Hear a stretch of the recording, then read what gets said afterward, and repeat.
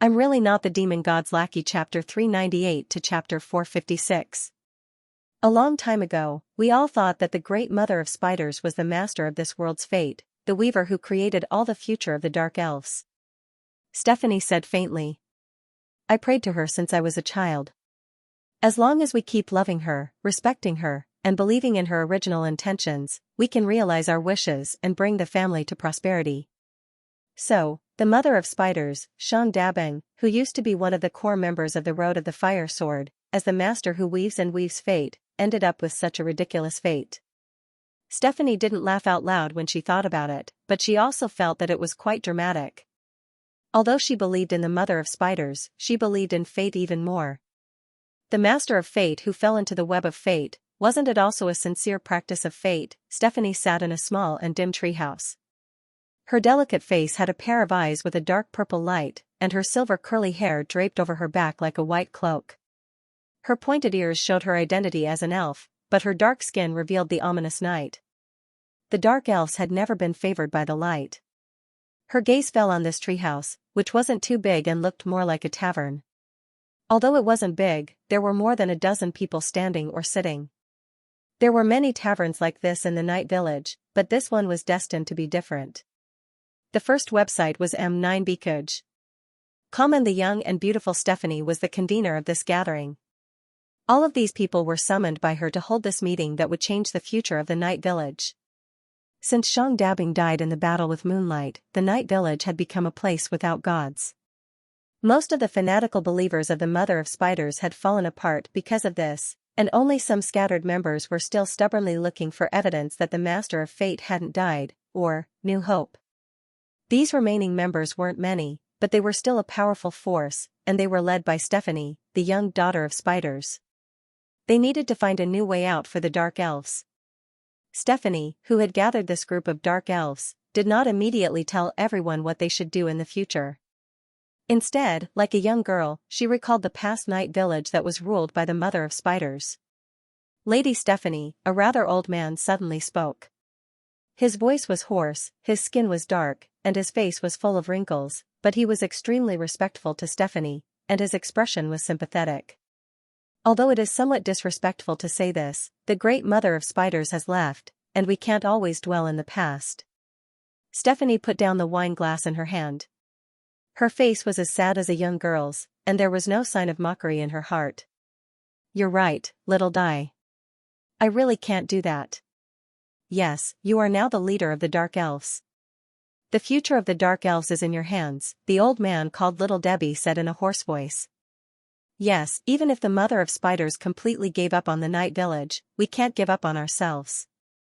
To fight for a great future, we need to rely on our own hands. Stephanie said in a rather imposing manner, her dark purple eyes scanning the room. Think of something happy. At least. Stephanie said. We don't have to work for the Road of the Fire Sword anymore, right? But, the mother of spiders said, if it's not for the Road of the Fire Sword, what should we do now? Yes, without the Road of the Fire Sword to rely on, once the Central District discovers our actions, as soon as Stephanie's voice fell, the dark elves in the tavern discussed animatedly, worried about the future. Even the mother of spiders has passed away. What can the Road of the Fire Sword do? From now on, we can no longer be other people's pawns. Every step we take is for ourselves. Stephanie said in a low voice. The mother of spiders. Departure is the worst time for us, but it's also the best time. From now on, the right to use the road to the lower city district that was previously dug for the Road of the Fire Sword completely belongs to us. The Dark Tree Merchant Guild can no longer order us around. Instead, they have to look at our faces. This is a great opportunity for us. Stephanie raised her hand and smiled. Under the dim light, her purple eyes shone with ambition. As long as we control all the resources in the lower city district, we can completely replace the Truth Society and roll resources. Even the Central District is nothing to be afraid of. Do you understand? Now, the people who control all the extraordinary items and resources are us. Stephanie curled her lips into a smile. The era when the resources in the lower city district were controlled by Roll Resources and the Truth Society was about to pass. With the night village as a stronghold, they could continuously export resources to the upper district of Nuajin. When the time came, they would be the blood vessels that transported blood. The Dark Elves didn't expect such a grand blueprint. Hearing Stephanie's outline, they looked at each other and couldn't help but feel restless. Stephanie continued with a smile. Now, the only way to access and plunder the resources in the lower city district is the road that we Dark Elves control. With the Dark Tree Merchant Guild's trade volume and connections, we can quickly establish a strong trade network. When the time comes, even the Central District will have to acknowledge us. But, even if we get the resources, it'll be difficult for us to sell them. First, we have to fight against the Central District. After all, the exploitation of Roll's resources is decided by the Central District. Without the Great Mother of Spiders backing, the Dark Tree Merchant Guild might not listen to them. One of the middle-aged Dark Elves said hesitantly. Moreover, the Dark Tree Merchant Guild seems to be very unstable now, especially that Cherry. You're right, so we have to have a reliable partner.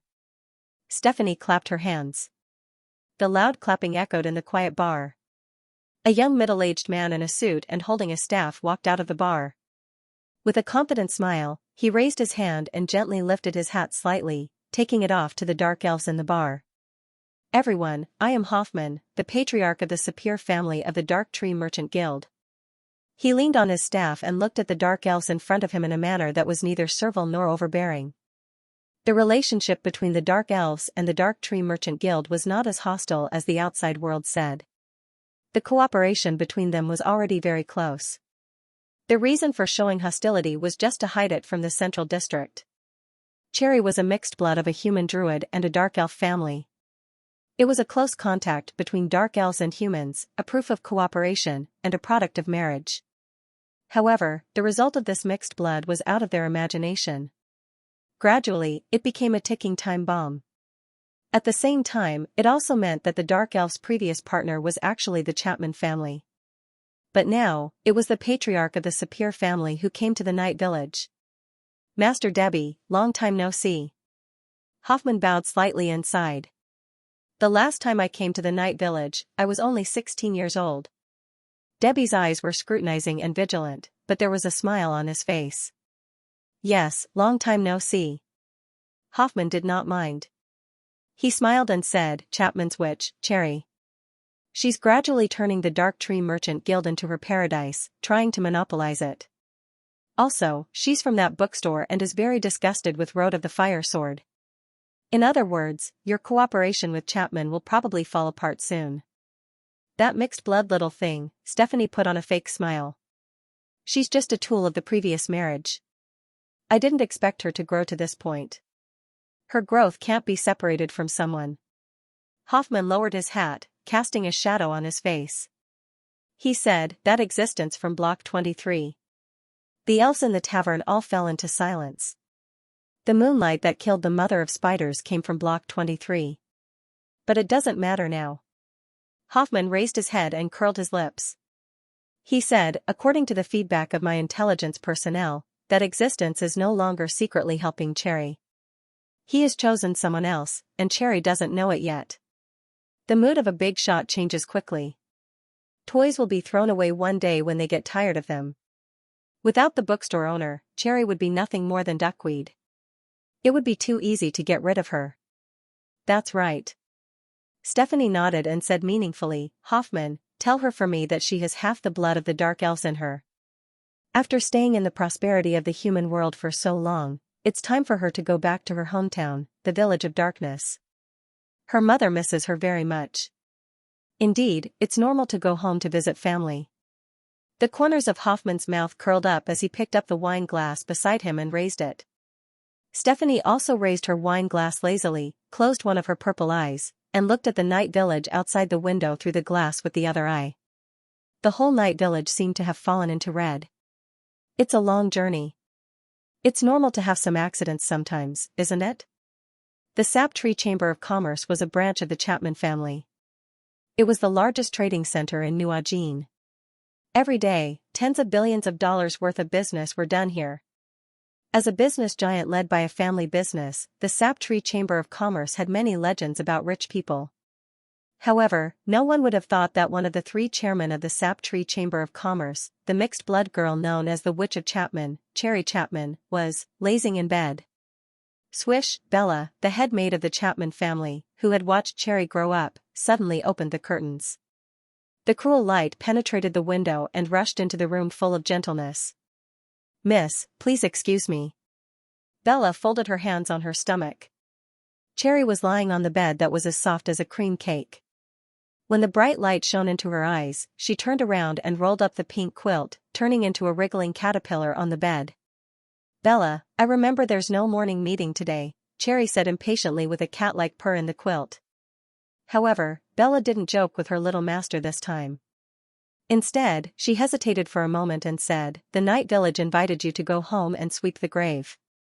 Cherry, who buried her head in the pillow, was silent for a moment. Then she turned her head to Bella. Her silver eyes were sharp, and she didn't look sleepy at all.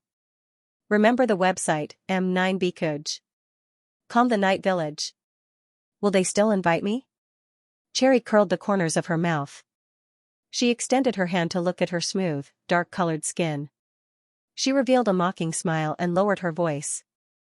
"I thought that in their eyes, I was just a byproduct of a deal.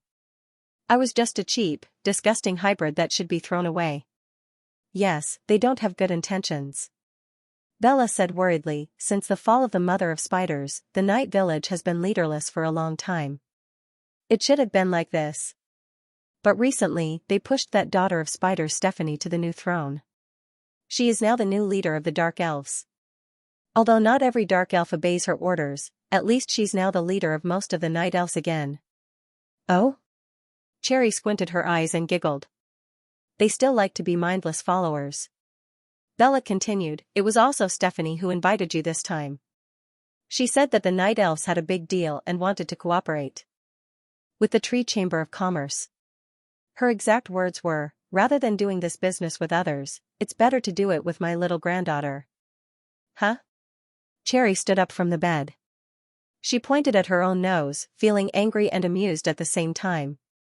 "What kind of granddaughter am I? I'm not going." Cherry didn't hesitate at all. "This motley crew can't make a splash." Bella didn't respond to Cherry's order immediately. She kept silent for a while and then said hesitantly, "I'm afraid she already knew that we would refuse. That's why she said that it's okay if you refuse, but she has something to tell you. Because of the collapse of Spider Mother's nest, the ground of the Dark Night Village will have a large-scale filling. It will move." Cherry was bewildered. She seemed to realize something. She opened her eyes wide, looking at Bella with disbelief. "It will move your mother's grave," Bella gritted her teeth and said. "How dare they?" Anger rushed to Cherry's head. Her silver eyes seemed to be burning with fire. She stood up abruptly. "If they dare to touch an inch of my mother's grave, I'll make them pay," the gentle silver-haired woman flashed in Cherry's mind. She was the only woman who had ever been gentle to her. She used to hold Cherry in her arms, gently stroking her wounds caused by her peers who threw stones at her. She told her that she was a girl born with love, not a monster who was spurned by everyone. Although there was no love in this union, and it was even painful for her, she loved Cherry. Cherry took a deep breath and said, "Prepare the car." Bella said, "Yes, to the Dark Night Village?" "No," Cherry said. "To the bookstore. I want to say goodbye to Mr. Lin." Xianxia sat on the counter of the bookstore. It was rare that he wasn't reading a book. He crossed his hands and supported his chin. His face was solemn. His eyes fell on Xianxia, who was cleaning the bookstore in front of him. Xianxia had a muscular body. He was wearing a shirt that didn't fit him well, which made him look stronger. Such a muscular man was wearing an apron and holding a broom to carefully clean the books. It was so strange. Xianxia wanted to say something but stopped on second thought. He swallowed the words he wanted to say inside. It was Xianxia who had made Boss Lin like this. Yesterday, when Xianxia went to Xianxia to buy the tools to repair the wall, he saw Xianxia break another wall with one punch. This incident had shocked Xianxia's 3 views. After the incident, he even ran over to the nearby wall and carefully inspected it. This reinforced concrete wall was impossible for an ordinary person to break, not to mention that the strength was relative. Joseph was able to break the wall with such strength, but it was as if nothing had happened to him. Naturally, Xianxia began to think. There seemed to be only one explanation for this situation. Actually, Xianxia was a person with superpowers, right? Or, people couldn't be lumped together. You people from another world could break a wall with one punch when you were extremely angry, according to his previous research on the documents from the Truth Society and the existence of Candela. It proved that superpowers did exist in this world. However, he always thought that superpowers were something that only the mythical creatures of the Middle Ages had. But now, this idea might be wrong. Especially when Xianxia recalled that at the banquet, Jishu didn't feel surprised when Fred's whole family suddenly killed her. Her attitude was as if she already knew. However, although Xianxia was very suspicious at this time, they had been interacting normally all this time. If he were to ask a strange question like, "Do you usually have this much strength? Do you have superpowers?" no matter how he thought about it, it would be a bit awkward. What could he do to make things less awkward? Xianxia fell into deep thought. Screech, a sharp breaking sound came from outside the shop, interrupting Xianxia's thoughts. He turned his body slightly and looked outside the door. A pair of beautiful leather shoes appeared from behind the door of a black luxury car. "Mr. Lin." When the girl's lively voice fell into Xianxia's ears, he had already sketched the image of the voice's owner in his mind. The girl in a white dress came out of the car and walked into the bookstore with ease. After glancing at an unfamiliar old man who suddenly appeared in the bookstore, her expression changed slightly. Judging from his appearance and aura, he was completely different from the glorious Grand Knight who was rumored to have died. However, the fact that he appeared at this time made people speculate. Especially, Wild, who was supposed to cooperate with Cherry, had completely lost contact with them. But she quickly adjusted herself. "Mr. Lin, I haven't seen you for a long time." Cherry walked briskly. Her silver hair fluttered in the air. Her skirt floated in the air, drawing beautiful arcs in the air. She revealed a cute smile, showing her two small canine teeth. She jumped up and sat on the high stool in front of the counter, swinging her small feet. "Why did you come so suddenly? You didn't even inform me in advance." Xianxia immediately put on a businesslike smile and lowered his head to look at the girl gently. Cherry, who always stuck to him, lowered her head and didn't raise it for a long time. After a while, a pitiful little face and 2 red circles appeared. "What's wrong? Why are you crying?" Xianxia occasionally pinched the girl's soft little face and frowned, asking. Cherry pursed her lips and pouted, "I got up too early this morning. It's all Bella's fault." "Oh. It's not a good habit to stay in bed." Xianxia smiled, "Seems like you're not here to borrow books today. What do you want to say?" Cherry lifted her head and saw the owner of the bookstore behind the counter looking down at her. His dark eyes were just like before. It seemed he was far away from her, just like the first time they met many years ago. He had never changed.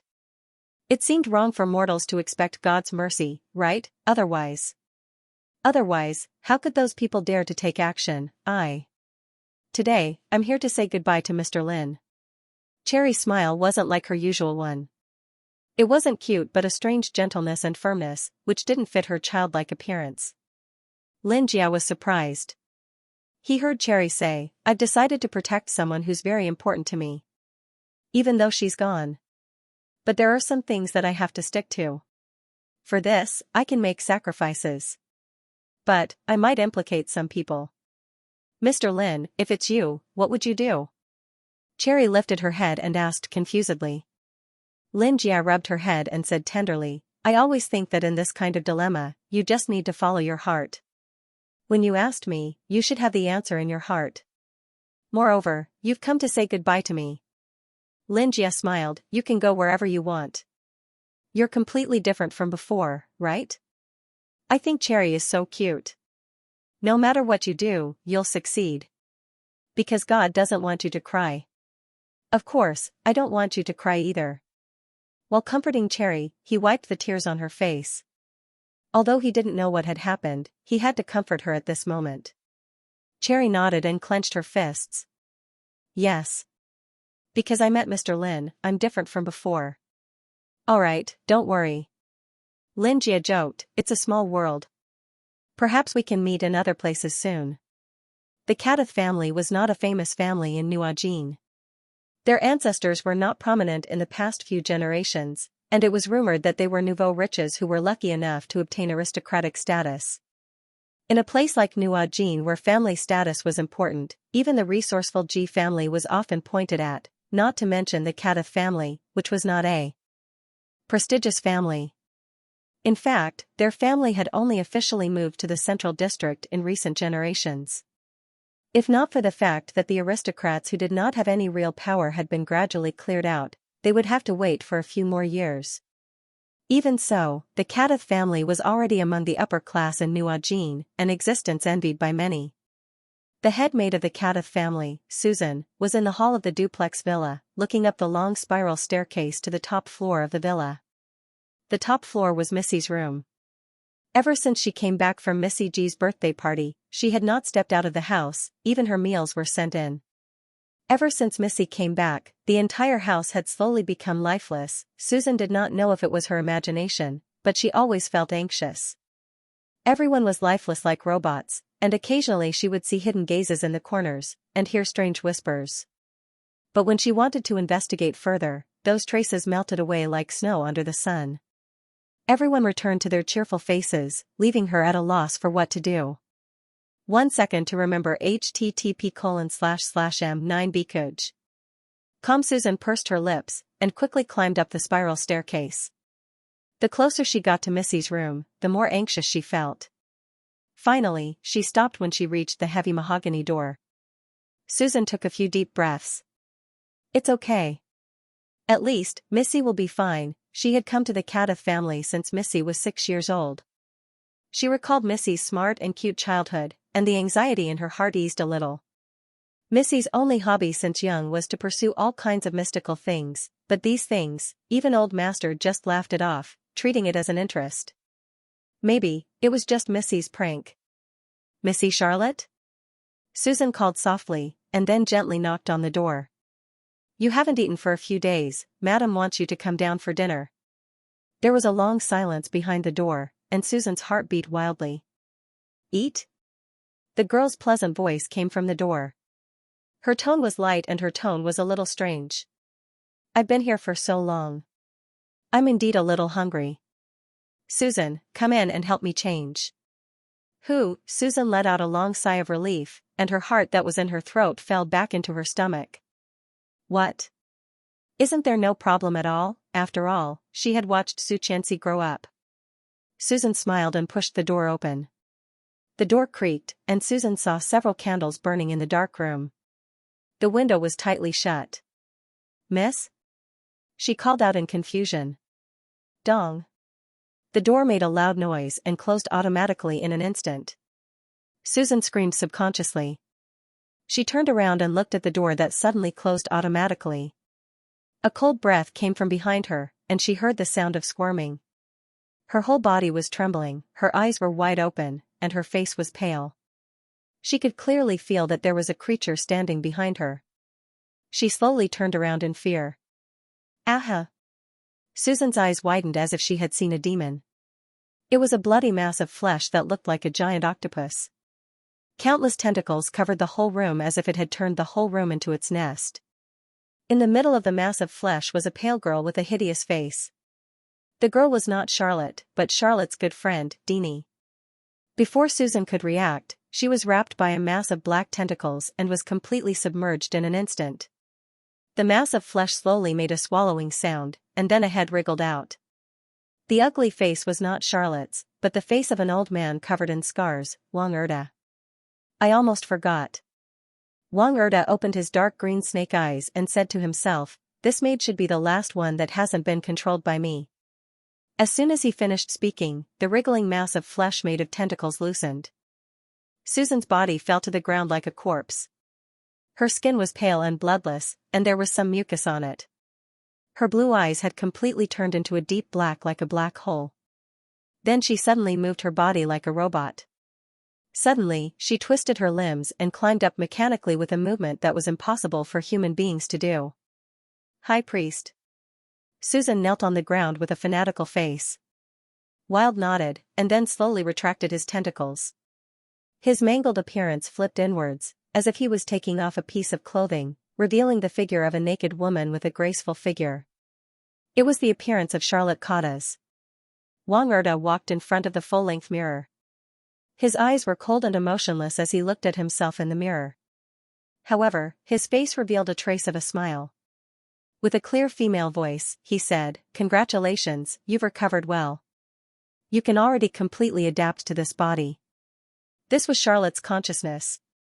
Now, she and Wang Erda were almost symbiotic.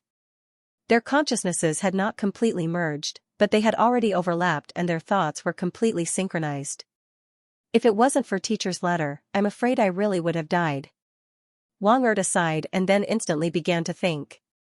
I was controlled by Boss Lin in that battle. Is it also Boss Lin's intention that I'm still alive? If that's the case, perhaps I can continue to work for Boss Lin. But before that, I must make Xianxia pay the price. Wang Erda turned to look at Susan.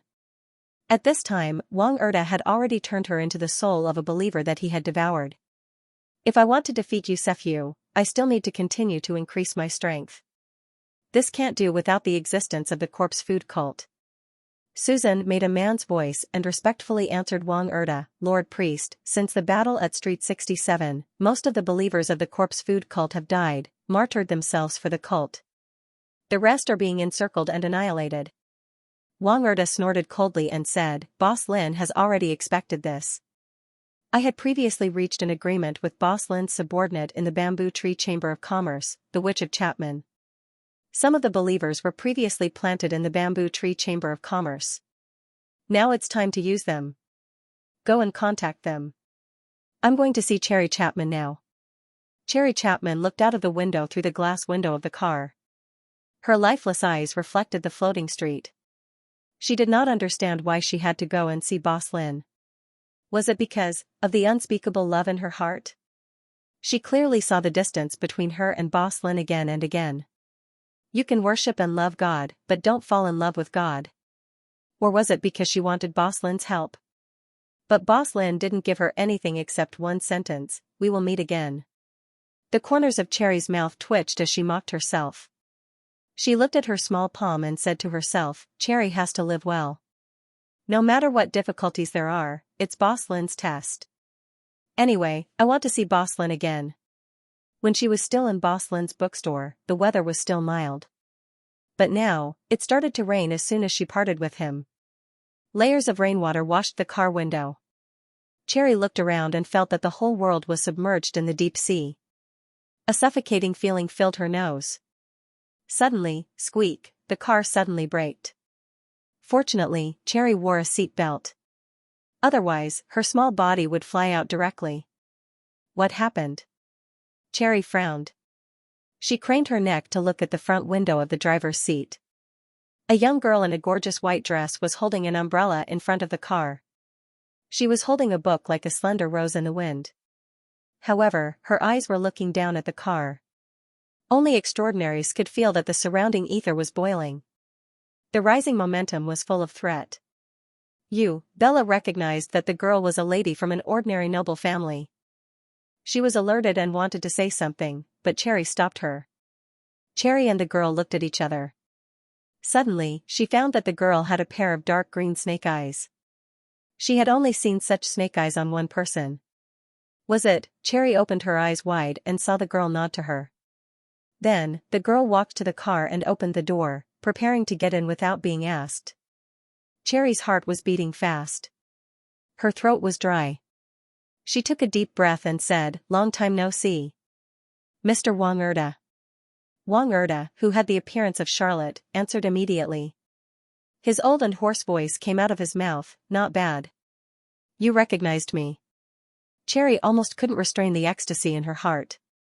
Wang Erda didn't die. Boss Lin sent him to help me. What he said had never been false. It was a small world indeed. Mon sat in a taxi heading to the central district. In Norken, the interconnected streets were like a spider's web. For the convenience of traveling, there were naturally many such taxis. However, after entering the central district, there were fewer and fewer such public transportation. In the central district, where the nobles frequented, almost every household was equipped with a car that was still expensive even now. The girl in the taxi became the focus of everyone's attention. Emoen's expression did not change. She was still calm and collected in the shabby taxi. She did not care. In her eyes, these vehicles were the same as humans. Everything was equal. However, the ordinary driver was different. He was surrounded by expensive cars, and there were even carriages that were popular among the ancient aristocrats. A slight collision might cost him more than he could afford to compensate for in several lifetimes. He wiped his sweat with a towel and stopped the car at the entrance of the core of the central district under pressure. The driver looked at Emoen. This calm girl had an extraordinary temperament. He could tell at a glance that she was a young lady from an aristocratic family. He did not dare to offend her. He nodded and bowed. Miss, this shabby car of mine can't enter the area in front. Please do me a favor and get off here. After hearing this, Emoen tilted her head slightly and thought about what to do at this time. She took out money from her bag and handed it to the driver. She nodded and said, "Thank you. I'm here." This was the first time Emoen had left the bookstore and returned to the central district. It was impossible to say that she did not have any fluctuations in her heart. However, her character was habitually calm. She only had some inexplicable feelings. More than half a year ago, she had escaped from the laboratory of the Central District's Truth Society. The first website was M9Bkuj.com, but now, she was able to openly return to this area. Of course, these were just some ripples in her heart. She quickly calmed down.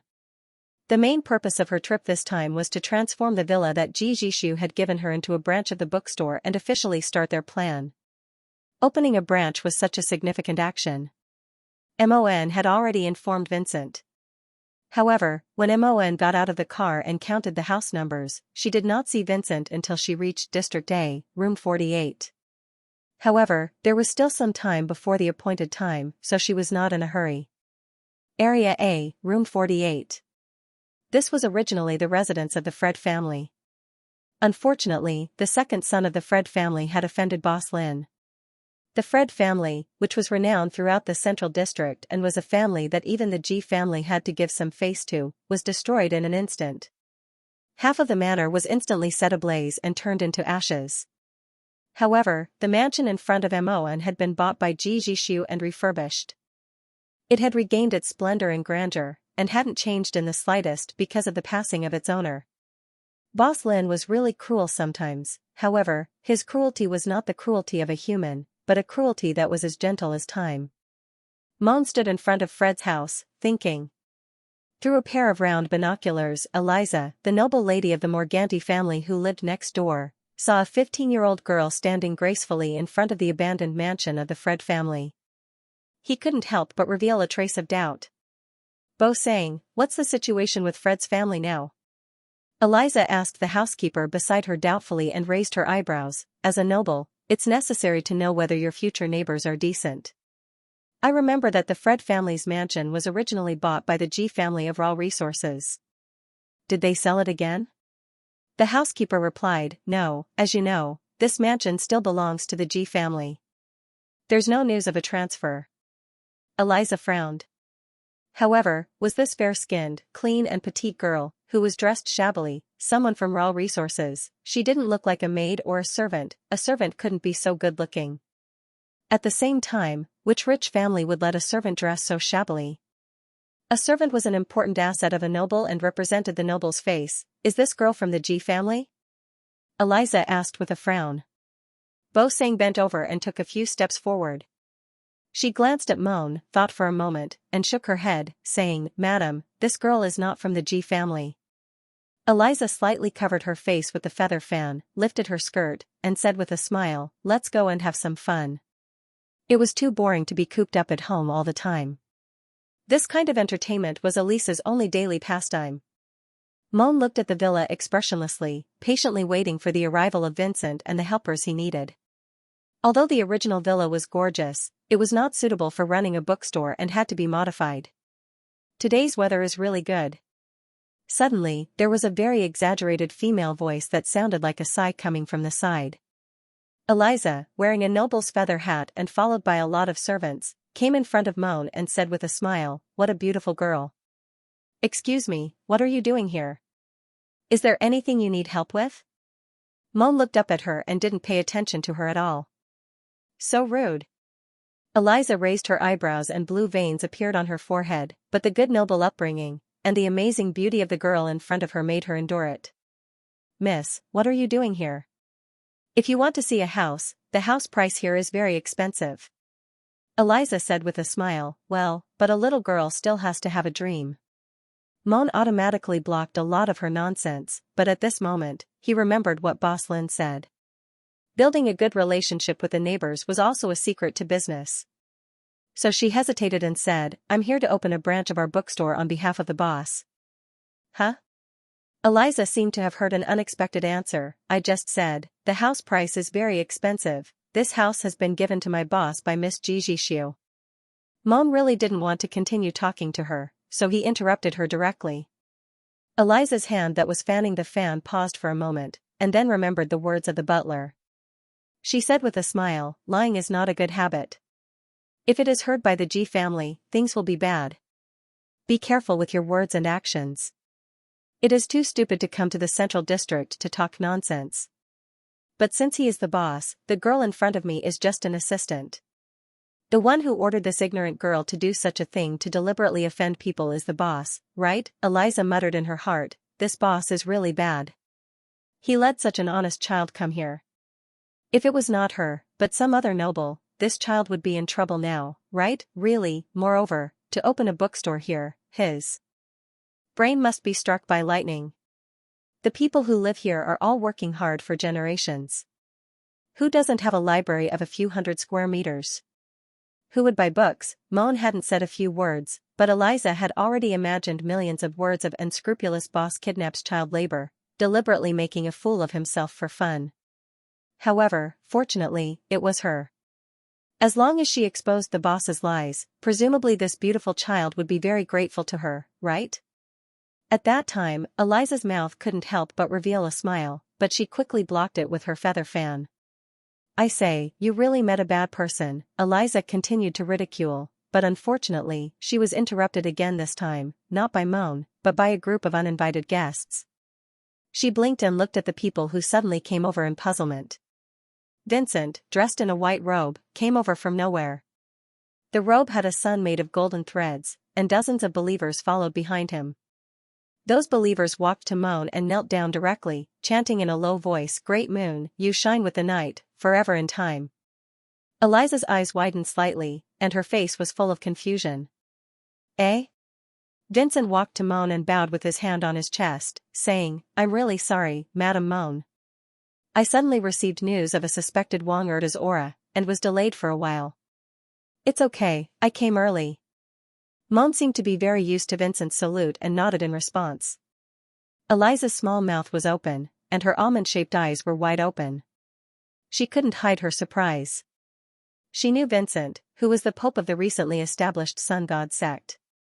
Because of the rapid expansion and preaching of the Sun God sect, he had become the hot topic among the nobles in Area A. Of course, there were also some people who hated him. But even Eliza's husband, the master of the Morganti family, found it difficult to make an appointment with him. Such a person actually gave such a big salute to this poor girl. Just as Eliza was stunned, her arm was rudely yanked by someone. "Who?" Eliza's eyes widened, but before she got angry, she saw that it was her husband who always didn't smile. "Who asked you to come out?" Morganti scolded. He wiped his sweat and hurriedly smiled at Moan. "My wife is not sensible and has disturbed the lady." Moan glanced at him and didn't take this matter seriously at all. He shook his head, "No, it's just a normal chat." Morganti saw that Moan didn't pay attention to him and didn't want to ask for a snub, so he directly dragged Eliza home. As soon as he entered the house, he pressed Eliza's shoulder and sat her down on the sofa. He was still in shock and breathed a sigh of relief. "Do you know, I just got the news that Fred's house has been given by the G family to a person called Lin Jia, and that guy's assistant is the legendary saintess of the Sun God sect." "That's the people of the Sun God sect. It's okay if the civilians don't know," but you know very well that those guys are lunatics who directly killed the Dome Church. Morganti took a deep breath and said with a straight face, "Tell me, did you want to lay your hands on people again, like those girls you raised before?" Yes, the filthy nobles were everywhere, and Eliza, a lady, had a hobby of raising beautiful girls. "I don't know, I just saw that the girl was very beautiful." Eliza aggrievedly changed the topic. "That Xianxia. Who is he?" This question stumped Morganti and he scratched his head. How would he know what the G family valued the owner of the bookstore and how he became the boss of the Sanctus of the Sun God sect? Anyway, he's a very powerful person. He's someone that no one can afford to offend. By the way, I heard that he cooperated with the G family and sold 5 books. Now the auction is about to start. I don't know the details. Eliza sat on the sofa with an aggrieved face, but her heart was once again ignited. Who is the owner of this bookstore? Are the books sold very special? She had to go take a look at this auction. Eliza Morganti, the noble lady of the Morganti family in the Central District. She raised the gold-plated invitation card in her hand, and a silver bracelet slid down her fair arm. Although she had been married for decades, she still looked like a young girl. There were many legends about the Morganti family in the Central District. For example, Eliza was rumored to keep beautiful girls in her home like livestock and drink their blood to maintain her beauty. Regarding such a legend, Eliza had to clarify, this was not a rumor, it was the truth. However, these beautiful girls were obtained through legitimate means. In the circle of nobles, such things were very common, and the Morganti family rarely did it. Perhaps it was because they were picky. As a core noble family close to the Central District, the Morganti family also had some supernatural powers. The secret to using the blood of beautiful girls to refine their beauty was indeed true. This is my first time attending an auction like this. Eliza touched the mask on her face that was used to hide her identity and muttered like a young girl. She finally asked someone to get the tickets for this auction. The Morganti family was involved in the land trade, so they couldn't and didn't have the talent to come into contact with true extraordinaries. However, the auction held by the G family didn't have any other restrictions. It could be said that Eliza had used up all her connections to obtain an invitation to this auction. She naturally would not let go of what she wanted easily. Remember the website, m9bkuj.com. Eliza sat at the back and looked around. She realized that most of the participants did not send their subordinates. Instead, they came in person. There were many familiar faces, and there were even a few big shots that made people tremble with fear. So high class. Eliza sighed in her heart.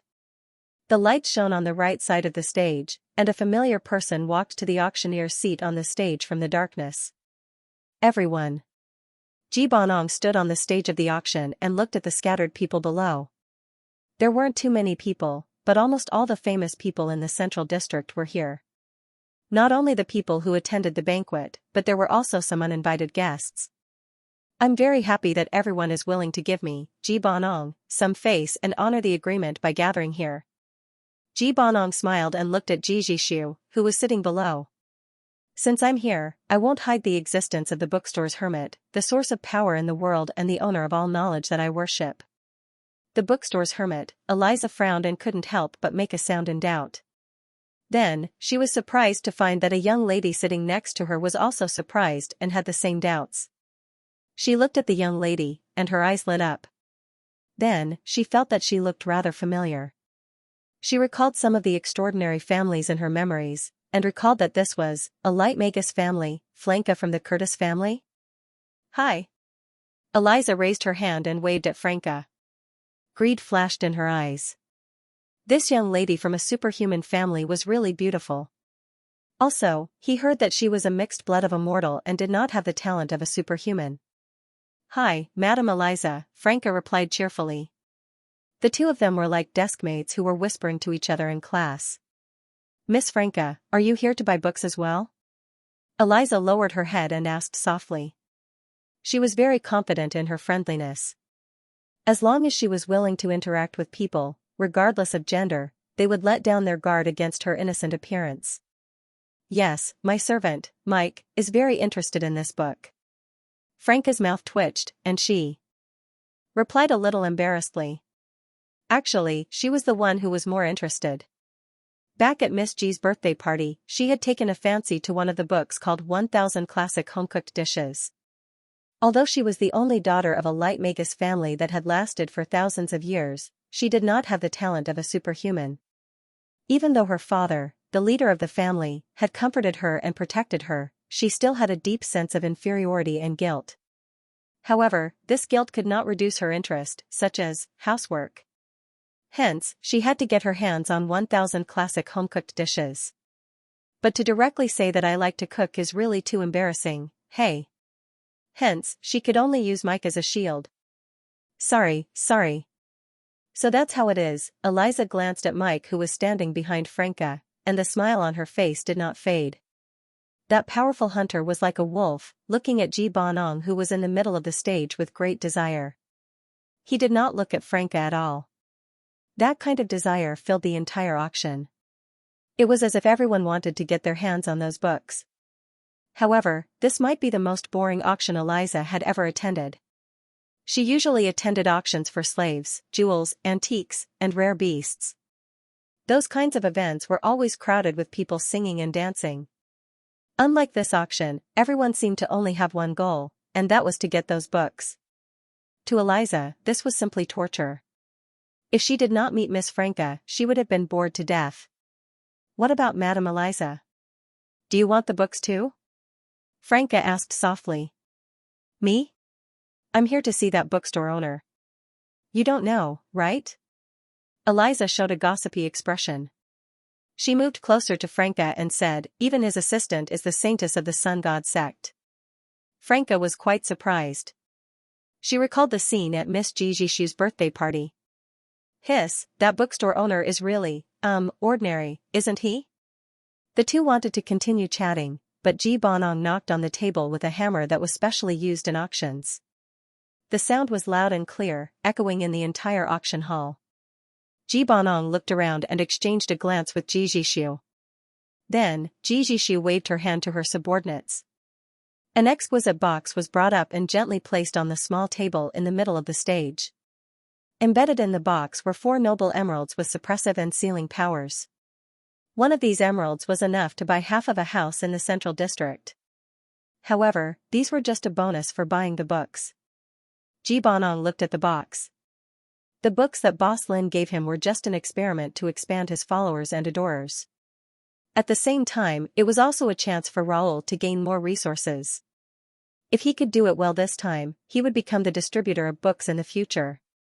He would become the chain that connected Boss Lin and his adorers. This was a great opportunity for him to gain more resources. He had to firmly convey Boss Lin's will. He walked to the center of the stage and gently opened the exquisite box. What you see is the first book to be auctioned tonight. Considering that some of you can't look at such powerful knowledge directly, I'll tell you that the name of this book is Erila text. Ji Bonong spoke in a language that seemed to come from another world. The terrifying syllables in his murmur shocked everyone in the hall. He had indeed underestimated most of the extraordinaries here, because they could still see the names of most of them. However, the price they had to pay was an unimaginable nausea and a swelling pain in their heads. The hall was already in chaos. However, Ji Bonong could actually read the name of this book. Had his strength reached such a level? His language seemed to have become some kind of curse and murmur, destroying the vision and hearing of the extraordinaries in the hall. Huh? Franca tilted her head. Due to the limitations of mortal vision, she picked up the monocular and aimed it at the stage. She saw the name of the book clearly. Isn't that The Old Man and the Sea? She was rather surprised. Did I see it wrong? Isn't this book called The Old Man and the Sea? Why is it called Erila text? Could it be that I can't read? Franca began to doubt herself. She was a normal person without any extraordinary talent in the first place. She had always been careful in her daily life. Now, she was caught in a dilemma. Perhaps, I'm the only one who can't understand this mysterious book, and just now, Chairman Ji said that some people can't look at books directly. Thank goodness I didn't say it out loud. Otherwise, I would be the only idiot here and become a laughingstock for my family. Franca felt lucky. Wait, Mrs. Eliza doesn't seem to be an extraordinary either. Then, is it possible that she's an extraordinary too? Franca hurriedly turned her head to look at Mrs. Eliza, who was still smiling just now. Then, her eyes widened in horror. The young and beautiful Mrs. Eliza's face was rapidly aging. It was as loose as an old lady's skin. Her eyes were almost open to the limit and were about to bleed. However, she seemed to be unaware of it. Her eyes were fixed on the book on the stage. Her well-maintained nails left deep scratches on the table like a cat. The noblewoman was murmuring something that Franca could not understand. Her voice sounded like another person, old and terrifying. Under her loose skin, the resentful faces of beautiful girls kept appearing. She was like a tattered leather bag filled with souls. Ji Banong's voice came from the stage. This book is like the tip of the iceberg. It can reveal the truth behind certain things. Franca widened her eyes and stared at Eliza. Franca raised her hand and pointed at Eliza. She exclaimed in shock, "Yee, what's wrong?" Eliza suddenly turned around and stared at Franca with her eyes wide open. Her voice was hoarse like an old lady's. "Why are you looking at me like that?" I. Franca swallowed her saliva. Although she did not have any supernatural talent, as the only daughter of a light wizard family and the only heir, she had more or less seen and understood all kinds of supernatural abilities. Moreover, her mother had taught her the philosophy of life when she was young. Power came with a price. Mrs. Eliza might have used some supernatural ability that required her to pay a price. It's fine. Franca forced a smile. It's fine? Eliza's eyes almost popped out. She grabbed Eliza's wrist that was covering her chest. The age spots on the back of her hand were disgusting. "Did you think I was ugly?" No. Franca shook her head violently and revealed a terrified expression. "You lied to me." Eliza's expression was crazed. She suddenly roared and shook off Franca's hands. Her hands that were dripping with blood from scratching the table reached for Franca's slender and fair neck. "Ah!" Flea shrieked. Then, she saw a cold light flashing by. A small knife slid across Eliza's wrist and cut it open like cutting tofu. Blood spurted out and splashed onto Flea's white gauze dress. Fulanka fell backwards and landed on her but on the ground. 1 second to remember http://m9 bkuj. Calm Eliza screamed in agony and fell to the ground like a monster. She rolled around in pain. A woman with a graceful figure appeared behind the stage. Just by looking at this afterimage, one could tell that she was the person who accurately threw a dagger across the entire venue. It was the uncrowned king of all hunter groups, the leader of the spider organization, Jijishu. Jijishu said coldly, "Those who disturb the venue shall die." Everyone was awakened by the first wave of blood on the stage. They struggled to wake up. From the bewitchment of the Ryla text. Those who can't withstand the corruption of knowledge from the hermit of the bookstore can leave at will now. Ji Banong casually played with the auction hammer in his hand. As soon as Ji Banong's voice fell, the hall fell into an eerie silence. No one wanted to give up on such a great opportunity, but the power of the Ryla text was not something ordinary people could withstand. Everyone present was a terror grade extraordinaire. Other than Elisa, who had somehow managed to sneak in, most of them had already thoroughly examined their own strength. However, the Ryla text was enough to surprise them. They were all clamoring in their minds to take it down, but they also knew the price they would have to pay for it. Eliza's body was quickly dragged away by the behind-the-scenes staff. Even the blood on the ground was cleaned up. They even sprayed fragrances in the air to cover up the smell of blood as if no one had died here. Franca was helped up by Mike. This hunter greeted Jijishu from afar and expressed her gratitude. In fact, if Jijishu had been a little later, Mike would have immediately snapped Eliza's neck. Dong. The crisp sound of the hammer resounded throughout the hall. A new round of the auction had begun. However, everyone present was from a wealthy family. They did not lack money the least. However, what Franca did not know was that everyone present was under an invisible pressure. No one even dared to raise the sign in their hand. Ji Banong looked at the situation below with satisfaction. They were not the ones choosing the book, but the book was choosing the people. How could they have the right to buy the book? Of course, it was Boss Lin who made the choice. The hourglass on the stage fell silently with a rustling sound. No one in the entire hall raised their hand. Uncle Jibonong, aren't you embarrassed? Speaking of which, the price isn't that high. Why aren't you raising your hand?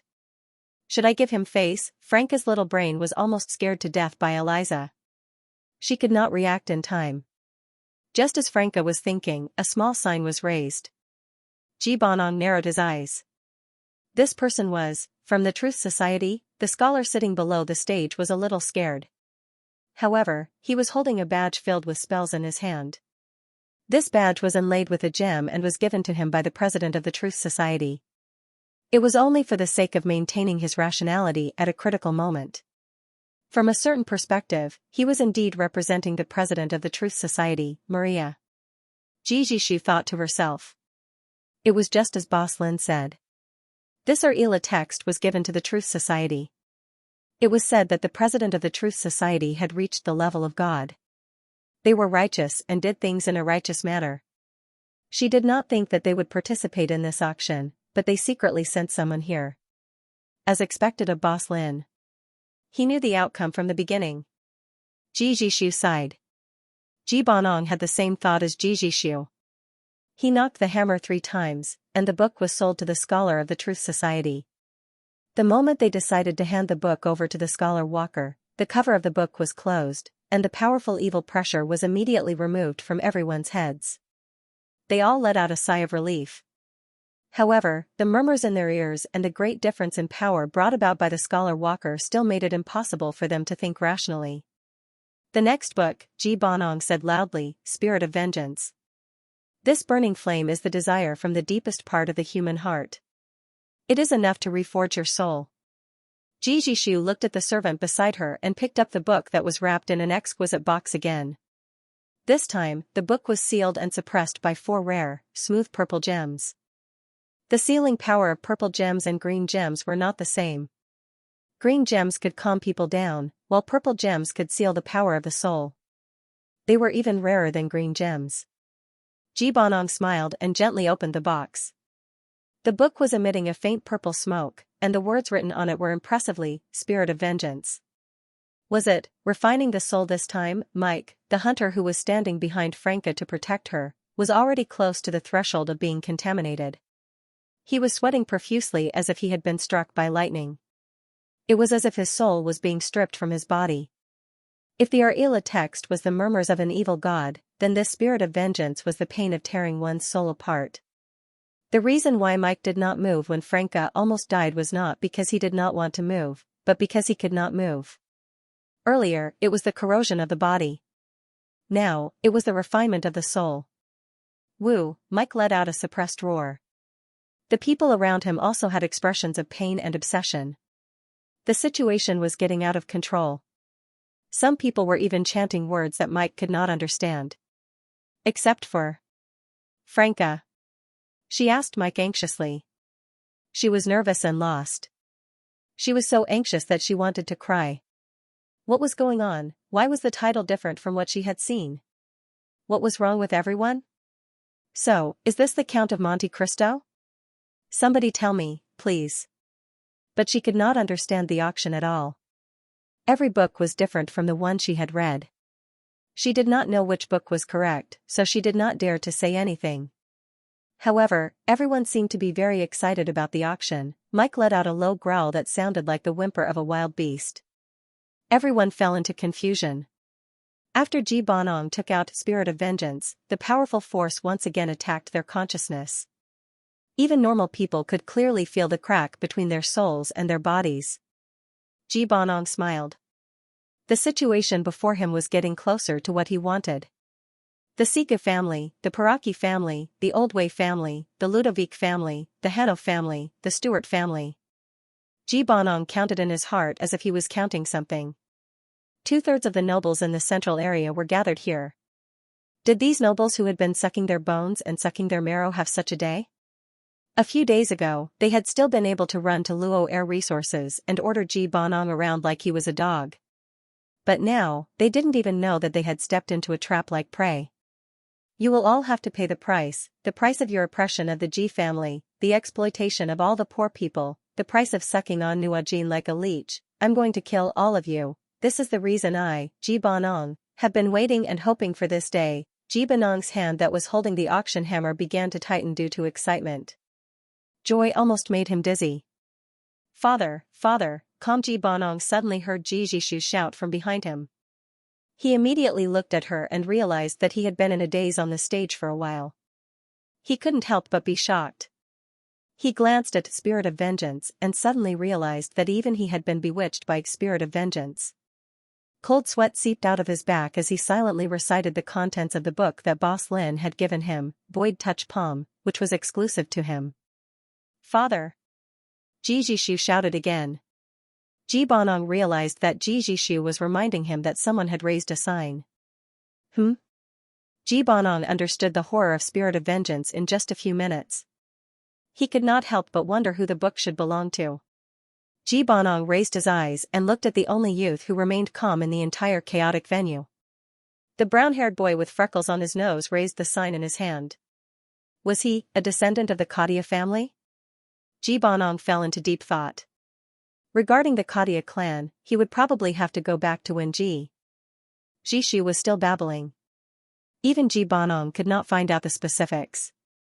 After all, at that time, Ji Banong had not fully inherited all of Roar's resources. However, the only thing he knew was that the Kadia family had vanished in an instant.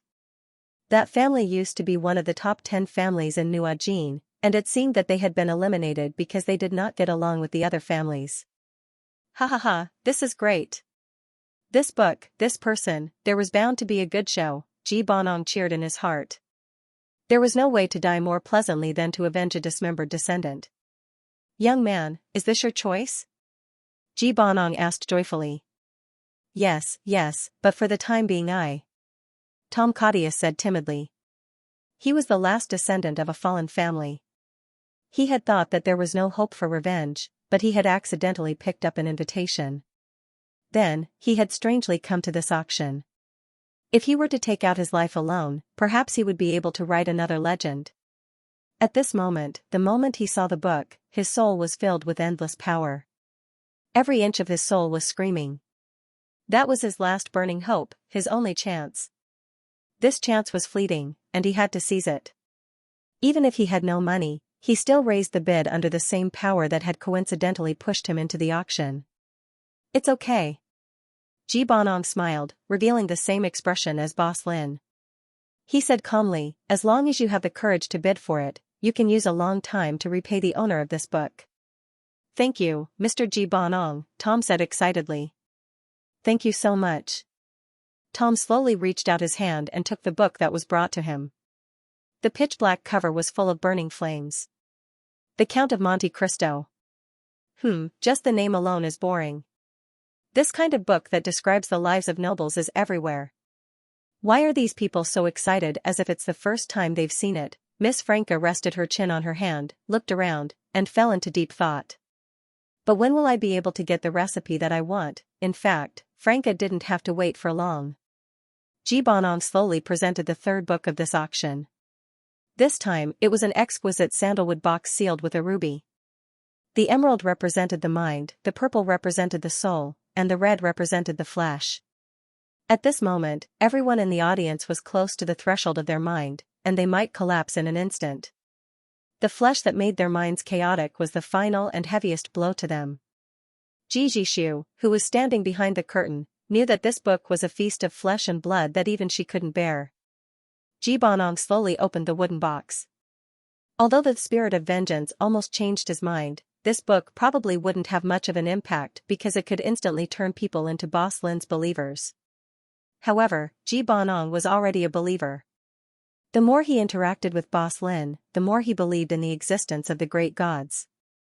The moment he saw the full appearance of this book, the entire venue seemed to be drowned in blood. The title of the book was Blood Sacrifice. The chaotic stream of consciousness swept through everyone's brain, and the chaotic ether twisted everything. The tables and chairs turned into livers, the walls turned into walls of fat, the floor was covered in gastric juices, the countless bright lights on the ceiling were like rows of eyeballs, the beams and pillars were interconnected intestines, the wires became blood vessels, and the book, it was no longer a book, but a beating heart. Countless blood vessels spread out and connected to the tissues. Some people sighed in satisfaction, some screamed in fear. The banquet almost instantly fell into chaos. Some people even mutated on the spot, their bodies disintegrating.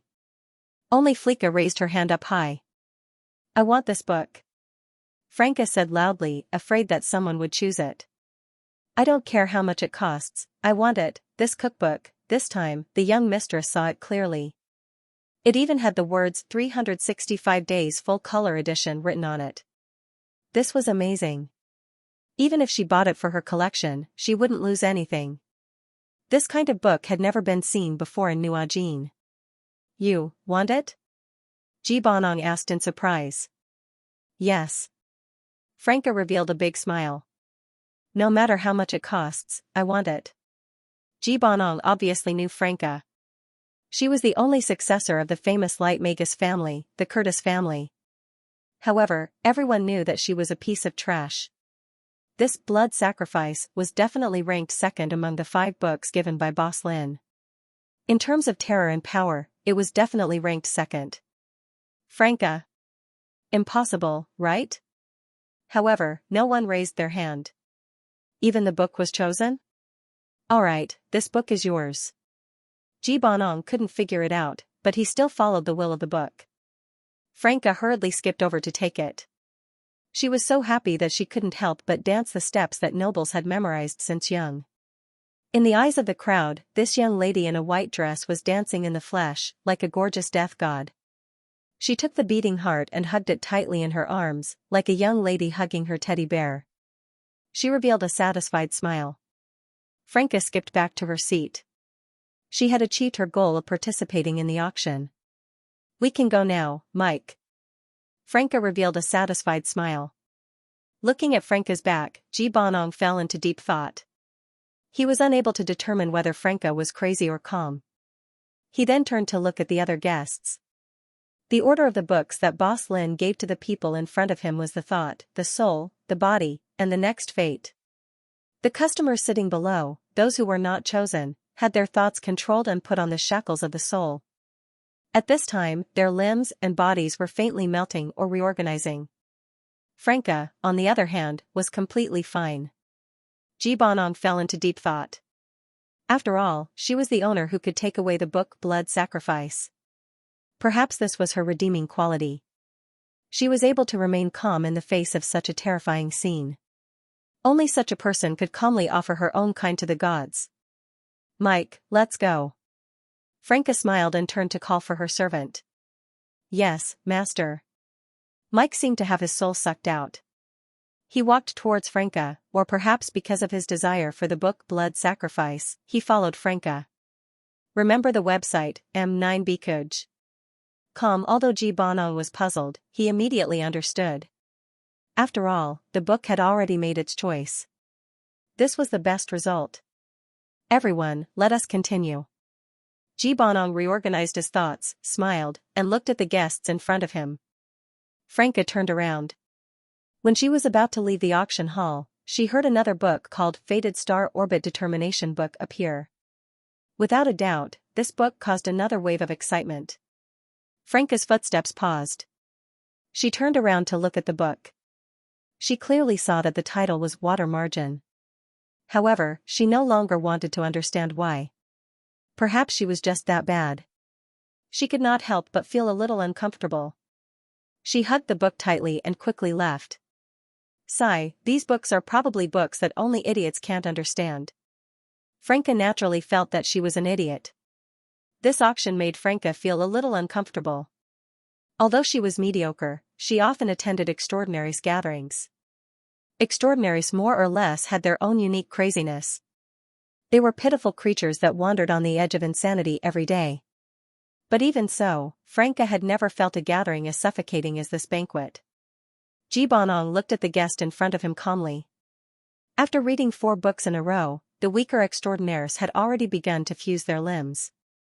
Apart from the Truth Society's representative and the descendant of Kadia, as well as a member of the Mystic Tower, who had been chosen by the Book of Fated Star Orbits, the extraordinaires had already begun to fuse their limbs. Now, they were reading eagerly, while the others were just trash. However, these useless people indeed made up the entire upper echelon of Nuajin. How ironic. In just a short while, their thoughts, souls, bodies, and fates were all under Boss Lin's control. Ji Banong turned around and exchanged glances with Ji Jishu. Ji Jishu understood. The books in the next box were slowly brought up.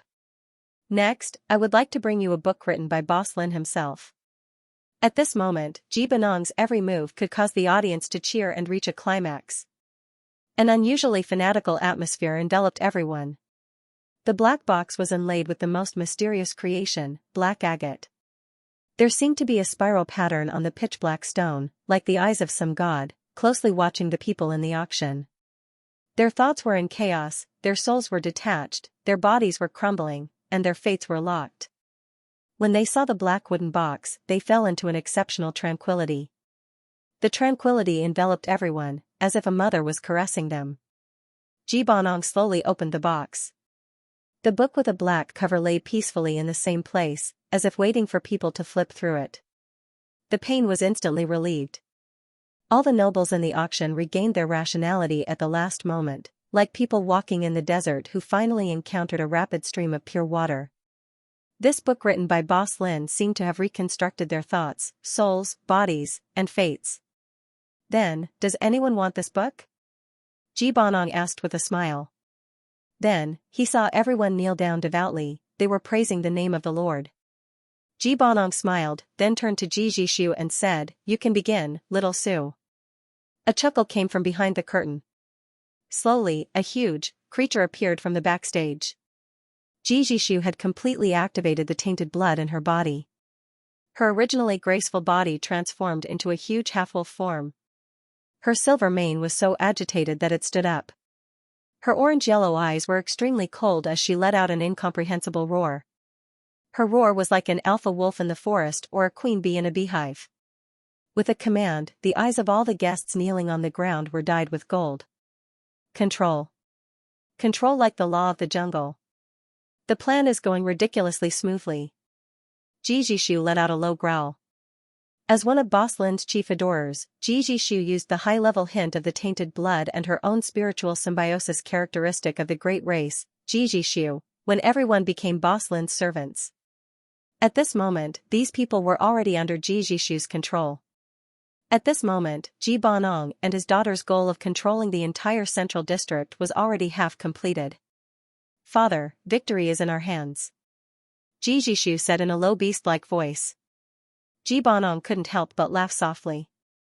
His laughter was getting crazier and crazier. He almost couldn't maintain his human form. That. An abrupt voice came from below the stage. Ji Banong's laughter was interrupted. He looked up at all the guests kneeling on the ground. A man stood alone in the middle of the crowd. Ji Jishu and Ji Banong looked at each other. Then, Ji Banong asked sternly, "Who are you?" The man was obviously affected by Boss Lin's 5 books and Ji Jishu's tainted blood. But at this moment, he seemed to have something to say. "I'm Humphrey. I'm a spy from the Central." Humphrey, who was under control, said with empty eyes. Ji Banong narrowed his eyes dangerously. As expected, the Central had sent someone. He scolded in a low voice, "These hypocrites who claim to be the king of Nuajin are really disgusting. Do you have anything to say?" Ji Jishu stared at the man and asked. To be able to take the initiative to speak in such a situation, it must be an anomaly among anomalies. "I want that book." "What?" Ji Jishu and Ji Banong looked surprised. If one were to say which of the 5 books Boss Lin gave them was the most important one, it was obviously the one in front of them. This was a book written by Boss Lin herself. They even thought that no one would be able to get this book in this auction. But at this moment, the last book seemed to have found its owner. Ji Banong, of course, had a little selfishness. He hoped that Boss Lin's book wouldn't be auctioned. That would mean that it belonged to him and his daughter. But Boss Lin actually wanted to give this book to the Central? Why was this? Was there a deeper meaning? They had clearly caught the spy, but they allowed him to take this book back. Ji Jishu wasn't sure if the Central would see through her preliminary spiritual symbiosis ability. Ji Bonong couldn't figure it out, but he couldn't refuse. If that's the case, the book is yours. Ji Jishu said calmly. This was Boss Lin's will. She would never disobey, even if it meant giving this book to their enemy. Humphrey walked to the stage and picked up the book. He respectfully returned to his seat with the box. His eyes were still very empty. Although unwilling, Ji Bonong had to admit that the book and Boss Lin's choice were right. At least the plan had succeeded. Everyone, thank you for participating in this auction. I believe that everyone has gained something. Ji Bonong said to himself, even though none of the people kneeling in front of him had the ability to think independently. Snap. He snapped his fingers, and the strange, terrifying, and feverish atmosphere that shrouded the entire auction instantly dissipated. All the participants woke up from their daze at the same time. Although they had their own consciousness, they felt like they had lost a part of their memory. The auction is over. Ji Bonong smiled kindly and said, everyone, you can go home. Hug your family and enjoy a wonderful dinner. When Humphrey was 21 years old, he had joined the Central Command. This was a job that everyone envied. The Central Command was the uncrowned king of Nuajin. In other words, they had always been royalty, but they had hidden the crown. The upper echelons were made up of 11 people of high status, and they managed Nuajin almost vertically.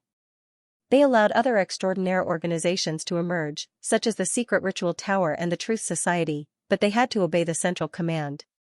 They also allowed mortal organizations to emerge, such as Raw Resources. However, everyone knew that Raw Resources used to be the army of the former kingdom, and were the lackeys of those nobles. Therefore, being able to work in the Central Command was the true iron rice bowl of Nuajin. Every citizen of Nuajin was managed by the Central Command from the moment of their birth, and this was something that was carved into their bones. Their management was not cruel, and no one had ever objected to it. This was because they had many extraordinaires, and they controlled and protected the lifeline of Nuajin.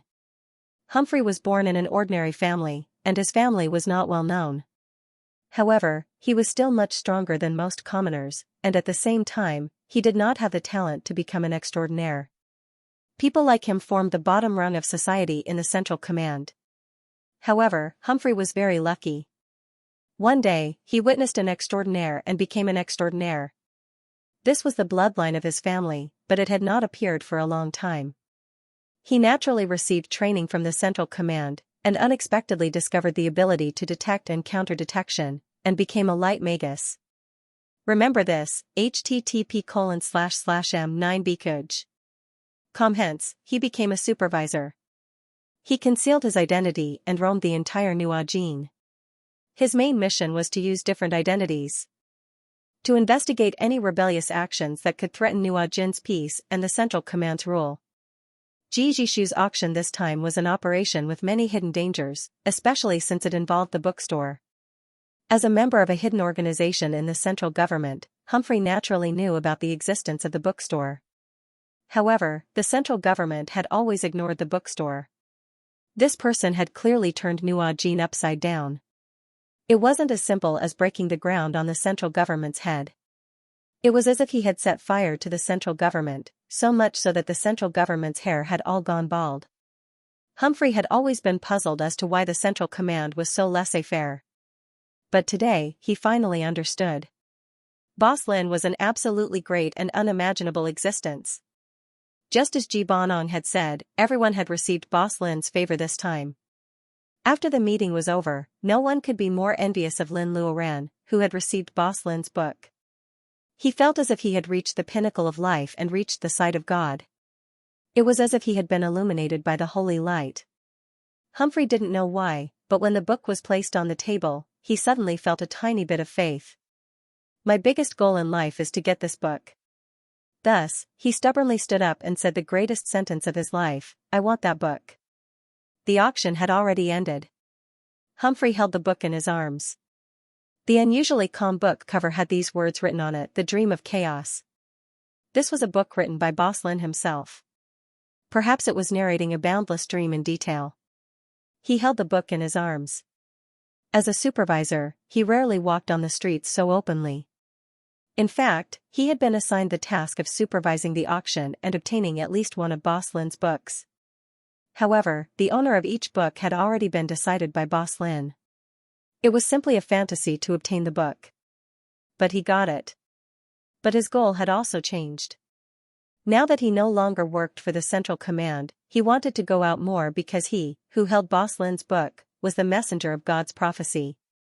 Perhaps he should go to the slums where the poor lived, to the cold and numb capital factory, to the bottomless lower city district where he could continuously pass on Boss Lin's prophecy. You, the thing in your hands? Who are you? Suddenly, a man with an unfamiliar accent shouted from behind Humphrey. Cumberland stopped in his tracks and turned around. He saw a muscular man wrapped in a black cloak from head to toe. The man in black's black had covered his entire face. Even the boots on his feet were pure black. His pure black robe seemed to be able to absorb the surrounding light. Even if he raised his head, his face could not be seen clearly. It was as if he was a walking cloak. Humphrey frowned and thought. He was sure that he had never seen this person before. But now, his structure had reached an unprecedented height. No matter how cruel and merciless a person was, he could extradite them. Thus, he kindly said, "Hello, I am just like you. We are both created by Mr. Lin in this world. My name is Humphrey. Please allow me to pass on to you our Heavenly Father and Creator, Mr. Lin. I smell an extremely powerful and familiar scent on you." The man in the black robe immediately interrupted his chatter and said, "What is Mr. Lin? He is the creator of this world and also our savior." After saying that, Cumberland took out a book and gently flipped through it. The moment the man in the black robe saw the book, his eyes that were tightly covered under the hood seemed to be about to pop out. His beast-like dark golden eyes flashed past. He clearly saw the words written on the book, "Dream of Chaos." The book with the black cover was like a deep black hole that kept staring at the man in the black robe. "Chaos sleeps in chaos, there is no distinction between you and me." Cumberland actually opened the book and began to read the contents inside. He was crazy. He was actually reading that book. The man in the black robe was shocked. But then, he seemed to understand. No, he was crazy. The words that were being read did not flow into Humphrey's crazy ears. Instead, it was like some kind of electric current that drilled into the man in the black robe's brain. Humphrey raised his head and saw the man in the black robe begin to tremble and make painful sounds. His originally strong body began to gradually bend. As the contents of the book were revealed, he began to suffer. And the pain kept multiplying. He twisted like a shrimp. This was salvation. This process may be very painful, but after listening to Mr. Lin's teachings, you will feel as if you have been reborn. Humphrey looked at the man in the black robe who was in extreme pain. His hands in black leather gloves scratched the floor, and he could not help but laugh. The man in the black robe kept twitching. Then, he suddenly lost his vitality. Humphrey put down the book. As he walked towards the man in the black robe, he said, "Your pain is a new life." Just as he squatted down to check on the man in the black robe, he saw him twitch again. And the mouth under the black hood began to read in a hoarse voice. "The beginning of all beginnings, the master of all things, the prototype of all chaos and order. Everything in front of you is just a dream. Quickly wake up, but don't wake up." In your eyes, Humphrey opened his eyes wide. He lowered his head to look at the book in his hand. The man in the black robe was reading the contents of the book. "How did you know the contents of the book?" Humphrey was extremely shocked. How did he know? He was the one who was chosen by Mr. Lin. But how did he understand it so quickly? The man in the black robe supported himself on the floor. He was in so much pain that it was as if his entire body had been run over by a truck. He slowly got up and then slowly lifted his hood in front of Humphrey. An indescribably ugly face was revealed. "Why? Of course, it's because you false believers are just fools who blindly follow." The man in the black robe's skin was covered with snake-like scales. His jaw was covered with countless tentacles that looked like an octopus. Below each tentacle was a circular sucker. His hair was extremely sparse, with only a few strands of fluttering white hair. You. Humphrey's original madness and calmness was awakened by this extremely shocking scene. He was shocked by the man in the black robe. He hugged the book and sat down on the floor. That terrifying appearance was not something that a human could possess. It was ancient and terrifying, sinister and ugly. Only the higher-ups of Nuajin knew about it. Only the residents of downtown had such an appearance. The man in the black robe slowly took off his gloves, revealing a hand that was also covered with scales. His thick fingers and sharp nails were like the claws of a crocodile. "What are you?" "Ah!" Before Humphrey could finish speaking, the man in the black robe's right hand immediately turned into a green-gray afterimage. He clasped Cumberland's neck. His thumb moved, as if piercing through window paper. His finger pierced Cumberland's Adam's apple. Fresh blood spurted out. Humphrey struggled like an animal. "Thank you," the man in the black robe said in a hoarse voice. "Thank you for bringing my lord's oracle to my side. Please die peacefully and accompany him to sleep. May my lord's dream be safe and sound." The man in the black robe prayed faintly. When he spoke, one could clearly see that his tongue was forked like a snake. The man in the black robe flung Humphrey's body away. He shook off the dirty blood on his hand and took the book from Humphrey's hand. The Dream of Chaos. When he saw the book, he raised his head and saw a black shadow on the wall in the deepest part of this deserted alley. "Pa!" The moment he saw the black shadow, the man in the black robe immediately knelt on the ground. His whole body trembled. His pair of turbid beast eyes seemed to be so emotional that they were about to cry. He pressed the book against his forehead. Tears fell from his eyes. His voice trembled as he said, "Thank you for your guidance, my great lord. You guided me from downtown to here. We will welcome your return in the promised land." The black shadow seemed to nod, but also seemed to do nothing. He stood in the place where the light and shadow intersected and disappeared the moment the street lights lit up.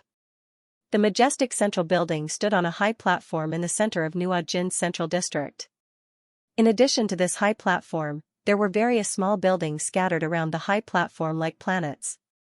These buildings were all famous places: the Supreme Court, the Supreme Tax Department, the Supreme Police Station, and the House of Representatives. After all, the huge Nuajin was a large and complex machine. It was impossible to operate without countless components and screws. If Boslin was here, perhaps he would sigh. Although Nuajin was small, it had all the internal organs. However, whether these so-called highest buildings could let ordinary people in was a problem. On the high platform built in the center of the central district, where every inch of land was worth gold, there was a dense, green, and beautiful man-made forest that the civilians in the upper city district would probably never see in their entire lives. There was also a building that was hundreds of floors high. This forest was used to regulate the air, so people called this forest Nuajin's lungs. Nuajin's lungs, it was just a bonsai in the central district. Even the right to breathe was not something that the poor could easily enjoy. Only the people who lived in the central district of Nuajin could truly enjoy the so-called fresh environment created by this forest. What the others breathed was only the residue of industry. If one was lucky enough to climb up to the high platform and look in from the front of the central district, one could see the central district skyscraper that seemed to reach into the clouds. The first website was M9Bkuj. Com gathered there were aristocrats with real power, as well as the central district's 10 noble people. However, this was just the tip of the iceberg, a drop in the ocean. No one knew that under this huge building, the underground that was thousands of meters deep, the underground that was revealed after passing through countless dark rock layers, there was a huge space. This endless space was like a dream. There was no blue sky, sun, or moon. There was only an empty pitch-black cave and an indescribably huge inverted tree that could not be seen with one's eyes. This inverted tree was really too big. Even the imagination could not catch a glimpse of its full appearance. However, at this time, the old people gathered under the countless branches knew. This inverted tree ran through the entire Steel City. The white-robed old men standing under the tree were so old that their skin was so wrinkled that it was impossible to distinguish their appearance, gender, and identity. They could only be addressed as old men. They were the true masters of the Adjudication Bureau. One of them, an old man with a white beard, had a big nose like a thick worm hanging on his face, perhaps because of his age. He gently pinched his beard and said, Humphrey, who we sent to the auction, is dead. It seems that we still underestimated the bookstore owner. The other people's drooping eyelids suddenly opened. Their turbid yellow eyes seemed to be sprinkled with a layer of dust, full of granules, making one's scalp tingle. Yes, except for the monitor Captain Humphrey, everyone else has been implanted with the evil god's seed. The big-nosed old man continued. Bar, did the bookstore owner kill Humphrey? Another old man with a walking stick replied. His face was so old that it looked as if it was weighed down by 2 weights. The big-nosed old man Bar wore a grave expression, and he continued, No, it was done by someone from the lower city. What? The few of them seemed to have received some shocking news. The old men actually stood up from the tree trunks. They were even more surprised than when they found out that the cannon fodder they sent to the auction had died. The bookstore owner's strength was obvious to all, but the death of Humphrey and the other spies sent by the central hub only refreshed their understanding of Boss Lin's strength. However, the people from the lower city actually came up. How did he do it? One of the old ladies was so excited that her whole body trembled. She was even a little scared. She said sternly, How did those animals from the lower city come up? Bar glanced at her and comforted her, Calm down, Asmodeus. Don't be surprised. After hearing Bar's comfort, the old lady called Asmodeus took a deep breath and calmed her expression, but she immediately heard Bar continue. After all, you will be even more surprised later. Asmodeus was speechless. Bar continued slowly, because I suspect, no, I'm basically sure that the people from the lower city were guided by Boss Lin. As soon as Bar's voice fell, the few of them seemed to have fallen into a state of silence. In order to break the silence, Bar continued to speak as if he was revealing something. He said, I don't know how the people from the lower city arrived in the upper city, but he did seem to be guided by some kind of power. He killed Humphrey and got the masterpiece that is said to be written by Boss Lin. This series of events is full of coincidences. For example, the books at the auction will choose their own owners. As Boss Lin's works are the most representative of his existence, but he chose Humphrey, who has achieved nothing. How is this possible? I'm afraid. Bar closed his eyes, and his tone was full of a long sigh. All of this is the bookstore owner's conspiracy. It seems that we have to fight with him. Since he dares to touch the lower city, he is shaking the foundation of the entire New Ajin. The youngest old man among all the old men suddenly said, and his tone was full of righteousness. Azari, you are still so belligerent. Bar frowned and said with a hint of mockery, but before we fight, we might as well use our brains. Do you think that we can defeat the bookstore owner now? Azari was stunned. He did not expect Bar to admit that he could not defeat the bookstore owner so quickly. He had no dignity at all. Humph, as timid as a mouse. Azari turned his head to the side, feeling very awkward. He is an existence that can force the road of the fire sword to join forces, destroy the domed church, and casually arrange 2 god-level extraordinaires to turn the entire New Ajin upside down. Have you forgotten? That time reversal. If it were not for the existence of that person, we would have been completely unaware of it. The shortest old man among them continued. I think that his arrangement of 2 god-level extraordinaires to fight is fake. His real purpose is to demonstrate his power to us. After he finished speaking, he paused for a moment. Not to mention, he can predict everything so accurately. The development of the situation has never exceeded his expectations. He must be familiar with the past and the future. Maybe, he hesitated for a moment and continued, we are plotting here, and he can see it clearly? Nonsense, alarmist. You are really something, Amon, Azari said angrily. Akari said angrily. He then pointed at the inverted tree whose edge could not be seen and scolded loudly, you are helping others to put down your own prestige.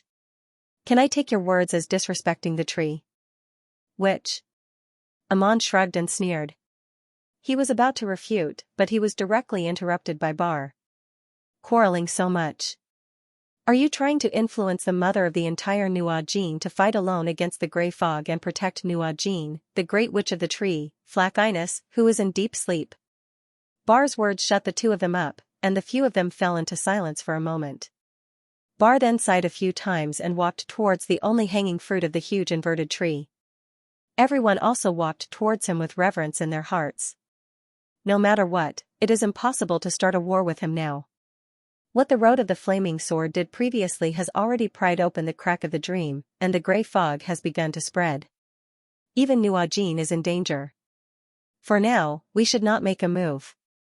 Wait for the road of the flaming sword to make a move, and then we will sit back and watch the situation and reap the benefits. However, when that time comes, we will have to disturb the long sleep of the witch Flackiness. Bar walked in front of the fruit that was as large as a person. There was a small transparent window on the top of the fruit, and from the outside looking in, a girl with a face as beautiful as an angel's and green hair was lying naked in the middle. Her skin was white and delicate, but there were some green branches growing out of it, which made her even more beautiful. Especially in her lower abdomen, there was a thick branch growing out of her womb like an umbilical cord. It was constantly extracting nutrients from her body and delivering them to the entire inverted tree that supported Nuajin and maintained the wall of the grey fog. From a certain point of view, this witch of the tree was the power source of the entire Nuajin structure and protection. Nuajin was like a fetus in her womb that was constantly absorbing her nutrients. Her long green eyelashes fluttered slightly, as if she was having a long and beautiful dream. The corners of her beautiful face were slightly curved, as if she was a young girl. Nuajin's industrial pollution is getting more and more serious. As usual, Xianxia woke up early and opened the door of the bookstore. Looking at the thick fog outside, he had a headache. He often didn't see the sun for a few days in a row, but Xianxia didn't mind. He had been an otaku for more than 20 years in the 21st century. After coming to Nuajin, he could use the heavy smog as an excuse not to go out. But today's fog was a bit too thick. It had reached the point where 3 meters of man and woman couldn't be distinguished, 5 meters of man and beast couldn't be distinguished. The white fog was like a woman's white dress. This lifeless fog was also like a skirt. It moved slowly along the ground in a special way, as if it was alive. Xianxia looked outside through the open door. The thick fog reminded him of Earth's fog city. The bookstore was quiet and empty. Mon had already gone to the Central District branch to take care of things, and Yusefu had gone to the equipment market to help purchase tools for the new store. Only Xianxia was left alone in the empty bookstore. Xianxia was very curious about Yusefu's seemingly extraordinary ability. Unfortunately, Mon and Yusefu had been very busy, so he couldn't sit down and have a good chat with them. When Mon has completely set up the Central District branch, the retired Yusefu will be my new assistant in the old bookstore. At that time, I should have a lot of time to ask him, Xianxia thought. Then, he picked up a book from the shelf like before and started flipping through it. But what surprised him was that he had actually read this book. He remembered the URL, M9 that's strange. The books that were randomly taken from the bookshelves shouldn't be the same. This is a library of books from the entire Earth. Xianxia didn't believe it and picked up a few more books, but he found that they were still the same. He had read every single one of them, so he knew exactly what to expect on the next page. Xianxia couldn't help but have a scary but reasonable idea. Could it be that it's not the books that are the same, but because I have already read all the books? This was impossible. That was an entire library of books on Earth. How could he have finished reading them all in 3 years? Little Black must have made a mistake. Looks like I have to find time to ask Little Black. Otherwise, the following days will be so boring. Xianxia nodded and put the book back. Then, he frowned. It was already past midnight, and the sun should have come out, but the fog did not dissipate. Instead, it became thicker. It floated into the bookstore through the open door, like a few strands of unwilling souls. When he looked outside again, the thick grey fog was like a thick wall.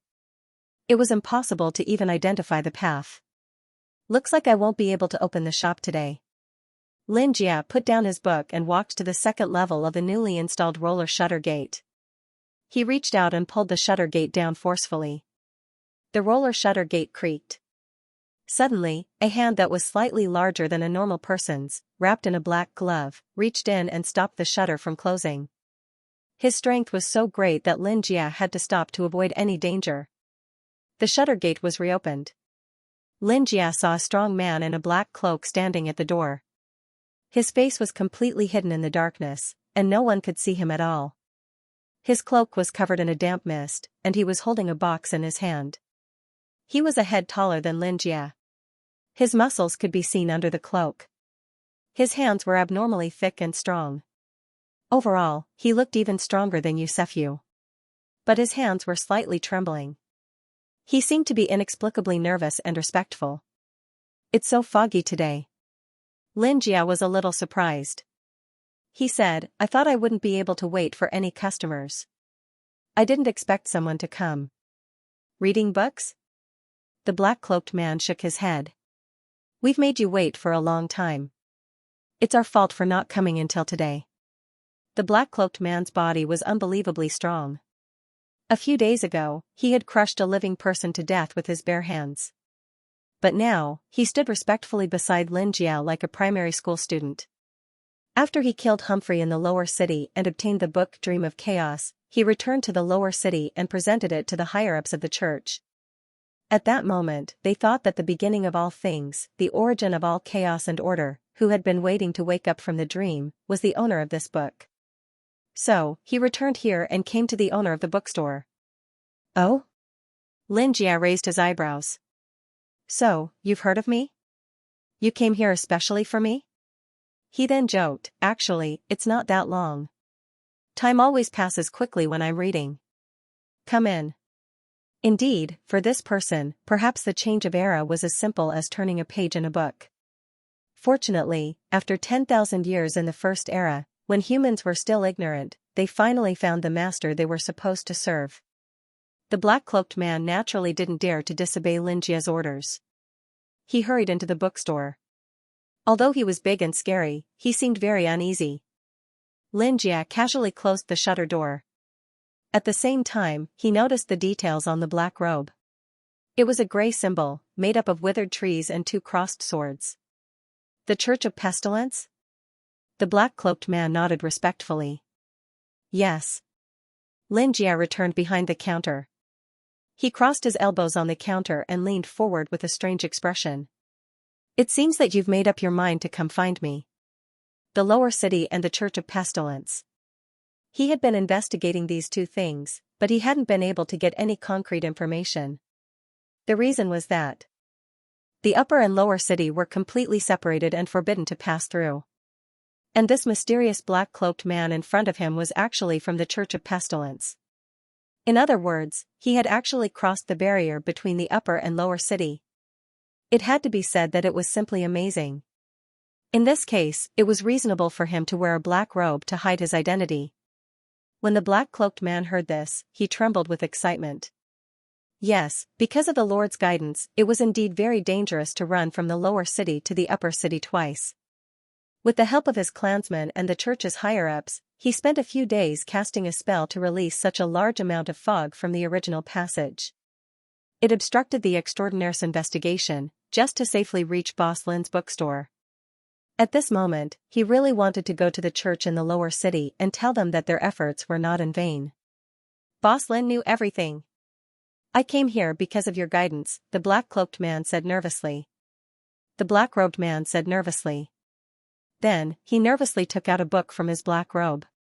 Xianxia glanced at it. On it was written Myths and Legends. "Huh? Isn't this the book I gave to Ji Bonong?" In total, Xianxia gave Ji Bonong 5 books. Among them, Myths and Legends was Xianxia's own work. He felt ashamed when he thought about how he had mixed in a book that no one would like and how it might affect Ji Bonong's sales. But he never thought that a reader would actually get this book and come to him to discuss it. The main content of Myths and Legends was some boring exploration of ancient human mythological civilizations. It could be considered an archaeological book. Could it be that the black-cloaked man in front of him was an archaeologist? Was that why he was interested? The black-cloaked man carefully stroked the book. In a shadowy place where Xianxia could not see, his chin full of octopus-like tentacles showed a sinister and slightly crazy smile. On the cover of the book was written, "The Dream of Chaos." Xianxia could not help but smile. "You got this book from Ji Bonong's auction. It seems that you like this book very much and have a very unique opinion. It's more than just like. This is a book that only a true god can write. The black-cloaked man held the book tightly in his arms. His hoarse voice hid fanaticism. Ha ha ha, this praise is too exaggerated. But I like it very much. Praise me more, praise me more. Although he usually gave other people's works, this was the first time someone came to discuss his book with him. It was even more precious because it was a peer's praise. Speaking of which, I've always been interested in other people's opinions. What do you think of this book? Xianxia crossed his arms and said with a smile. The black-cloaked man said in a trembling voice, magnificent, dreamy, great, unbelievable. The content is hard to understand, but it's intoxicating. It's like crossing the limits of time and space and seeing another incredible world. His blazing eyes were faintly discernible under the black robe. It's not just me. Everyone in the church is looking forward to reading your book. Xianxia nodded in understanding. It seemed that they were indeed peers. Your church? It seems that you are discussing this book well. Yes, yes. This is very important to us.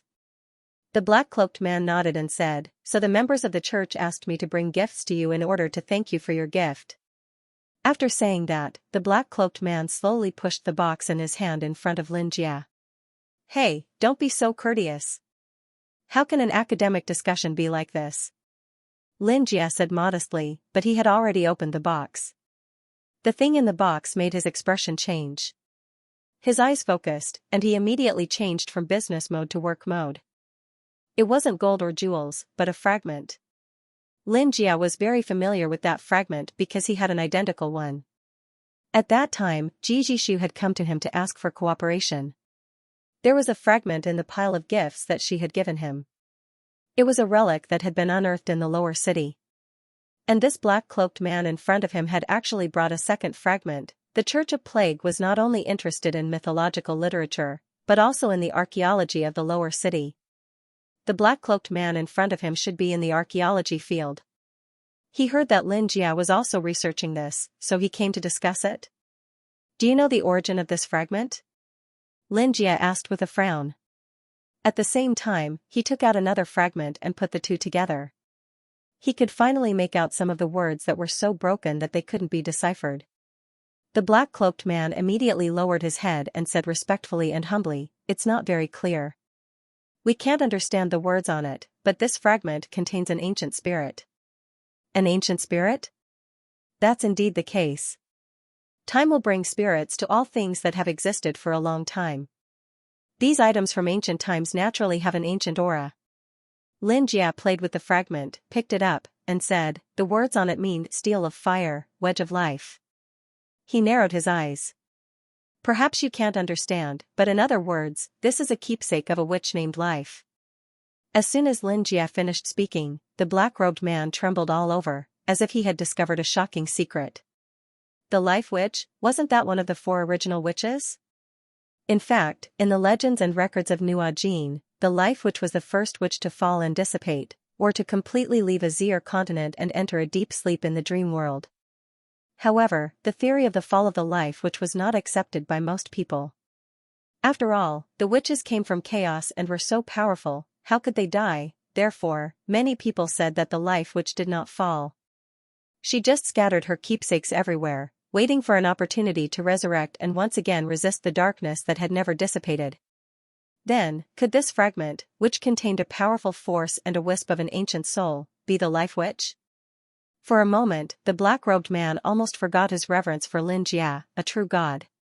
However, he quickly reacted and began to think about whether he should be glad that he had sacrificed the right thing or not. After all, according to the legends, the Life Witch was most resistant and hated the darkness. She had once gathered a bonfire enchantment born from destruction to provide shelter and resist the invasion of the darkness and the gods for humans. In other words, this witch was the enemy. Remember, http://m9bkuj. Calm while the black-robed man was in shock and contemplation. Xianxia took out a magnifying glass from the drawer of the counter and carefully observed the patterns on the fragment. Once he was in work mode, Boss Lin was quite reliable. After all, this was half of his old profession. As expected of you, to be able to see through all the false disguises so easily. The black-robed man trembled with fear as he praised. This witch actually dared to disguise her aura, leaving behind an opportunity for her to resurrect and set up a trap for fate, hoping to return to the human world one day. Unfortunately, these arrangements had probably been seen through by the great existence in front of him. Lin Jia waved his hand and said casually, "It's not a disguise." "What kind of disguise is this?" Although very few people could read the words on it, it was just difficult to piece together. There was no additional encryption. Yes, ridiculous, really ridiculous. What kind of disguise is this in front of Boss Lin? The black-robed man sneered in his heart. Original witches, ancient spirits, they can only be toyed with in the hands of Boss Lin. I can tell that this is the token of the life witch, but it's all thanks to a friend. Friends? The black-robed man asked subconsciously. He was just surprised that the true god had friends, but after asking, he immediately realized that he had overstepped his boundaries. But Lin Jia actually thought about it for a moment. Silver and I are considered friends, or could it be considered a more intimate relationship? Forget it, before reuniting with her, I'd better be a little more conservative for now. Ah, a friend of mine, Silver. Lin Jia said, I heard some things about the life witches from her. Silver? One of the original 4 witches, the Snow Witch. The black-robed man swallowed his saliva silently. Once he became nervous, the tentacles on his chin would constantly move, almost sticking out of his black hood. He hurriedly pulled his hood up. It was understandable that the Silver Witch and Boss Lin were friends. Silver Witch was different from the Life Witch and the Dark Witch. She was the head of dragons and elves, the protector of all mythical creatures. She hated lowly, evil, and greedy humans and would even punish them. The black-robed man subconsciously raised his hand and touched the tentacles on his chin. I, as well as the hard-working and brave people of the lower city district, are no longer humans. Moreover, we have always been oppressed and exploited by the weak, lowly, and arrogant humans of the upper city district. Everyone in the lower city district has worked for the trash of the upper city district since birth. Although I've heard from the bishop of the Church of Plague that we have always been oppressed, only after coming to the upper city twice did I realize that this oppression is even more exaggerated and terrifying than what the bishop said. Right now, we should be under the protection of Boss Lin and the Silver Witch. We should make those damned lowly humans pay the price. All right. Lin Jia put down the magnifying glass in his hand. From the broken section of the stone tablet and the other one given to me by a friend, I can deduce that there should be 3 fragments. There is still one missing. From the information, it should be an anchor point left behind by the life witches. As for the function of this stone tablet, I'm afraid that we will only know after we gather all 3 fragments. Boss Lin, rest assured. Our Church of Plague will gather the strength of our believers and help you find the 3rd fragment. The black-robed man hurriedly expressed his determination. I just have a small idea. How could I trouble everyone to gather so many people for it? Lin Jia earnestly declined. Although this person's attitude showed that this fragment could greatly promote the research of Nuo Jin's history, it was normal for him to be so excited. However, it was necessary to be modest. A mere life which was just a small idea of Boss Lin's. As expected of Boss Lin, the black-robed man said in fear and trepidation, No. We will never be able to repay you for your help. Your will is our will. The black-robed man said firmly and pressed the book Myths and Legends tightly against his right chest as if he was offering his heart. It seems that this book is really of great help to the archaeologists of the Church of Plague. If that's the case, I won't be polite. Lin Jia nodded and said, Then I'll leave it to everyone. The black-robed man felt that his existence had been greatly affirmed. He was excited and the tentacles on his lower jaw swayed happily in the shadows. The black-robed man looked at Boss Lin's encouraging smile and couldn't help but feel a little smug. He was excited for a while before he suddenly remembered the important matter he had almost forgotten. There's one more thing I need to report to you. The black-robed man said sincerely, We have cooperated with the Tree Merchant Guild and have now opened up another road to the lower city. I hope you can come to the lower city soon. The black-robed man couldn't help but say emotionally, Everyone in the lower city has paid a great price for this. So it was your help. Lin Jia was a little surprised. He had heard from Cherry that the Tree Merchant Guild had opened up a second road a long time ago. He remembered that there was originally only one road to the lower city that was controlled by the Raw Resource Guild. He had complained before that why the government didn't build more roads. After all, to become rich, one had to build roads first. But then he thought that it might be because the road to the lower city was too difficult to build. But now, the largest church in the lower city had opened up a second road on their own and was very happy to gain knowledge. It was really touching. This was the power of knowledge. Xianxia picked up the black-robed man's gloved hand and said, "I'm very touched. And I've already decided to go to the lower city. Of course I'll go now." The black-robed man saw his hand being held by his idol and was so excited that he almost suffocated. But he still steadied himself and said, "Thank you. We've been waiting for you for too long." Xianxia nodded and let go of the black-robed man's hand. "I'll find time to take a look. But remember, don't forget to continue studying this book I wrote." Xianxia pointed at the book Myths and Legends and continued without changing his expression, "I put a lot of effort into this book. It's best if everyone can read it." The black-robed man was stunned and looked down at the book Dreams of Chaos in his hand. This book contained great power. Many ordinary citizens who couldn't bear it would lose their lives because they couldn't resist the madness after reading this book. Because of this, the Plague Church's bishop listed it as the most noble Bible. Ordinary people couldn't casually flip through it. But Boss Lin wanted everyone to read it? "Right," Xianxia continued with a serious face, "do you have copying equipment?" Yes. That's even better. Make hundreds of copies of this book and give everyone a copy for them to read." "CCC copy?" "Yes." Xianxia said matter-of-factly, "Actually, I tried to make this book as easy to understand as possible so that the public can also experience the joy of knowledge." The black-robed man swallowed his saliva. Although this book would cause the residents of the lower city to go crazy and lose their lives, not everyone would lose their lives. Those who survived would gain great power and become the purest believers of Boss Lin, such as himself. "I understand." The black-robed man understood. Boss Lin wanted to select powerful and pure believers through this book. "I see. I see." The black-robed man couldn't help but sigh in his heart at the cruelty and mercy of the true gods. Compared to the dark witches and life witches who completely protected all humans regardless of their moral character and allowed many malignant tumors to continue to multiply, Boss Lin's way of doing things was truly benevolent. It seemed cruel, but in reality, it was eternal. "I understand. I will convey your meaning to everyone's hearts." "You are so generous." The black-robed man praised sincerely and returned with the book. Xianxia watched him disappear into the thick fog and waved his hand in satisfaction. Michael covered his hood and faced the endless dark blue sea.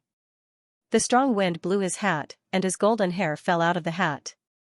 It was even more dazzling under the red sunset. His feet stepped on the soft golden beach, and the reddish-yellow sunset reflected on his face.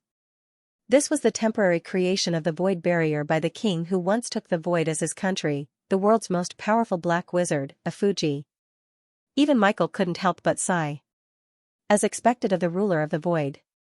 Everything in the world came from the Void. It was not an exaggeration to say that a Fuji was the lord of all things. After all, nothing was more eternal than the Void. After all, eternity was nothingness. Michael once had 9 companions like a Fuji. He thought that by gathering 10 people who could move everything in the world, he might be able to realize his dream. After all, words like eternity were as simple as eating food for these 9 people. But, Michael sat down on a rock that had been hit by the waves. He looked at the endless sea and fell into deep thought. However, 4 of his 9 companions had fallen one after another, and the person who transformed or killed them was only a guy who called himself the owner of the bookstore. They were all very ancient gods who formed the Road of Fire Sword. In terms of mysteriousness, they had long surpassed 99% of the extraordinary existences in the world. But they were like water in a funnel, converging to the center, the owner of the bookstore. Remember the URL, M9 Bikuj. Calm Lin, boss, the owner of the bookstore, what kind of terrifying existence are you?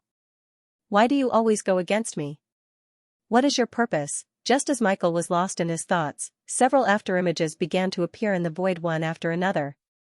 Michael stood up from the rock and tidied up his white robe again. ignoring the sound of his robe fluttering in the sea breeze. The red cross in his hand was placed in front of him like a crutch. He stepped barefoot on the sand pond, and the white waves kept kissing his feet. The road of fire swords gathering finally began. The first afterimage in the void, a Fuji, was the first to speak. Michael, I brought all the people from the road of fire sword who can come to the gathering. It wasn't that the path of the fire sword had never met before, but it was very rare for everyone to gather like this. Most of the time, it was just Shang Dafeng passing information to each other. Unfortunately, Shang Dafeng had already passed away. Furthermore, ever since he talked to Giant King Augustus, Michael decided to change the path of the fire sword's habit of working separately. He decided to focus all his efforts on eliminating Boss Lin first. Boss Lin had become an insurmountable mountain in his eyes, and he was an existence that he had to defeat. Although he did not fully feel the strength of the bookstore owner, Michael's intuition still told him that as long as he defeated the bookstore owner, his dream would be within reach. Michael looked at the afterimages of various shapes and sizes. They were all the noblest extraordinary humans in this world. To them, humans were like ants. To them, taking human form was simply laughable. Moreover, many of them were very far away from humans. They could not understand human aesthetics and posture at all. Forcibly transforming into humans would make them even more unpredictable. In comparison, Michael had a very good grasp of human aesthetics. Michael silently recited the names of these various afterimages in his heart. Then, he suddenly saw a humanoid existence at the end. It was very unfamiliar. It looked like a young man, but that familiar aura assaulted his face. Yanner? Michael muttered this name in confusion because the aura on his body was very similar to the Master of Time. Is this your new form? I thought you were already dead. Great. Before the young man's afterimage could speak, another huge shadow suddenly spoke up. Yanner had a big fight with the owner of the bookstore, and he was accidentally involved in the battle on Street 67. I saw all of this clearly. But I still found him. Yaft, who was wearing a tattered robe and looked like an old man, suddenly said, he was resurrected with the help of a spy controlled by Rachel. Is that so? Michael frowned, a little puzzled. Yes, Yanner said. The puppet that Rachel used for experiments was called Fitch. I used it as a container. After saying that, Yanner raised his hand, and his arm, which was originally an afterimage, began to materialize. His arm seemed to be constructed by countless rays of light, refracting countless incredible colors. It was as fragmented and unbreakable as glass. A small worm gradually melted from his palm. Michael immediately sensed its aura clearly. It was a worm of time. All of his doubts were swept away. Ah, as expected of you. Michael could not help but curl the corners of his mouth. The sadness he felt when facing the sunset disappeared completely. I didn't expect you to be able to escape from the bookstore owner. Huh? Suddenly, a thin and tall afterimage like a bamboo pole made a puzzled sound. Did I hear wrongly, Michael? You just said escape from the bookstore owner. Michael heard this question and did not say anything. Yanner has mastered the law of time. This is undoubtedly the law of victory. Even I, Randakiel, have to admit that I'm impressed. You actually said escape? Randakiel, who was thin and tall like a bamboo pole, wore a tall hat and held a black cane. Apart from his body being several meters tall, he looked like a human gentleman with a deep gaze. That bookstore owner is actually that strong? Randakiel tilted his head slightly, but there was no fear in his eyes. Instead, there was a strange light shining in them. Seeing that his companion did not care about the bookstore owner, Michael could not help but sigh. He continued, it's not a matter of whether he's strong or not. My relationship with him is short, that bookstore owner is not that strong.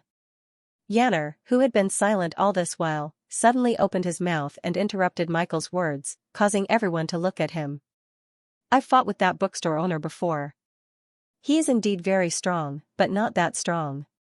Yanner said with some dissatisfaction. Using the word escape to refer to me is looking down on me too much, Michael. Michael frowned and then said, but Rachel and Shang Dabing did indeed die at his hands. In their eyes, Rachel's betrayal was not as simple as it seemed. The real Rachel had died long ago. The Rachel that existed now was just a puppet whose will had been devoured. That's the witch beside him, the one in charge of the night. She killed Xiang Dabing and devoured Rachel. If I can escape unscathed when fighting with him, so can everyone else. Michael, didn't you also fight with him and successfully retreat? Yanner asked with a confident expression. If he's really so strong, why didn't he kill you then? Yanner's words made the other members of the Path of Fire Sword nod. Yanner saw that Michael was still doubtful, so he raised his eyebrows and said directly, "It's useless for us to worry about how strong he is now, right? No matter how strong he is, we still have to defeat him, right? The death of Rachel and Xiang Dabing should give us a great lesson. That is, he is indeed very strong, but he is not strong enough to defeat all of us who are united. That's why he chose to defeat us one by one, right? In other words, as long as we are willing to unite, then the bookstore owner is nothing to be afraid of. Isn't this why you called us here, Michael?" Hearing this, Michael pondered for a long time and finally nodded. "You're right." Seeing Michael nod, Fitch couldn't help but heave a sigh of relief. Back at Ji Jishu's birthday party, Yanner had been severely injured by Boss Lin, and the butterfly of time had exploded. Fitch had become the most suitable vessel for Yanner thanks to Boss Lin's modifications. Thanks to these modifications and Boss Lin's injuries, Fitch had been able to invade Yanner's memories. After obtaining Yanner's memories, Fitch had naturally taken over Yanner's aura and status. Just having a status wasn't enough.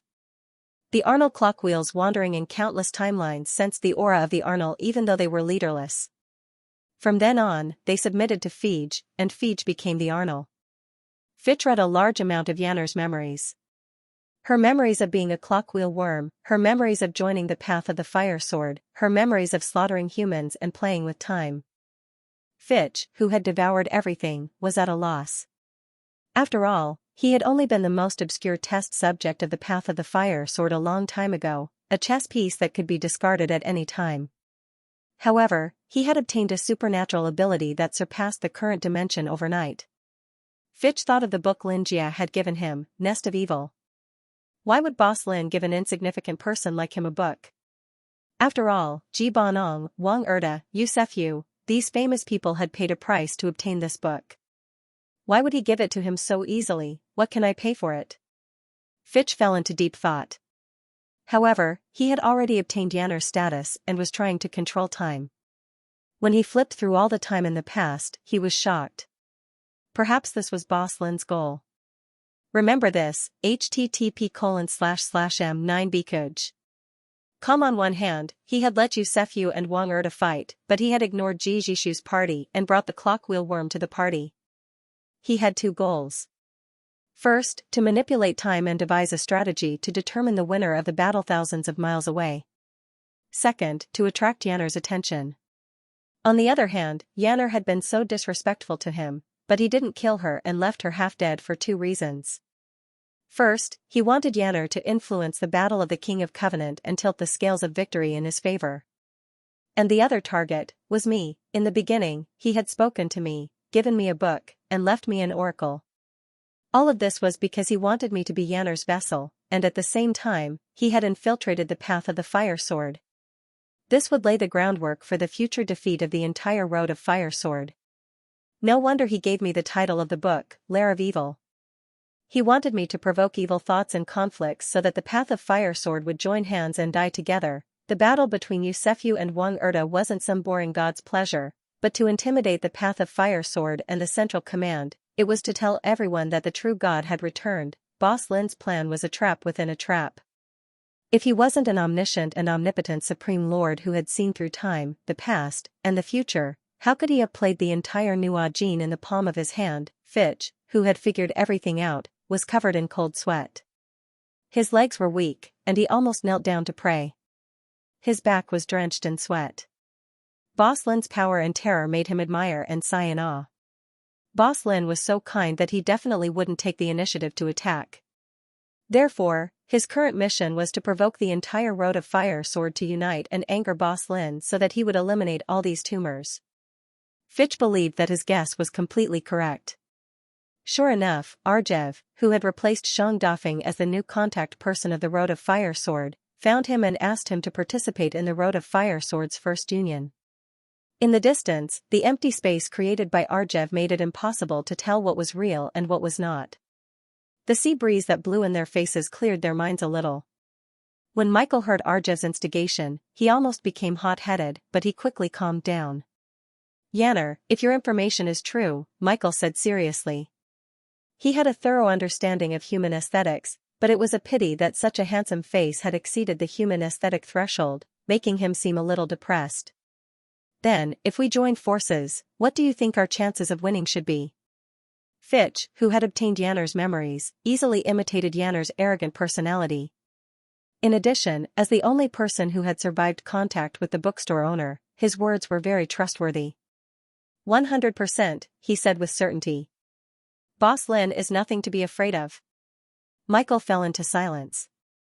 However, Fitch continued when he saw that Michael still hadn't made up his mind. Do you know about Rachel's situation? Yes. Metatro, who was like a huge ball of cotton, hovered in the air. He was huge but gave people a feeling of weightlessness. He said, let's go. According to my observations, Rachel's connection with the Road of Fire Sword has been completely severed. I can't see the bookstore owner's situation clearly. I don't know what he did to Rachel, but Rachel's thoughts have stopped. He can be considered dead, but he's still working for the Truth Society. Metatro said with some doubt, I can't imagine why his strongest brain in the world stopped thinking. Fitch said in a low voice, so, the bookstore owner has a way to control people. Since he can control Rachel, he can naturally control all existences that have come into contact with him. Maybe there's a mole among us. Michael narrowed his eyes. You mean, it's possible that you're the mole? Fitch's expression didn't change as he said provocatively, of course, you can doubt me, but I think that with the enemy before us, our great goal is not far away. Those who are still hesitating are more likely to be the mole. Randakir, who was as tall as a bamboo pole, said, Michael, if you're still so hesitant, it's not like you. Don't tell me that you've been transformed by the bookstore owner? Nonsense. Michael glared at him, but Randakir wasn't annoyed at all. Instead, he laughed in a low voice. Fitch did not say anything else. The lair of evil that Boss Lin had given him gave him the ability to stir up evil thoughts and conflicts. When people were suspicious of each other, they would automatically have evil thoughts and suspicions toward each other. Now, Michael, why don't you give the order? If we don't get rid of the bookstore owner, we won't succeed, Arzev said. My idea is that there's no way the Central District doesn't know about the battle between Yusefu and Wang Erda. Let's wait for those old bastards in the Central District to make a move first so that we can see Lin Jia's strength clearly. Those old bastards in the Central District can even defeat us. They're just arrogant people who took advantage of their ancestors' achievements. They're no match for Boss Lin at all. Instead, they'll give the bookstore owner a chance to prepare. Fitch continued, we can't wait any longer. The seed of the nest of evil had been completely planted, and it was starting to sprout. Or. Fitch tilted his head and continued, you don't care about how many of my people I sacrificed to escape unscathed. You don't care about the deaths of Rachel and Xiang Dabbing at all. You only see us as tools, right? What do you mean, Yanner? Michael raised the red cross in his hand and pointed it at Fitch. He said loudly, of course I see you as my comrades. We all have the same dream, don't we? However, he wasn't wrong. He didn't care about the lives of Rachel and Xiang Dabbing. He just wanted to reach the dream world. However, Fitch put it out in the open, so he had to deny it. Then go avenge me and avenge everyone. As soon as Fitch finished speaking, his other comrades who had been silent all nodded. Michael felt like he was in a frying pan this time. Everyone in the Road of the Flaming Sword was extremely powerful, and it wasn't easy to unite them. Therefore, the Road of the Flaming Sword had always been split up. Yanner's personality was extremely bad and arrogant. Michael didn't doubt that everyone's evil thoughts and conflicts seemed to have originated from Yanner. Michael was able to lead the Road of the Flaming Sword, so he wasn't an ordinary person. He knew that if he still refused, the others might still agree, but the seeds of rebellion would most likely be planted. Although he still felt uneasy and hesitant, but Michael clenched his fist and sighed in his heart. He made up his mind, looked around, and said, "If that's the case, then let's find an opportunity to attack the bookstore together." When the thick white fog dissipated, Melissa looked at 23rd Street inside. There was a bookstore there that changed her life. She wore a long leather coat, and when the wind blew on the bleak street, it made her coat flutter. Melissa's sharp senses told her that the sudden white fog was not natural. It was the power of a powerful transcendent. When she got close to 27th Street, she saw a black-robed figure rushing out of the bookstore. He seemed to be holding a book in his arms. Now she was sure that the fog was not natural. It was the black-robed figure. Is he a new customer of the bookstore? She thought. When she thought of this, Melissa's heart started to hurt. A sense of alienation came over her. The new customer had come, and the old customer had left. Her fiery red hair was no longer tied up in a high ponytail. It was cut short and tied low. Her hands were in the pockets of her red leather coat. Her expression was not as lively as before. It was as if she had grown 10 years in a night. After the battle at 67th Street, she had used the overclocking learning from the books that the owner of the bookstore had given her. It allowed her to cross classes and understand the power of a god. She had reached annihilation class and grasped some rules. She had grown to a height that no one her age could reach. It could even be said to be higher. But the price was that she had lost her father forever. The Mai Tower had once again awarded her the title of a family member of a martyr. She also had the chance to become a high-ranking executive of the Mai Tower. It was compensation for the family of a martyr and also an affirmation of her talent. The first website was M9Bkuj. Melissa smiled bitterly. She did not expect to have the chance to become a family member of a martyr twice. She sighed. The sadness she felt from Uncle Winston had turned into numbness. She clenched her fists and walked towards the bookstore. Confusion was like a chain around her neck. At the same time, she put on shackles for herself. She was getting closer to the execution ground every day. Perhaps she should take revenge, but who should she take revenge on? Winston had said that Wang Erda and her father had died together. Perhaps that was the best result. Melissa was in pain and confusion. She was already at 23rd Street when she did not know what to do. When the white fog dissipated, she unknowingly arrived at the bookstore. Now, he didn't have the face to see Boss Lin. After all, Boss Lin had already given him a chance to turn back time and control the battlefield. He had already given himself and his father a way out, but he still failed. She walked into the bookstore slowly. At the very least, she had to apologize to Boss Lin. Xianxia was gently placing down the gift from the black-robed man in the lower city, the life fragment, when he sensed that there were guests coming. He couldn't help but sigh. There were actually 2 guests in such a thick fog today. He looked up happily and saw a familiar face. "See, Melissa?" Jia almost dropped the life fragment in his hand. Jia's 270 IQ brain started to spin rapidly. He immediately thought of the possibility that Melissa was here for Yusefu. But Yusefu seemed to have said that he could not tell Melissa that he was still alive.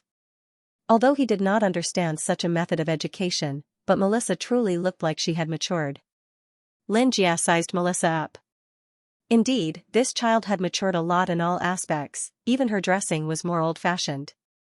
"Melissa, you still came in the end," Jia said indifferently. "Boss Lin." Melissa lowered her head. Her red hair was no longer fluttering, but was sticking to her head meekly. Her voice had an indescribable hoarseness as she said, "I'm sorry." "Ah? Why are you apologizing to me?" Jia fell into deep thought, but he still frowned, as though he was having a headache dealing with this brat. Could it be that this child grew up so quickly? She already knows that her previous interactions with me, arm wrestling with me, challenging me, are all childish actions, and is disrespecting me, the owner of this bookstore. Isn't she growing too quickly? Jia was shocked. Melissa quietly raised her head and looked at Jia. Seeing his serious face, she did not answer if she had forgiven herself. "Even with the help of the bookstore owner, I was still unable to protect my father, causing him to completely leave the battlefield. This matter is too disappointing for Boss Lin, and I should apologize. At least Wang Erda is dead." Melissa raised her head and said with determination. "Ah? Old Wang is dead? Xianxia immediately fell into shock. Who told you that? Hmm? Melissa opened her eyes wide. At the same time, she and Xianxia were both dumbfounded. No. Melissa originally had a guilty heart. In her eyes, the intensity of the battle with number 67 had exceeded what a child like her could bear, especially the clash between the gods at the end. Of course, she did not personally witness Wang Erda's death. More accurately, no one saw it, not even Xianxia. Is Wang Erda really dead? The dark magician is extremely cunning. Without seeing the corpse, Melissa was not completely sure. I do not know if he is dead or alive, I just want you to confirm it. Xianxia said seriously. Melissa was speechless. Forget it, let's not talk about this for now. Xianxia stopped what he was doing and frowned. In truth, although Wang Erda allowed his dog to commit murder and joined an evil cult, he did not harm anyone. He was still a good person, and should not be dead. Furthermore, it is weird to discuss whether he is dead or not. No matter how bad Wang Erda was, he had given gifts to Xianxia and helped him with his business, they could be considered friends. For a friend to be gone just like that, Xianxia would not easily believe it. You came to find me because of your father, right? Xianxia cleared his throat and asked. Melissa was still in shock from the fact that Wang Erda had not been eliminated. Mr. Lin wants me to confirm if Wang Erda is dead or alive? Are you hinting that I, Wang Erda, am still alive? Melissa clenched her fists tightly, her nails digging into her flesh. She had difficulty breathing, an indescribable storm surged in her chest, she could not accept the fact that Wang Erda was still alive. I know about your father, but I hope that you can walk out of your sorrow, because you have an even bigger mission waiting for you.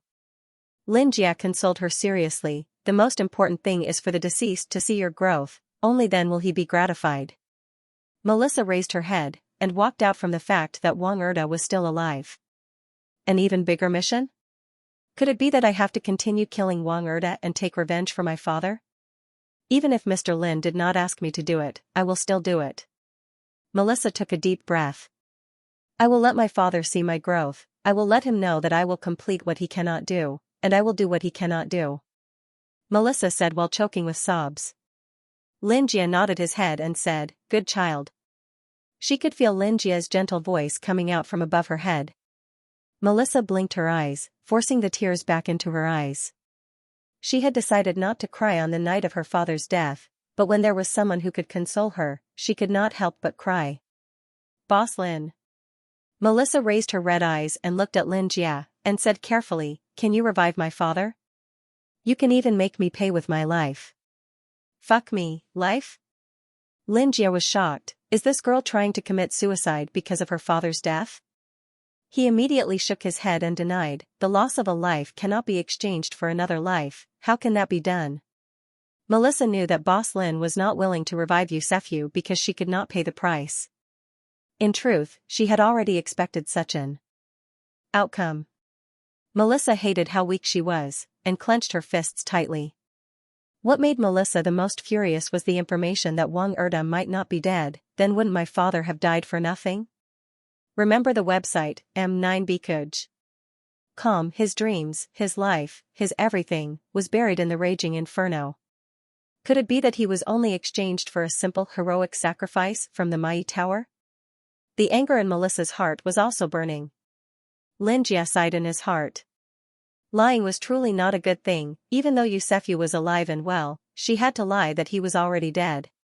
Although it was a white lie, but seeing Melissa's red and swollen eyes, Xianxia's heart ached.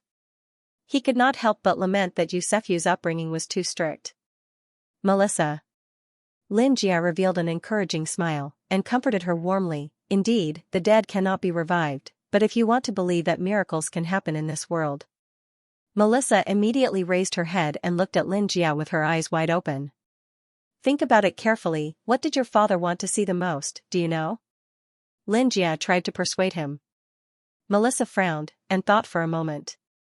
What father wanted to see the most, was definitely Wang Erda's head. I know. It's... Melissa immediately wanted to reply, but was interrupted by Xianxia, who spoke earnestly, what your father wants to see, is your growth. Melissa was startled. Perhaps when you're mature enough to be able to stand on your own, a miracle might happen. Xianxia said mysteriously. In order to deepen his credibility, he picked up the fragment left behind by the life witch that he had put aside. You know what? Melissa, the legend of the first witch. Xianxia suddenly changed the topic. The fragment in my hand is a relic left behind by the original witches from tens of thousands of years ago. It represents the flame of life. Archaeology was Xianxia's second profession. It was impossible for him not to like it. Xianxia loved these antiques. The magic of these antiques was that they had wandered around for thousands of years and finally fell into his hands. From a certain point of view, it was fate and also a miracle. Look, the relic left behind by someone tens of thousands of years ago, to be able to let you see it today, isn't that a miracle? Xianxia said with a serious face, this is a miracle of time, and also a gift from the world. It is like fate, it can never be predicted, but you must have hope in your heart, and wait for that day to come. Melissa opened her eyes wide. Miracle? The flame of life? Could it be the life witch? The first witch of the 4 original witches that fell? The witch that controls life and death and reincarnation, Boss Lin is actually playing with the fragment that seems to contain endless mysteries and power in his hands? Melissa swallowed her saliva. If the life witch is also being played by Boss Lin, then does it mean that the miracle that Boss Lin is talking about is using the power of the life witch to revive my father? But, the condition is my growth? Then how do I grow to be able to see the miracle that you were talking about? Melissa asked with some excitement. Xianxia blinked and said, you can only rely on yourself. As for growth, it depends on your performance. Just like this fragment, there are a total of 3 fragments, and now I have 2 in my hands. Maybe the entanglement of fate will bring the 3rd fragment to me. Similarly, one day, your father might appear in front of you again. So it's like this, when the 3 fragments reunite, it will be the day that my father returns. After hearing this, Melissa became excited and slightly relieved. Then she began to think about how she should perform to make Boss Lin satisfied. Seeing that Melissa was still very confused, Xianxia could not help but subconsciously want to promote the book. Although her father had just died, and promoting the book and earning money from others seemed very inhumane, but now seemed to be a good opportunity to promote. The heartless Xianxia turned around and took out a book from the bookstore. He wiped the dust off the book and revealed 4 words. Go back and read this book properly, maybe it will help you a lot. Xianxia said with a smile and handed the book over to Melissa. Melissa extended her trembling hand and took the book. On the book was written. Although this book is very simple, but it will be of great help to you. Most importantly, I believe that it will be able to calm your heart and let you understand your father's expectations and love for you. Melissa immediately wanted to open the book, but was stopped by Xianxia. I hope that you can read this book with a calm heart, the environment here is not suitable for that. Xianxia advised and looked out the door at the same time. If you continue to stay here, your father will be back after buying all the light bulbs for the new store. Melissa immediately closed the book. Sorry Boss Lin, I was ignorant and did not respect this book. It's fine, it's fine. Go, go. Xianxia waved his hand. Melissa immediately prepared to leave, but was stopped by Xianxia. Cough cough, Xinghui $37. Melissa was startled for a moment, then reacted, this is the necessary price. So she immediately took out $40 from her pocket and prepared to give it to Boss Lin, but immediately took it back. If Boss Lin says $37, then $37, any more than that would be disrespecting him. So Melissa took out her change and gave $37 to Xianxia. Xianxia smiled. Melissa hugged the book and left the bookstore. She was extremely excited. To be more accurate, every time she came to the bookstore, it was like fate was guiding her, and she would reap great rewards every time. Melissa understood, Boss Lin will revive my father, but he needs to see my performance. Since that was the case, she raised her hand and a red lotus-like flame blossomed in her palm. Let's start from inheriting my father's responsibility. Melissa returned to the mirrored tower. The mirrored tower had already informed her that she would take over her father's position.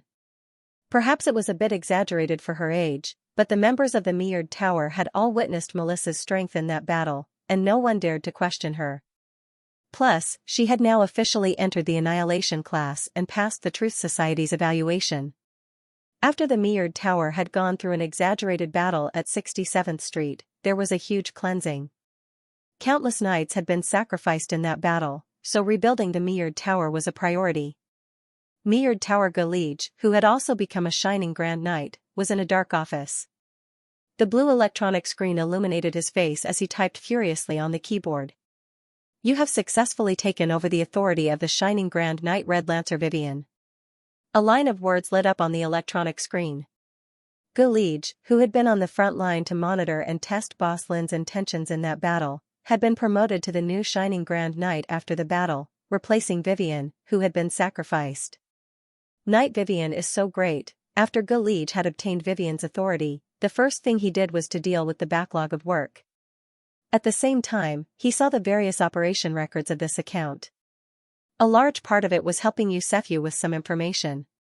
Vivian's power was not considered strong among the shining Grand Knights, but she was more charismatic and good at commanding.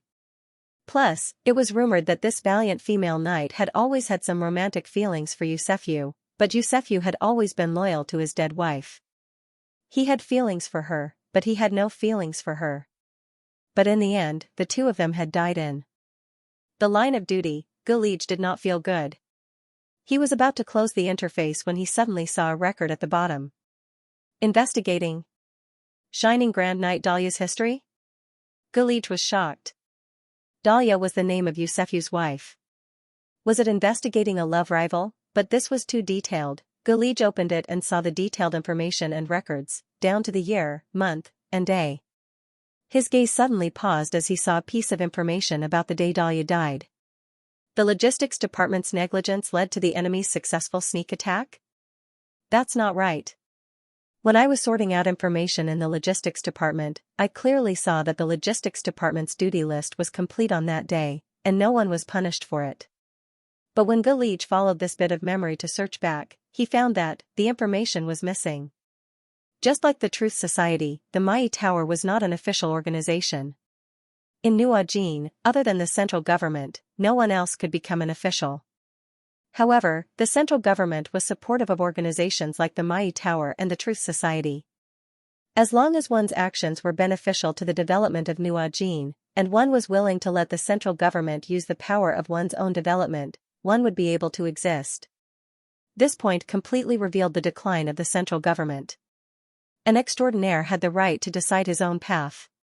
If one passed a purgatory test or was born into a noble family, one could work for the central government and protect Nuajin as an extraordinaire.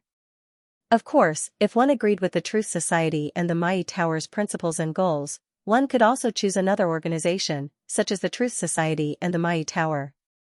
The Mai Tower was the largest organization other than the central government. The organization's internal and external goals were to promote the dedication of knights and protect their homeland, Nuajin. Galege was not born into a noble family. Legend had it that the central government's tests had not been carried out for hundreds of years. The central government had long been corrupted by the nobles. Therefore, the outstanding Galege had chosen the Mai Tower from the start. His goal was also the glorious and ancient name of a knight. Galege flipped through Vivian's information. At first, his gossipy nature caused him to want to know the relationship between Grand Knight Vivian and the Grand Knight of the Xianxia. He wanted to know the secrets of these characters' relationships. Then, he saw, missing data. The Mai Tower was officially recognized as the largest organization in Nuajin. They had many members and a huge system. Every day, every mission would be clearly recorded by someone. How could there be missing data? Remember this, http://m9bkuj. Furthermore, this was the duty list that he had organized before. Galege frowned in confusion. He leaned back on the soft leather sofa, but his nerves did not relax at all. Could it be that Grand Knight Vivian had also investigated the cause of Grand Knight Dahlia's death? Someone had purposely deleted the duty list from that time. Galege seemed to have touched the tip of the iceberg. A kind of stubbornness ignited in his heart. He recalled the duty list he had organized 10 years ago. He placed his hand on the keyboard, and the blue screen illuminated his face. As a Grand Knight, his authority was extremely high. He began to think about the contents of the documents he had sorted out at that time. I remember there was a member on duty in the postmortem department whose name was Reed. After finding the name Rueda, Galige immediately did a search, and a familiar and common face appeared on the screen. However, photos could die, and the column next to the photo said, sacrifice. Galige swallowed his saliva. The members of the post-production department should not be on the front line. How could they die so easily? Galige seized the clues and began to quickly search for the members of the logistics department who had died or left in the past 10 years. A total of 10 people died and 17 resigned. The members who had been sacrificed were all from 10 years ago. Galige's eyes widened, and he once again searched and simulated the duty list from that year. All of them were dead. The 10 members of the logistics department who had died had all participated in the mission where Dahlia had been sacrificed. That mission indicated that the reason for Dahlia's death was a lack of personnel in the logistics department, but none of the 10 members on duty in the postmortem department were absent. For a moment, Galige's fingertips that were touching the keyboard began to tremble. This was definitely not a coincidence. Someone was behind this. Among the 10 members of the logistics department, there was another characteristic. Those who had family members were considered to have sacrificed themselves and were given compensation. Those who did not have family members were considered to have died an unnatural death. Galige caught the cause of death of these 10 members and wanted to investigate further. However, he realized that there was a serious lack of information. There was no doctor's certificate for the member who had died of lung cancer, and there was no record of the patient's admission to the hospital. These 10 people had been killed by someone, and they were all knights of the Mai Tower with a heart of justice. No one would kill them. There was probably only one reason. Galige moved his mouse over the identification photo of a red-haired woman, glorious Grand Knight Dahlia. The enemy could only appear within the Mai Tower. This meant that Dahlia knew some secret, or had a reason to die. In order for her to die a perfect death, she had even killed 10 knights from the logistics department. Galige's hands went limp. Someone could actually kill a glorious Grand Knight in the Mai Tower without anyone knowing. Wait, my investigation would be recorded every time, just like how Grand Knight Vivian's investigation would also be recorded. Then, would my actions be discovered as well? *T, Galige thought to himself. He was about to shut down his computer and go home to think of a solution. Dong dong, suddenly, 3 knocks sounded from outside the door. Galige instantly had goosebumps. He looked at the time. The clock on his desk showed that it was 4:30 in the morning. It was not yet the working hours of the Mai Tower. He who had reached panic level slowly stood up and quickly typed a few words on the keyboard to the other undefeatable Holy Flame Knight, Melissa. As expected, the message was intercepted. These guys are too fast, aren't they? No wonder no one discovered the cause of Grand Knight Dahlia's death after so many years. Galige frowned and stood up from his chair. He walked to the door and opened it. A man with thinning hair stood at the door. He was half a head taller than Galige. Galige glanced at the badge on his chest. It was engraved with the image of a restrained man.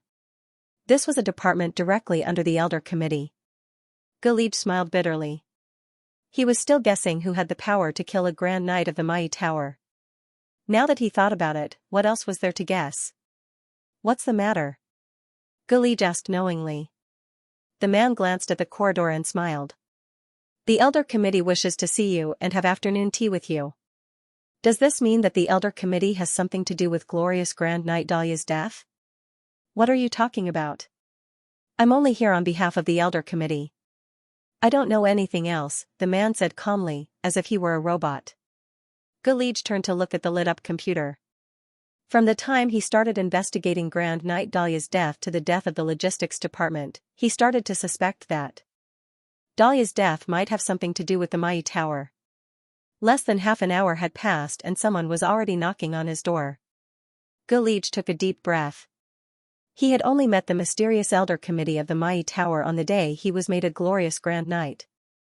He had never seen them again. How he wished that he was invited this time because they wanted to tell him that this was a misunderstanding and that there was a reasonable reason for Dahlia's death. Maria habitually pulled the front of her white coat. When she caught the air with her hand, she remembered that she didn't wear the white coat for office and experiment today, but an ordinary casual dress. She spent almost most of her life in the laboratory. For her, she rarely wore clothes other than a white coat. She devoted almost her life to the Truth Society, but today she was going to see a special person. Maria stroked the stone tablet fragment in her pocket and could feel the strong breath of life in it. As a mortal, Maria, who had encountered bottlenecks for a long time, was eager to break through herself. Finally, she chose to go to the lower city to gain experience. Finally, she withstood the pollution there, made a breakthrough, and obtained this fragment of the life witch. This was all her capital and courage. Relying on this fragment, she survived in the deep lower city full of pollution. Maria pushed up her glasses, and her long black hair flowed behind her like a waterfall. In front of her was Street 23. Her hands were in the pockets of her gray windbreaker, and she looked at the old bookstore that didn't even have a sign. The boss was sitting at the counter talking to a girl. According to the information, this girl should be the assistant of the owner of the bookstore, and also another leader of the Sun God religion. Boss Lin, the new store is ready. I can officially go there today. Moan said. Xianxia nodded, told her a few things, and told her to be careful on the road. Maria stood at the door and only heard the end of such a conversation. The first website was m9bkuj.com, it sounded normal. But according to the information, the branch was occupied by a large number of senior followers of the Sun God religion on the first day it opened. It was very bad. Moan finally nodded and walked out of the bookstore. The moment she turned around, her calm eyes looked at Maria, and Maria subconsciously met her gaze. At that moment, Maria's body stiffened, as if she saw an ancient dark night sky. Until Moan completely passed by her, she still stood still and didn't dare to move. The fragment in her palm exuded a warning heat. Is there something you like? Since you're already here, why don't you come in and have a look? You seem to have been standing at the door for a long time. Xianxia just came to close the door, but he didn't expect to see someone standing outside. Since you're in front of my shop, you're my guest. Adhering to this principle, Xianxia revealed a businesslike smile and opened the door wider. Maria's stiff body relaxed. Her original confidence and aura were scattered by Moan's warning, weakening her for no reason. To be able to take this level of power for his own use, this bookstore owner was perhaps a little stronger than she had imagined. However, Maria had never been afraid of strength and terror. On the contrary, she was brave in challenges. She had been like that when she went to the lower city district, and she had been like that when she came to the bookstore today. As the president of the Truth Society and as Hood's relative, there were some things that she had to clarify. Maria stepped forward and stood in front of the owner of the bookstore. Hello madam, what kind of books would you like to buy? Xianxia said with a smile. Maria raised her head slightly and looked around the bookstore. I'm a member of the Truth Society. I heard that Boss Lin of this bookstore is very knowledgeable, so I've come to pay you a visit. Maria took a deep breath and said with a smile. Xianxia couldn't help but lean back. There were really more and more members of the Truth Society coming to the bookstore. He didn't know who was promoting him and praising him like this. They really had good taste. It could only be Andrew. I only inspired him to do some research on alchemy, that's all. As for that, I hope there's more. Xianxia waved his hand and said modestly, I've only read a few more books. How can you say that I'm knowledgeable? Boss Lin, you're too modest. Maria put on a fake smile, but her eyes turned cold. It's my nephew, Hood, who told me. He said that after being educated by you, he changed completely. The mutation and power in Hood's body were too similar to the pollution in the lower city district. This Xianxia must be related to the lower city district. Xianxia smiled and said modestly, it's your nephew's intelligence. I only gave him some simple advice, and he already had an amazing change. He's very talented. He thought to himself, so this is Hood's aunt, the president of the Truth Society who's in seclusion. This time, he probably wasn't here to denounce him. First, he praised Huda. Anyway, Huda was now one of them. He didn't care about the matter of him stealing from the shop. So, he decided to let the matter of him being tied up and beaten up by him go. he said. Hood's progress in the past 6 months is very obvious. I think it has something to do with him falling in love with reading. Are you also interested in the books he's reading? Why don't you buy one and have a look? I didn't come here to buy a book. Maria subconsciously looked up at the bookshelf behind the bookstore owner as she spoke. It was like an endless vortex, making Maria feel a tremor from her soul. This was the bookstore owner's trick. It was probably to give books to the chosen people. The books contained a huge amount of power, and the chosen people couldn't suppress their desire for power and accepted the books. However, the moment they accepted the books, they would be swallowed by the books and become the bookstore owner's chosen one. It was a trap for the willing to take the bait. It was really clever. She quickly turned her head back, lest her will be tempted. It seemed that the verbal confrontation couldn't continue. Maria subconsciously tightened her pockets. It was time to let him know who was protecting him. Is there anything else? Xianxia asked doubtfully. Maria raised the corner of her mouth and slowly took out the fragment from her pocket. You probably know this thing, right? Maria's eyes flickered. In her mind, she had already foreseen Xianxia losing his calm and turning pale with fright after seeing the beacon belonging to the Life Witch. After all, the Life Witch was his natural enemy. If he really came from the lower city district, then the flame ignited in the darkness was the light that could dispel pollution. Maria slowly awakened the fragment and poured power into it. The power resonated like a heartbeat and gradually stirred up, making her more and more excited. Xianxia blinked and saw the very familiar fragment. His smile froze. Maria snorted coldly in her heart. She felt very happy when she saw Xianxia's mask-like fake smile break. It's actually this. Xianxia was stunned, and then the corner of his mouth twitched. What a coincidence. Yesterday, I was telling the customer that, like a miracle of fate, this third fragment would come to me one day. Maria opened her eyes wide and looked at Xianxia in disbelief. He reached out and took out 2 boxes from under the counter and opened them. Then, like mass production, the 2 fragments were reflected in front of Maria's eyes. How could it be? He had the treasure that she almost paid the price of her life to get? Moreover, this was the mortal enemy of pollution. If it was the existence of the lower city district, it should be afraid of it. Maria felt the world spinning in front of her eyes, but the fragment in front of her was indeed the real thing. It contained the vigorous power of the Life Witch. The heartbeat-like agitation became faster and faster, making Maria's heart beat faster and faster. She even felt a little uncomfortable. It was a gift from the customer. Xianxia played with the 2 fragments and said, speaking of which, I've been studying these 2 fragments for the past few days, and I've indeed made some progress. It seems that you're also here to discuss the matter of the fragments. It seems that you're both a scholar and an archaeological enthusiast? Xianxia smiled. Look, this fragment was sent by the people of the Church of Plague. Oh, by the way, do you know the Church of Plague? Xianxia seemed to have thought of something. They're a church in the lower city district. They also came to ask me about these fragments, and they wanted me to go over and give them a lecture. They even said something about using the power of the entire church to find this last fragment. But look, this last fragment came just like that. That's why I say, fate is too wonderful for words. Hey, customer, what's wrong? Xianxia looked at Maria in surprise. His pupils constricted, and he covered his mouth as if he had thought of something terrifying. I'm fine. Maria shook her head with difficulty and pretended to be calm. Even though it had been a few months since she left the lower city district, the cruelty and darkness of the Church of Plague and the residents of the lower city district still made her feel nauseous just thinking about it. Those people lived underground that never saw the light of day.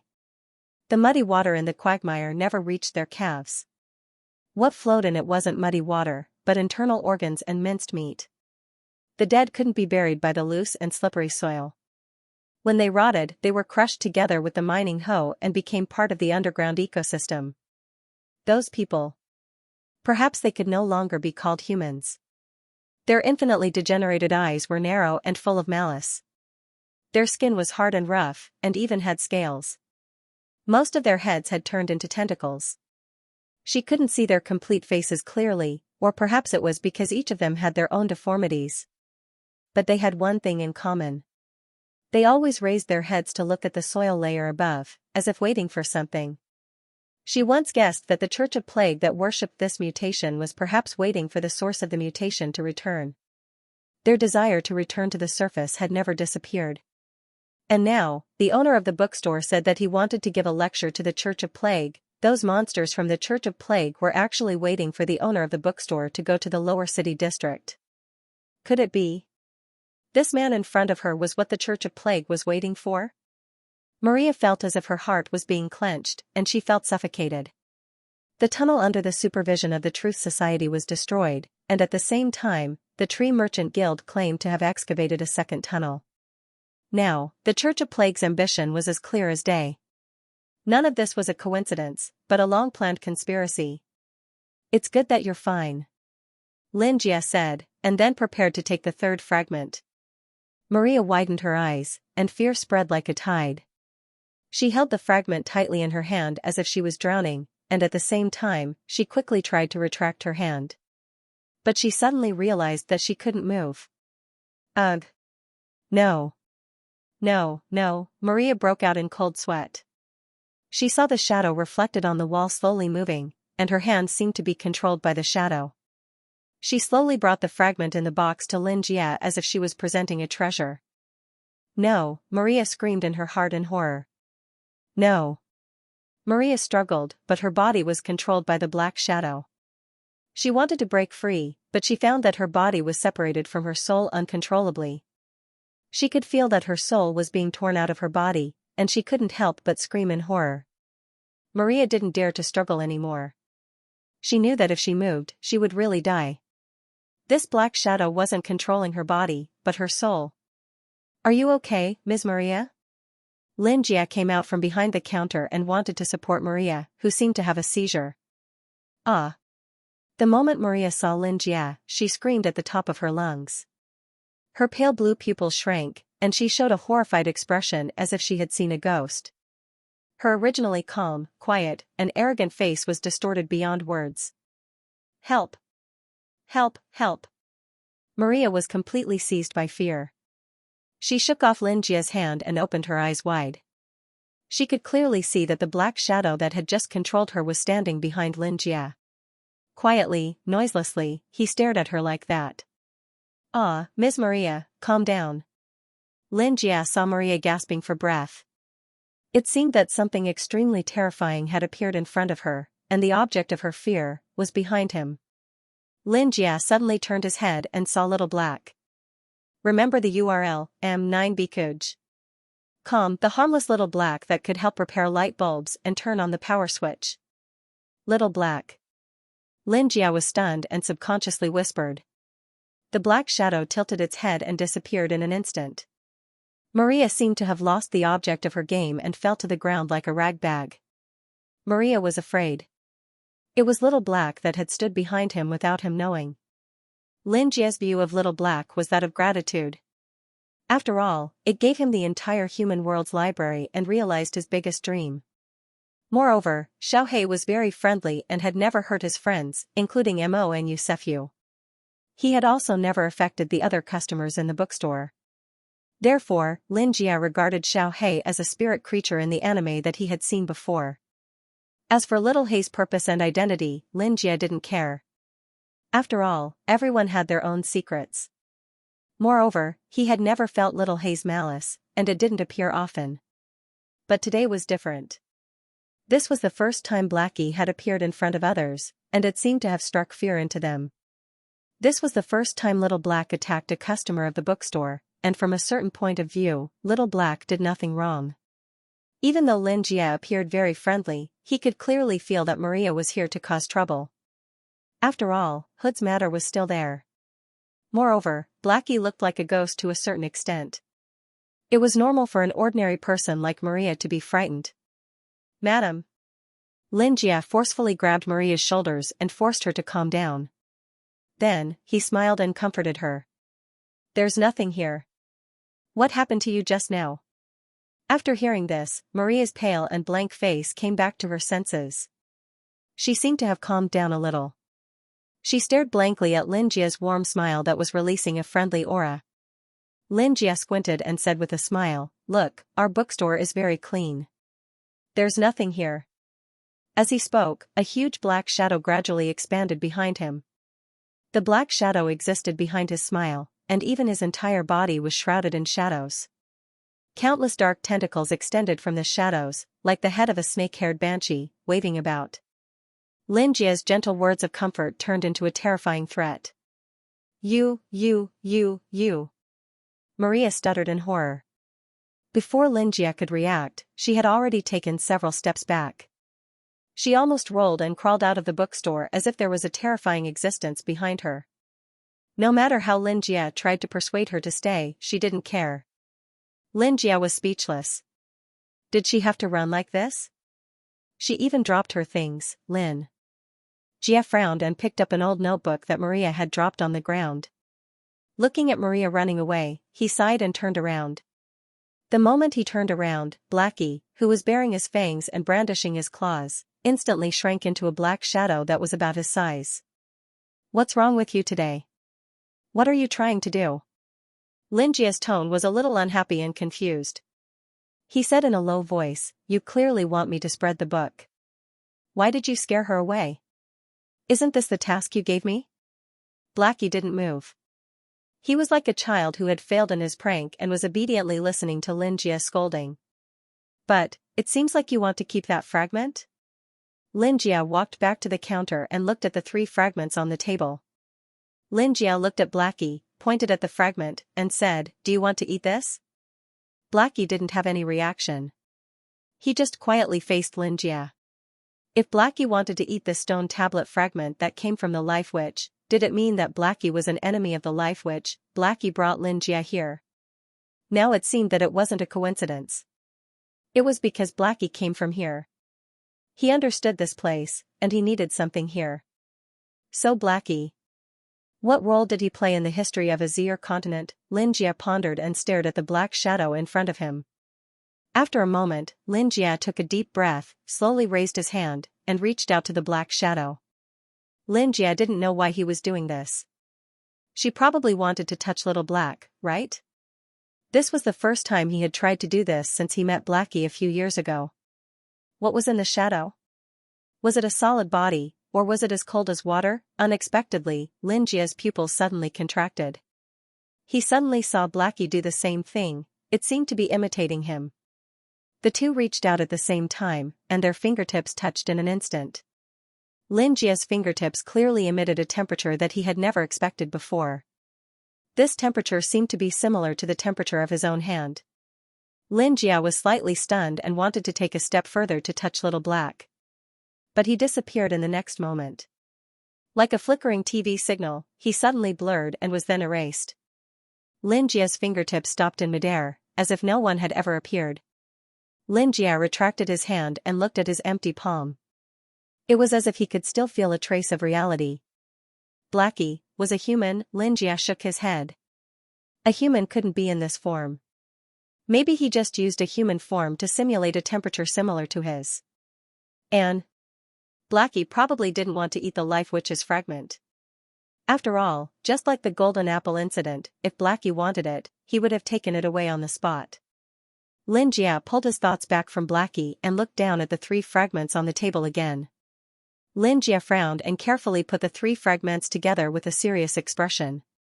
As Lin Jie expected, the 3 fragments were perfectly put together, as if they had never been broken.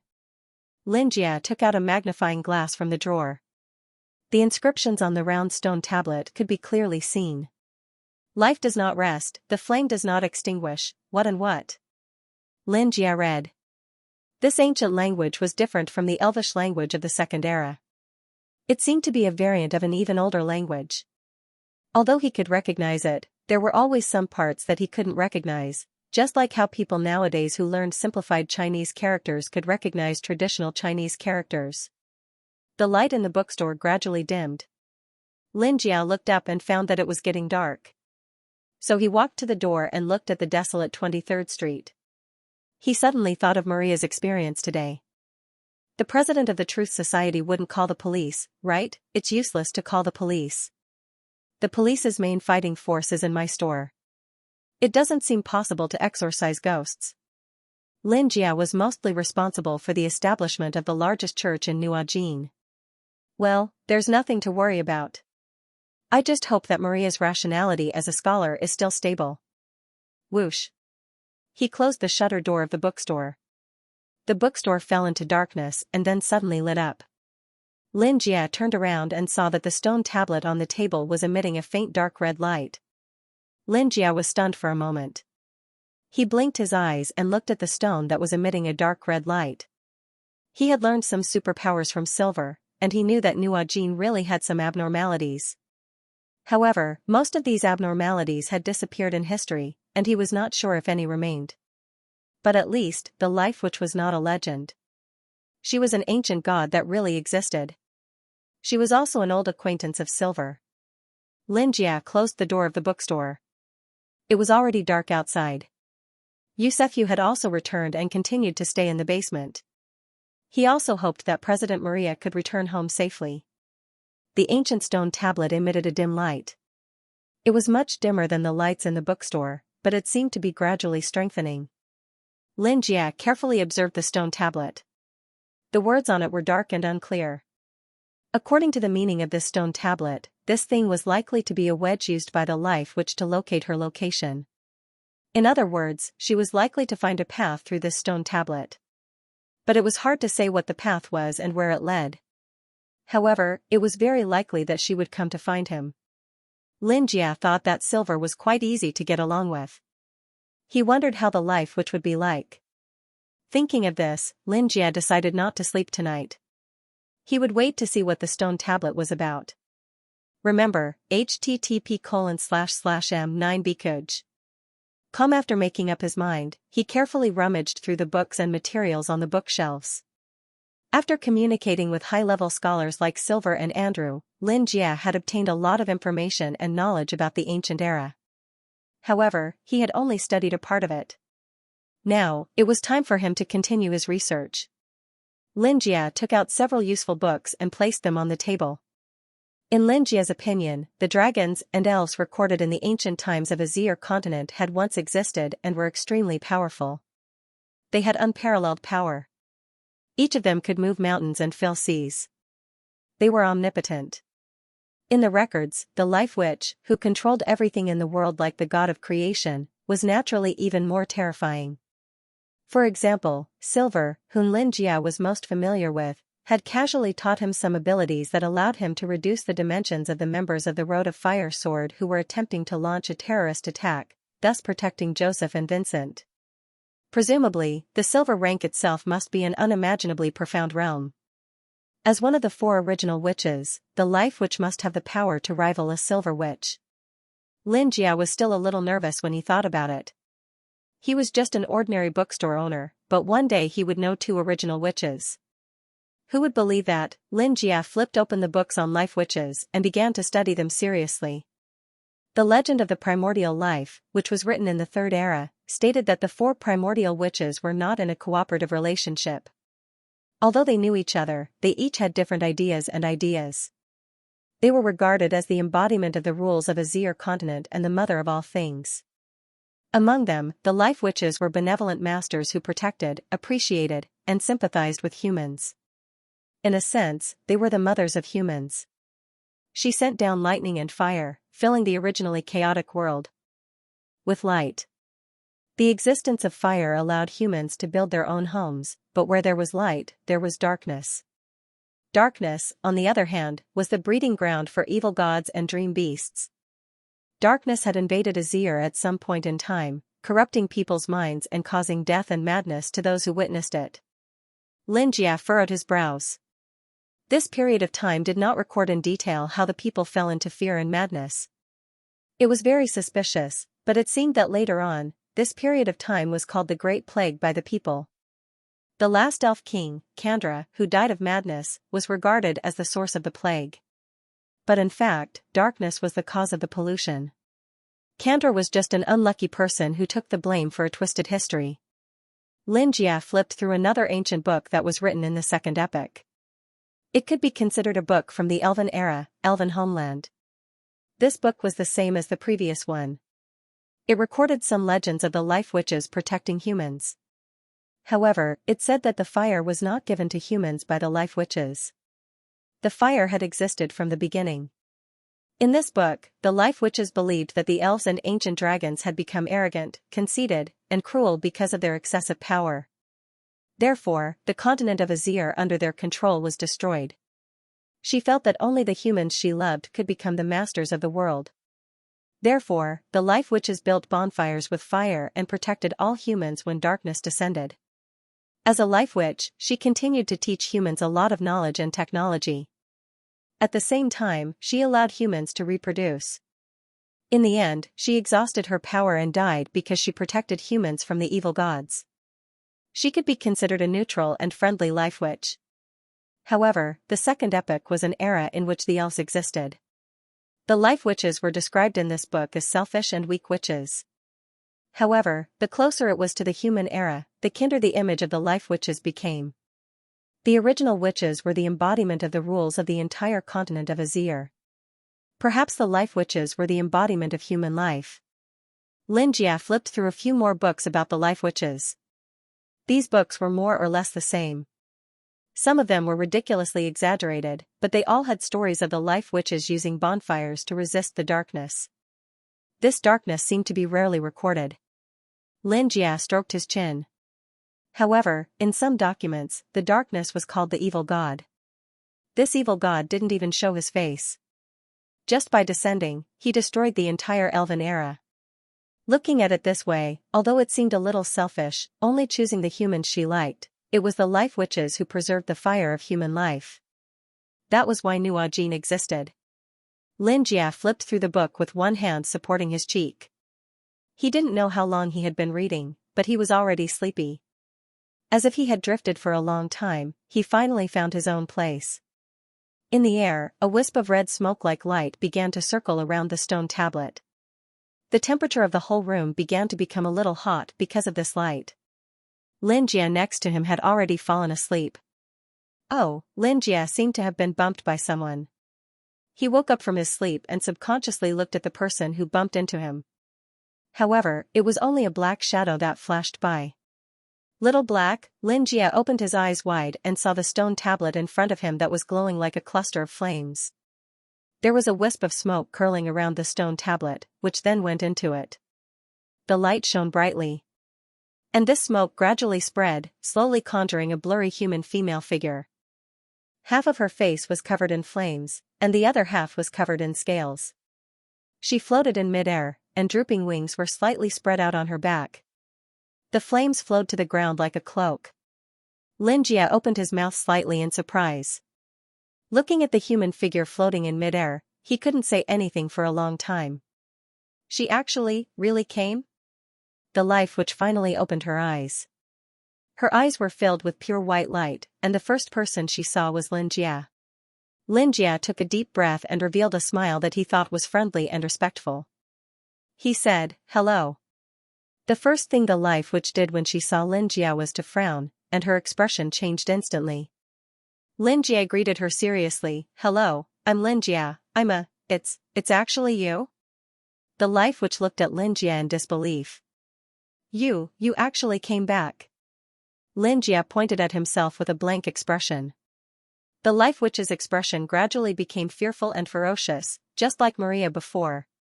So that's how it is," Xianxia frowned and said strangely, "Did you recognize the wrong person? Did you mistake me for someone else?" Xianxia asked doubtfully. Xianxia had already seen a witch as powerful as Silver, so he wasn't nervous when encountering an existence of the same level. Although he was only the owner of a bookstore, Xianxia was someone who had seen the world. He had stopped the terrorist attack at the Path of Fire Sword and helped establish the Sun God sect, which was one of the best in the world. There was even a big shot from the former police station in the store. Therefore, in the face of the life witch's somewhat unfriendly attitude, Xianxia didn't panic, but he was a little surprised. "Mistake me for someone else?" The life witch narrowed her eyes slightly. The situation was a little different from what she had imagined. Xianxia looked at the life witch who was becoming more and more dangerous and fierce. He felt that not all witches were as beautiful and kind as Silver. However, the life witch only had half a human face. The other half was full of scales, and her body was almost made of flames. These flames flowed on her body like magma, emitting a high temperature like a cloak, as if it could burn the surrounding bookshelves at any time. She looked very scary, didn't she? Yes. Xianxia nodded cautiously. You've mistaken me for someone else. The life witch was a little hesitant. The person in front of her did seem to be a human. From the aura, although it was mixed with an evil and disgusting smell, the essence seemed to be. She looked around. The endless bookshelves were filled with eternal and familiar darkness. The entire bookstore seemed to be an endless black hole. The first website was M9 Bikuj. Come no. He was speaking a flowery speech. 1,000 years ago, she was swallowed by the darkness and fell. She thought that she could escape and leave the coordinates, waiting for the instructions of fate to revive. However, she didn't expect that today, 1,000 years later, she would be revived in the stomach of an evil god. Xianxia saw that the life witch didn't speak anymore. She seemed to have calmed down and could talk. Xianxia cleared his throat and said, "My name is Xianxia. I'm an ordinary bookstore owner, but I was lucky enough to come in contact with Silver and learned a lot from her. You should know her, right?" Xianxia kept talking about his identity, but the life witch seemed to see through his current identity and into a darker place behind him. His shadow continued to expand as he rambled on. In the end, it was an endless dark hole. It was not a terrifying monster, nor was it a powerful force. It was just pure darkness. This darkness seemed to be able to devour everything. The universe, the starry sky, all things, all life, would be devoured by it. And this was what the life witch feared the most. Her face was already half human, half beast, and now, in the flames, her entire face was distorted. The life witch closed her eyes, and her fiery red eyes were covered. She hoped to resist this powerful and terrifying fear by sinking herself into the darkness she had created. That's why. Xianxia earnestly explained his identity, but he saw the life witch close her eyes. Xianxia frowned. Only then did he realize that the life witch was not listening to him at all. Moreover, because the flames on her body were burning fiercely, they were gradually spreading. Xianxia's first concern was the books on the bookshelf next to him. A trace of anger surged in his heart, but he still politely said, "Wait, can you restrain your flames?" In the past and now, he could tolerate people being rude to him, and he could also forgive people acting rashly. However, if someone wanted to destroy his books, then he would really be angry. The life witch closed her eyes tightly and said in a low voice, "I'll never mistake you for anyone. I was born to be your enemy. If you want me to extinguish this flame of my own accord, don't even think about it." She did not know how many years had passed. She had once set up a bonfire to illuminate a part of the world. In the endless darkness, if she was not careful, she would be devoured. She kept countless humans as pets just for a sense of security. Whether it's the past or the present, I will continue to light this flame. This flame will burn brighter and brighter until it burns all of your evil lair. She suddenly opened her eyes, and the flames spread out like wings. They turned into monstrous flames that engulfed everything and rushed towards Xianxia.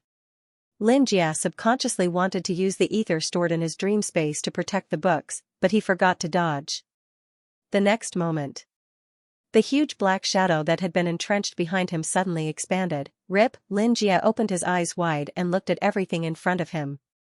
His shadow turned into a mysterious black mass that gradually began to twist and transform into numerous tentacles.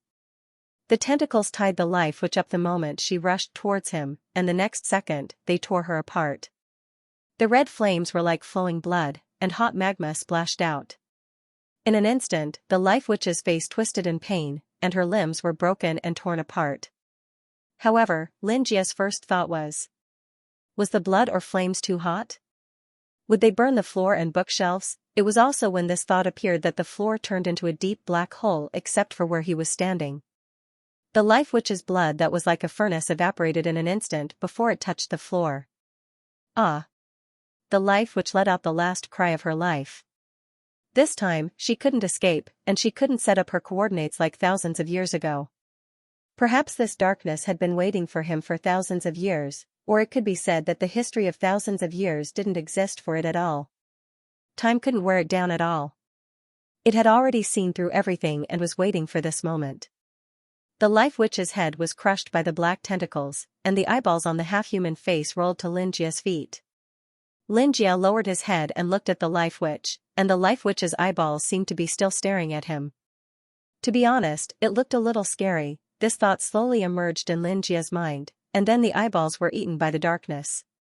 In the blink of an eye, the Life Witch was completely devoured, and the fire of life that had protected the continuation of human reproduction from ancient times was completely extinguished. After eating the Life Witch, the expanding darkness began to shrink slowly, and turned into a humanoid shadow that stood in front of Xianxia. Xianxia looked around. It was as if nothing had happened, and even the book on the counter hadn't changed at all. "Little Black, you ate the life?" Xianxia smacked his lips and asked with a little surprise. Little Black didn't answer, but just looked at Xianxia like a ghost, but Xianxia already knew the answer. Maybe the Life Witch didn't recognize the wrong person, but the person she was afraid of wasn't Xianxia, but Little Black behind Xianxia. If that was the case, then the Life Witch was indeed wronged. Moreover, the reason Little Black took the life coordinates was that he really wanted to eat the Life Witch. He didn't eat the stone tablet directly because he wanted to be fresh. In the legends of the Life Witches, there had always been stories of using bonfires to resist the darkness, and that darkness might be the evil god that destroyed the ancient elven kingdom and made all creatures fall into madness. Could it be that Little Black was that evil god? Xianxia's face suddenly became a little complicated. But Little Black had never harmed him, and even helped him achieve many small things that could have been ignored. From the time he transmigrated to the present, he had always been on Xianxia's side, and just now too, Xianxia looked at Little Black. He wanted to ask him if he was a bad person, but he felt that his question was a little naive. Maybe there was no justice and evil in this world. Xianxia thought that he was kind. From the time he was born until now, he had helped countless people, and he wasn't inferior to Vincent in the slightest. Every customer who came to this bookstore, no matter if they were down and out or poor, he would do his best to enlighten them and save them. Xianxia was a good person, and no one who knew him would refute this. But the Life Witch just attacked him indiscriminately, and wanted to kill him. Who was right and who was wrong? He looked at the round wedge again. It had lost its light and turned into an ordinary broken stone. If it wasn't for Little Black, he would have died. "Thank you, Little Black, for saving me just now." A burst of urgent footsteps interrupted the tranquility of mansion number 72 in the Central District. The maid went upstairs and gently pushed open the master's room. The master hadn't gone out for 3 days. If this continued, she would be starving, right? "Miss Maria?" The maid opened the door and saw the person who was curled up in bed. Since her master, President Maria, came back from the slums, she rushed home crying as if she had seen a ghost. She locked herself in the house and didn't go out for 3 days. As a scientific research family, Maria inherited her parents' business and became the president of the Truth Society through her own efforts. The maid who had watched her grow up saw Maria so frightened for the first time. The maid plucked up her courage and walked to the bed. She saw that the person under the quilt was like a little girl, trembling nonstop. The maid lifted the quilt, and Maria screamed like a frightened bird. Her face was pale, her eyes were red and swollen, and her hands and feet were cold. In just 3 days, she seemed to have lost weight. "Miss Maria?" The maid slightly opened her mouth and was frightened by her condition. Maria was trembling, and her eyes were empty. Although she maintained herself, she had lost her mind forever. "Miss, what's wrong with you?" The maid asked anxiously. "Remember the URL, M9 Bikuj. Calm life has come to an end. The goddess who protected human life and reproduction has completely disappeared." She choked and said. The Life Witch had saved her several times in the lower city district, and she had almost become the vessel of the Life Witch. Now that she had fallen, she could clearly feel it. The Life Witch was the embodiment of the rules of human life in the entire Asia continent. As the rule of reproduction and survival, her fall meant that human beings were like a piece of paper that could be torn at any time. Maria, who had completely accepted this fact, had lost her mind forever. Brian Heathley took out an exquisite pocket watch from his high-end custom-made suit and stared at it until the hands turned to 10 o'clock. He put away the pocket watch and looked out of the window. The outside of the car was shaking as if it was floating in water. The greenery was neat, and there were high-end shops on both sides of the street. Most of the people here had been doing business for generations. Under the control of the central government, Nuajin is really great. Brian suddenly sighed and turned to look at the well-dressed driver sitting in the front row. "That's right, master," the driver quickly replied. "Yeah, there isn't even a single poor person in Nuajin." Brian continued to sigh. "Just by looking at such a happy and prosperous Nuajin, I feel that my hard work and efforts have not been in vain." "Master, you're really kind." Of course, this was the central district. How could there be poor people here? The driver complained in his heart, but of course, he didn't dare to say it out loud. The old man in front of him wasn't a simple person. "Indeed, I'm too soft-hearted to see the poor." Brian sighed. He was actually one of the heads of the Judiciary Bureau that controlled the entire Nuajin. He was the most respected person in Nuajin. The so-called Adjudicating Bureau was the central authority that controlled Nuajin. They had inherited their positions from generation to generation. Their ancestors were the 12 great men who created Nuajin. As the descendant of the great men, Brian Heathley also became a member of the Adjudicating Bureau by virtue of his own excellence. Although his position wasn't very high, otherwise, he wouldn't have been sent to inquire about the bookstore owner's branch. Half a month ago, the Adjudicating Bureau gathered under the inverted tree thousands of meters below the Central Park. In the end, they came to two conclusions. One was to wait for the Road of Fire Sword to make a move against Xianxia. The second was to inquire about the purpose of Xianxia's branch.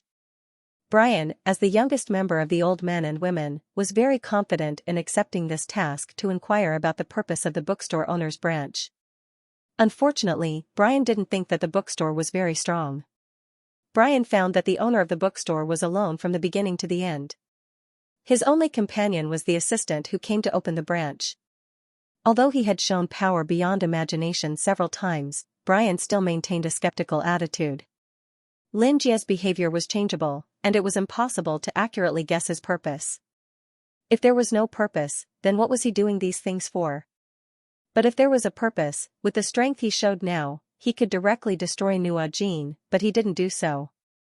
Instead, he kept distributing his power, opening branches, and developing his own forces. A real powerhouse disdained to cooperate with ants. If Xianxia could surpass the strength of the tree witch, he would have already made a move. Therefore, Brian took the initiative to inquire about the purpose of Xianxia's branch. If this matter is done, then he can undoubtedly quickly become the central figure of the Adjudicating Bureau. "Master, we're here." The driver parked the car in Area A, number 48. The original Fred family mansion was completely renovated, and the wide door was too luxurious for a bookstore. Brian got out of the car and could see that there was only a delicate girl in this big bookstore. Brian remembered that this girl used to be an android of the Truth Society, but now she has been transformed into a real girl by Xianxia. Her strength is difficult to judge. "Welcome." Before Brian had fully entered, Moan had already bowed to him like a robot. The branch had just opened, and Brian was the first customer. From a certain point of view, he was the first person to be tested by Boss Lin. Brian leaned on his cane and walked to the front of the bookstore counter with a smile. "Hello, miss, your bookstore is really luxurious." Brian said with a smile, "This kind of decent bookstore is really suitable for the atmosphere of the central district." Moan didn't answer and looked at him as if he was looking at an ant. Brian had never been looked at like this before. He wanted to refute, but he was suppressed by Moan's gaze to the point that he couldn't breathe. Moan's bookstore was not like Xianxia's inexhaustible books, but the books were personally selected by Boss Lin. Moan and Vincent agreed that this was Boss Lin's trust in them. Hence, they figured out the general content of each book but didn't read them. After all, if they were really allowed to read, even Moan and Vincent would fall into a frenzy. "Since you've walked into this bookstore, are you ready for the trial?" Moan's dark eyes reflected a bright light, like the stars in the night sky. "What? Trial?" Brian looked at Moan in confusion. This was different from what he had expected. According to the information in the Central District, the bookstore owner would first show off when selling books, and then pretend to be a bookstore owner. He wouldn't do anything to ordinary people, and he didn't like people mentioning his powerful identity, nor would he easily show his divine power. Brian wanted to use this conversation to find out the identity of the bookstore owner. But this young girl had actually used her powerful extraordinaire status to firmly suppress him the moment he came in. The girl in white had already turned and walked to the dark bookshelf. She picked out a book from it and held it in front of Brian as if it was a treasure. Moan stroked his hair and tucked it behind his ears, looking a little demure. If the book in her hand was ignored, the book with the smooth cover, it looked like a human skin book? Brian's eyes widened slightly. Maybe letting you really appreciate Boss Lin's works can change you a little. Moan tilted his head slightly, and the corners of his mouth curled up slightly because of Boss Lin's book. The girl in white raised the corner of her mouth, and her dark pupils were like an abyss. Mon didn't have Boss Lin's idea of enlightening people or thinking of ways to sell books to make money. Her task was to spread the book so that anyone could read it. If they didn't fall into madness, this person would be chosen by Boss Lin. But if the person went crazy, he or she wouldn't be qualified to be Boss Lin's chosen one and needed to be eliminated as soon as possible. After all, extra people would always waste a lot of resources and even affect the final situation. Brian trembled as he looked at the girl in white's smile. Why didn't you follow the routine? Didn't you say a long speech first? Why was she so straightforward? Thank you, Miss Assistant, Brian said with a stiff smile. Then I'll buy this book. I'll read it when I go back. Go back? Moan's smile disappeared immediately. She tilted her head, looking very cute, but also full of unseen horror. You can go back, Moan said indifferently. But I suggest you read it now. After all, if this book doesn't suit you, I may be able to change it for you. It's not so difficult. Brian's mouth twitched slightly. He didn't dare to read the book at all. His talent was average, but before he came, he had asked several light wizards in his family to give him a hint so that he could resist the temptation of the power in the book. Now, Brian didn't want to read the book at all. His purpose was to get the book and use it for experiments. So you'd better read it here, Moan concluded. No, I'd better go back. I'm afraid I'll hinder your business here, Brian said quickly. 1 second to remember http://m9bkuj. Calm. After hearing this, Moan was slightly stunned. After a moment, she replied, No, but if you can't read the book, I need to take it back. You'd better read it here. Otherwise, it'll waste my time. Waste my time? Miss Assistant, you must be joking, Brian said, pretending to be deaf. I'm giving you time to collect your corpse. Moan's expressionless words directly made Brian speechless. After all, I have to take the book back. Brian swallowed his saliva. Just looking at Moan made him feel a great deal of pressure. It was a feeling he didn't dare to feel before. Brian was a member of the adjudicator department. Although his position was low, he was at least an annihilation class superhuman. Before he came, he had received hints from a few light wizards. But now, he was completely suppressed by Moan.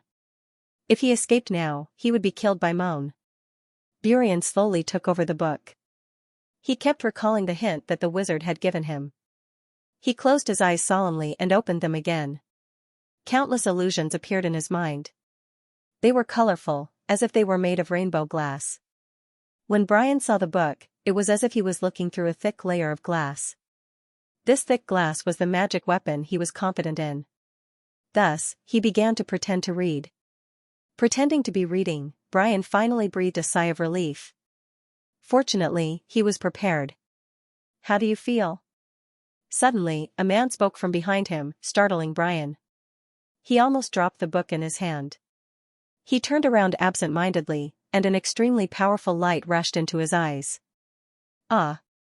Brian screamed and fell to the ground. The person who spoke just looked down at him and ignored him. Miss Moan, are you the new person to accept the trial? Vincent looked down at Brian, who had fallen to the ground. Moan nodded gently. Mr. Vincent, you came a little suddenly. I was passing by when I was preaching, so I came to pay my respects to you, Vincent said politely. Moan nodded and looked at Brian on the ground. Boss Lin's plan is already completed. This man is just a pawn of the central hub to test Boss Lin's oracle. You are indeed worthy of your reputation. You can see it at a glance, Vincent said with sincere admiration. Moan walked out from behind the counter. Due to the hint from the light wizards, Brian's eyes had turned into the existence of rainbow light. When he didn't want to look at the book, he would automatically distort the light from the sun and reflect it into his eyes, turning it into a rainbow light. However, he didn't expect Vincent, who had almost turned into a solar fireball, to suddenly appear. Vincent, who was protected by the power of the sun, directly destroyed his eyes. His eyeballs exploded, and now there were only 2 holes on his face. He kept shouting himself hoarse on the ground. Moan squatted beside him and smiled at Brian, who was on the ground. Brian slowly calmed down. Just by standing beside him, one could feel the peace of the night. Brian, who was struggling, gradually calmed down. Moan raised his hand and gently wiped his eyes. It was like the gentle moonlight had healed Brian's eyes. Brian slowly opened his eyes. It was as if he saw the moon at that moment. It was a full moon that existed in the endless starry sky. On the moon was Moan's smiling face. Get up, Moan said calmly. Brian was helped to his seat by Moan, who was in a daze. This is... Vincent frowned. He couldn't help but wonder why Moan did this. Boss Lin's purpose was to eliminate all the weak humans who couldn't be chosen. This Brian in front of him couldn't even look him in the eye, let alone become the person chosen by Boss Lin. He's from the Central Hub. The Central Hub wants to find out Boss Lin's strength and purpose, so we'll use them. Moan smiled and looked at the listless Brian. He continued to put the book in front of Brian. They actually gave him this book?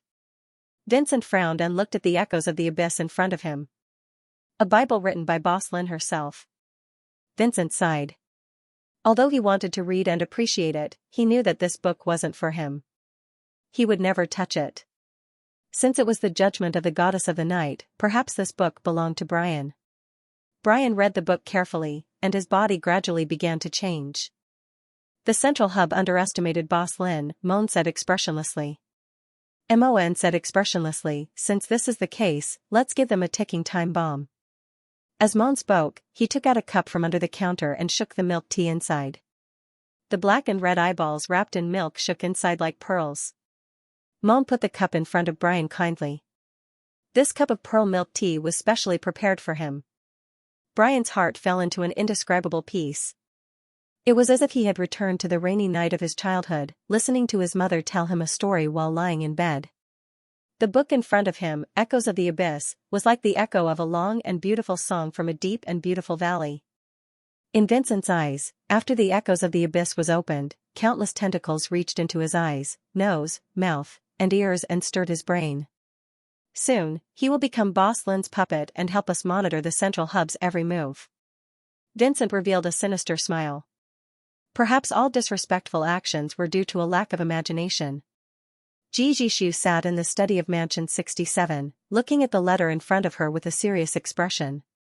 Her father, Jijishu, sat opposite her and tasted a red wine from his hometown in the north. He then turned to look at Jijishu.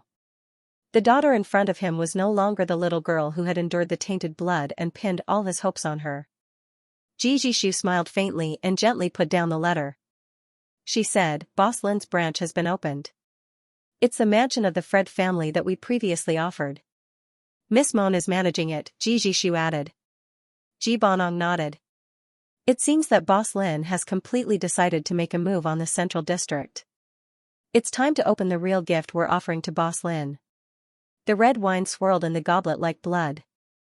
It was dark red and thick, and in the deepest part of the whirlpool, there was a distorted reflection of Ji Bonong. He looked down at the red wine and understood. The purpose of opening a branch in the Central District was obvious. Ji Bonong felt that if he didn't make a move now, he would completely fail to live up to Boss Lin's trust. I was still thinking about how to completely get rid of the Adjudicator Bureau spies when I reformed the nobles in the Central District. It seems that Boss Lin is helping us again. Jijishu smiled and put the letter that represented the current situation of all the nobles into the fireplace. The burning flames were like a witch with fangs and claws, swallowing everything. Jijishu had used her mind parasites at the auction and had successfully parasitized everyone. She was actually very worried about whether the Adjudicator Bureau would find out. To be precise, it was only a matter of time before they found out. She had to act as soon as possible. Remember the website, M9Bkuj. Com Seger family, Paraki family, Oldway family, Ludwig family, Hanno family, Stewart family. Jibonong muttered silently as if he was counting something. These families were the core existences that controlled the entire central district, but all the family heads were controlled by Jijishu. These families are already under my control. As long as I give the order, the spirit lurking in their minds will completely control them. It's been a week since the auction ended. Those controlled parasite matriarchs have spread my spiritual tentacles far enough. When they returned home, they hugged their families and spread like a virus. As long as they talked, the memes in their bodies would spread further. As Jijishu spoke, she began to organize the information in her hands. I originally wanted to continue brewing for a while, but now that Boss Lin is here, we don't need to wait any longer. Jibonong looked at the spinning red wine glass and said, we still need some. We have to find an opportunity before we can make a move. A few days ago, the Truth Society's tunnel to downtown was destroyed. That's a good reason. Without the mines in downtown, we can't do business.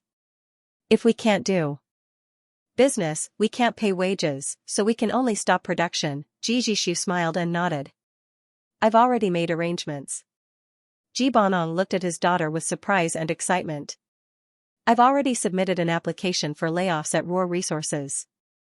It's been approved by the Arbitration Bureau. Those brainless bastards definitely don't know how important a job at Roar Resources is to a poor family. Now, they can't even afford to eat bread, Jijishu said. Jibonong couldn't help but laugh. They'll probably ask why they can't eat steak if they can't afford bread. The father and daughter looked at each other and smiled.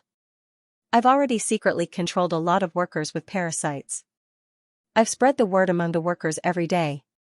They'll start to plan a rebellion against the central government in the next few days. When the time comes, all the nobles under my control. Jijishu said as she walked to the floor-to-ceiling window. She looked at the fountain in the back garden and the beautiful blue sky and air in the central district. She let out a long sigh and smiled. She continued, all the nobles in the central district are, me. Countless images were transmitted into her mind like scenes from a movie. These were all puppets that she had parasitized. Almost every one of them had become a part of her. Everyone's thoughts and actions were all judged by her. When she smiled, thousands of residents and nobles in the central district smiled in the same way. Children walking on the street with cotton candy in their hands, noble girls enjoying the scenery on the lake boat, the foreman whipping the workers in the factory, even the black cat raised by the nobles when turning the corner. They all looked in the same direction. That was the central forest that adjusted the air, the blue sky and the beautiful sky of the central district. He, she, it. They were all Jijishu. One person became a group. Now, the entire central district was me. What are you laughing at? Brian. Under the huge inverted tree, Ball, who was almost the chairman of the Arbitration Bureau, looked at Brian, who had just returned from the bookstore owner's place. Brian smiled and said, nothing. I just remembered that my wife is about to give birth. As soon as Brian finished his words, all the members of the Arbitration Bureau shut their mouths and looked at Brian as if they were looking at a monster. Amon sneered, what's wrong with your brain?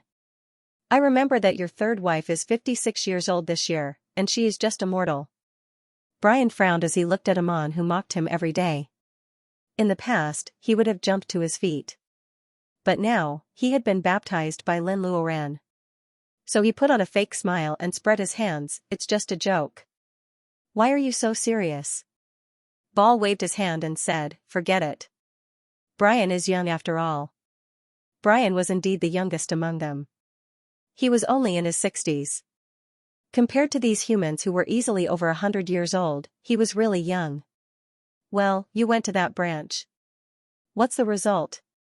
Brian said seriously, that branch hasn't done anything yet. It seems that the Sun sect wants to spread their faith to the nobles. It has nothing to do with the bookstore. I think we don't need to be so nervous. We should pay more attention to the movements of the Tree Chamber of Commerce. When the others heard what he said, they looked at each other and began to express their own opinions. While they were talking, Brian walked to the huge fruit and looked at the witch of the tree who was sleeping soundly. He closed his eyes and transmitted everything he saw on the inverted tree to the lady through his power as a member of the Knight family. Fred's mansion, the first branch of Xianxia's bookstore. Moan, who was shaking the milk tea in his hand, suddenly stopped. A trace of surprise flashed in his eyes. The witch of the tree, Fraxinus, was there. Moan, who had inherited the goddess of the night, of course knew the identity of the witch of the tree. It was a huge tree that grew in the Wall of Dreams and supported the existence of the whole Nuajin. Was this the capital that the members of the Central Arbitration Bureau relied on to survive, the existence that they were proud of? But Moan just paused slightly and then continued to shake the cup. There was no need to disturb Boss Lin for such a small matter. Even he could easily solve it. Moan let go of his hand and handed a cup of milk tea to the customer who was flipping through the pages in front of him with an obsessive and painful expression. Then he watched the noble customer take a sip. His eyes brightened, and he laughed and danced while saying, I understand, I understand. Then he suddenly fell to the ground. A few small tentacles drilled out of his mouth and nose and then retracted. Moan sighed and said with a blank expression, it's time to clean again. Spring in Nuajin was very short. Or it could be said that in this steel city that lacked greenery, one could not feel the slightest hint of spring in the outer regions of the upper city, and it was even more so in the slums that were densely packed with factories. The gloomy sky, the pitch-black smoke, and the hurried and pale workers had no choice but to face the heavy fog to make a living, day after day. Xianxia felt that there would probably not be any customers today. He looked at the empty bookstore, although he was used to being alone, but he was used to the hustle and bustle of Mon and Yusefu, so he still felt comfortable. Fortunately, Yusefu only went out to give some warmth to the refugees and the community, and would be back soon. He had been like this recently, as mysterious as Batman, as if he had something to do. Xianxia guessed that it was related to Melissa, so he did not interfere. Now, there was only him left in this room. No, to be exact, there was also Lackey. Xianxia thought about yesterday, those slippery pitch-black tentacles had stretched out from behind him, and firmly trapped the life witch. Xianxia rubbed his chin. Although the tentacles were a symbol of evil monsters, it was already a tradition, but Lackey's original body was clearly a humanoid shadow, so why would it choose to transform into a tentacle was really worth investigating. Remember this in a second, http://m9bkuj. Moreover, the target was a beautiful woman with a good figure and appearance, if one ignored the inhuman characteristics of the flames. So, Lackey was actually an LSP? Xianxia sat alone at the counter thinking, then he suddenly thought of something, and took out a notebook from the drawer of the cabinet. The notebook had a familiar pattern on it, and it could be clearly seen that this notebook came from the same place as the previous one, which was the Shindu Archaeological Research Institute. This notebook had fallen from Maria's body. And unlike the previous one, this notebook did not seem to have suffered much corrosion and dirt, and it looked rather complete. Xianxia did not immediately look at it after receiving it, because he felt a faint unease in his heart. His intuition told him that this notebook might be able to reveal the questions he had always been puzzled about, but it would also make him face some things. He hesitated for a long time before taking a deep breath and flipping through the notes. A line of powerful and familiar handwriting caught his attention. March 1st, Sunny. The results of the exploration are out. If there are no problems, it should be as I guessed. This is a lost ancient country. Just writing these words makes me feel excited. However, Professor Chen, who is in charge of the exploration, said that there might be a strange magnetic field down there that has never been discovered before. It might have unknown effects on humans. Perhaps we need to do more research before we can go down. But someone has to go down, right? What's more, we were the first to discover the ruins. What's the point of all our years of hard work if someone else gets ahead of us? Professor Chen is indeed a good friend of mine for many years. His thoughts are the same as mine. He doesn't want the fruits of his hard work to be shared by others.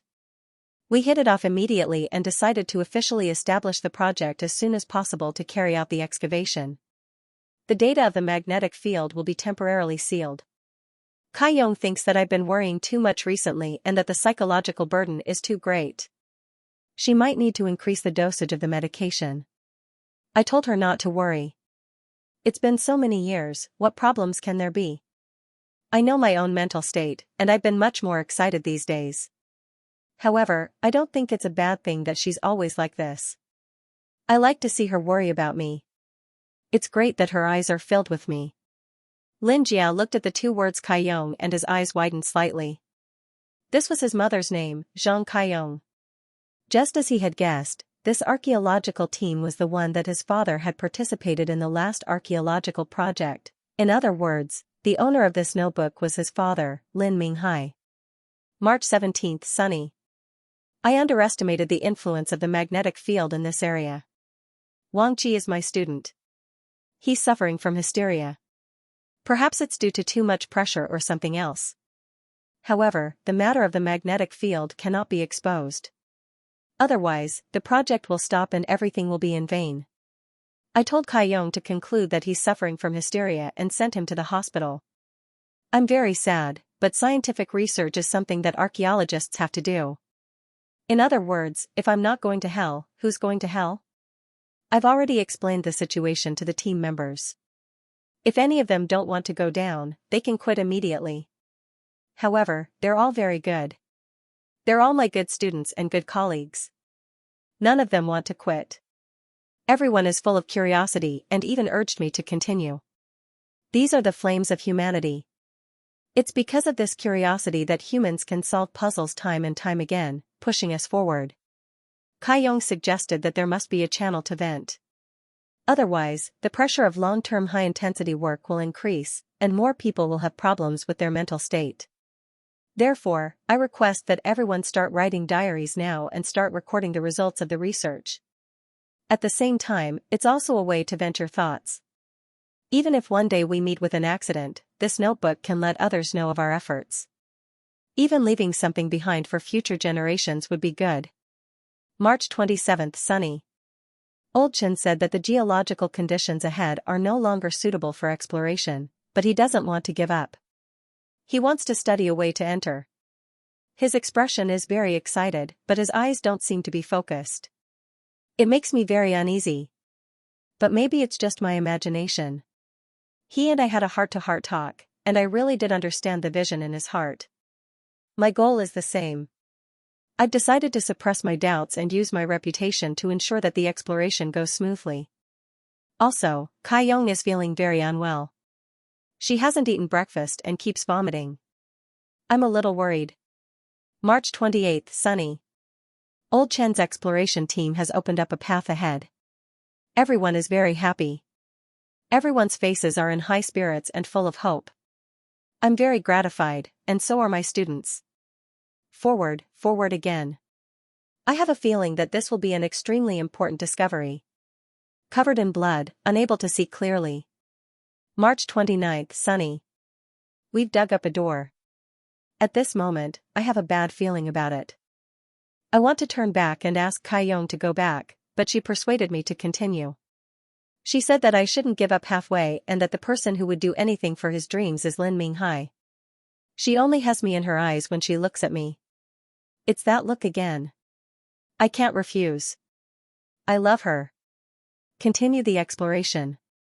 March 30th, rain. We've entered, but the door is forever closed. The thing in front of me surprised and shocked me. This is a building form that we've never seen before. Although it's old and dirty, it's grander than anything we've seen before. Perhaps it's an exaggeration, but even the mausoleum of Emperor Qin can't compare to it.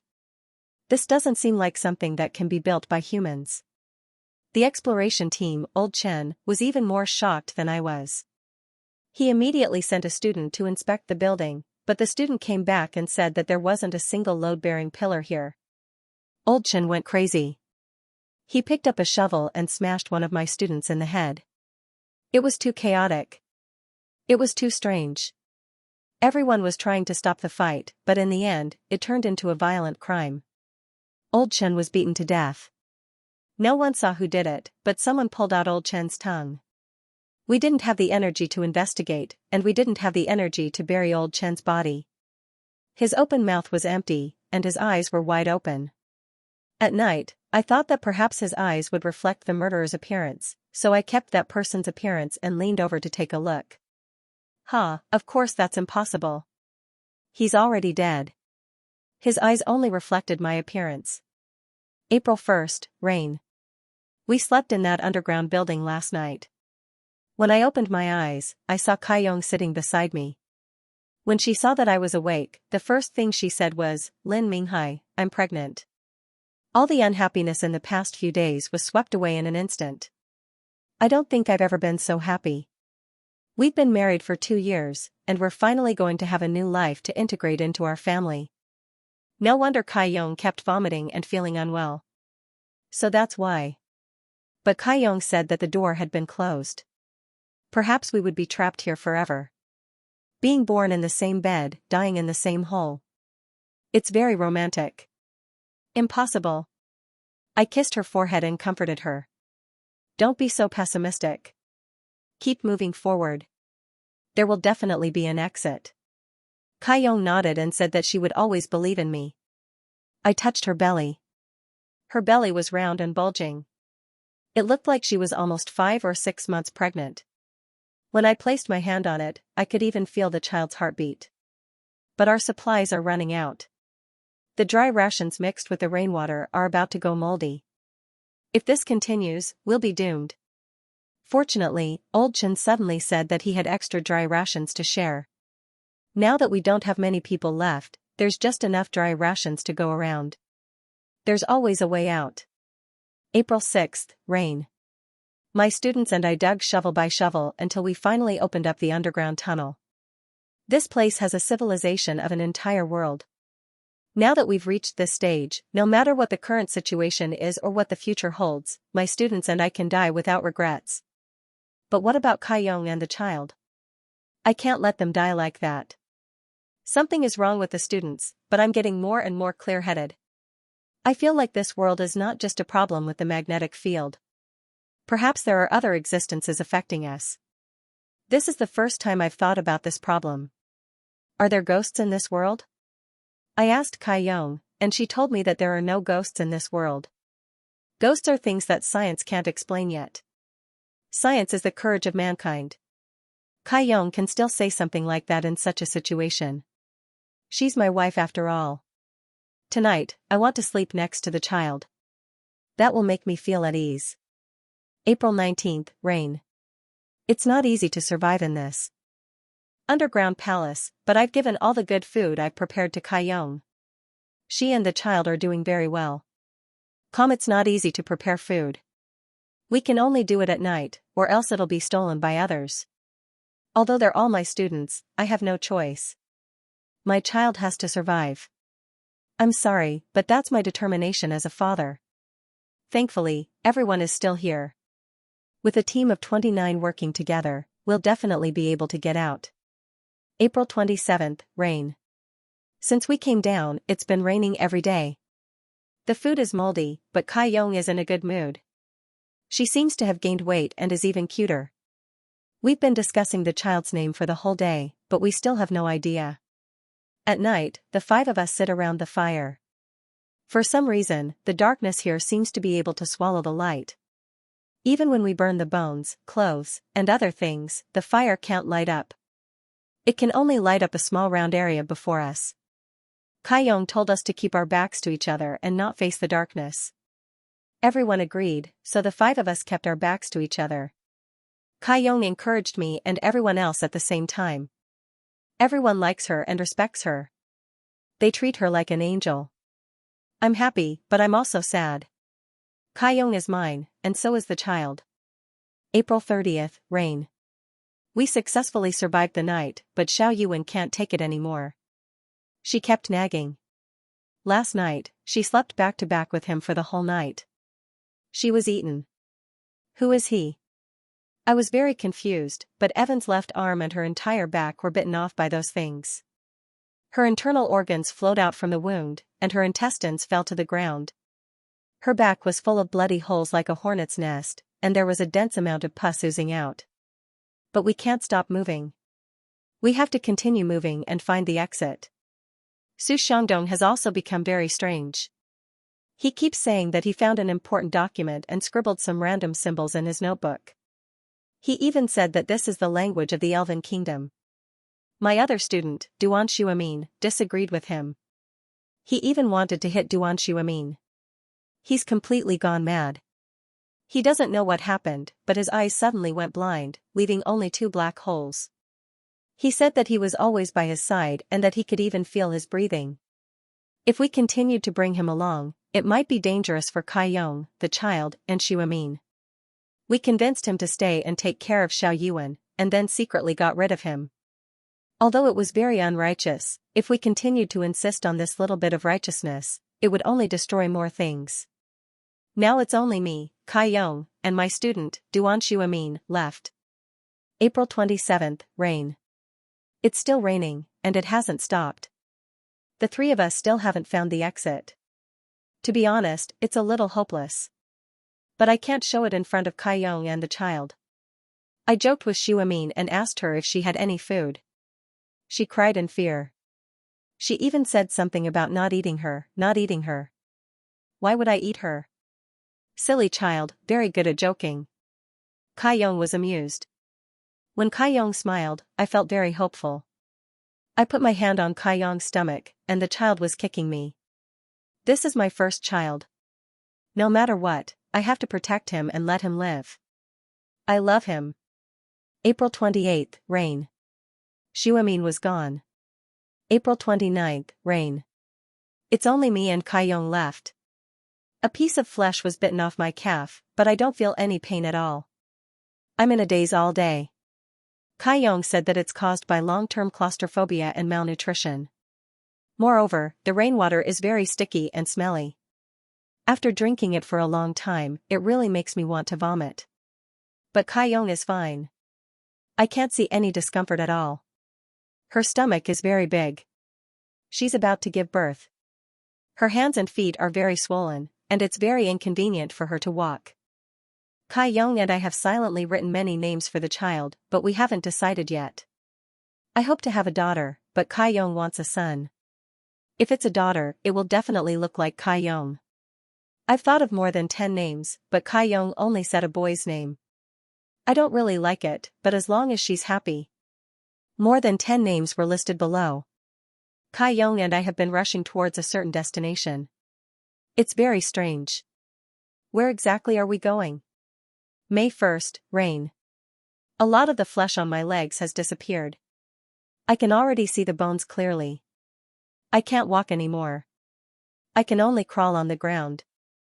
I crawled until I was covered in mud, but Kai Yong didn't despise me. She kissed me and dragged me along.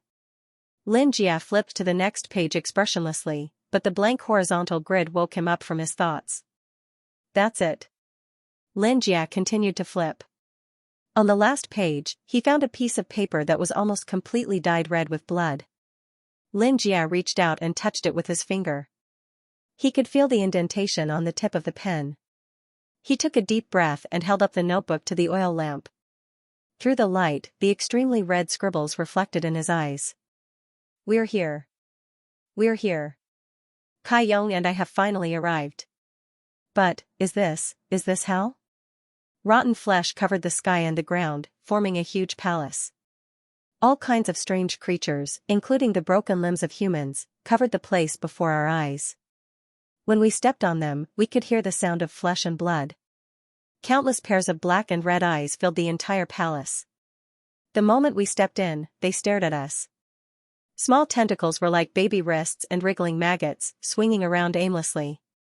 A giant piece of flesh that looked like a baby was connected to countless spiderweb-like flesh tubes. It was placed inside a transparent yellow liquid bubble. They were demons. Demons. I pulled Kai Yong and ran as fast as we could, but the tunnels made from organs and flesh seemed endless. The whole world was covered in red. They were all kinds of strange humans that had been sacrificed. Their limbs and facial features intertwined and twisted randomly. They were like endless whirlpools. They're still talking nonstop, calling my name. They're alive.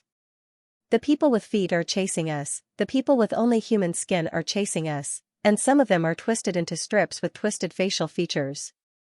They're surrounding us. There was also the dead Ol Chen and all my students. They were all tattered, we couldn't stop, or we'd become them. But Kai Yong fell down. She was about to give birth. I helped her give birth, but the child wouldn't come out. He wouldn't come out no matter what. I was so useless. Child, why didn't you come out? Why did you make your mother suffer so much pain? Kai Yong was in so much pain. My heart was in so much pain. So painful, so painful, so painful, I was covered in blood. So was Kai Yong.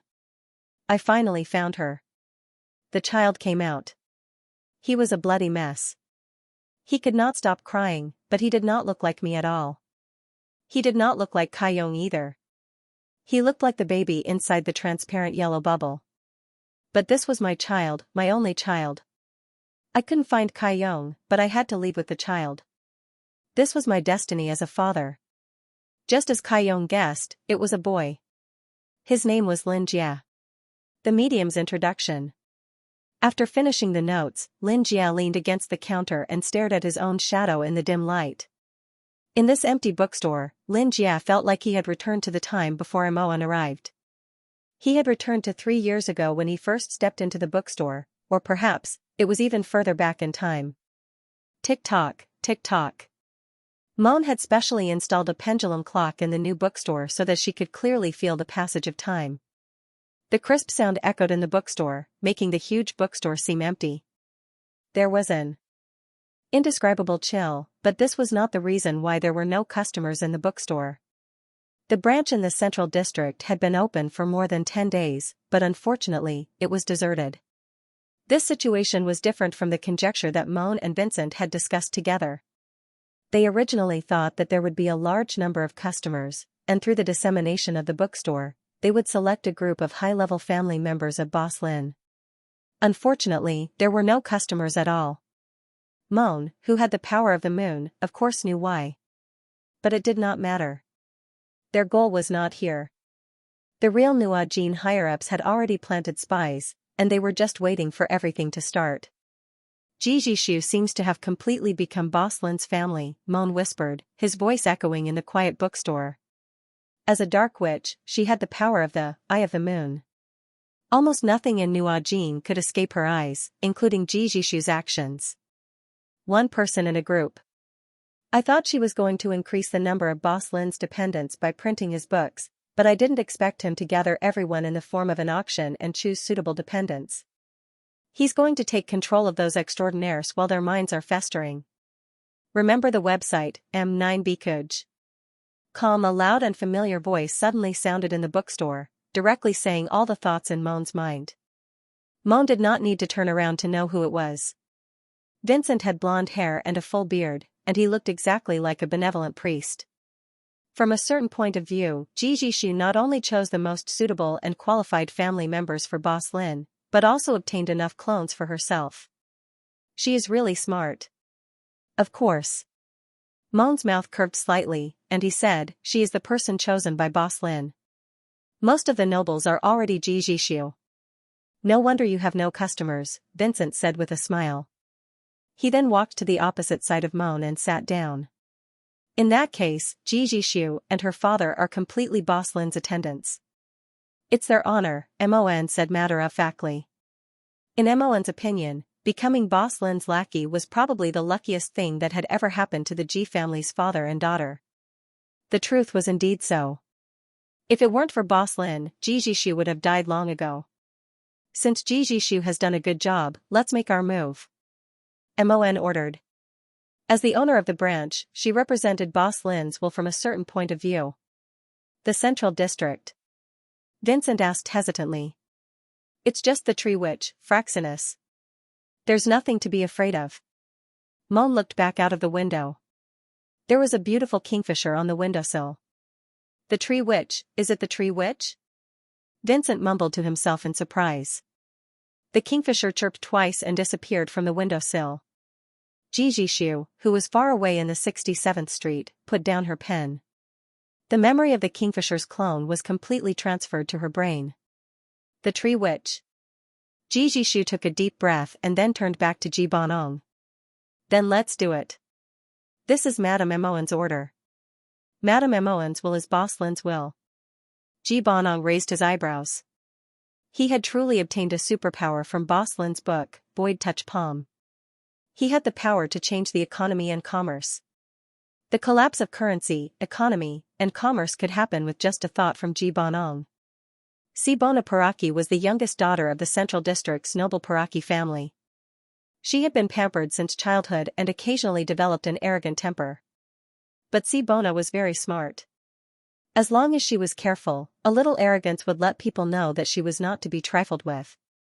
Those who she looked down on would stay away from her.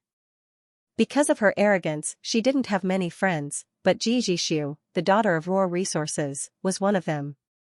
In her eyes, although Jijishu was born in an ordinary family, she was a young girl of the new era who was knowledgeable and mysterious.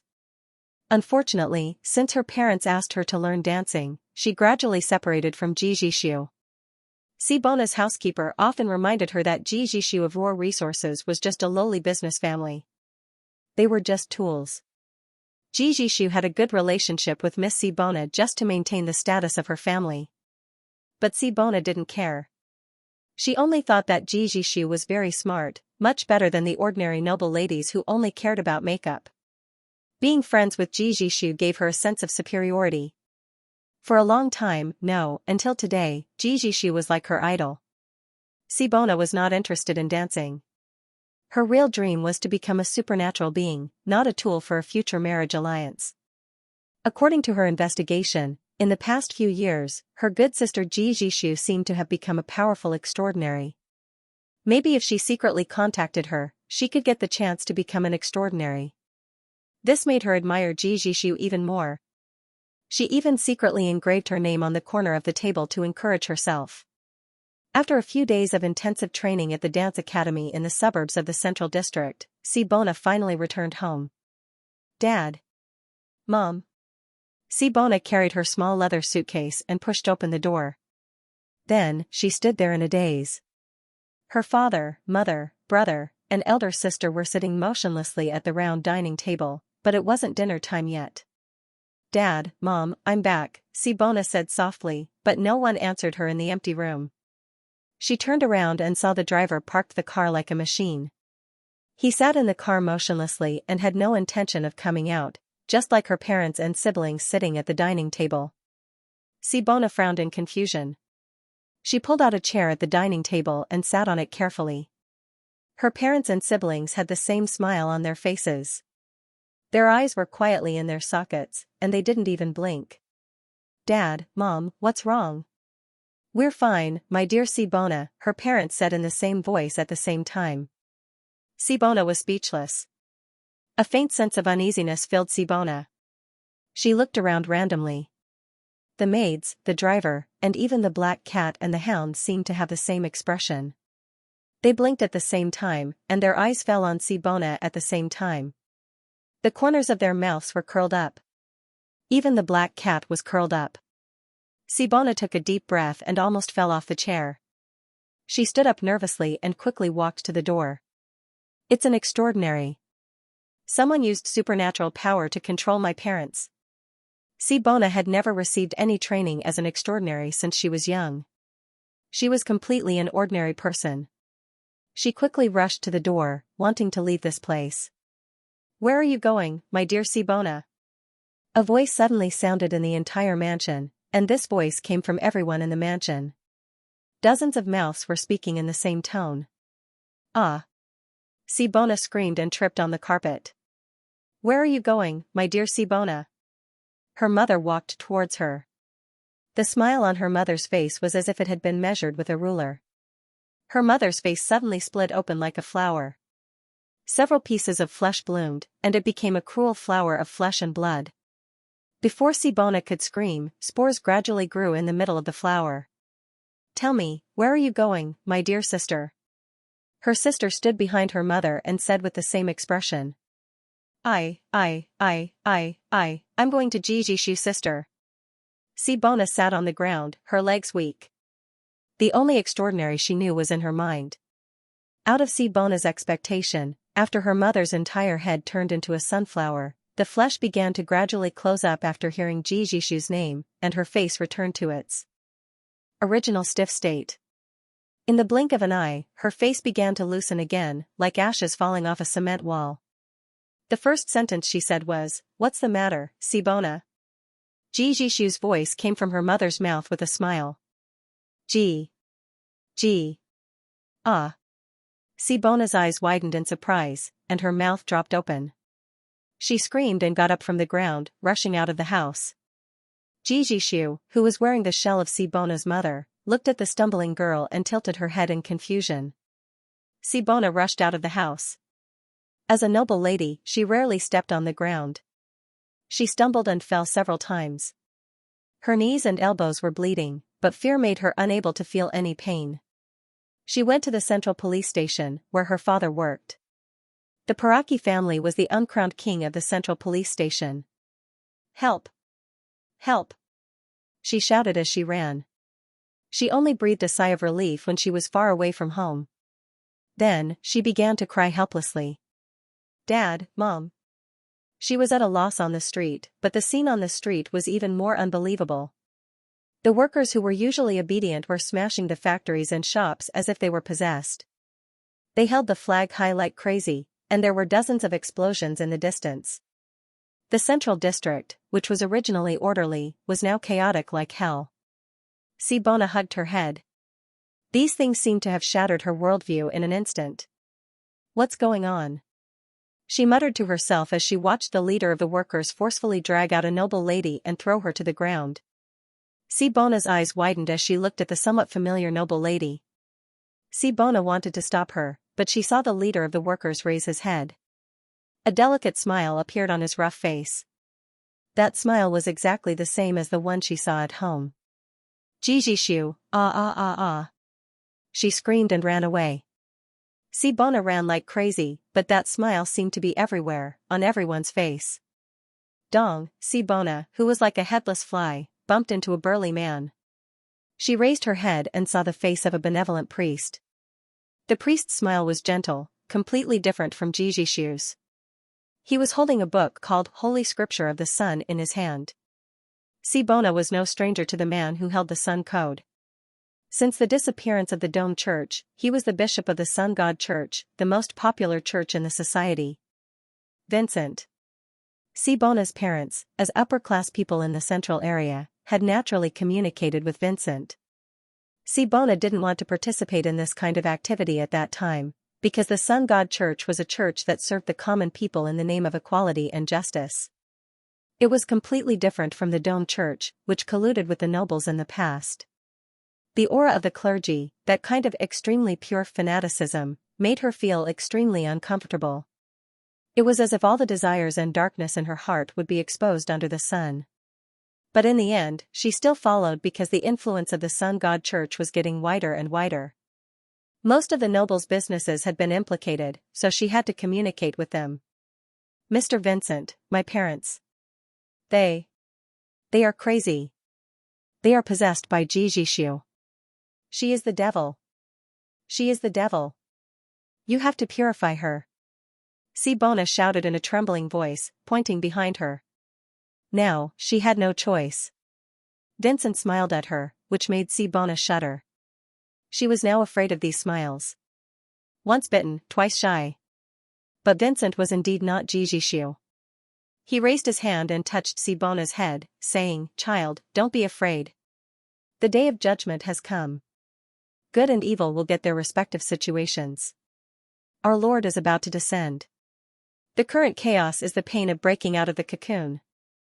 For the sake of a more equal, free, and bright future, follow behind me. Let us begin the baptism." Vincent smiled and said, "If you are good, then you will be one of us and be protected by my Lord." Sibona swallowed her saliva, and her brain kept buzzing. Everything that was happening in front of her was like the sky falling and the earth cracking for a noble girl like her. Vincent's strong tone made it clear to her that she had no choice. so she could only follow behind Vincent and blend into the group. But now, all kinds of gunshots, smashing, burning, and killing filled the streets before his eyes. Sibona was not sure if she could reach the central police station on her own. She glanced behind Vincent. He was followed by several followers, and they were all holding books. Just by looking at them, she could feel the distortion in her vision. And behind them were hundreds of poor people holding production tools? Sibona immediately showed a trace of disgust. She was born in a noble family, and the difference between the poor and the noble was firmly instilled in her since she was a child. So she almost habitually showed an expression of disgust towards the poor. Those filthy, smelly, and lowly poor people, no matter how she looked at them, they were so disgusting, but Vincent began to look at her. He began to look at her with a subtle gaze. He softly said, "Do you hate them? Do you hate them, who are also humans?" "Of course. They are the parasites of Nuajin, lowly ants. How can they be fit to live in the same area as me?" Sibona said in a sharp voice. She suddenly sobered up and hurriedly said, No, I didn't. I must have been controlled by Jijishu just now. She's a real demon, please save me. Sibona explained anxiously, her eyes full of panic. She was the smartest of the noble vase girls, and she quickly guessed the situation in front of her. This was the poor people rebelling against the nobles.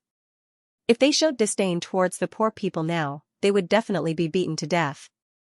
These poor people were worried that they couldn't find an outlet to vent their anger. But as long as we follow them to the central police station, the sheriff there is a member of our family. They are all armed, and they will definitely clean up these nobles. Thinking of this, Sibona breathed a sigh of relief. Okay, then stand with them, good child, Vincent said with a smile.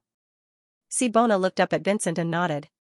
She hid behind the last believer, and like them, she drew a big sun in front of her eyes. Then, she crossed her arms in front of her chest.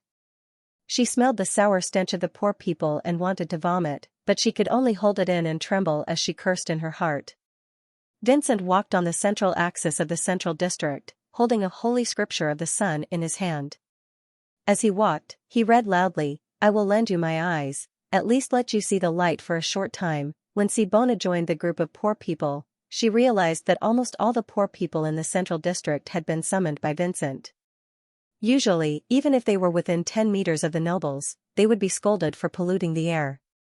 At this moment, their eyes seemed to be burning with the flames of the sun. Sibona swallowed her saliva and trembled as she followed Vincent and read the lines of the so-called Holy Scripture of the Sun. We give birth, walk, eat, marry. Everything comes from the sun, we praise the sun. The light of the moon is the sun, the light of the stars is the sun, the color of all things comes from the sun, under the sky, everyone who walks under the sun is equal. Under the leadership of Vincent, the poor people who had lost their jobs in the downtown area were incited by Jijishu, and they almost destroyed the central district. The central district was filled with smoke, and it was chaotic as if it was the end of the world. The prosperity and order of the past showed the cruelty of the present day. It was all destroyed by these lowly poor people. This is my home. Sibona gritted her teeth. They walked to the central police station, and all the police officers were ordered not to stop them. Sibona wailed in her heart. The director was her father, but her father was under someone else's control, so the person who gave the order was no longer the director. She wanted to stand out and tell the truth, but she could not overcome the fear and cowardice in her heart. Not only her father, but all the nobles in the central district were controlled by Jijishu. These poor people who had no weapons were unstoppable. Even if someone dared to stop them, they would be killed by the poor people.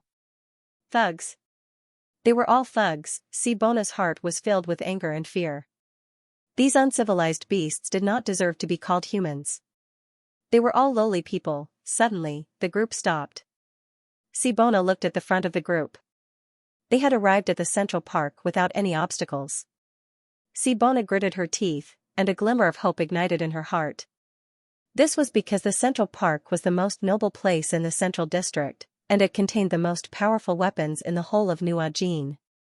Sibona wiped her tears, like a drowning person who had found a straw. She was ecstatic. The big shots in the central district would definitely stop all of this, and everything would return to normal.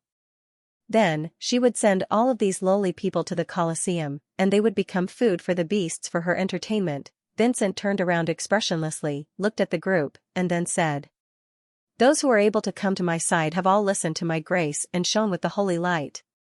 However, I unfortunately discovered something. There is a girl who is a despicable aristocrat. Her mind is filled with filthy thoughts. Her originally pure and flawless heart has been polluted by the aristocratic class ideology. Therefore, she is no longer a child. Instead, she is an enemy. Today, before we charge into the Central Park, we will use her blood as a sacrifice to the sun and justice." Vincent's voice was not loud, but it reached the ears of all the poor people, including Sibona. Sibona suddenly realized that she, who had originally blended in with the poor people, was now being pushed away by everyone. There was a circle especially for her. Vincent looked at her expressionlessly. No. No. I didn't. Sibona stepped back and said, "I'm innocent. I'm following you. Don't come over. My father is the chief of the Central Police Station. If you dare to touch me, you will die a horrible death." However, it was useless. The poor people surrounded her and looked at her with wild eyes. She stumbled and hysterically said, "Don't come over, you damned lowly people. Pigs, why aren't you dead? You deserve to die. Nuajin shouldn't have filthy things like you." Sibona's face was ferocious.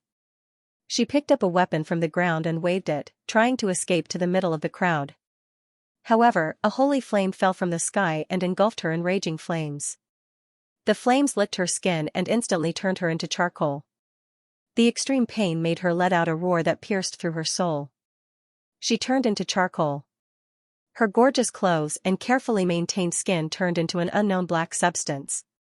Her face was distorted together with the flames. The flames burned her flesh and blood. Her body turned into a slender maggot. She was still struggling in pain, but unfortunately, she could no longer make a sound. Vincent looked at her coldly and silently recited a prayer. Her soul will return to the most primitive and purest state. She will return to the embrace of my Lord. In this way, she will be pure and flawless forever.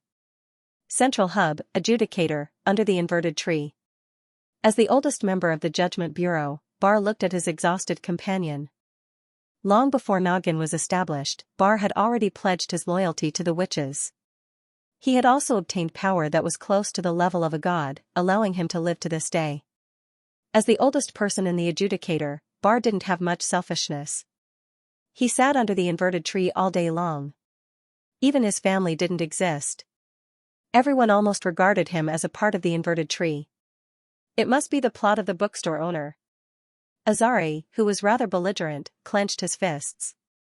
"It's Jijishu," Asmodeus said in a hoarse voice. Asmuntus said in a hoarse voice, "We underestimated Jijishu. She controlled most of the nobles at the auction, but we didn't sense any clues at all." The group of old people in the Adjudicator began to quarrel non-stop, making Bar's head hurt. Quiet. Whether it's Jijishu or Vincent of the Sun God sect, they are all Lin Jia's fangs. Bar leaned on his cane and made an angry voice from his throat, calming everyone down. "We can only use the witches," he said in a low voice. "But the wall of grey fog, no buts. If the Central Hub is gone, it's useless to continue maintaining the wall of grey fog," Bar said in a low voice. A trace of killing intent flashed in his turbid eyes. After hearing Bar's words, the youngest of them, Brian, who was often called a child by Bar, sneered silently and slowly stood up from his chair. He was sitting in the corner, so no one paid attention to his actions. He was ignored by everyone and walked to the fruit under the inverted tree. He looked at the sleeping tree which threw a small hole in the fruit that had been artificially cut open. The green-haired girl seemed to be having a beautiful dream. Brian heaved a long sigh. "Did you hear that? Fraxinus, you think you are the tree that protects Azir, but in their eyes, you are just a tool to protect the so-called leader." Fraxinus's white eyelids moved slightly when she heard the familiar voice. Myrtle Tower. The headquarters of the Myrtle Tower in the Central District was like an iron bastion. The purpose of this ostentatious exterior was to display the glory of the knights, and on the top floor of the second tallest building in Nuajin was the Elder Council of the Myrtle Tower. Gulige had only been here once when he inherited Vivian's position as a light knight. He didn't expect to be here for a second time so soon after he became one. Gulige followed the guard of the Elder Council and took the elevator up slowly. Outside the transparent glass of the elevator were knights performing their duties. Gulige's eyes caught sight of a red figure. It was Melissa. Gulige frowned. Perhaps he wouldn't be able to return this time. If that was the case, it was too important to convey this information to Melissa. The Elder Council acted too quickly. He was taken away as soon as he found out what was going on. However, perhaps I was already being targeted when I started investigating Dahlia, but I didn't even realize it. Gulige couldn't help but scold himself for his stupidity. Ever since the Myrtle Tower used Xianxia to rope in Boss Lin and allowed Xianxia to die, Gulige gradually lost interest in the Myrtle Tower.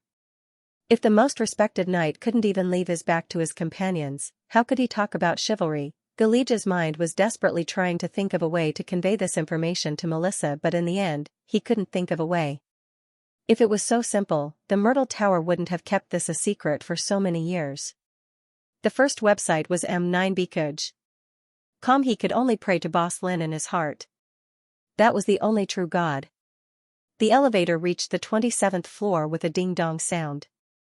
The elevator door slowly opened and the metallic light shone into Gulige's eyes. In Nuajin, other than the Myrtle Tower, there was no other conference room that was made entirely of metal. Gulige used to think that the meaning of these metals was to show the nobility and power of the knights, but now it was more like an armor for the aging rulers to hide in. Gulige looked at the round silver conference table. The huge conference table was on the stairs, and Gulige had to look up to see it clearly. Sitting on top were 3 old men dressed in knight's armor. The person sitting at the top was the founder of the Mystic Tower, Valets Finidas. Gulige walked towards the old man. The secret guard who led him here disappeared into the darkness, as if he had achieved his goal. Gulige tactfully revealed a respectful and fanatical smile and immediately knelt in front of Valets. This Valets seemed to have lived for more than 1,000 years. He never hid it. As the supreme person of the Myers Tower, he enjoyed respect and was almost a part of the glory of the Myers Tower. He seemed to have a mysterious charm about him. He had the spirit of a knight that countless people pursued. It was also because of this that the secret ritual tower became the largest organization in Nuajin. Master Valets, I've come at your call, Gulige said sincerely. Valets nodded and said, My good knight, please get up. Gulige stood up obediently and looked at Valets. This old man was expressionless, like a 1,000-year-old tortoise. The reason he had lived for so long was probably because he was still. Let's get straight to the point. You're investigating Dahlia's matter, right? Gulige's body trembled. He took a deep breath and nodded. He didn't expect Valets to be so lazy to beat around the bush. Gulige didn't dare to disobey, as he might be killed by the guards in the next second. Thus, he spoke the truth. It's like this. Sigh. Valets sighed. Gulige rarely saw other expressions on his face. You're the same as Vivian, but this is also within my expectations.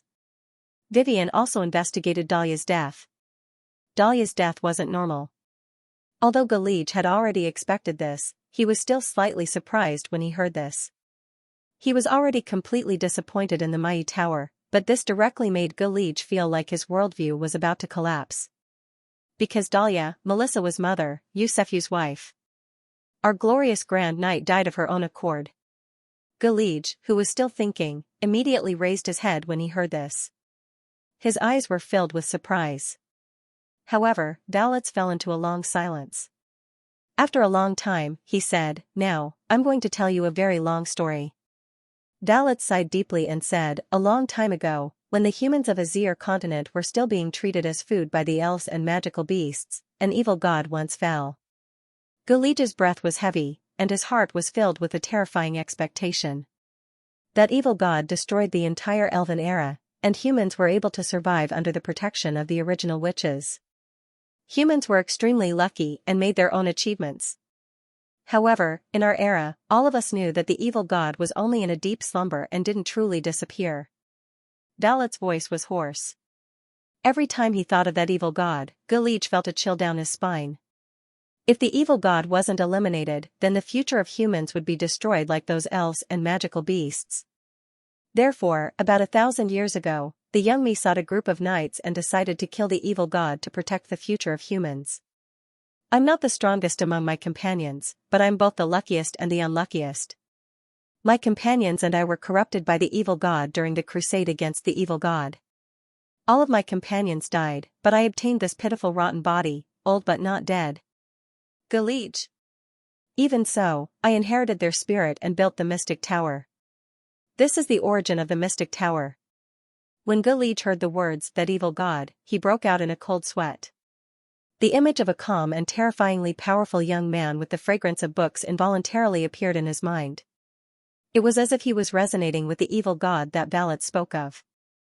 Galige asked with a trembling voice, that evil god, did you see it? When Valet heard this, he actually laughed. The laughter came from his rotten mouth, and the corners of his mouth didn't move at all.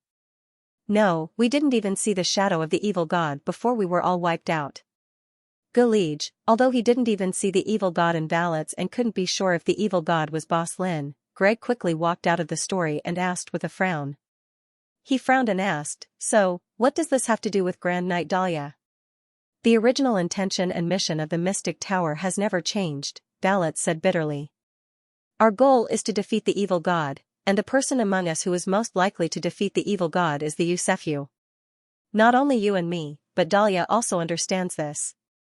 However, after marrying Dahlia, Yusefyu began to slack off. He neglected justice and the rules of knighthood. Dahlia was only a pawn that we arranged to pass down the excellent bloodline of the Yusefyu, but she seriously affected the true mission of the Yusefyu. Galige's eyes were filled with disbelief. So, she had no choice but to die, Valet said solemnly. Just because of this? Galige asked in surprise. That's right. Before she died, I talked to her and told her the true purpose of the Mystic Tower. So, she died of her own accord. Galige suddenly found it difficult to breathe. Although such a powerful truth was shocking, there were still many suspicious points. If the so-called mission of the future of mankind and her husband and child was placed on a glorious grand knight, a wife, and a mother to kidnap her, perhaps Dahlia's death was indeed notified in advance.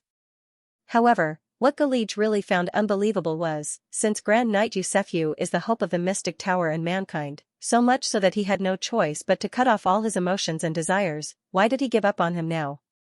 Because Melissa is also very excellent, and Yusefyu is almost at his limit, but he's still far from her, Valet replied mercilessly.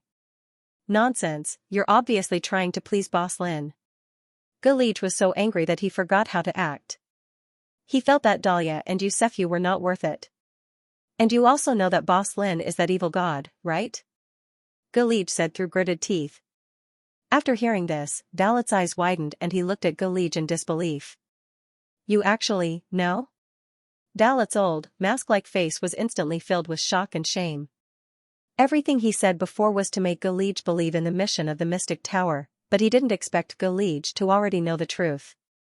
In that case, all his lies would be exposed. He was just like a clown. How could he not be angry and annoyed? Galige was dumbfounded after saying those words out of anger.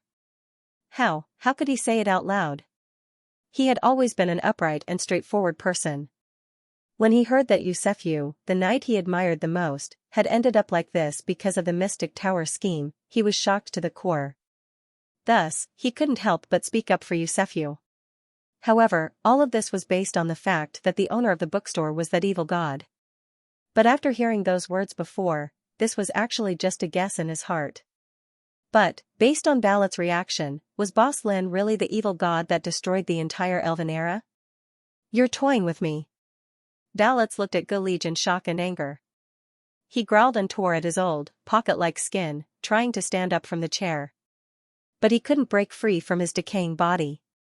The shiny silver armor fell from his body, revealing his rotten body. His internal organs were clearly visible, and there were even maggots gnawing on them. They were so densely packed that it made Galige's scalp go numb. Remember the URL, M9 Bikuj. Although his body was rotten and smelly, it was still constantly growing. Death and immortality coexisted in his body. But in reality, Gulige really wasn't sure if that evil god was Boss Lin or not. Boss Lin was undoubtedly a strong person in his heart. Although his standpoint was chaotic and his attitude towards humans wasn't friendly, all signs showed that he seemed to have the ambition to change something. Those unjust and unkind things, Gulige's decision to say the word evil god was completely due to his own arrogance. This was because he didn't believe Valet's so-called truth at all. At the same time, it was based on his own guesses and the current clues that he had. At least, the battle at 67th Street was very obvious. It was a trap set by Valets to force Boss Lin to make a move and see if Xianxia could get Boss Lin's attention. Originally, it was just a guess, but Valets' reaction showed that he had guessed correctly. Gulige glared at him. "So what if I played you?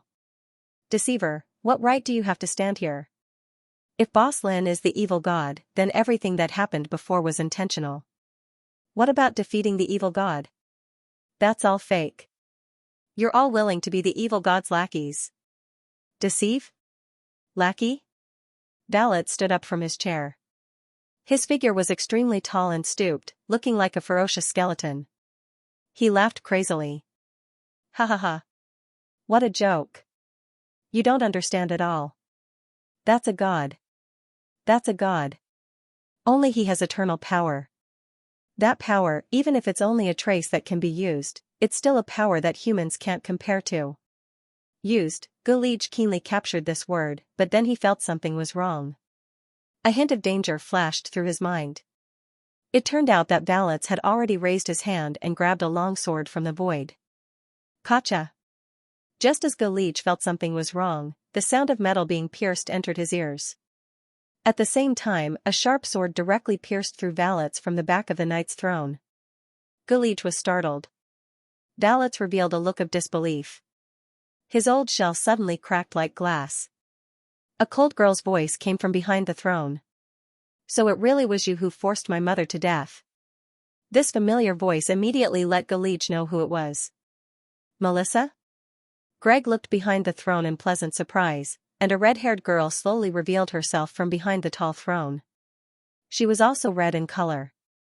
"It's me, Gulige," Melissa said firmly. Her longsword was tempered with flames and boiling temperature. The edge of the blade was glowing red. After answering Gulige, Melissa didn't continue talking to Gulige. Instead, she turned to the dying Valets and said as if she was passing a verdict. "What fight against the darkness? It's all fake. The Mairu Tower was never created to protect," Melissa said indifferently. 1,000 years ago, you and your companions didn't go to the lower city to destroy the evil gods for the so-called future of humanity. Melissa pulled out her blade from Valet's decaying body. Valet's old body trembled like a dead fish. After pulling out the longsword, his chest was like a well as black and stinky blood gushed out. "You built the Mairu Tower just to steal the power of the evil gods and obtain the path to becoming a true god." Melissa cruelly revealed the truth. The so-called expedition was just a group of greedy and selfish people. In order to obtain great power, they gathered together and disobeyed the orders of the witches. They fought openly and secretly in the dark. The so-called Mairu was a ritual to capture divine power. You set up this ritual in the underground kingdom to capture the young gods that were born with time. But with your power, it was difficult to even get close. Your so-called ritual was like a piece of paper soaked in water, it would break with a poke. You suffered heavy casualties in that ritual. When you became the only survivor, you could no longer control your body. Thus, you yearned for the power of the evil gods even more. You distorted your purpose and built the so-called Knights group. You built the Mairu Tower. You made up your own story out of nothing and created the spirit of the knights that everyone flocked to. Truly, this is too laughable. Melissa's eyes widened in anger. She pointed her longsword at Valets and gritted her teeth. Everything was a scam. And my mother, she saw through everything and was killed by you. Just like her, there were hundreds of people who disappeared in the history of the Mairu Tower, or even more. The biggest scam was the evil sword. You gave the strongest sword of curses to the strongest radiant knight of every generation so that they could die at the most appropriate time for the most appropriate reason. This way, they would never have the chance to discover the truth and would forever become your puppets. My father was once like this. Gulij looked at the situation in front of him and was shocked. He couldn't react for a moment, but Melissa's tone didn't sound like a lie. His heart was in chaos and he was shocked by the truth. It's not like this at all. Dalitz flipped his body around in his seat and roared like a dried-up dead fish. His body had died long ago, but his soul was bound in this decaying body, feeling the lamentable eternal life. It's not like this, I didn't fail, my ritual was a success. Dalitz said crazily, I'm a genius that only appears once in 1,000 years. I bound God underground, but I didn't expect. Dalitz said with difficulty, God reincarnated. He came out of my ritual with the help of a vessel, I could have become God. I am God. Dalitz said with a confused expression. Melissa frowned. She thought Dalitz was going to refute her crimes, but she didn't expect this lunatic to refute her ritual. Lunatic, he's really a lunatic. Thinking about how this person had always been the spiritual pillar of the Mairu Tower and caused the death of her parents, Melissa couldn't help but feel nauseous.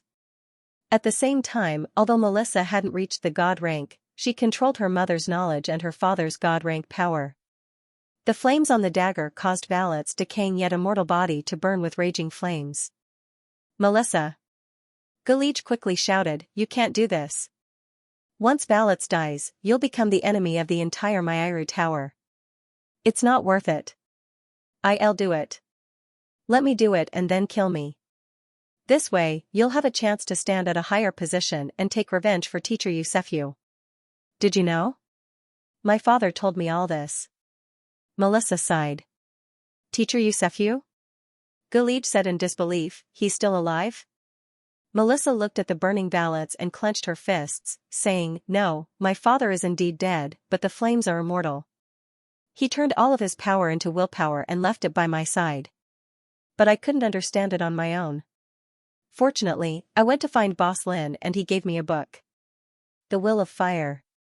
The flames enveloped Melissa as she said firmly, it was this book that allowed me to completely understand the god rank power my father left behind. At the same time, I knew his past and future, and also understood the truth of the Mairu Tower. So that's how it is? Gulij was stunned. So everything was still Boss Lin's plan. Melissa didn't refute and looked at the burning Dalitz. At least half of her revenge was taken. The only thing left was to find Wang Erda, who was still at death's door. Melissa. Gulij regained his composure and said to Melissa, we have to leave the Mairu Tower immediately. Although what you and I said is the truth, we don't have direct evidence. The Mairu Tower is still Dalitz's territory. Other than him, the other elders and knights won't let us go. Hearing that, Melissa pursed her lips and nodded her head firmly. She glanced at Dalitz's decaying body and turned into ashes before disappearing. Just as she turned and ran to the elevator with Gulij, the alarm sounded, the sharp siren resounded throughout the Mairu Tower. Melissa gripped her sword tightly as her red hair fluttered in the flames. She said, we can only kill our way out. I don't care about anyone now. This Mairu Tower shouldn't exist anymore. No. Gulij was about to refute Melissa when he heard a familiar sharp laughter behind him. Gulij widened his eyes and turned around. He saw another old man sitting at the conference table slowly sit up and reveal a smile that Gulij was very familiar with. Dalitz. Gulij said in shock. Melissa, you are as stupid as your mother and father. Dalitz slowly propped himself up. How did you? Melissa's pupils shrank. How am I still alive? Dalitz continued Melissa's words and laughed coldly. You underestimate me too much. I even created a ritual to capture an evil god. But I really should thank you.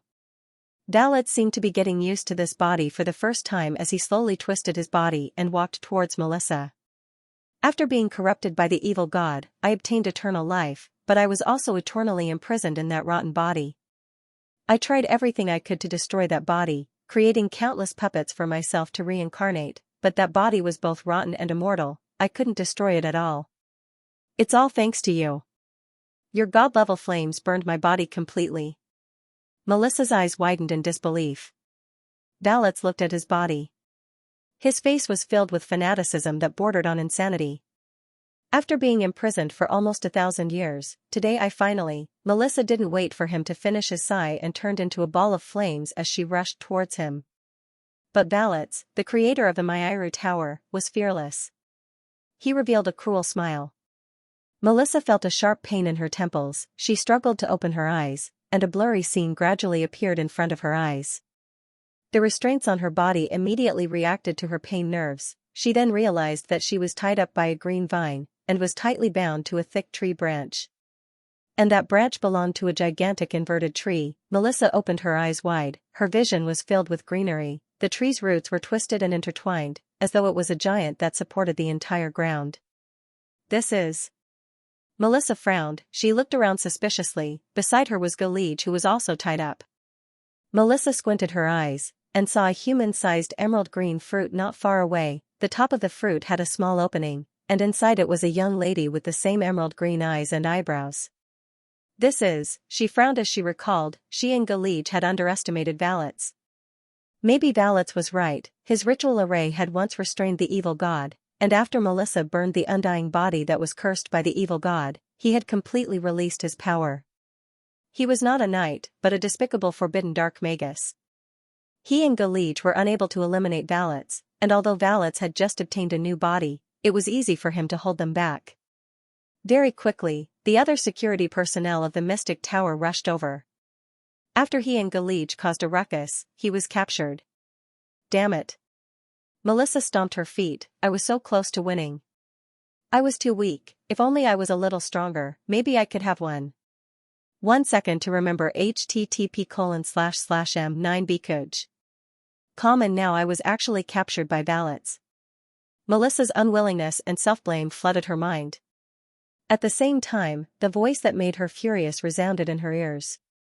Under the gigantic inverted tree, a few white-haired old men, as well as Valets who had just obtained a new body, were gathered together. Melissa did not make any noise, and quietly listened to them speak. Valets. The only old man sitting on the tree root called out Valets' name. I never thought that you would be able to break the evil god's curse one day and come to me alive. Senior Bar, you underestimate me too much. However, I truly did not expect that Joseph, that idiot's daughter, would be even more foolish. He used all of his life's power to transmit his will to his daughter. In the end, he did not expect that his daughter would ignite the world's ultimate quenching flame and burn my cursed body. The soul transference that I've been practicing for so many years is finally useful. Valets revealed a cruel smile, completely different from his usual appearance on the knight's throne. Humph, Asmodeus, the only female in the Central Arbitration Bureau, snorted coldly. Now that the nobles controlled by that bitch Jijishu have counterattacked the Central Arbitration Bureau, the Sun God sect, which has been preaching in the Central District, is rebelling on a large scale. Is your Mai Tower still not going to make a move? Don't forget the contract we made before. Asmunta scolded in a low voice. Valets shook his head and said, if I really wanted to violate the contract, I wouldn't have come here as soon as I revived. And Senior Bar didn't blame me either, right? Valets spread out his hands, but his eyes were drifting, as if he was afraid. Bar slowly shook his head and sighed. Valets was indeed the most powerful dark wizard thousands of years ago. Even if he was cursed with a rotten body, he still built the Mai Tower and controlled all the knights. The owner of the bookstore is that evil god, Valets said in a low voice. When he mentioned the owner of the bookstore, his voice trembled. Although the Arbitration Bureau also had this guess, it was still a guess, and it was the worst guess. At this moment, Valets' proof caused the atmosphere to drop to a freezing point. The evil god that almost destroyed the entire continent of Azir just by descending, had finally awakened. Although Valets had been resurrected, he was still facing the most dangerous situation. His arrogance seemed to have been worn down by the 1,000 years of imprisonment, but this hard-won ability to stand up again, no matter how much he had to pay, he had to hold it firmly in his hands. My suggestion is not to be enemies with the owner of the bookstore, Valets suddenly said. Bar knew Valets very well. 1,000 years ago, he was the most arrogant dark wizard. Now, his arrogance seemed to have decreased a lot. When he mentioned that evil god, there was obvious fear. Although he had concealed it very well, it could still be seen clearly.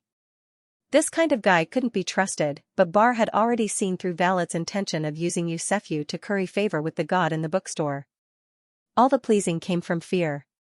However, it was useless no matter how much he tried to curry favor.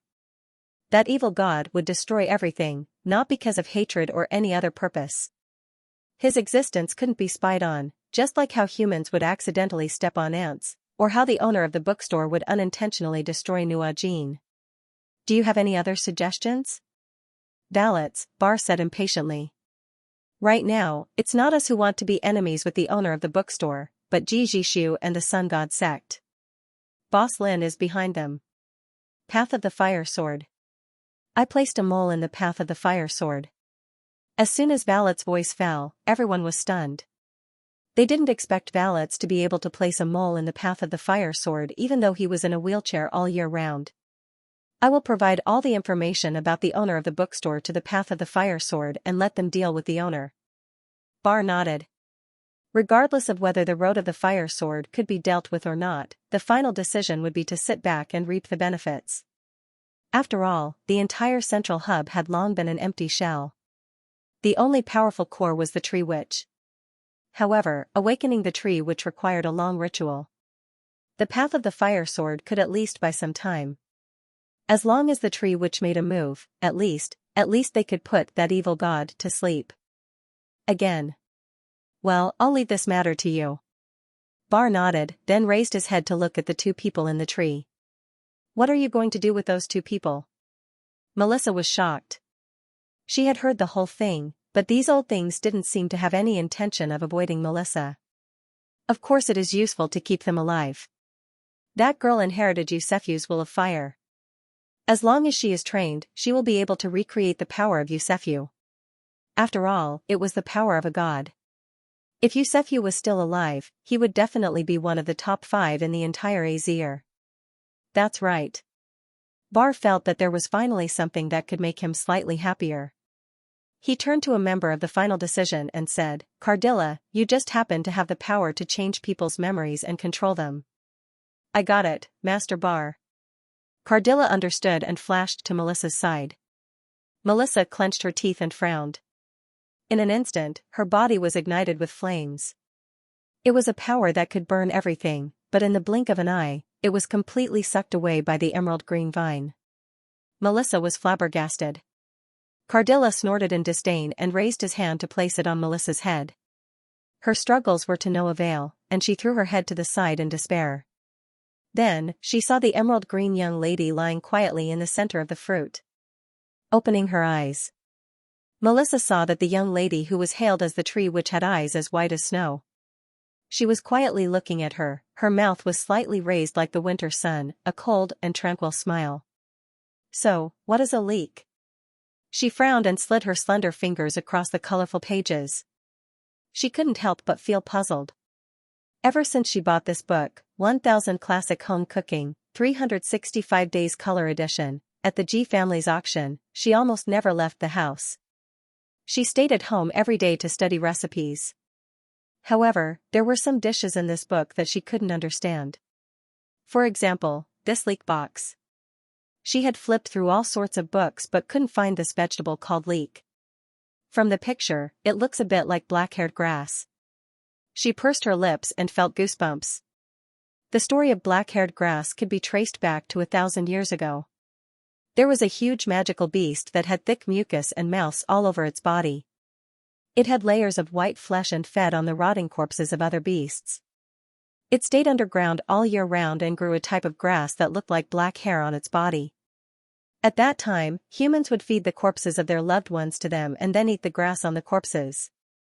In order to prove whether black-haired grass and leek were the same species, Flea had a strong desire for knowledge.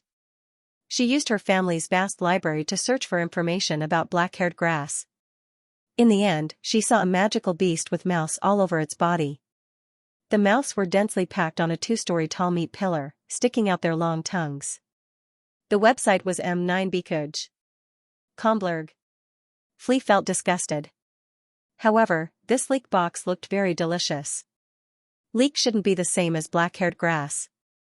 She sighed and continued flipping through the thick cookbook. Finally, she saw a certain dish. white sliced chicken. The ingredients weren't much, and the cooking method was simple. The main ingredient was chicken. It's a type of southern cuisine. It has a beautiful shape, yellow skin, and white meat. It's tender and juicy, and it tastes extremely delicious. Franca's slender hand slid across the pages of the book before stopping on the word southern. South? Where's south? Flea pondered doubtfully. She then jumped up from the bed like a carp and muttered to herself in a lonely tone, anyway, the south should be very far. Franca was born in a noble family of light magi. The first daughter of a noble magus family was not allowed to casually leave the house. Hence, the furthest place Franca had ever been to was the Central Park. As a noble light magus, the Curtis family had extremely strict family rules. Furthermore, the family was famous for their research on celestial bodies, and they lived in seclusion on a mountain peak in the outskirts of the central region. This family was known for their pride and was very particular about family status and academic research. However, in reality, because they were too old-fashioned, they had been isolated from the central power vortex. However, the Curtis family seemed to be happy with this. As the daughter of the first wife, Xianxia did not have many opportunities to go out. However, she was actually very interested in the bookstore owner who was working with the G family. Since he was selling the book, he must know the content of the book very well, right? He might even be super knowledgeable. The dishes in this book surpassed the standard of Nuajin by many times. Just the chicken meat alone had dozens of cooking methods. It was really amazing. If the bookstore owner didn't know this, why would he sell this book? I must find a chance to meet the bookstore owner. However, before that, I should try making this sliced chicken. Franca got off the bed. Her father was not home today. Mother Susan, who taught him etiquette, had also gone to the Branch family to teach etiquette as the head maid of the main family. Hence, she could secretly use the kitchen. After transcribing the contents of the book onto a piece of paper, she carefully locked the book in her safe. Just as Franca was about to sneak into the kitchen, she accidentally glanced at a young woman sitting in the living room. She was like a puppet, sitting in a wheelchair and staring at the flickering candlelight. Her appearance was completely different from the nobles in the central region of Nuajin. She had the face of a northerner like Jijishu, black hair, black eyelids, and slightly yellow skin. However, she was also very beautiful, with a kind of exotic beauty. Otherwise, she would not have given birth to a beautiful girl like Franca. No one even knew her name, but she was Franca's mother. Franca squatted down in front of her mother who was sitting in a wheelchair. She was a little surprised that her mother was not locked in the small bedroom in the attic today. She must have been a lot more stable after the mental therapy. "Mother, why are you sitting here?" Franca knew that her mother, who was like a block of wood, would not answer her, but she still showed a big smile and persistently asked her mother, who had never spoken to her before. "I'll cook for you today." She would let her mother have a taste after it was done. Her mother's eyes did not even have any light. She did not reply to her daughter at all. Franca sighed with a smile. She felt a little sour in her heart. Then, she pushed her mother's wheelchair to the kitchen and said, "Mother, can you watch me cook? Today, I'll make sliced chicken for you. It might not be delicious, but I swear I'll definitely ask the bookstore owner. Maybe he can make a chai box." Franca wiped the tears from the corner of her eyes and smiled as she said the name of the dish. She placed her mother at the entrance of the kitchen and started to work on the things in her hands. She started from killing the chicken and plucking the feathers. The silver pocket watch in her hand spun as Franca strictly followed every step and the temperature of the fire. But, cooking wine? Cooking wine, the description is yellow rice wine? What kind of wine is this? Yellow, is it brewed with glutinous rice? Although I've never heard of it, the recipe and taste of Mecca wine are very similar to the description. I should be able to use it as a substitute, Franca mumbled softly as she cooked. The gray eyes of the woman sitting at the entrance began to reflect the figure of the young girl's busy back. "It's done." Franca lifted the neatly sliced chicken on the plate. She closed her eyes and took a deep breath in enjoyment. "It smells so good. This is definitely an aroma that the entire Azir continent has never smelled before." Franca turned around happily. Wasn't her mother at the entrance just now? When did she come in? Franca's mother had somehow entered the kitchen in her wheelchair. Franca was startled when she raised her head to look at her. Mother? Franca called out tentatively. For the first time, her mother's eyes had the expression of a living person. She slowly moved her gaze from Franca to the plate in the young girl's hand. Do you want to try this? Franca asked tentatively. Her tone was calm, but her heart was pounding rapidly. She remembered that her mother only had two states when she was young, one was crazy, and the other was like a plant. When she was crazy, she would scream out terrifying words and fall into great fear. When she was not crazy, she would be like a potted plant and would not move at all. Just pretend that this mother never existed. That was what her grandfather and father had told Franca at the same time. Right now, it was the first time Franca had seen her mother like this. She had an unbelievable wish in her heart. If only my mother could answer me. Do you want to try this? Franca asked again. The woman in the wheelchair tilted her head slightly. Her dark eyes stared at the dish in Franca's hand. She then slowly nodded. Franca's hand that was holding the plate began to tremble. She was extremely excited.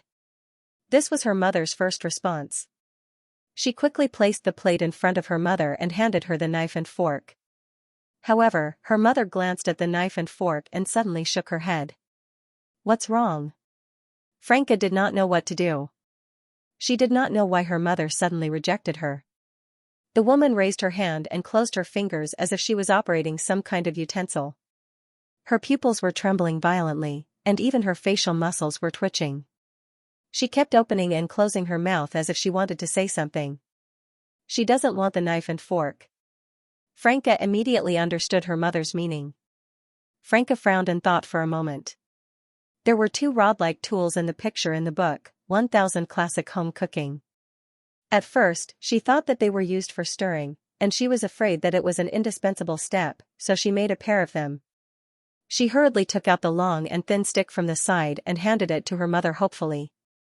Her mother looked at the rod in her hand with a complicated expression. Then, she began to operate it instinctively. Her hands trembled, but she did not let go. In the end, after failing a few times, she picked up a piece of chicken with difficulty and stuffed it into her mouth. Franca looked at her mother excitedly as if she was doing something great. She subconsciously held her breath and did not dare to disturb her.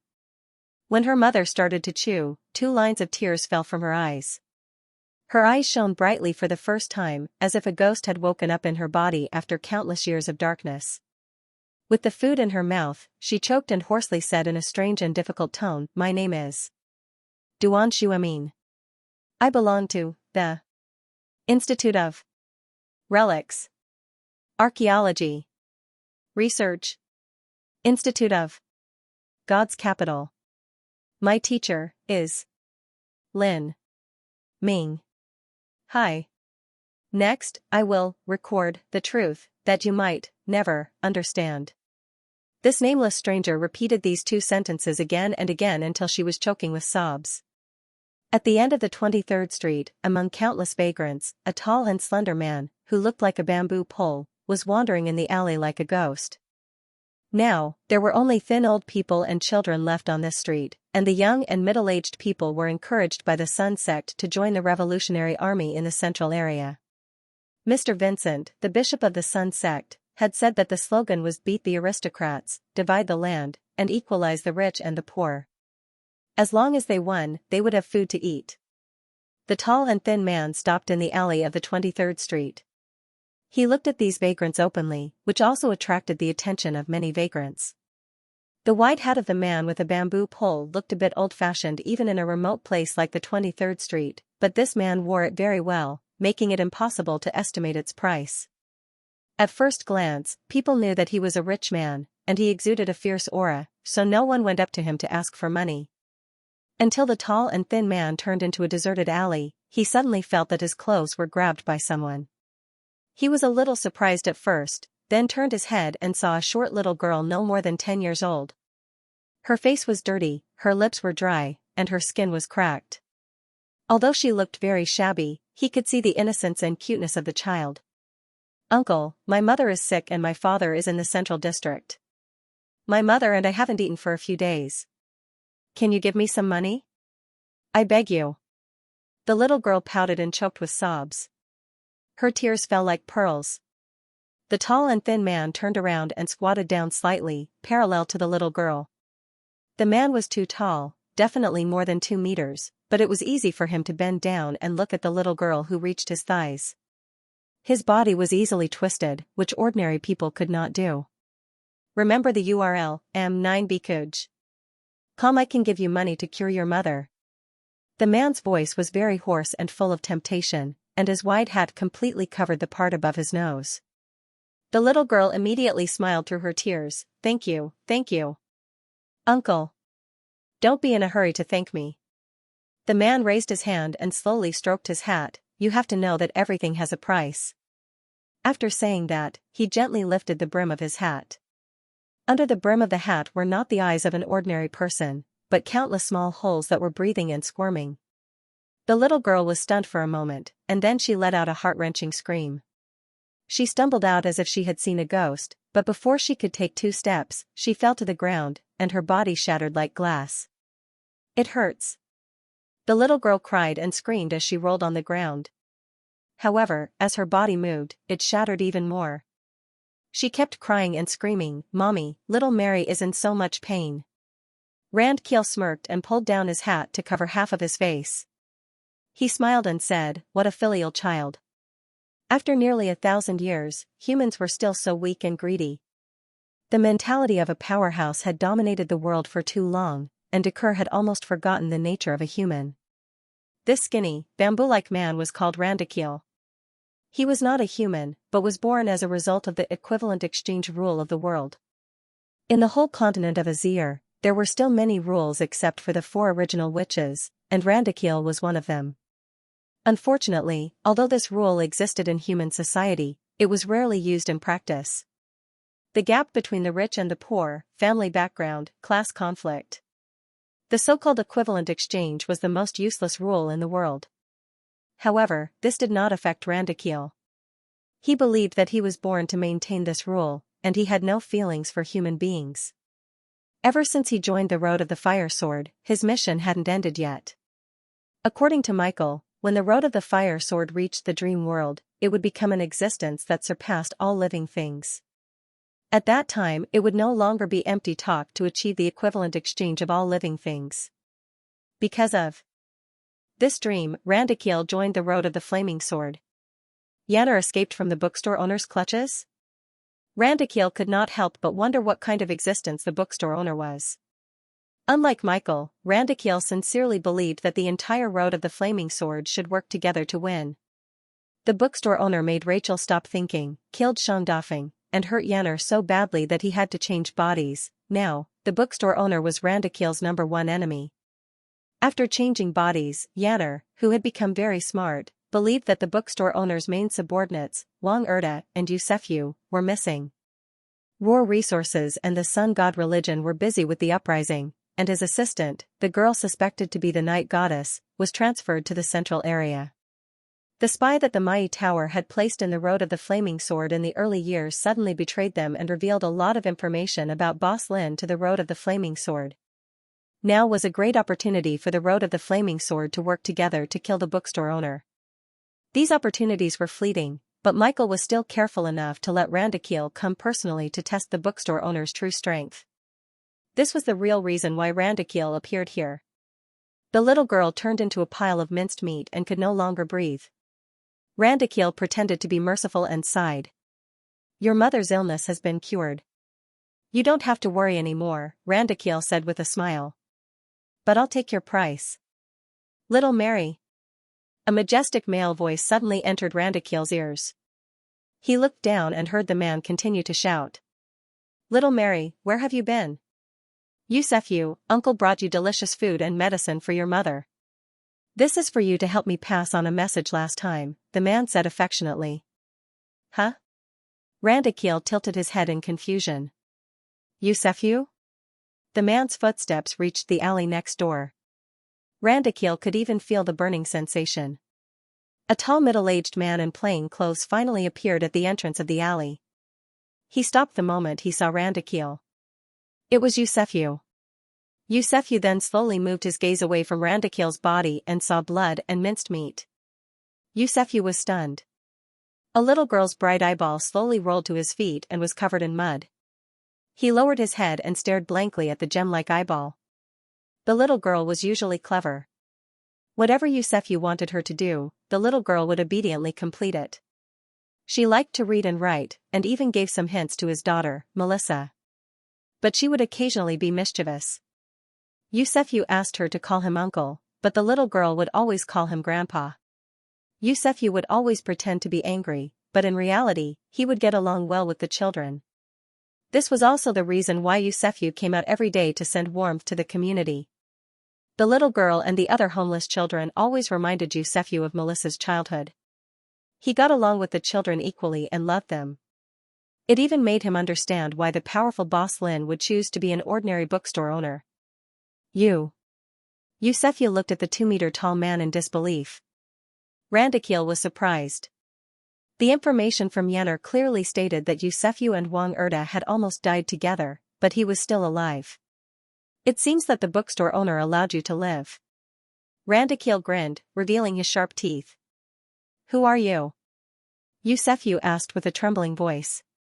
He was unable to accept little Mary's death. Path of the Flaming Sword, Balance Conservation Randakiel. Randakiel stroked his hat and said politely to Xianxia. You killed little Mary? Xianxia asked in disbelief. Little Mary? Randakiel thought for a moment, then lowered his head to look at the pile of minced meat on the ground. He did not want to answer Xianxia's idiotic question. Let's make a deal. Are you willing to join the Path of the Flaming Sword? Randakiel smiled. We are about to start a war with the bookstore owner. I'm here today to issue a letter of challenge. I'll give you a chance. It's not too late to change sides, although, you should have lost a lot of energy from the battle with Wang Erda, right? Boss Lin? The Path of the Flaming Sword wants to deal with Boss Lin? In Xianxia's heart, Boss Lin was more important. He even skipped over little Mary and sneered in disbelief. How could you guys overestimate yourselves to such a terrifying extent? Joseph asked in astonishment. Randakiel's face darkened. It seems that you still chose to die. After that, Randakiel looked at the location and said, if I kill you here, the bookstore owner should be able to sense it. I'm too lazy to go over there. I'll use your corpse as a letter of challenge. As soon as Randakiel finished speaking, Xianxia heard a bell ring behind him. The sound of a scale ticking followed. Only then did Xianxia remember, the conservation of balance. Could he be the angel of rule who had destroyed order around 600 years ago? Xianxia had read about that chaotic event in the Mai Tower's confidential files. It's too late to guess now. Randakiel smiled. I've given you a chance. Little Mary, did you kill her? Xianxia's expression did not change even after being locked in by the scales of equivalent exchange. He did not seem to be shaken at all. Instead, he continued to ask Randakiel as if he had stepped on the ant at the door. So what if I did? This is her price, Randakiel said mercilessly. The alleyway looked like it had been attacked by a raging fire. The dilapidated old houses that no one lived in were almost burned to ashes by Xianxia's flames. He gently wiped the blood from the corner of his eyes and stared at little Mary who had turned into ashes on the ground. He sighed deeply. In order to take revenge, he kicked the scales on the ground. What the hell? It's gone just like that. Randakiel did not finish his arrogant speech. He only admitted that after he had killed little Mary, he had been burned by Xianxia's flames. Randakiel was very wrong. After the battle with Wang Erda, not only did Xianxia not lose much of his vitality, but he had also been enveloped by Boss Lin's ocean-like ether traces in the basement of the bookstore. He had even absorbed the power of the Dragon of Disaster skull that Boss Lin had casually thrown in the basement. Now, he was even more powerful than he had been during the earth-shattering battle at 67th Street. He could burn everything, including the human world. Ability, rule, and fate, everything could be burned. Randakiel was also quite difficult to deal with. Xianxia had used up all of his ether and forced Randakiel back to his original form. After seeing Randakiel return to his original form, he still could not vent his anger. He kicked the ancient scales on the ground hard. With a complicated expression, he looked at little Mary, who he had wanted to keep safe but had still been burned to ashes. A sense of helplessness rose in his heart. He quietly collected little Mary's ashes, put them in a jar, and buried them in the only small garden on 23rd Street that was less than 3 square meters. Not long after, her sickly mother would call for her on the streets until she was hoarse, but Xianxia did not want to care. Human life is too short. Xianxia sighed. He brought the scales back to the bookstore. Boss Lin was sitting in the bookstore, flipping through the pages with nothing to do. "You're back early today, Xianxia," Lin Jia said without raising his head. Seeing that Xianxia did not reply, he raised his head and glanced at Xianxia. "Didn't you complain that children were clingy before? At least not for now." Xianxia lowered his head and still did not reply, like a child who had done something wrong. Lin Jia lowered his head and did not say anything. Ever since one day, Xianxia felt that he could not understand Boss Lin anymore. He sighed slightly, and then put the scales on Boss Lin's counter. As a cashier, the scale was actually very appropriate for a cashier. "I'm going to rest first, Boss Lin," Xianxia wanted to say something, but stopped. In the end, this sentence popped out. Lin Jia didn't even raise his head as he replied, "Mim." When Xianxia walked to the basement, he stopped. He wanted to tell Boss Lin about the path of the fire sword, but he saw Lin Jia raise his head and look at the shaking scales with a complicated expression.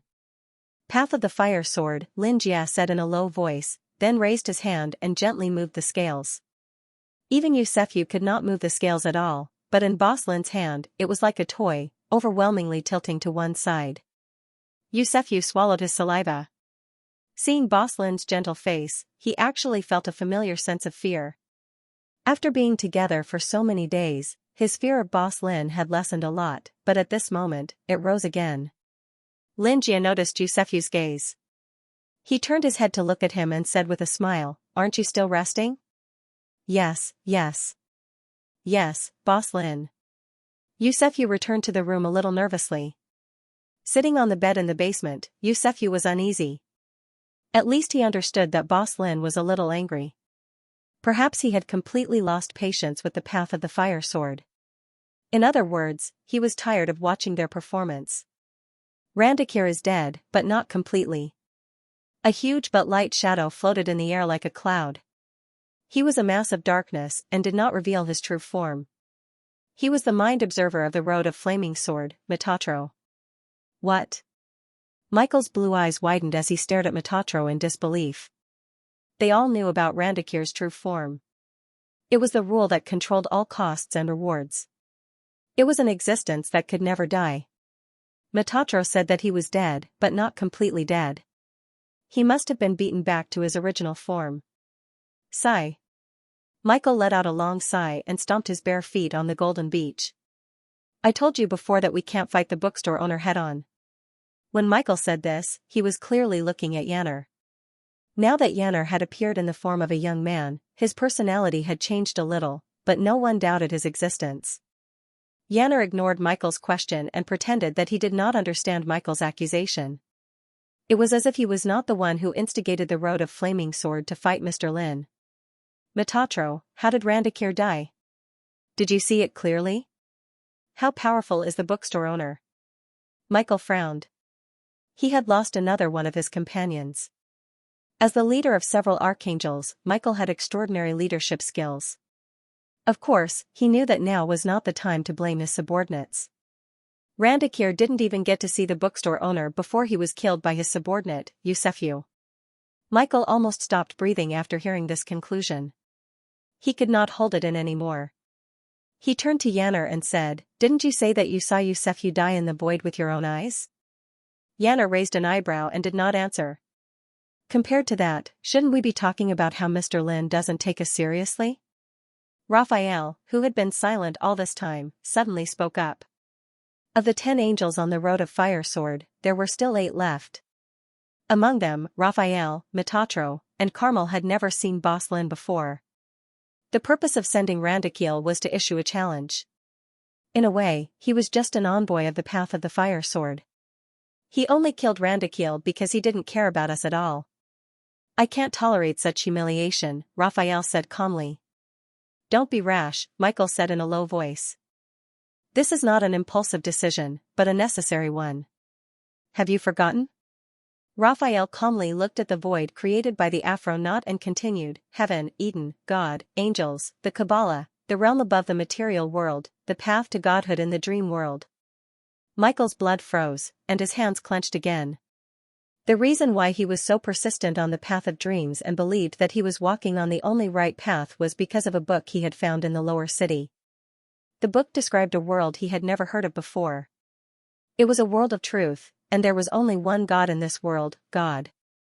Michael had never doubted the things described in the book. Even the code names of the 10 members of the Road of the Fire Sword came from that book.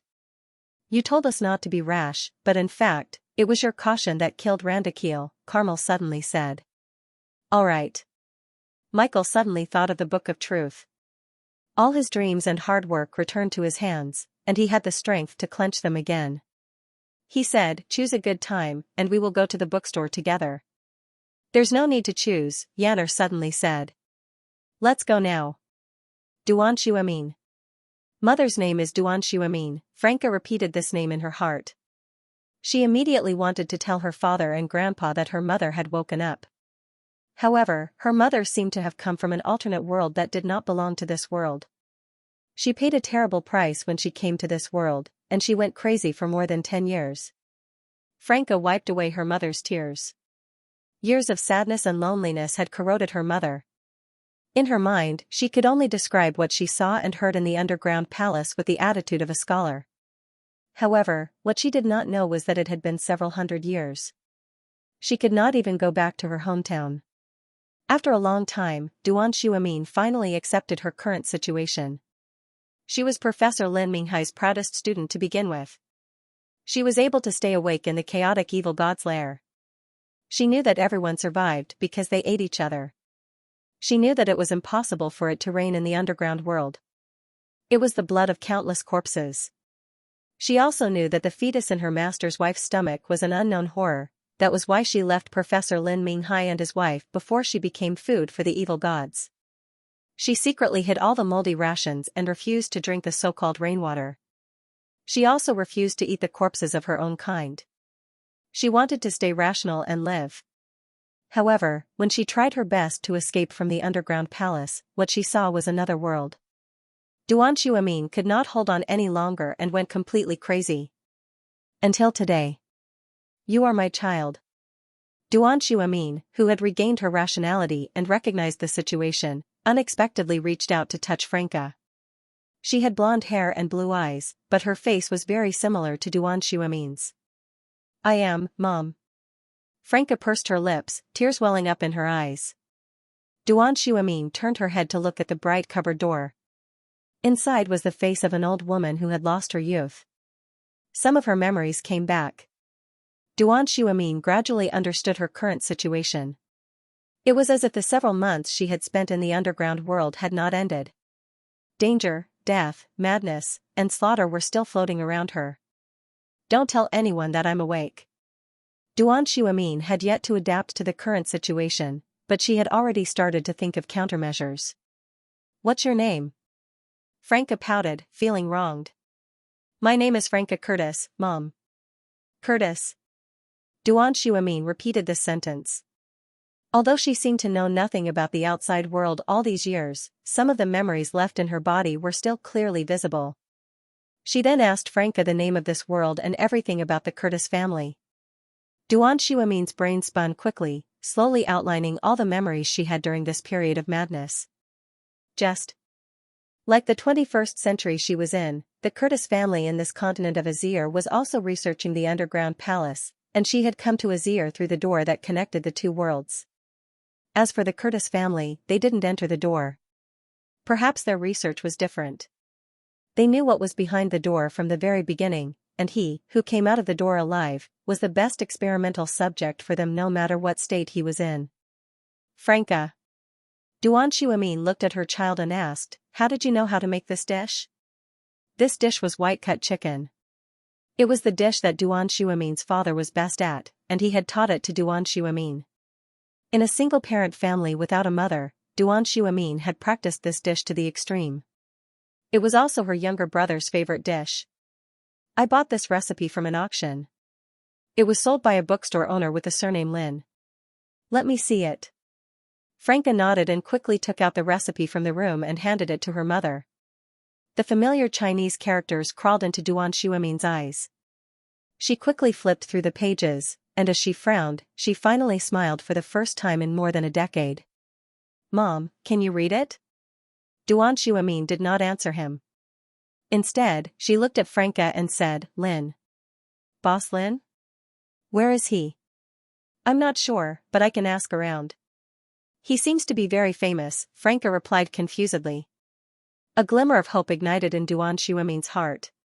To be able to sell this kind of book, this boss Lin might also be an old friend, and the only person with the surname Lin in the expedition team was Professor Lin Minghai. No, there was one more. Duan Xuemin's mind suddenly saw the kind smile on Zhang Xiong's face as she gently stroked her swollen belly. Duan Xuemin immediately felt a chill run down his spine. The child that suddenly got pregnant in the underground palace, it was definitely not human, however, he could not give up on the other possibility. No matter what, he had to know who the bookstore owner was. Duan Xuemin turned to Franca and said, Give me a pen and paper. I'll write a letter. Help me pass it to that boss Lin. Franca was wearing a silk cloak. This was the simplest and cheapest coat she had found in her wardrobe. Right now, the central district was in chaos. Even Franca's father and grandfather had been summoned to the central district for a meeting. However, this also gave Franca a great opportunity. Due to her weak constitution as an ordinary person, she had never stepped out of the central district in her entire life. Franca tied her blonde hair into a high ponytail and put on a red silk cloak. She saw her mother's letter and recipe beside the mirror and then jumped down from the window. After several days of investigation and persuading her servant Mike to help her, Franca finally left the Curtis family alone for the first time in her life under the cover of her mother's superb acting skills of pretending to be crazy. After meeting with her mother for the past 2 days, Freya gradually understood her mother and also knew her mother's background. An archaeologist from another world. She maintained the firmness of her soul and thoughts in the face of an evil god. She maintained her independence as a human. More than 10 years of confusion had caused her soul to hide in a certain protective shell. However, the moment she ate the dishes of her hometown, she returned to her own body. The reason why her father married her mother was also for experiments, for the sake of Franca's own birth. But what kind of power have I inherited? Franca agilely climbed over the mountain in her backyard and sat on the car Mike had arranged for her while panting heavily. Of course, there was no way she was driving a private car. Instead, it was a crowded metal car for the poor workers. The smell of engine oil and the body odor of the poor people who only bathed once every few months made Franca, who had never come into contact with such things, almost vomit. However, she still held it in. It was only when she got off the car that she held onto a telephone pole and vomited. The website of the website was m9bkuj.com. Even when Franca arrived at 23rd Street in such a sorry state, her clothes clearly did not fit in this poor neighborhood. This place was clearly filled with poor people. Her father and the nobles in the central district were all lying. The so-called world of Azir continent where everyone was happy and beautiful, a world protected by the so-called saints and witches. They were all hungry mouths. Finally, Franca walked to Lin Jia's bookstore with the letter and the recipe. This bookstore that looked a little old was the most stylish shop in the entire district. Franca let out a sigh of relief. She raised her hand to wipe the sweat on her forehead and stepped into the bookstore. Ding-ling-ling, Yusefyu hung a new kitten-shaped bell on the door of the bookstore. It was said that it was given to him by the children in the slums. Every time a customer pushed open the door, it would make a pleasant sound. However, the reality was that there were basically no customers in the bookstore. On the other hand, the wind in 23rd Street was very strong. The bell rang nonstop every day, and it was extremely noisy. Lin Jia really wanted to tell Yusefyu to throw the bell away, but he didn't have the heart to scold the young man under this strong body. Hello, Franca said politely, I'm here to see Boss Lin. Only then did Lin Jia realize that it wasn't the wind today, but a real guest. Finally, a guest. A young girl with messy hair and a head full of sweat was standing in front of him, panting heavily. Her delicate calfskin boots were full of mud. Those shoes were clearly not meant for walking. She looked like a young miss from a rich family who ran away. Thinking back to Ji Jishu and Chili, Lin Jia couldn't help but laugh. He felt that he had probably opened up an incredible customer route from the very beginning. He showed a business smile that he had already prepared and crossed his hands to support his chin. I am Boss Lin. My name is Lin Jia. Little friend, what business do you have with me? Franca immediately showed a relaxed smile. Her entire body bent down as if a heavy burden had been lifted off her shoulders. Yusefyu heard that there was a guest and walked out of the basement. He saw the familiar Franca. They seemed to have met at a cocktail party before, but both of them had completely forgotten about it. Boss Lin, I bought your book at Miss Ji Jishu's auction. Franca quickly took out the book, 1000 Classic Home Cooking Dishes. Yusefyu's expression froze. This book, this young girl actually obtained this book. Yusefyu saw that the book had the words, blood sacrifice. It's this book. It's a classic home cooking dish. Speaking of which, I don't really understand many of the cooking methods, Franca said as she wiped away her sweat. Yusefyu?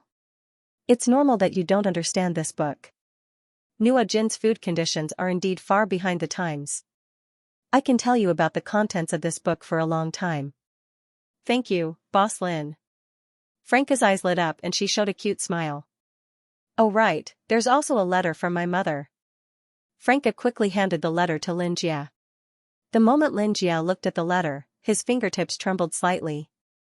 Even if he had already resolved himself, when a certain moment truly arrived, his emotions as a human still subconsciously wanted to escape. He gently took the letter. In his line of sight, a dark shadow crawled onto the surface of the letter. The ether in the dream space began to riot, and a powerful force descended in an instant, allowing him to naturally see the woman who wrote the letter in that instant. It was a woman who looked mature and beautiful but somewhat familiar. She looked like the director of the Institute of Cultural Relics and Archaeology in Luoyang who had transmigrated to see his father's funeral, Director Duan. Lin Jia was silent for a long time before he finally opened the letter. Dear fellow countrymen, if you can see this, then perhaps we came from the same place.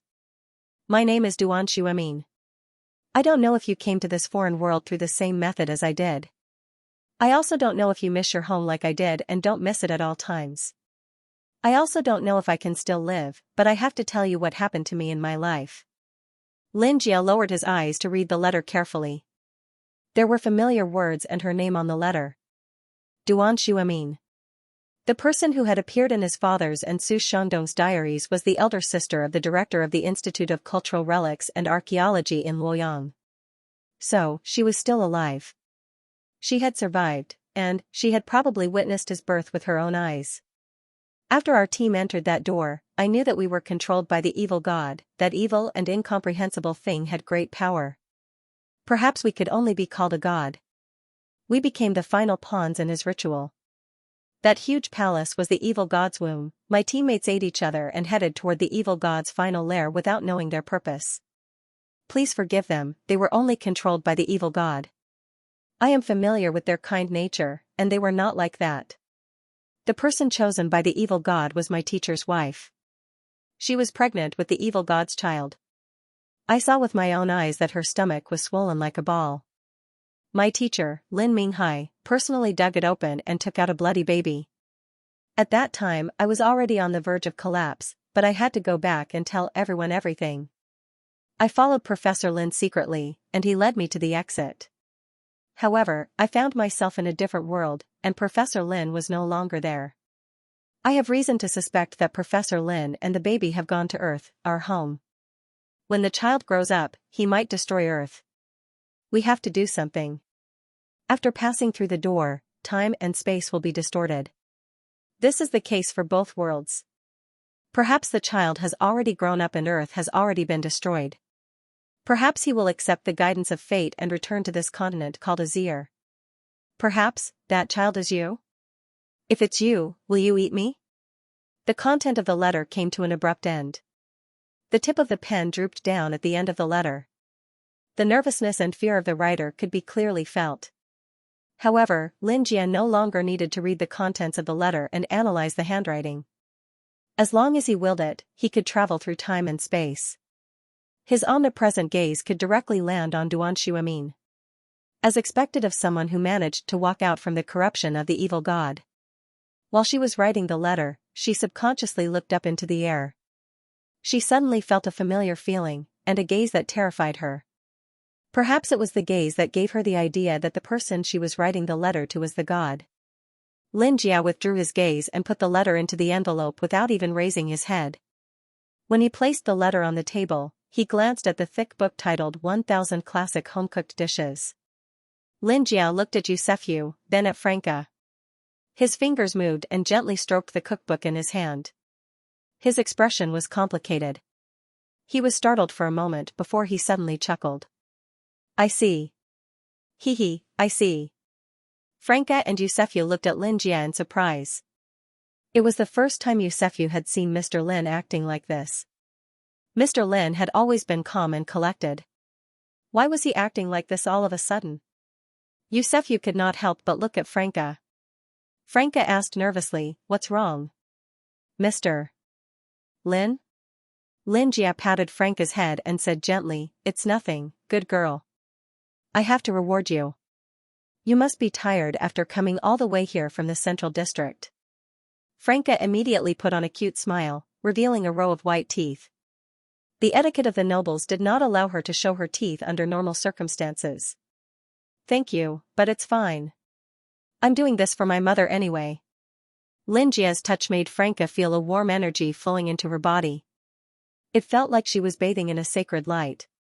She squinted her eyes like a kitten. Xianxia looked at her smug smile and lowered his head to look at the table as if he was looking for something. Then, he saw the balance on the table. He casually picked it up and handed it to Fu Lanka. "This little toy is for you." Yusefu thought to himself, "You call this a small toy? This is the balance scale that controls all the laws of equality in the world." Although he complained, he already knew Boss Lin's strength. To this lord, this balance scale was indeed a small toy. "Boss Lin," Yusefu said softly. He even swallowed his saliva nervously. Xianxia looked up with his usual smile and looked at Yusefu. "You seem to be troubled. Is there anything you need me to do?" Xianxia shook his head. "I'm not bothered at all. In fact, I can see things more clearly than before. I think I know where I'm going. Before I go, I need to take care of some things." "What?" Yusefu asked subconsciously. Boom.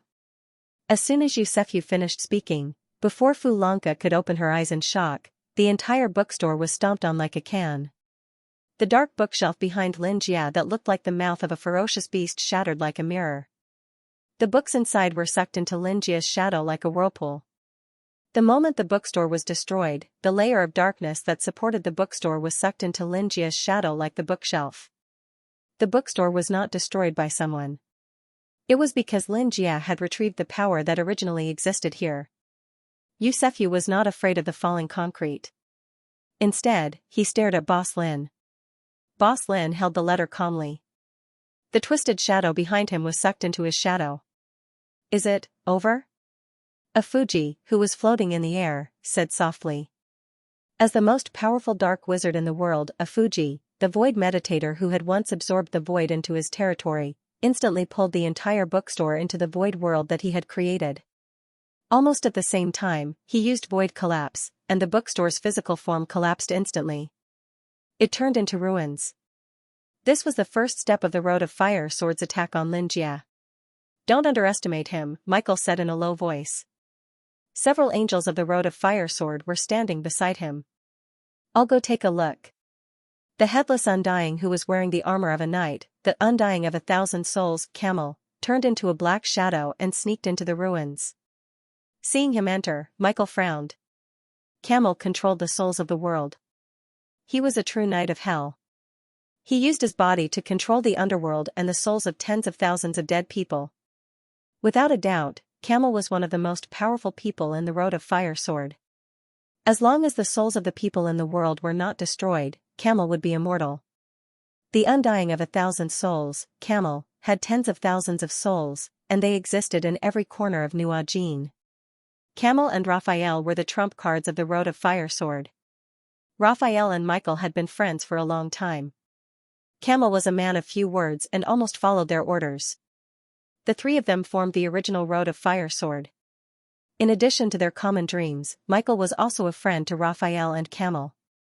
Don't relax your observation, Metatro. Michael raised his hand and focused his mind. He reminded Metatro, the mind observer, who was hiding outside the barrier of the void and had never relaxed his observation for a moment. Metatro's doubtful voice sounded with a hint of trembling. The will of the owner of the bookstore has disappeared. Is he dead? Raphael tilted his head. His figure was about the same as Michael's, but his entire face was like the surface of water, floating liquid. Unlike Michael, he did not like humans and would not appear in a human's body. Of course not. Yanner, who was standing at the back, said, Mr. Lin is obviously immortal. How can a god be bound by death? Everyone's eyes returned to Yanner. His tone didn't sound like a member of the Road of Fire Sword. Instead, it sounded like he was saying, my boss is very powerful. At this moment, Michael also realized what was so strange about Yanner, who he had been very suspicious of. You, what, huh? Metatro's doubtful voice sounded again and interrupted Michael's questioning.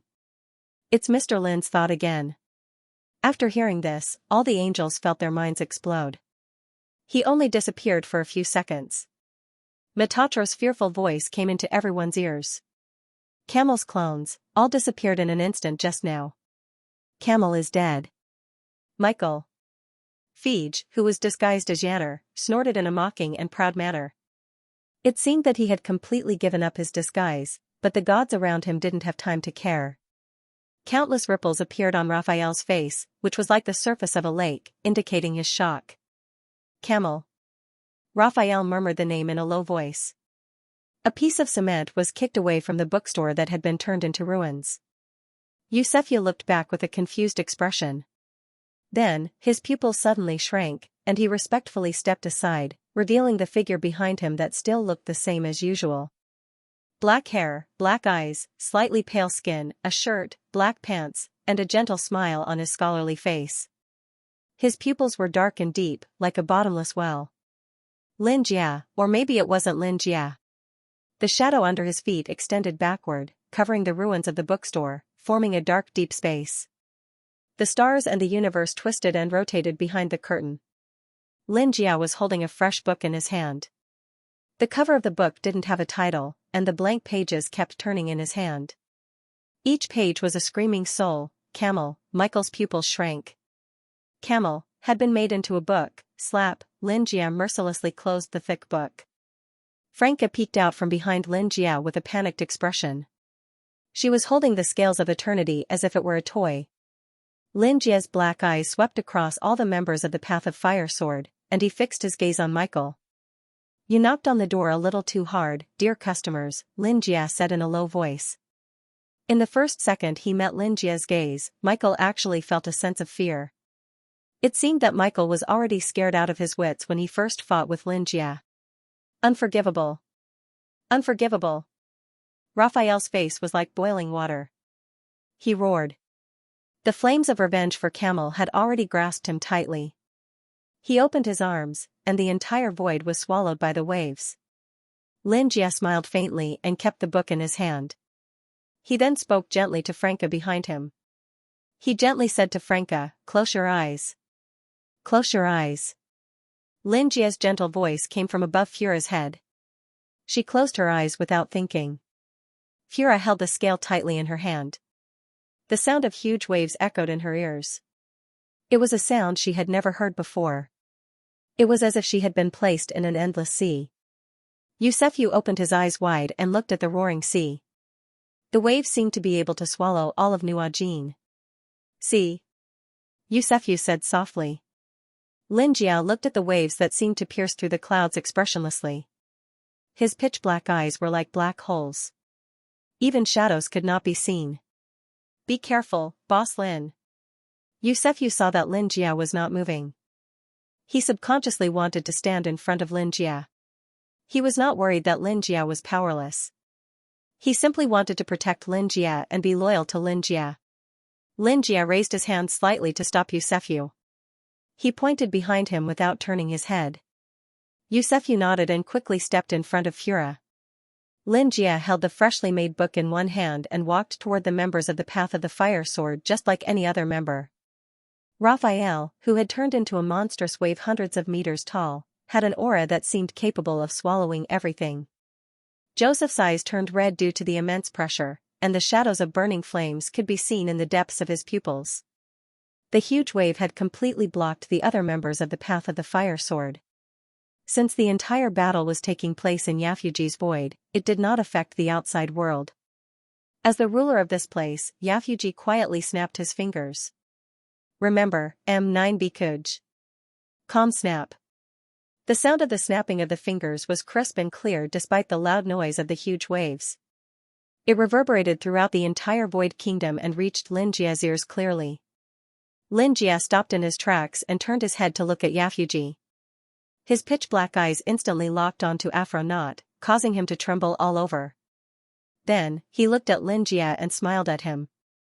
Afro-Naut could reshape everything in the void. With a snap of his finger, Raphael immediately felt that his entire body was filled with inexhaustible power. He's going to attack. Madanzo, the mind observer, stuttered in fear. Metatro's presence in the Path of Fire Sword was not very strong, but he was very useful. He hid outside the wall of the world. Instead of being called Mind Observer, it was better to change his name to Wall Eavesdropper. As long as there were people in the world of Wall, he would observe and listen to them. Xianxia looked at the members of the Path of Fire Sword and began to think. The Undying of Thousand Souls, Camel was a melee assassin. Now, the monstrous listener of the sea Raphael was a large-scale AoE. Yaft was a domain support, and Metatro was a sentry. From a certain perspective, you guys are quite cooperative, Xianxia tilted his head and said with a smile. Cut the crap, you evil god. Afro-Naut could not hide the fear in his heart. Xianxia was in his kingdom of void. It was reasonable to say that he could control everything at will. However, Boss Lin's power was too great. Afro-Naut knew this better than Metatro. He tried to overcome his fear with a roar. The void is my world. I'm the master of all things. Xianxia shook his head with a smile before letting out a long sigh. He then raised his hand and snapped his fingers like Afro-Naut. Snap. The clear sound almost stopped everything for a second. However, it was only a short second. Before anyone could be surprised, the waves completely swallowed Xianxia.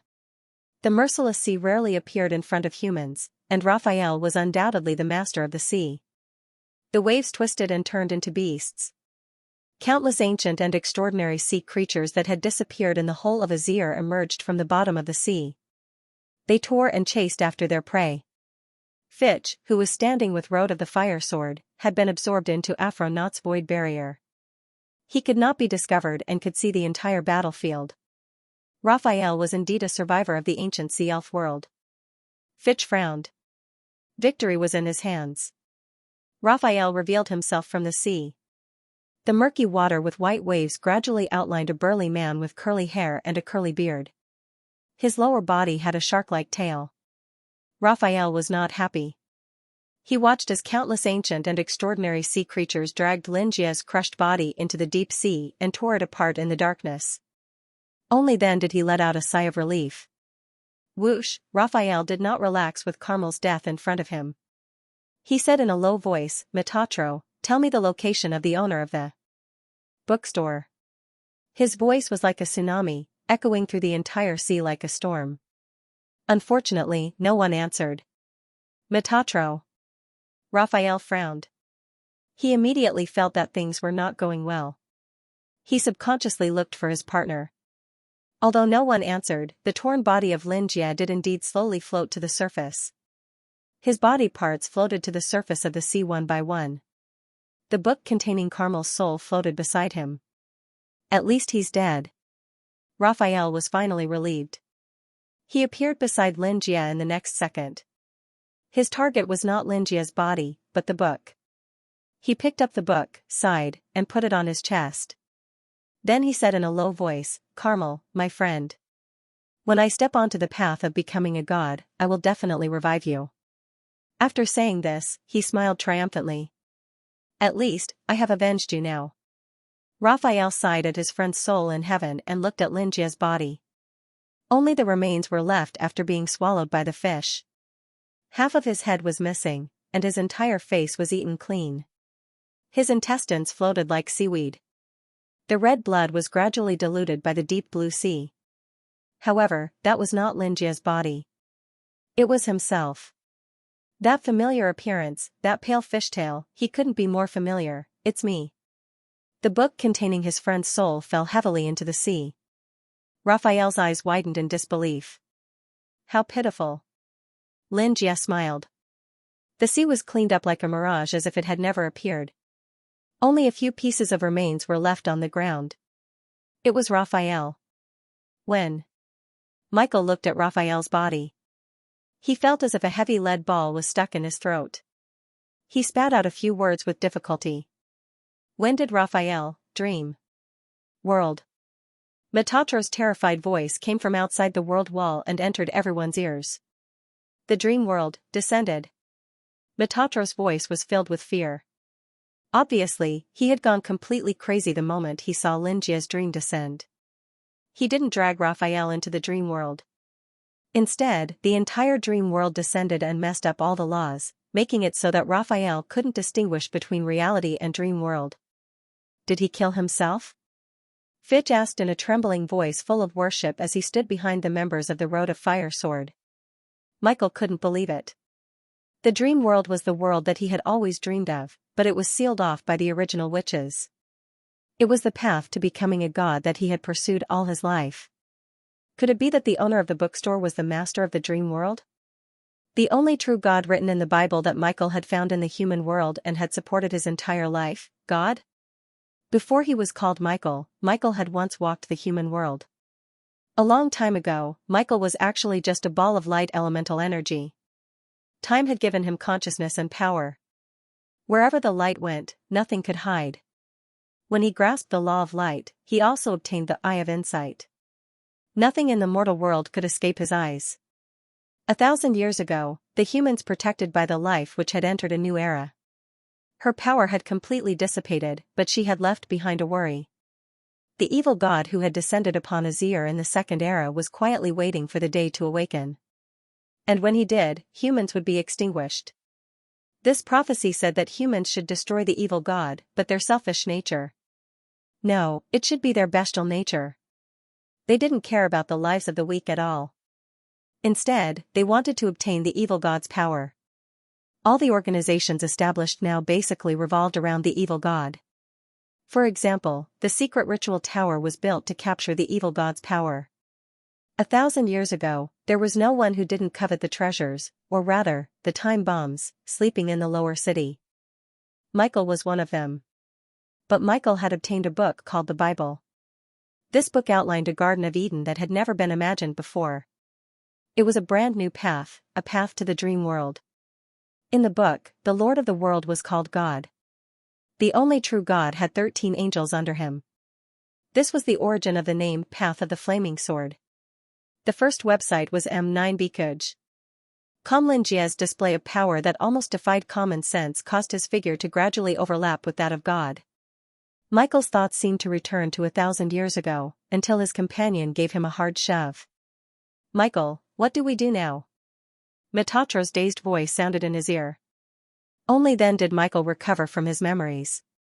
He looked at the owner of the bookstore, who was slowly walking towards him. He didn't seem to be in a hurry. From Gabriel, Xianxia, Rachel, Tarankar, Carmel, and Raphael. 6 of his companions had already died. No, there was still this guy behind him, this Yanner. Michael turned around and found Fitch still behind him, smiling at him. He should have guessed that the real Yanner had died a long time ago. Ignoring Fitch, Michael rubbed his right eye before gently closing his left eye. His right eye began to emit a green radiance. The Eye of Insight was something Michael used to observe all things, past and future, calamities and fates. Even those outside the world could not escape from it. He claimed that it was a god-level weapon. It was also this pair of eyes that allowed him to gather countless companions. After closing his right eye, Michael used Eye of Insight to lock onto Xianxia. He roared, "Everything has an end. Xianxia. Let me see how you die." Xianxia raised his head and looked at Michael in the distance with an indifferent expression. The way he covered one of his eyes and shouted slogans really reminded him of the female lead of a Chunibu anime that he used to watch. Also, Michael had made himself blonde and blue eyes, so he really did feel like a paper person. The smell was simply too strong. Michael naturally didn't know that Xianxia was ridiculing him. However, the moment he saw Xianxia, Michael froze for a moment before the corners of his mouth indeed slowly rose. "I saw it." His mouth split open infinitely, and his voice was filled with disbelief. He didn't think that he would really see it. "You're not the only true god at all. You're just an evil god's puppet. This body is nothing more than an evil god's vessel. You mere human, I saw your death clearly." Xianxia tilted his head and looked at Michael, who was on the verge of madness, with some confusion. Michael waved his sleeves and ordered a Fuji, "Transform this void world into a place of death for me." A Fuji didn't reply. He was panting heavily, clearly quite frightened by Xianxia. He immediately opened his arms. As the Void Monarch, he ordered this void world to devour all things. As soon as a Fuji's voice fell, the entire void world turned into a highly corrosive poisonous air. The Yusefyu standing in front of the ruins of the bookstore and Fu Lanka immediately burst into flames. The flames expanded and burned away the poisonous air, protecting Fu Lanka at the same time. Xianxia looked around and saw the corrosive mist floating everywhere. "Hiss." He gasped and subconsciously raised his hand. He didn't expect his entire hand to start festering. This mist wasn't some powerful supernatural ability. Yusefyu could easily dodge it, but normal people couldn't do anything about it. "I didn't see wrong. Your body is just a normal human body." Michael closed his left eye and stared at Xianxia with his right eye. Xianxia looked at Michael's crazy appearance and felt a little helpless. With a thought, his rotting hand started to regenerate. The other parts of his rotting hand also started to regenerate. Xianxia lowered his head and looked at his own body. Suddenly, Michael's voice rang in his ears. "Purge. Die." Michael suddenly opened his closed left eye. When Xianxia's body was regenerating, his left eye glowed red. "Where the light is, there is no shadow. Everything that I see cannot escape the fate of death," Michael said in a deranged manner. "Now, this human body will be reduced to ashes." Xianxia raised his eyebrows and looked at his body in surprise. Cracks had appeared on his body like glass. Success! Michael was so excited that he almost jumped up. "The evil god that has just awakened." "No, you have just obtained the power of the evil god. You are just a normal human, but you really do have a normal body. As a vessel, your mission is over," Michael said with a smile. In the next second, Xianxia's body uncontrollably shattered into ashes, leaving behind only his shadow. "This shadow is the real evil god," Michael said, and then turned to look at Yusefyu. To be exact, he was looking at the person behind Yusefyu, Franca. That girl should be a normal person, but the aura of law on her body was very special. She might be the next vessel of the evil god, so she had to be eliminated immediately. Hope was rekindled in the eyes of the surviving angels around them. "Don't be happy too early. Kill that woman first." Michael poured power into his left eye and looked at Franca, who was still obediently closing her eyes. "Sometimes, I really hope that I am some sort of vessel." A familiar voice suddenly rang out, causing Michael to freeze. The floating black mist returned to Xianxia's body, which had already turned into ashes. Michael's smile suddenly stopped. "How is this possible? This body is already..." Yafuji's face was filled with confusion and disbelief. He no longer looked like a void king. Ancient dragon blood. Michael's pupils shrank as he looked at the burning veins in Xianxia's ashes. The ancient dragon bloodline left behind in the pile of ashes began to reconstruct its body, gradually turning into an old and withered giant ancient dragon that resembled an ancient tree. "Generally speaking, I am not a god or a god, because I can't fulfill wishes or listen to prayers. Lin Jia's voice calmly came from the old dragon's body. However, you can treat me as a god. After all, this is what you think, and I have no right to interfere. However, Lin Jia looked down at the ashes on the ground. I quite like this normal human body that I have used for more than 20 years. Lin Jia transformed into a huge old dragon. This skinny old dragon was like an ancient tree. His 4 claws and 5 fingers landed on the ground, causing the entire void world to shake a few times. He roared, and the black breath he exhaled had the smell of disaster. His ancient skin was like a rock that magma flowed through. It was dry and full of cracks. One could vaguely see the blood vessels flowing with red blood like magma pipes.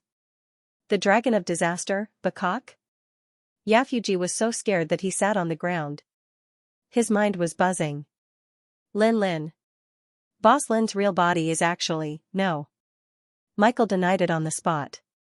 He opened his eyes wide and looked at Bakak with difficulty. He said, it's the ancient dragon's heart from before.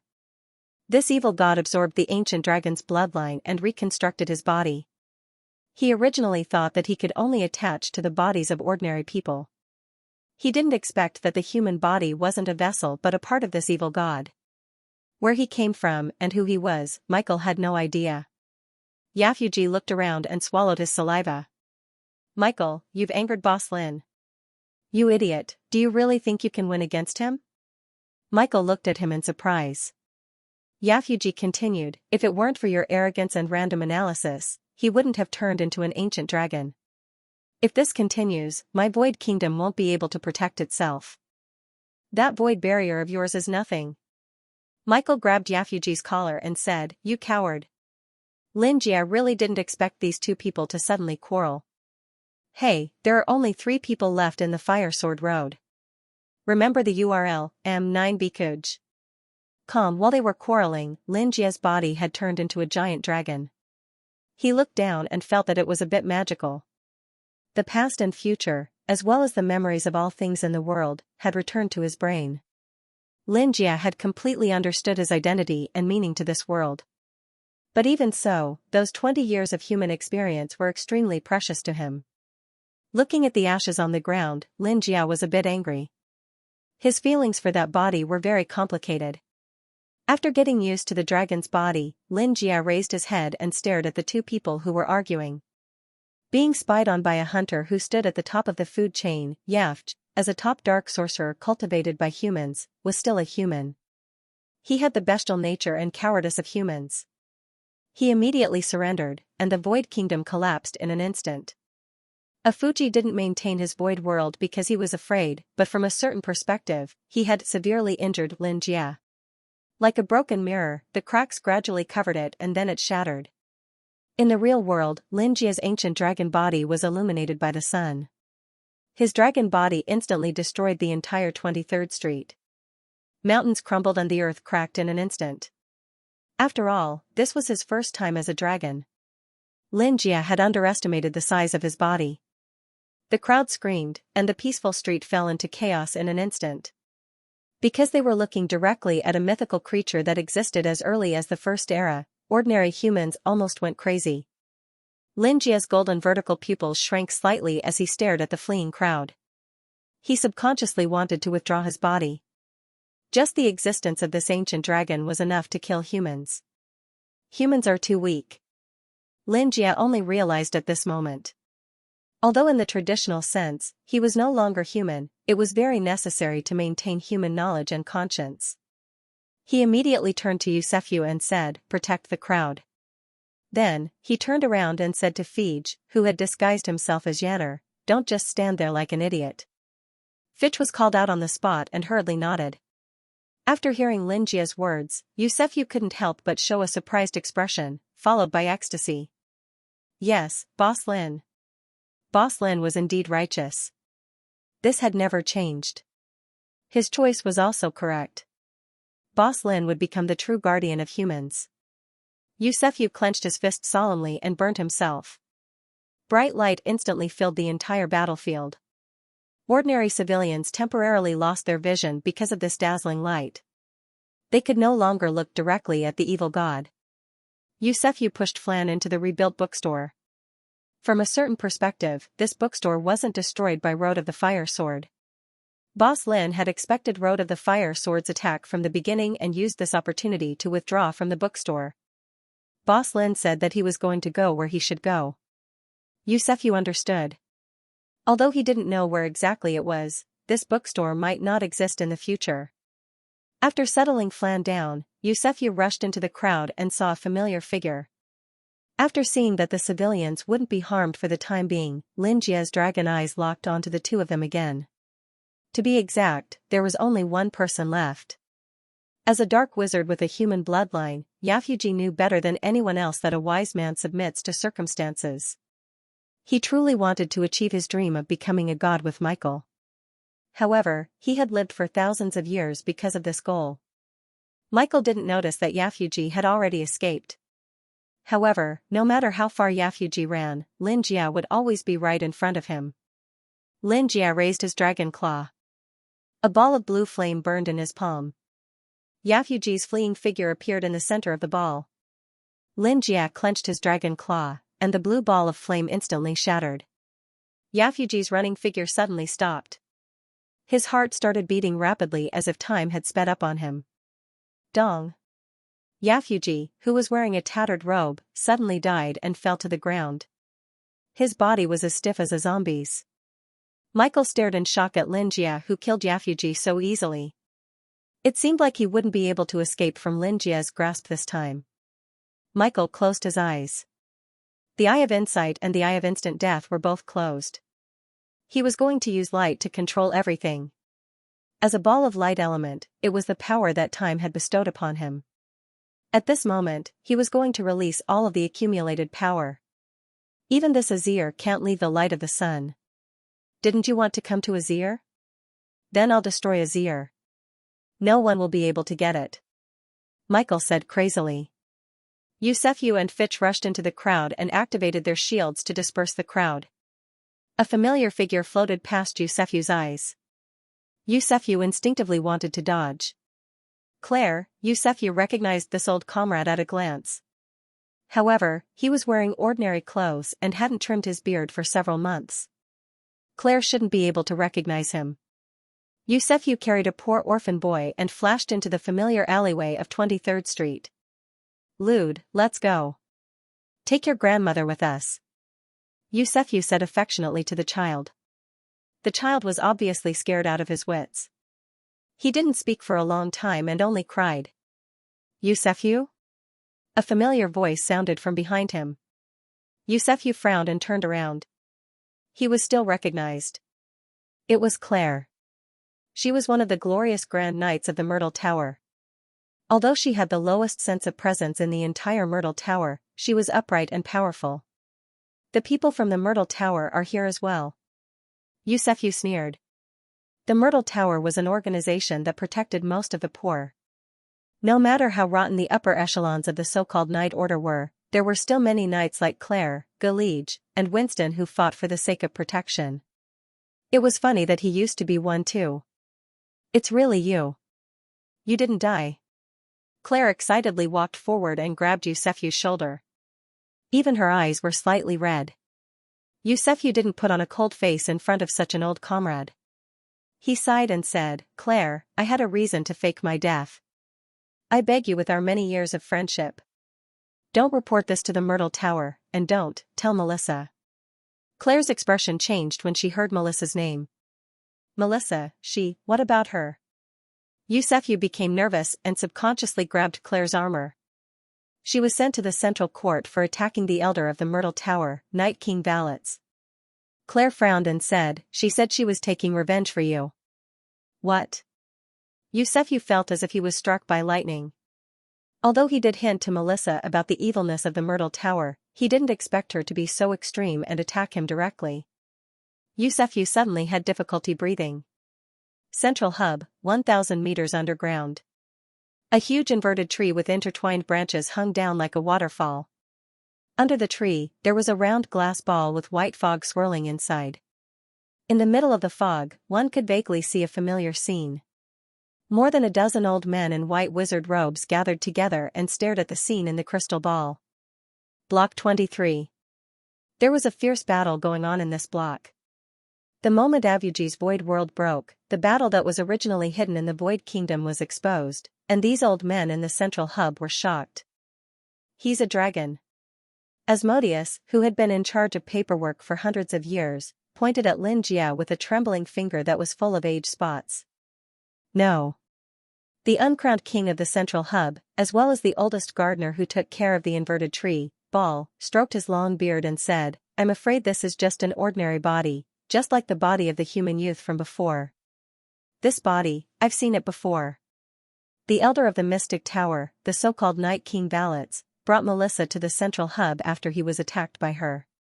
Valets, who was once cursed by the evil god and couldn't move freely, was now reborn with the help of Melissa's Fire of Zenith.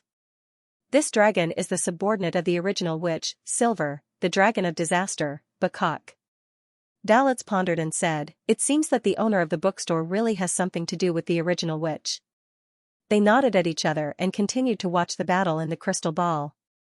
After the owner of the bookstore turned into a dragon, Michael and Avuji actually quarreled regardless of the occasion, which was really funny.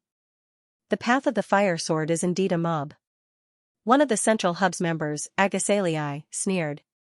The scene continued. The owner of the bookstore seemed to think that their quarrel was funny and quietly looked at him.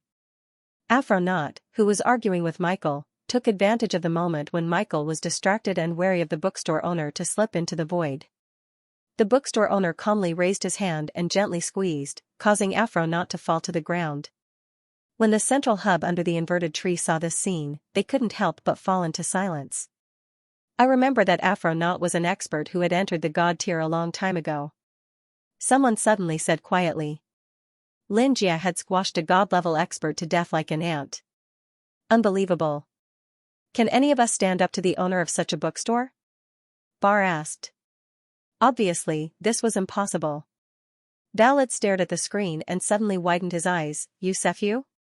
Dalit looked at the living Yusefu in disbelief. He was ordered by Lin Jia to protect those dispensable civilians. He's still alive? Dalit turned his insidious brain and quickly realized that the situation was not good. Sorry for the trouble, Senior Bar. Dalit furrowed his brows and said anxiously, Yusefu is still alive. No wonder Melissa suddenly knew the truth about the Mystic Tower. He was the one hinting to Melissa. We have to kill Melissa now. Otherwise, Yusefu will find this place through the power of the flame of the same origin. The inverted tree that protected the entire New Ajin and the witch of the origin tree on it were the ultimate secrets of Azir.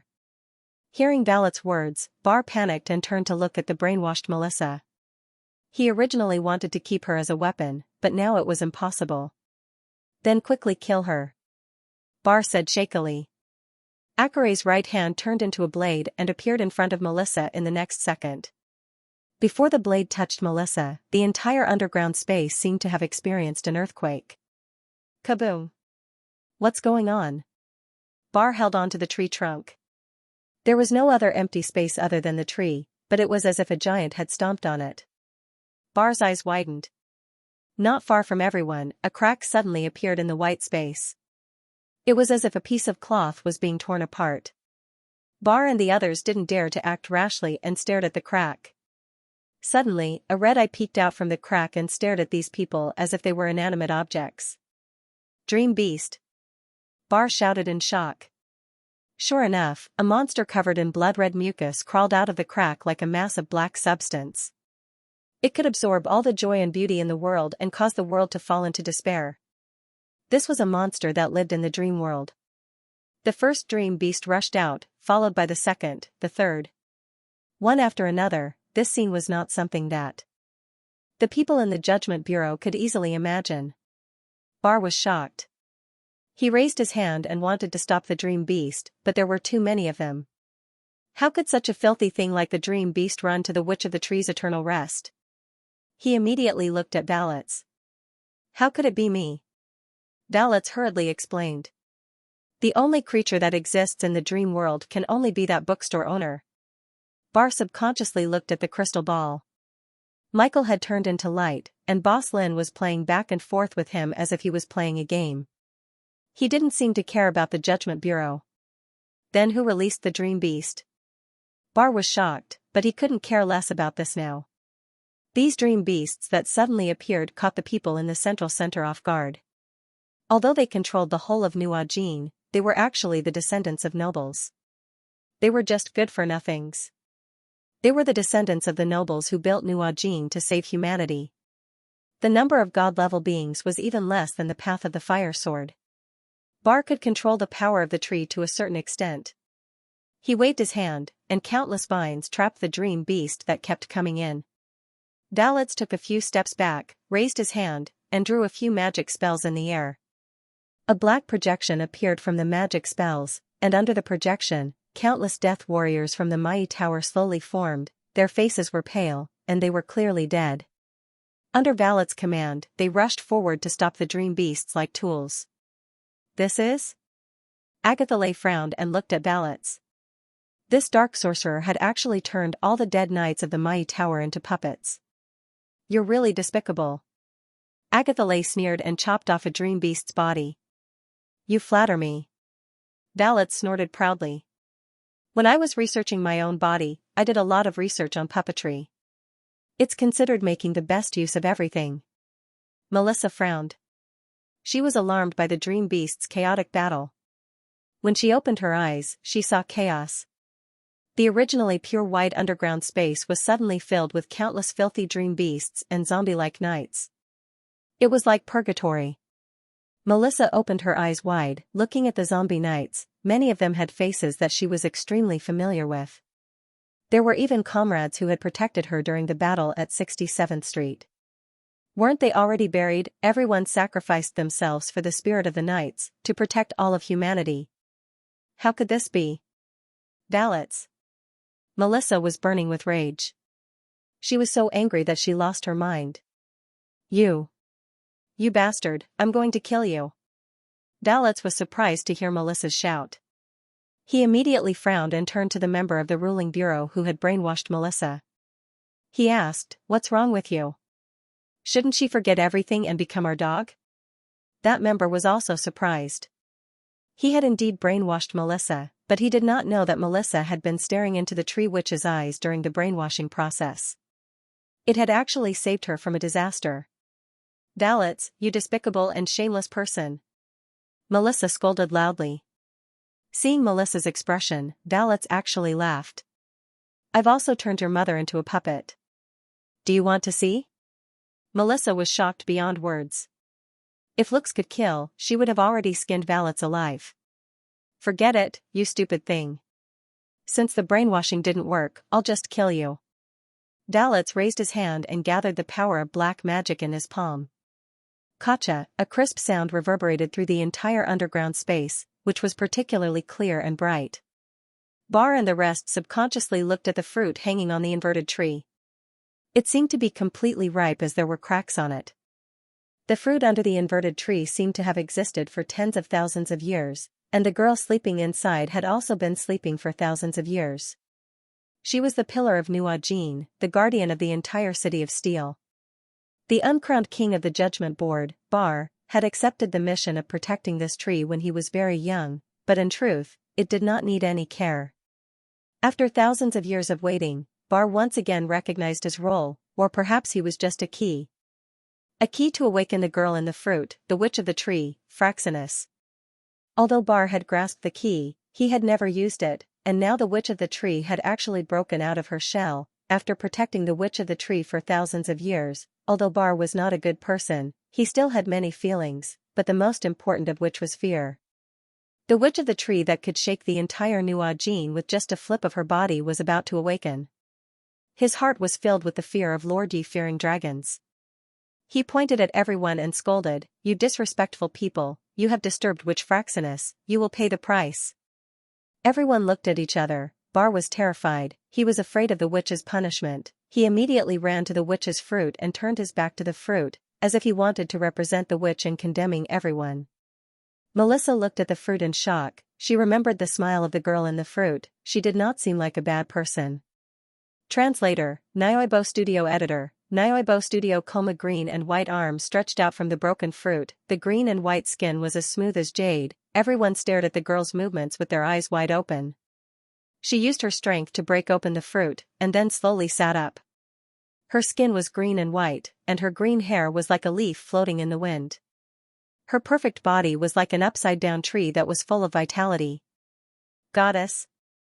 Bar looked at Fraxinus in a daze, then suddenly knelt on the ground. The sound of his knees knocking on the ground was extremely painful. Bar's old face had a comical smile. He said, "You are awake, goddess." Everyone saw Bar's actions and immediately knelt down, calling out to their goddess. When Fraxinus heard their shouts, she slowly opened her eyes, revealing a pair of snow-white eyes. Bar felt that this pair of white eyes was very familiar, and he remembered that it was written in the book that Fraxinus had a pair of green eyes, but he couldn't tell where he had heard of it before. He could only respectfully lower his head again, not daring to look directly into the witch's eyes. "Poochie." Fraxinus suddenly laughed. Her voice was as pleasant as a ray of light in the silent snowfield. Bar shuddered. Fraxinus suddenly said, "So you humans really know how to kneel and worship a tree." Bar subconsciously raised his head. Bloodstains started to appear on the green and white skin of this great tree which, Fraxinus. It was as if countless blood vessels had suddenly expanded and turned into worms. "You are." Bar roared. Before he could finish his sentence, the witch smiled. The branches that exuded the fragrance of nature and earth turned into blood-red tentacles. The moment Bar opened his mouth, she stuffed them into it. The blood vessels climbed onto his skin and entered his ears, eyes, mouth, and nostrils inch by inch. From his skin, to his internal organs, and finally to his brain. Although Bar hadn't comprehended the laws of his domain, he was still a god-level supernatural. However, in the blink of an eye, he turned into a bloated leather bag filled with flesh and blood. The blood vessels seemed to have eaten a full meal and completely emptied him. The moment the tentacles let go, Bar fell to the ground, only leaving behind an empty human skin. The members of the arbitration committee let out a scream. This wasn't the great and merciful witch Fraxinus who was filled with the spirit of sacrifice. The blood vessels under the originally beautiful witch's skin continued to expand and finally burst out of her body as if they were bursting out of her skin. The witch's perfect body was broken out of her body by some monster. Her body was bitten and torn, and there were even more than a dozen large holes that were bleeding profusely from the explosion. The witch's eyes lost focus and turned green again. However, her hands directly pulled out the pipe with the thick branches in her abdomen, revealing a large hole. Her internal organs rolled out from inside. A pair of hands reappeared from inside and tore the big hole open. At the same time, it tore the witch of the tree into two halves. The endless inverted tree turned into a monster made of flesh and blood. After the hands tore the flesh apart, the body didn't appear.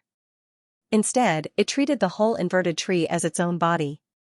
In the arbitration committee, the members who hadn't reached the god level died on the spot, and the remaining members all felt despair and fear. Dalitz, an old man who had lived for thousands of years and was cursed by Xianxia, trembled and turned pale.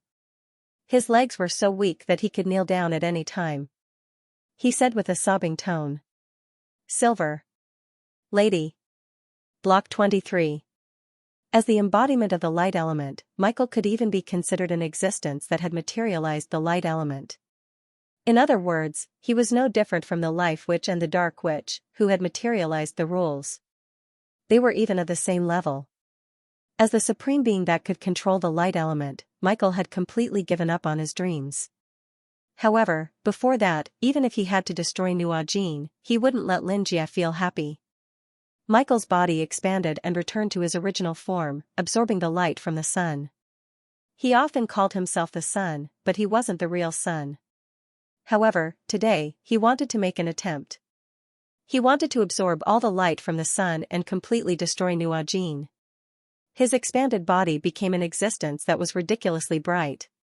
Xianxia frowned slightly. A dragon's body needed time to adapt, so he gave Little Me some time to absorb the sun. However, it was about time. Xianxia didn't care. He gently raised his hand and covered the entire sun's light in an instant. The absorption stopped abruptly. The entire Nuajin sank into darkness in an instant. Michael's body trembled. Xianxia blocked the sun and Nuajin as if he was covering the sky with one hand. "Is that what you want?" Xianxia smiled and said indifferently. Let Nua Jean stay in darkness forever? Unfortunately, I can do that too. Moreover, I can create another sun. After saying that, Lin Jia raised his hand again. The sun slowly appeared, and at the same time, another sun appeared beside it. Michael was speechless. I already said that it's about time for you to die. Lin Jia's eyes suddenly turned cold. Due to fear, Michael transformed back into his physical body and sat down on the ground. He no longer had the arrogance of an angel materialized by the light element. Lin Jia blinked. He looked at Michael, who seemed to have lost his pillar of support. For a moment, he actually couldn't bear to kill him. The feeling of bullying a child was too strong. He saw Michael take out a book. Lin Jia looked at the book and could clearly see the word Bible written on it. He quickly realized that this was the Bible that one of the Christians in his father's expedition team had left behind in the underground palace. It could be said that this Bible had ruined Michael's life. Michael raised his head and asked blankly, "Are you God?" Lin Jia didn't want to answer, but he still said, "No, the things in that book, at least in his ear, don't exist." After saying that, he was about to raise his hand to kill the dazed Michael when he suddenly felt a huge energy fluctuation coming from the central area. Lin Jia reflexively turned around. The information was immediately transmitted into his mind. Silver? The images and information immediately entered Lin Jia's mind while he was thinking. He saw an unbelievably beautiful woman standing on a snowy field made of iris flowers. She was as beautiful as ever, filled with the beauty of divinity. Her long silver hair spread out like silk on the flowers, and her flawless body rose and fell like a snowy river. Even her long eyelashes, which were as slender as butterfly wings, were pure white, and there was a white crown of thorns in her hair. The iris flower that Lin Jia had given her was still pinned to her ear.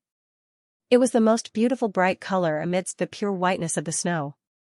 She seemed to have also sensed Lin Jia's gaze. She turned around and curtsied slightly toward Lin Jia. At least for now, Lin Jia was very fond of human female etiquette. A pair of familiar pure white eyes were like white gemstones. A beautiful smile appeared on her face. Silver shed the outer shell of the tree which like a silkworm, and then turned the entire tree into her own body.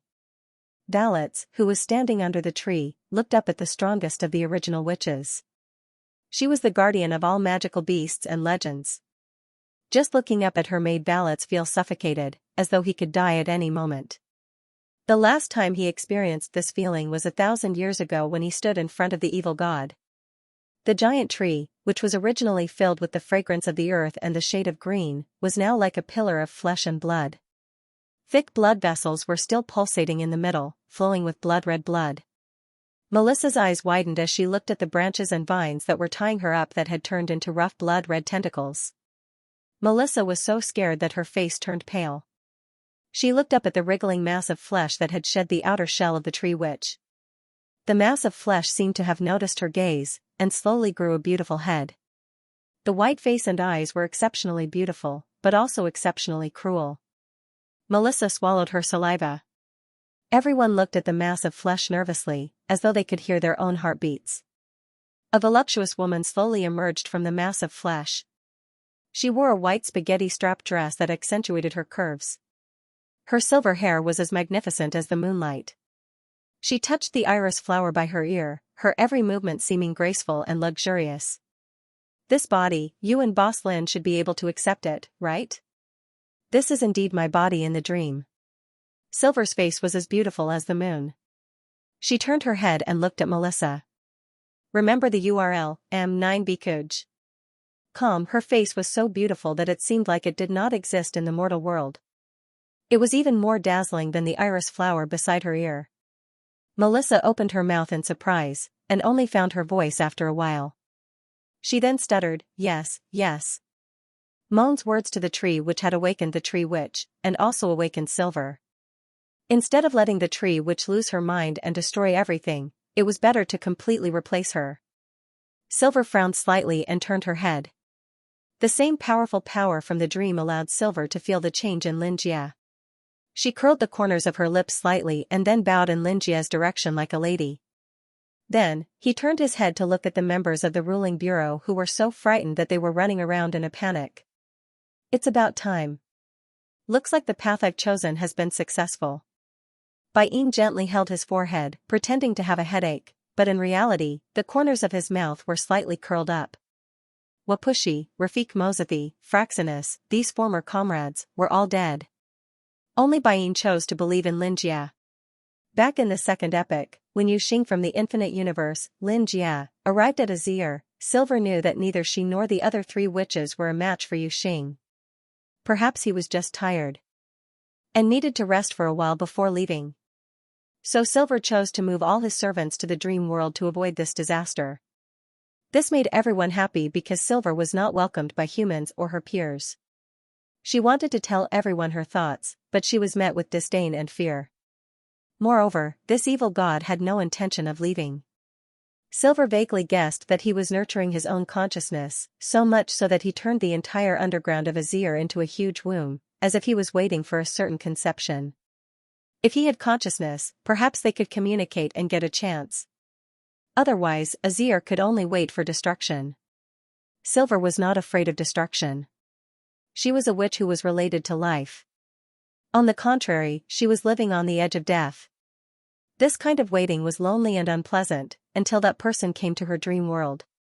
Therefore, the reason why Silver was more convinced of the existence of Yu Xing's will was. She touched the iris beside her ear and couldn't help but smile. Now, the underground created by the evil god had become the current downtown, and the evil god had nurtured the will known as Lin Jia. Lin Jia. Silver muttered this name in her heart.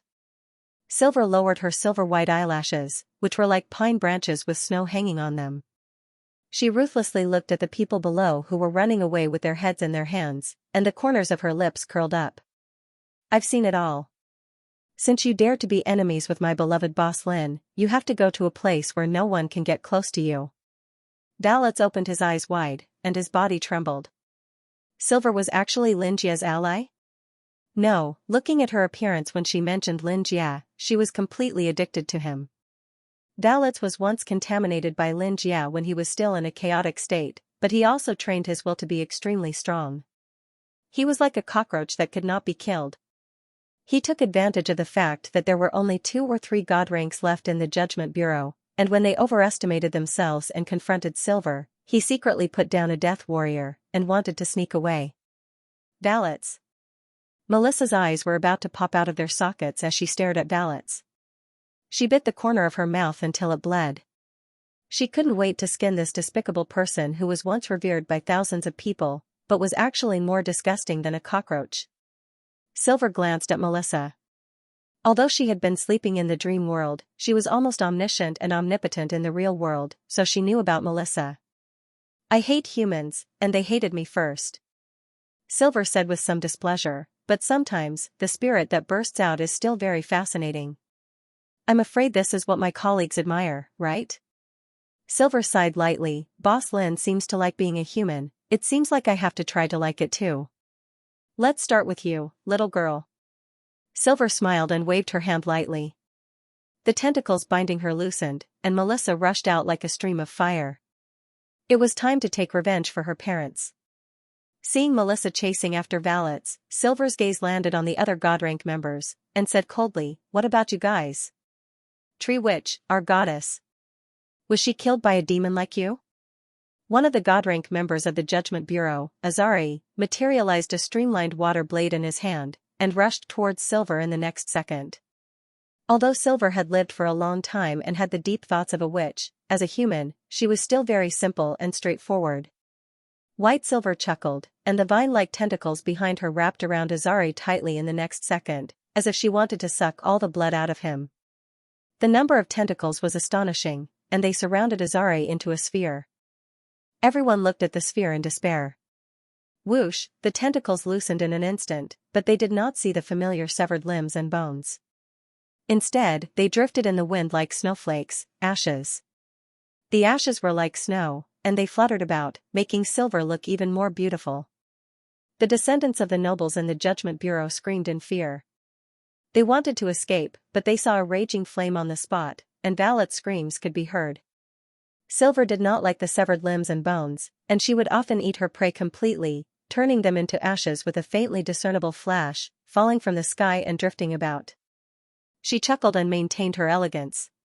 A huge door appeared behind the nobles. It was the door to the dream world. The fragile and broken door was on the verge of collapse, as though it was being attacked by countless dream beasts, and the door could be broken in at any time. "I've agreed, children, come out." Silver's smile widened. She waved her hand lightly, and the door opened. Dream beasts drooling like streams, dream beasts that were like shadows, and all kinds of strange and terrifying dream beasts beyond imagination, rushed out. Any one of these dream beasts had almost god-level power that humans could not pursue in their entire lives. Silver's laughter was even clearer, and she seemed to be exceptionally happy. Her laughter was not because she was slaughtering humans, but because she felt that she no longer had to stay in the lonely dream world, so she felt happy. Boss Lin was right, maybe I like this world. Silver, a familiar voice came from thousands of miles away, and Silver's laughter stopped abruptly. She looked a little worried, remembering that Xianxia seemed to be close to humans. Boss Lin. Silver replied in a low voice. Don't worry, Silver. Nothing could escape Xianxia's eyes, including Silver's doubts. He said, I don't like these humans. I care more about you, Xianxia said slowly. I'm more concerned about you now, Xianxia said slowly. You already know who I am, right? Bai Yin sighed. No, I just found out. Hearing this, Xianxia felt a lot better. Bai Yin was indeed a friend he cared about. At least, in Bai Yin's eyes, the friend she made was only the ordinary bookstore owner. For Xianxia, it was very important to maintain the perception of the ordinary bookstore owner. Xianxia was now adapting well to the various abilities of the dragon's body. Although it was an old joke to say, if only you were a dragon, that would be fine. But becoming a dragon was indeed one of the dreams of all men. Just thinking about it made him quite excited. Xianxia looked down at Michael, who had almost lost his mind because his dream was shattered. He waved his hand and dispersed his soul. Michael, who had created the path of the fire sword and was infinitely close to the original legend, completely disappeared under the sunlight. Xianxia carefully looked at his own body. Any big movement of his would cause a big impact on 23rd Street. After getting rid of Michael, Xianxia knocked on the void and soon heard a voice that was trembling with fear. Remember, http://m9bkuj. Com, Madanzo. This was a certain elf sitting outside the world.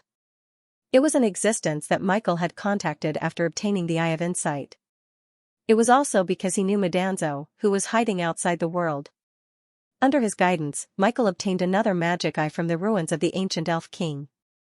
Have you seen me before? Xianxia asked. Madanzo didn't dare to answer. As early as the second era of the elf era, Madanzo had destroyed the entire elf kingdom because of Xianxia's arrival and lost his home. He was trapped outside the world wall for his entire life and had been observing the outside world. Your status is too high. I can't see you at all.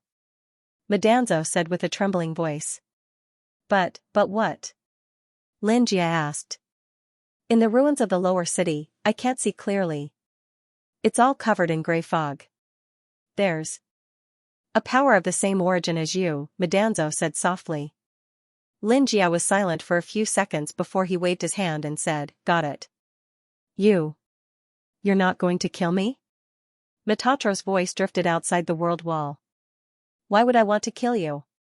Isn't being trapped outside the wall of the world a painful enough punishment? Xianxia seemed to reveal the smile he had shown on the bookstore counter. I wonder if a dragon can smile, Metatro whimpered in pain. As the only survivor of the ancient elven kingdom who had unintentionally surpassed everything, it was indeed a painful thing. Xianxia ignored Metatro and focused his attention on Silver again. White Silver, you said you won. Xianxia transmitted his voice to White Silver. Maybe it's not over yet. Far away in the underground of the central district, Bai Yin shuddered. Boss Lin, I'm just a consciousness. I still need to return to my body underground. After regaining my body and authority, I still have many trials ahead of me. Silver's smile disappeared. Looking at the white ashes flying in the sky, her eyes showed complicated emotions. No, you'll win. I'll win too. Without waiting for Xianxia's reply, Bai raised her hand as if to prove something before Lin Jia. A long time ago, because of fear of Lin Jia's strength, she had built a high wall to protect the dream world. Now, she was about to topple it. Lin Jia saw Silver's action and didn't know how to comment. He was just a consciousness of a wandering star. He still needed to return to his original body. The result was still unknown, but Silver was staking everything on this. The dream world was already devastated because of Lin Jia's unconscious pollution. Lin Jia could stop the pollution now, but what about the future? After returning to his original body, could Lin Jia still maintain this consciousness? Are you going to decide for them? You trust me, but it doesn't mean they trust me. Lin Jia was talking about the creatures that lived in the dream world to avoid Lin Jia. Silver smiled brightly. This was the most adorable smile she had ever shown since she was born. I am the creation of all magical beasts and the dream world. Silver's beautiful voice floated to Lin Jia's ears from afar. My choice for you is also the choice of all the dream world. Silver raised her hand high. A white light appeared in her palm and turned into a beam of light. At the top of the beam of light, a semicircular protective shield bloomed. The bright protective shield enveloped the whole of Norkin, allowing them to see every corner of the place clearly. White Silver closed his eyes and clenched his fists. In the next second, the giant protective shield shattered with a loud bang. The high wall between the dream world and reality was broken at this moment. At the border of Azir, the boundary between the dream world and reality, thick layers of snow covered the mountain range like dragon scales. The whistling wind passed through the sky in clouds, but it couldn't blow away the thick gray fog between the mountain range. The fog condensed into lightning and a huge vortex. Against the huge throne-like mountain range, it seemed small. On the mountain, countless ice dust exploded into fog. The frozen soil and ice layers broke together and moved down with a rumble. Huge rocks rolled down. The mountain range trembled and groaned. It opened its eyes. An incomparably huge palm broke away from the mountain, followed by a huge body. The giant king had woken up again. This time, what woke him up was the shattering of the high wall that he had been guarding. Silver? Slater Augustus' eyes, which had almost turned into stone, showed a hint of surprise. It broke through the high wall? Slater Augustus looked at the spiderweb-like cracks that began to appear on the wall. Countless ether spread out. It was hundreds of times more than the ether in the real world. Once the door to the dream world opened, the whole of Azir in the real world would enter a new era. An era full of opportunities and dangers. Slater Augustus had been guarding here for tens of thousands of years. He had witnessed several generations of changes in Azir. The prosperity of humans came from the high wall that Silver had built between the dream world and reality. The life which had built a bonfire to protect humans, now, the life which had fallen. The tree which that supported Nuajin had been absorbed by Silver. Had the era of humans disappeared, Slater Augustus didn't dare to guess. The long human era had allowed him to meet many interesting humans. If Silver had seen more of them, she might have liked them. Especially since he had always been thinking about that little guy. Slater looked at the starry sky and saw a bright existence among the countless stars. Wang Erda's star of destiny had already bloomed with an unusually dazzling light. Slater Augustus couldn't help but breathe a sigh of relief. You haven't disappointed me, little guy. He stood up from the mountain range and sat back on his throne. Looking at the capital of his homeland, he pulled out his rusty holy sword and leaned on it. He glanced at the star of destiny that belonged to Wang Erda again. Finally, he closed his eyes in relief.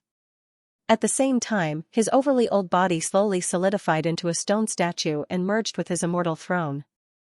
The powerful and eternal giant king had finally completed his life's mission. The high wall that had been propped up for 1,000 years collapsed in an instant. The ether that was as vast as the sea surged into the real world like a tidal wave, sweeping up the giant king and his eternal throne and disappearing into the torrent of ether. Central District.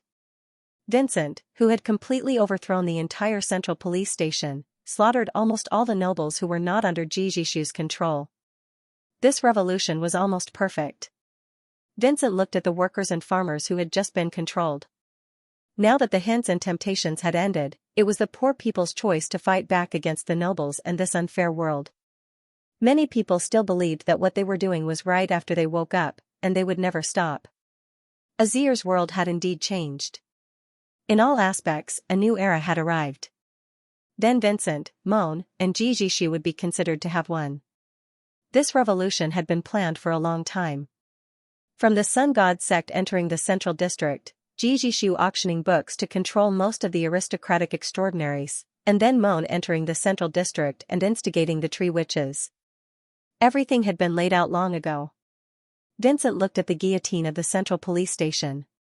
The head of the former police chief, who had once disregarded human life and claimed to be a descendant of nobility but was actually a good-for-nothing, rolled down like a football, blood spurting out from his neck.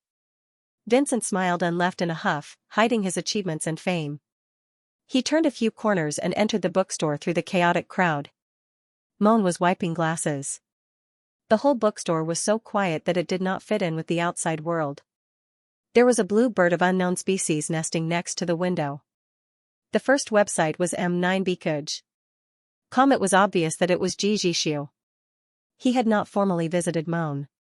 Although he was afraid that the central district would find out, Jijishu was still a little scared in order to carry out the rebellion smoothly. In 2 days, we can report everything to Mr. Lin. I think he will be very happy.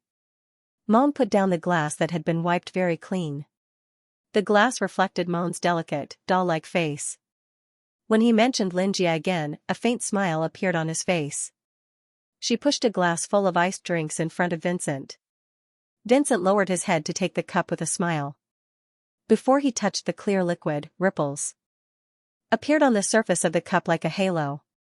Vincent subconsciously opened his eyes wide and looked up at Moan, who was equally surprised. What's going on? Vincent's hoarse voice sounded in confusion. Moan thought for a moment and looked at the sky that was gradually turning purple. She took a deep breath, regained her rationality, and said, "The wall of dreams has been overturned." Vincent also sensed it. This is also Boss Lin's plan? Vincent and the green bird possessed by Jijishu said in unison. But Mon clutched her heart, a strange feeling flowed into her heart. She clutched the door frame tightly, feeling uneasy. Seeing Michael's death, Xianxia clenched his fists. At this moment, he told his former colleague all the truth about ballots that he had been investigating. Claire revealed an expression of disbelief. It would be difficult to convince him that Ballots was a bastard. She only hoped that he would not disturb her. Seeing that Claire still wanted to explain, Xianxia pushed him away and left the matter of rescuing the civilians to him. Boss Lin, please allow me to save Melissa. Xianxia ran to Xianxia and pleaded loudly.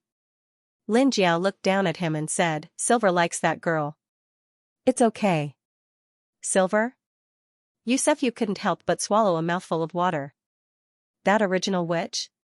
If you want to go help Jijishu and the others. Xianxia, who had obtained part of his power, thought for a bit and knew what Jijishu and the others were doing. Speaking of which, what were they imagining before he merged with Xiaohe? Xianxia was speechless. Only now did he realize that this group of people could accomplish so many things by relying on him. However, their rebellion against the central district was still missing the last piece of the puzzle. Relying on the sun god religion, which regarded Xianxia as the only true god, of course, could maintain the revolution, but this was not what Xianxia wanted. Just like what he had discussed with Jijishu and the others before, what Xianxia wanted was science and democracy. This was the magic weapon that humans needed to survive after the fusion of dreams and reality in the future. Not to mention, he still needed to go back to the lower city and return to his original body. The memories of living on Earth for more than 20 years were the most important thing in shaping Xianxia's personality, but 20 years was too short. Even a powerful god like him seemed unreliable. Xianxia mocked himself in his heart. So Xianxia was more suitable to be the leader of the humans than he was. After giving instructions to Xianxia took Fitch and immediately went to the central district. The humans on the 23rd Street had already been evacuated by the Knights of the Mai Tower led by Claire. After Xianxia had completely adapted to the dragon's body, he began to flap his wings and soared into the sky. Grand Knight Claire saw Xianxia's change and frowned. He couldn't stop Xianxia and Xianxia, so he could only do his duty as a knight. Xianxia flapped his wings and flew high into the sky. He looked down at Nuajin and his collapsed bookstore. It was as if everything was just a dream, but it was also as if he couldn't catch it. Xianxia smiled in relief in his heart. He said softly, "Come home, Franca." Franca, who was hiding in the bookstore and wearing a red robe, hugged the scale tightly and opened her eyes. It had only been a few minutes, but there was no one outside. It was as if the enemy had never appeared. Boss Lin was also gone. Yusefu also heard the same sound. He stopped and looked back at Xianxia. He suddenly felt that Boss Lin was high up in the sky, but also extremely heavy. He couldn't understand the cause and effect, but he had a sad feeling that this might be the last time he looked at Boss Lin. Actually, he also had a feeling that perhaps this was the first time he had truly gotten close to Boss Lin. "Boss Lin," he called out silently, but Xianxia had already flown far away. Xianxia flew across the entire Nuajin. As an otaku in both his lives, this was the first time he saw all of Nuajin. His heart skipped a beat, and he immediately contacted Mon, saying in an incomparably brisk tone, "Mon, I have a few things to tell you." Mon, who was far away in the central district, finally understood the reason for her palpitations. The moment she heard Xianxia's voice, she completely returned to normal. "Boss Lin, please give me your orders." Mon, who was wearing a pure white dress, quickly walked out of the bookstore with a hand over her heart. She smiled with anticipation and looked up at the sky. In fact, Mon didn't really like the color white. This was because when she was still an android, the color white filled her eyes. White instruments, white equipment, white skin, and sterile rooms, these things made her feel suffocated until Xianxia put on the white men's shirt for her. She and Xianxia had a lot of stories about the color white. She even listened to him explain the habit of drinking tea when melting snow. So, they happily collected snow to make tea. As a result, the Nuajin contaminated snow almost made her vomit. The wounds left by the color white in half of her life were instantly healed by Xianxia with the color white. She still kept the shirt. "I'm going to the downtown area. I'll leave the bookstore to you from now on." Xianxia said with a smile, "From now on, you're no longer an assistant. You're a mature store manager. And the library, it's all yours." The moment Mon heard this, her eyes lost their light and her expression froze. After a long time, she said in a trembling voice that was almost choked with sobs, "No. No. I don't want." Mon was so flustered that she even raised her hand and waved it in front of her. Transparent tears began to ooze out of her eyes, but she was still unaware. She said, "I don't want the bookstore. I still can't leave Boss Lin." Xianxia raised the corner of his mouth silently. "You've grown up. You're a qualified store manager now." Mon lowered her head. Her long black hair fell to her chest, which contrasted with her white dress. "If you have any difficulties, go to Silver." Xianxia continued. "I'm leaving. Silver." Mon, who inherited Evernight, had all of her memories. Was that witch so close to Boss Lin? Mon opened her mouth and wanted to continue to persuade Xianxia to stay, but she did not know what identity or reason to do so. It was the first time she felt so uncomfortable, as if a large stone was stuck in her throat. Something was growing crazily in her Andromeda's heart, sprouting silently. She kept her head down and saw black water stains on the gray floor. She subconsciously raised her head and looked at the bright sun in the sky. The sun illuminated the water stains on her pretty face. She seemed to hear the sound of a dragon flapping its wings to disturb the wind. Her Boss Lin had left. Countless poisonous insects and spirits were hibernating in the land of eternal darkness. This used to be the cave of Xianxia, the mother of spiders.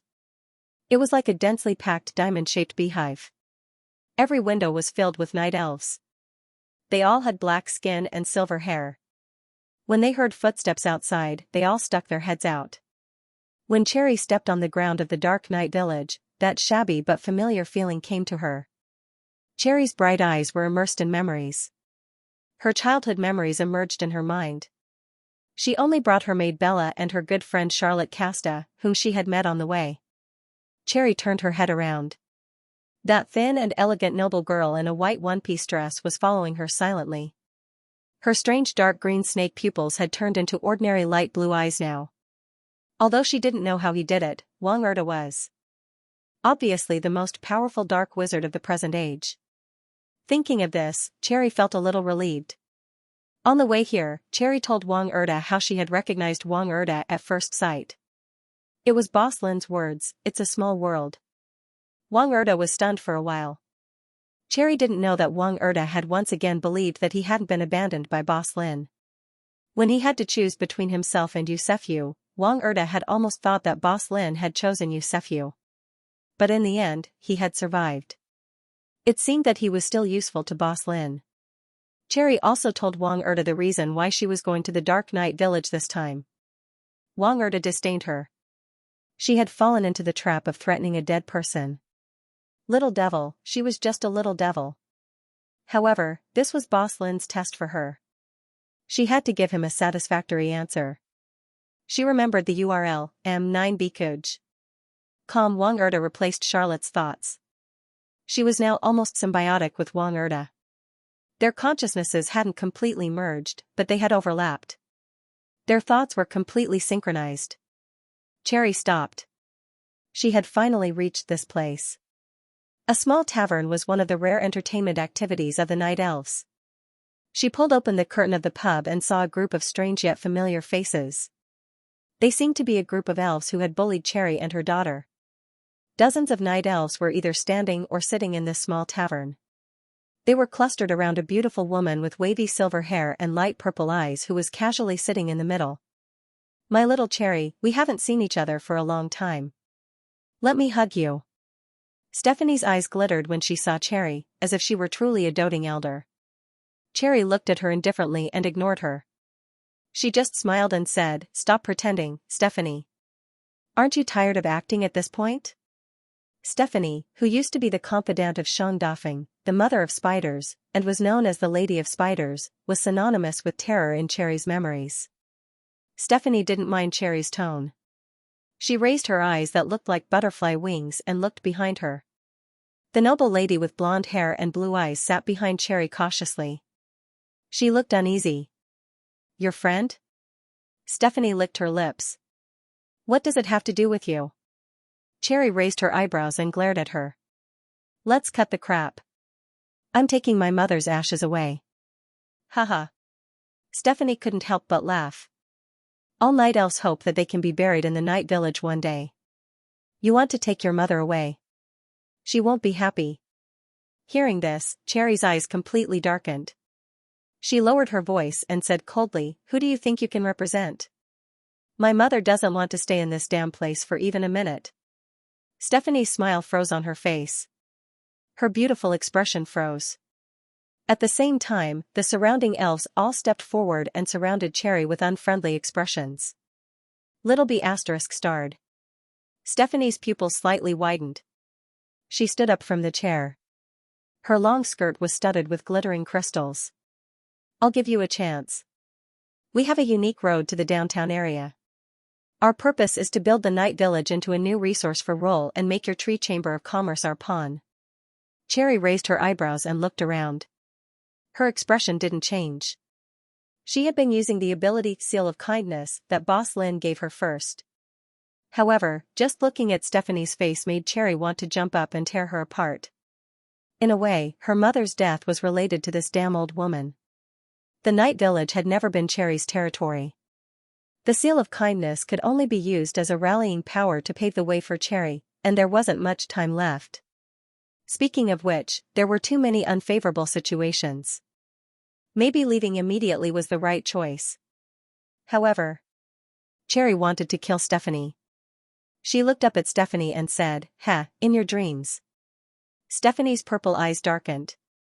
She said in a low voice, "Then you and your mother can stay here forever." After that, the elves who had been sharpening their weapons all used their extraordinary abilities. They were so brutal that they wanted to kill her. Cruelty appeared on Cherry's stubborn little face. Stephanie could easily tell that Cherry didn't have any extraordinary talent. Why was she so confident? Was it because of the weak noble lady she had brought here? Stephanie looked at the girl behind Cherry. The timid girl revealed a pair of coquettish dark green snake eyes, but she gave Stephanie a feeling that she was completely harmless. Stephanie analyzed cautiously. "You little B** starred. Ouch. Stephanie was about to curse when she suddenly felt pain in her body. She subconsciously lowered her head, only to find that the abilities and blades of her subordinates who had been attacking Cherry had stabbed into her body at some point. Stephanie widened her purple eyes in disbelief, and her subordinates were also horrified. Humph. Cherry's slightly young face was full of killing intent. Go to hell, Stephanie. Mind rewriting, a higher form of seal of kindness that Boss Lin had given Cherry. From the moment she entered this bar, Cherry had released her mental magnetic field. The mental suggestion she gave made everyone, including Stephanie, subconsciously switch identities between Cherry and Stephanie. They thought they were attacking Cherry, but they were actually attacking Stephanie. Stephanie's body had almost been stabbed into a shower, and her eyes were still full of surprise. Cherry was relieved. Stephanie's mental resistance was naturally higher than hers, but she had been hinted by Cherry because she looked down on Cherry too much. Blood flowed down from her wrist.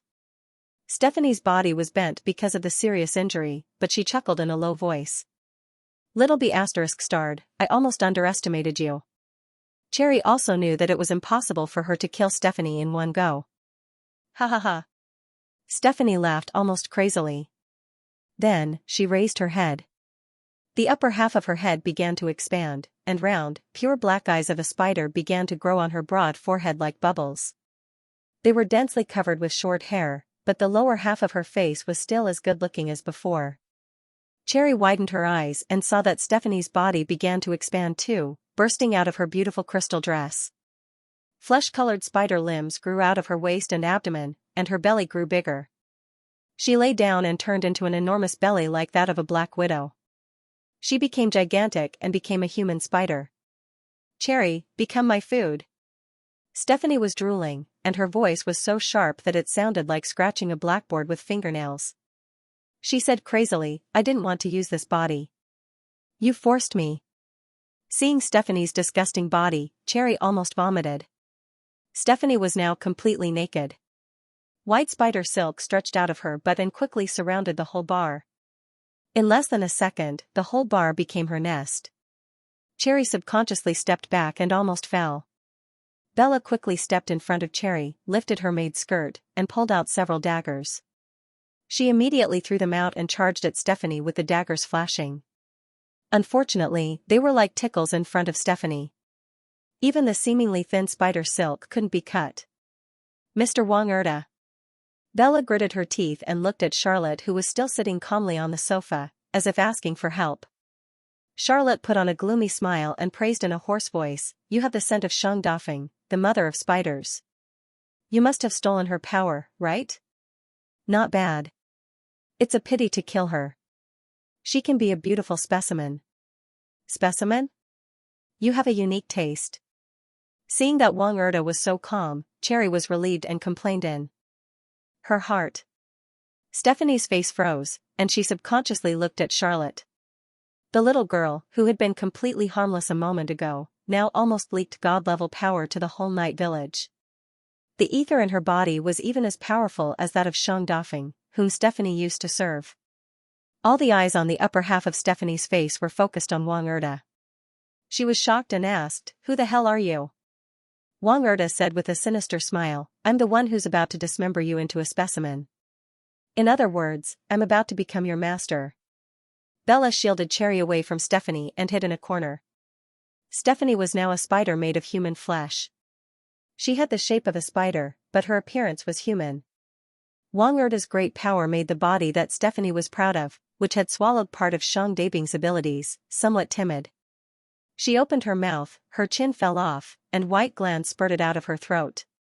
The moment they left her mouth, they turned into spider webs. Wang Erda snorted coldly, and black gas that looked like ink slowly floated in the room. The gas emitted the dreadful aura of death. Several thick and slippery tentacles suddenly appeared under the white dress. Wild remained calm and collected, the corner of his mouth carrying a mocking smile.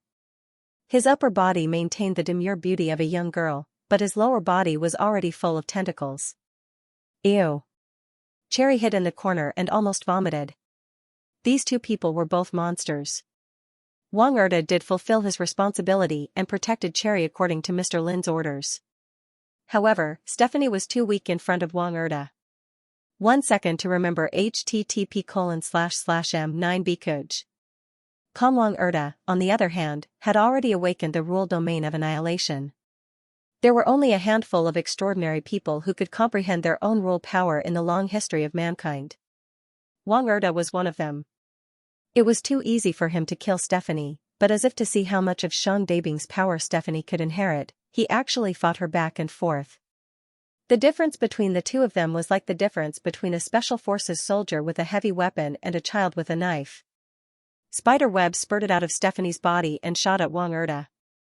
Wang Erda raised his tentacles. The spider webs were dissolved into liquid before they touched him. Stephanie was furious, but she gradually understood the strength of the person in front of her, and vaguely guessed who he was. "Are you, the Dark Wizard?" "Wang Erda?" Stephanie asked in a trembling voice. "Oh?" Wang Erda was rather surprised. "You insect-like dark elves know my name? The mother of spiders mentioned that you are the disciple of the giant king." Stephanie took a few steps back, extremely terrified. Stephanie's seniority was considerable.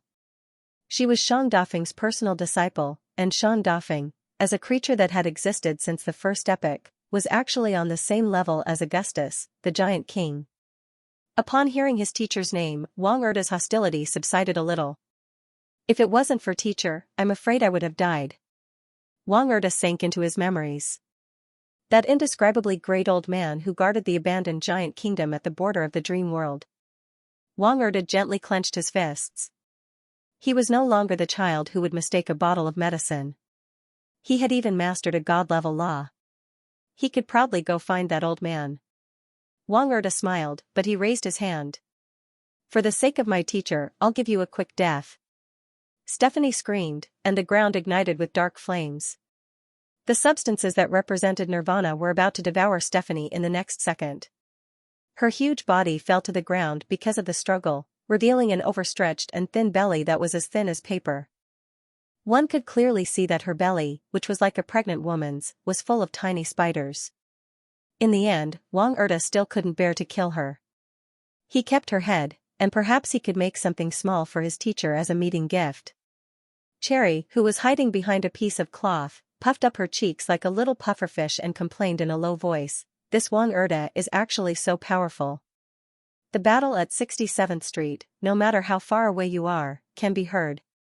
"It's a battle that can be buried in Nuajin history," Bella explained, standing in front of Cherry. "I mean, Boss Lin has bestowed him with such a formidable power," said Cherry angrily. "Maybe it's because Boss Lin gave you the most suitable power. You're not suitable for fighting, so Boss Lin felt sorry for you." Bella sighed and comforted Cherry. Hearing this, Cherry felt much better. As soon as the matter of the Dark Night Village was settled, she could go see Boss Lin soon. Wang Erda was indeed reliable. Cherry let out a sigh of relief, patted the dust off her clothes, and came out of her hiding place with a smile. "Thank you, Mr. Wang Erda. It's a pleasure to work with you." Cherry regained her usual calmness. Wang Erda was in a good mood because he thought of his teacher. He nodded to Cherry. They were both customers of the bookstore owner, and they got along well with each other. Cherry was about to say something polite, but Wang Erda's face suddenly changed. "What?" Cherry frowned. Before she could ask, one of Wang Erda's tentacles grabbed her waist and threw her behind Wang Erda. Cherry didn't react. She almost fell on the wall, and her head hit the ground. She screamed in pain. She crawled up from the ground, yelling, "Wang Erda, you!" "Bella!"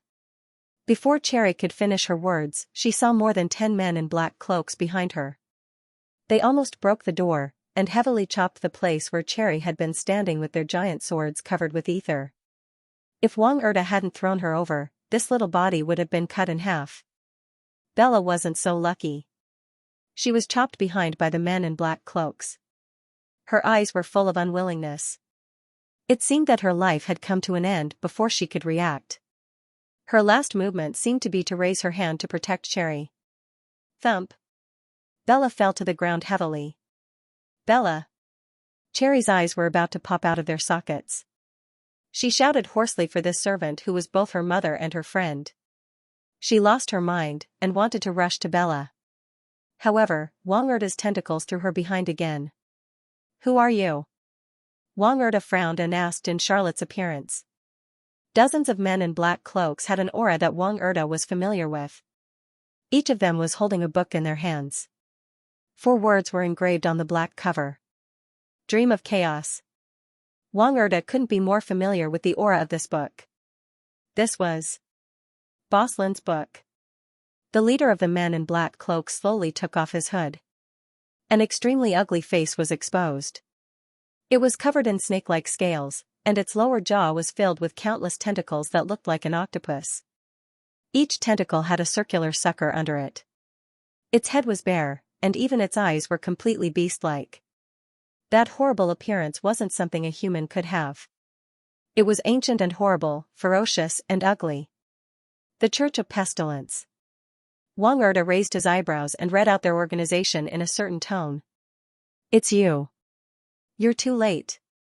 Stephanie had been eaten into rags by the annihilation substance, but Wang Erda kept her alive in order to get a specimen. "Stone." Stephanie shouted at the leader of the men in black cloaks. They seemed to have different names from Nuajins. "If you want to continue working with the Night Village and sell the ores of the lower city district, kill these 2 people quickly." The man in black cloaks looked at Stephanie in disdain and said as if he was reading the Bible, "How ugly. Whether dark elves or humans, they're all self-righteous and arrogant. They'll be abandoned by God in the end." Then, the man in black cloaks snapped his fingers. Stephanie, who only had one head left, immediately exploded. Milky white brain matter splattered everywhere. "These people are from the Church of Pestilence in the lower city district that Stephanie wants to work with." Cherry regained her calmness. Her eyes were red as she analyzed in a low voice. Wang Erda didn't move. He was puzzled by the book in their hands. "Welcome, my lord." The leader of the men in black cloaks didn't pay attention to Wang Erda. He gently opened the book Dream of Chaos in his hand and read aloud like a rooster crowing. "Let all things embrace the black abyss, just like your great dream. Don't wake up, the only god entangled in the gray fog."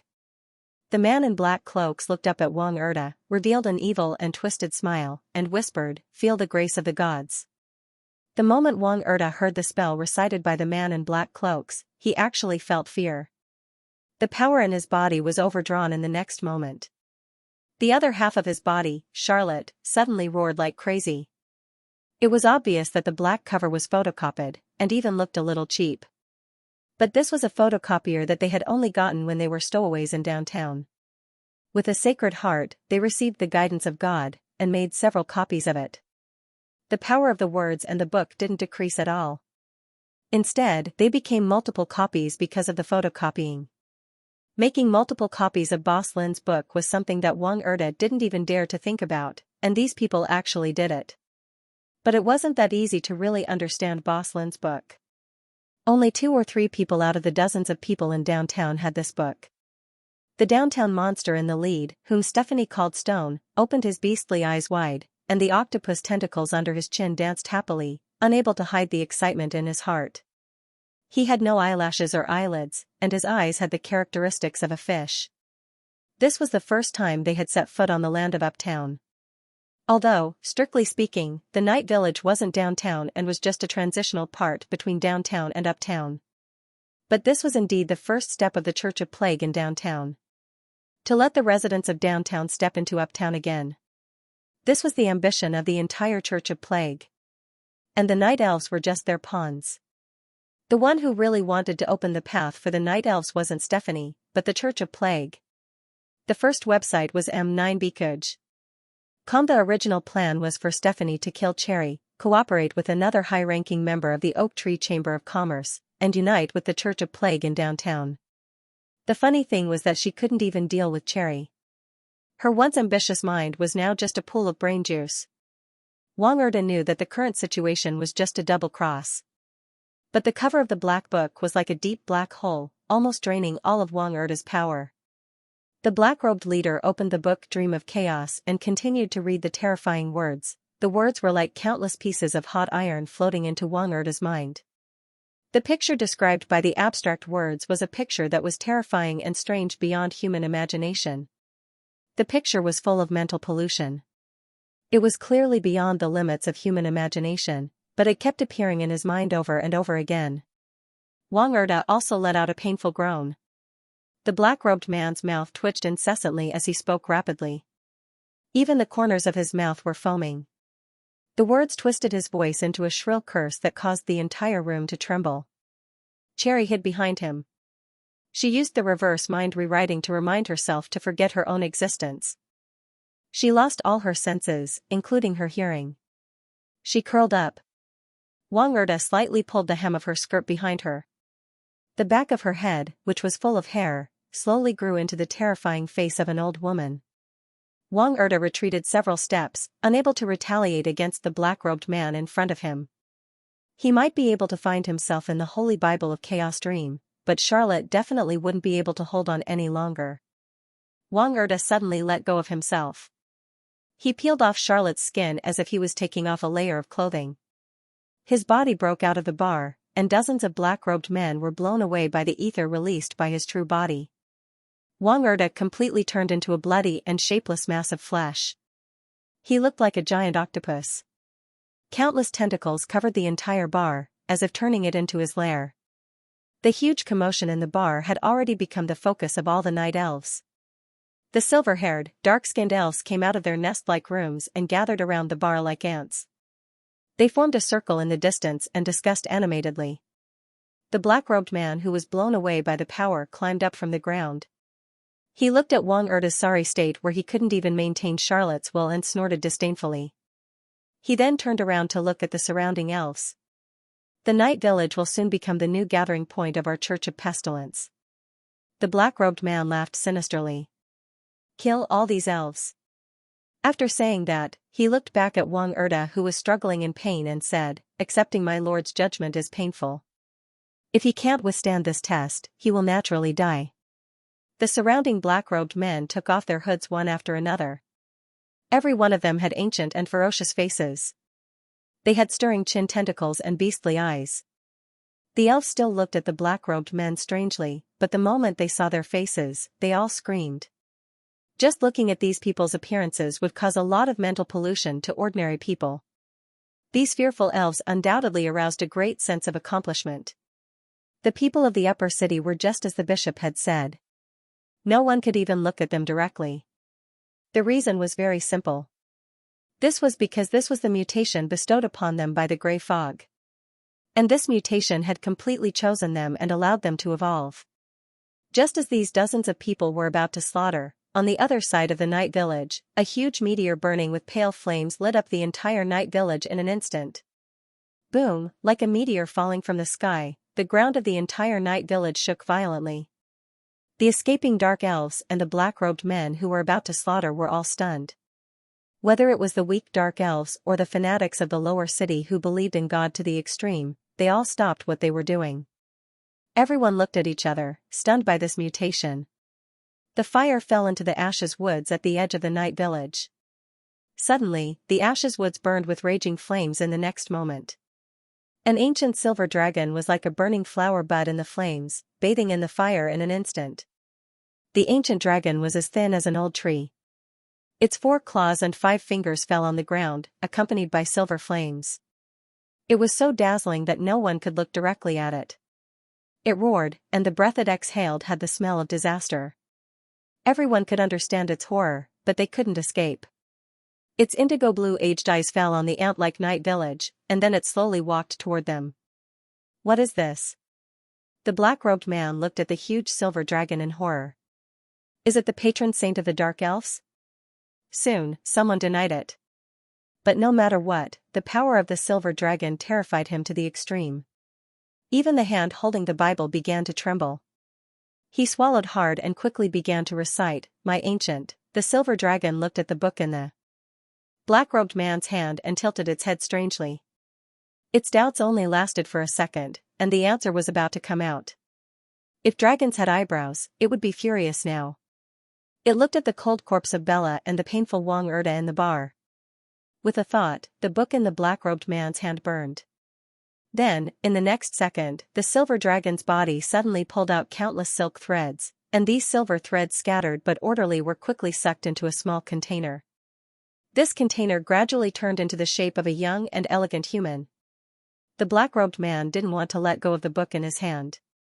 He held the book tightly until the silver-white flames burned his body. They hurriedly tried to save him. The dancing flames were like crawling tentacles, or like thorns of greed and sin. They firmly grasped their necks. Xianxia retracted his body and transformed into the image of the young man he had used for several years. He looked down at his body. Every hair was the same as before. Even the ends of the cheap pants could be seen clearly. Xianxia felt much better. He raised his hand and looked at his palm. The familiar lines seemed to have revealed his fate a long time ago. Memories appeared like a tide after fusing with Lackey. Xianxia's personality allowed him to accept his fate easily. Whether it was the death of his parents, the transmigration, or learning that he was an evil god, Xianxia had always been able to accept things beyond ordinary people. After returning to his human body, Xianxia finally looked up at the few people holding the book he had written, Myths and Legends. But to be exact, the name of the book should be Dream of Chaos. The fanatics who refused to let go were all burned to ashes by the flames in the end. Xianxia walked silently to the pile of ashes. The surrounding dark elves made a path for him in fear. For them, escaping was impossible. There was no place in this world other than the Village of Darkness. Remember the URL, m9bkuj.com, and they had seen Xianxia turn from a silver dragon into a human form with their own eyes. They had also seen him kill the enemies who had intended to annihilate their race. The amount of ether overflowing from Xianxia's body was unimaginably large. If it had to be quantified, it would have to be at least 100 Wang-ertas. The dark elves silently made a wide path for Xianxia to walk through. When he walked through, the dark elves knelt on the ground one after another. Xianxia glanced at them and didn't stop them. Xianxia walked to the front of the ashes and looked at the burnt books. He sighed and thought, although Myths and Legends was seen as Dream of Chaos by them, the content was just some weird dreams that I had in the past. It could even be said that it was a fairy tale, but they magnified it into a sleeping god that was about to wake up and destroy everything. From a certain point of view, this book was indeed a standard of judgment, distorting and worsening their greed. Downtown also needs a similar cleansing and revolution. Xianxia sighed. Then, ignoring the corpses of the dark elf and the black-robed man, he walked into the bar that had been destroyed by the battle. Wang-erta gradually regained his senses when the black-robed man stopped chanting.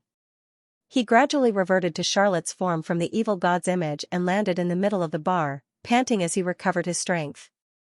Until a familiar figure came into view. His eyes suddenly widened, and he opened his mouth with difficulty. Boss Lin, Xianxia nodded. I'm sorry, Boss Lin, for making you. Wang-erta wanted to get up, but he couldn't do it after several attempts. Suddenly, he felt a powerful force coming from the back of his collar. He instantly felt a powerful force fill his body. He immediately stood up and looked up at Xianxia. Boss Lin actually came to a place like the Night Village in person? Wang-erta immediately began to guess in his mind. Boss Lin didn't seem to be in a good mood, so much so that his aura was different from before. If he had to describe it, Wang-erta would probably say that he had watched the show for a long time and was tired of role-playing games. It was time to do something serious. Wang-erta's gaze fell on the black-robed men in downtown outside. Humph, did this group of blind people offend Boss Lin? Wang-erta came up with 7 or 8 more guesses in his mind, then chose the most reasonable one and stood respectfully to the side. At this time, Xianxia already knew all of Wang-erta's thoughts, and forced himself not to twitch the corner of his mouth. No wonder you could do so many things without me knowing anything, and you even said it was my signal. Your imagination is really good. You protected Cherry well, Xianxia said kindly. Wang-erta knew that Boss Lin was no longer acting as a bookstore owner, so he said seriously, it was my duty. It was your will that guided me. Also, I'm grateful to you for choosing me in that battle, Wang-erta said somewhat emotionally. Xianxia waved his hand and said, I don't want to take this credit. You were able to survive all because of your teacher's will, but you probably won't be able to see him now. Wang-erta was slightly stunned, and his eyes were filled with disbelief. He couldn't imagine how that stalwart body would fall. He suddenly came to a realization, and immediately looked at the dark sky of the village of darkness. The stars above were dim, and the star that represented his teacher had already disappeared. He clenched his fist in disbelief, and his thumb felt a hard object. The ring that his teacher gave him had already inherited all of the ancient giant king's power. It was his teacher's last legacy to him. At that moment, Wang Erda seemed to wake up. He looked at Lin Jia's still ordinary back, and immediately understood his existence, and then gave him an even greater shock. Lin Jia passed by Bella, and a green light appeared in his hand, healing the wound on her back. The loyal maid, whose body was cold to the bone, moved her fingers. Lin Jia went straight ahead, and saw Cherry curled up in a corner. She was curled up like a small hedgehog or a squirrel. Lin Jia crouched down, smiled, and raised his hand to pat her head as if he was knocking on the door. He gently lifted the other's mind rewriting. Cherry slowly opened her tearful eyes. After seeing Lin Jia, she jumped into his arms like a small flying squirrel. "Mr. Lin. Wah. You're so late." She hugged Lin Jia tightly and began to cry. Lin Jia patted her back and said, "Since you knew I would come, why are you so scared?" Cherry lifted her head and saw Lin Jia's indifferent face. She knew she had crossed the line. She hurriedly retreated from his arms, sobbing. "Bella, Bella," Lin Jia raised his chin and pointed outside. Bella crawled up from the ground with a blank expression. "Bella." Cherry jumped towards Bella like a small spinning top. Lin Jia stood up and saw Wang's frightened eyes. He immediately knew that he had received the Giant King's memory. The Giant King knew Lin Jia's identity, just like Silver. He had given all his inheritance to his disciple, including his memory, principles, and standards. Perhaps this was the last lesson he would give to his student. There was no better teacher in the world than him. Lin Jia smiled gently at Wang Erda. Wang Erda immediately lowered his head respectfully, feeling ashamed for his fear of Lin Jia. "Mr. Lin." Cherry wiped her tears, smiled stubbornly, and asked, "Why did you suddenly come to the night village? You're not really here to save me, are you?" "Half and half. To be exact, he was here to save her." But this answer would probably make Cherry sad. She wanted the answer to be yes. "Are you going to the lower city?" Wang Erda rushed to answer. "We're going to the lower city." Lin Jia let out a sigh of relief. Wang was still so smart. The night elves outside were whispering to each other. They knew nothing about what was about to happen. Lin Jia turned to Wang Erda and Cherry and said, "I've already said goodbye to everyone. The night village is also my last stop before leaving." Cherry opened her eyes wide and didn't know what to do. She carefully asked, "You're not coming back?" Lin Jia didn't answer. This was a rare question that he couldn't answer after becoming a god. "Can I not go?" Cherry pulled Lin Jia's clothes and said, "It doesn't matter who or what you are. I only know that you are the first ray of light in my life." Lin Jia rubbed her little head and said, "I have something I must do. If I succeed, we will meet again one day. If you have this belief, then go and change Nuajin. Let the Ying Tree Chamber of Commerce replace Roar's resources. Let the monopoly no longer exist." Cherry was stunned for a moment and then nodded firmly. Lin Jia let go of her hand and walked out of the bar. The night elves had seen Lin Jia's power with their own eyes. They were scared at first, but he was also the one who saved the night village. No need to kneel anymore. From now on, you don't need to kneel to anyone in Nuajin. Lin Jia said softly.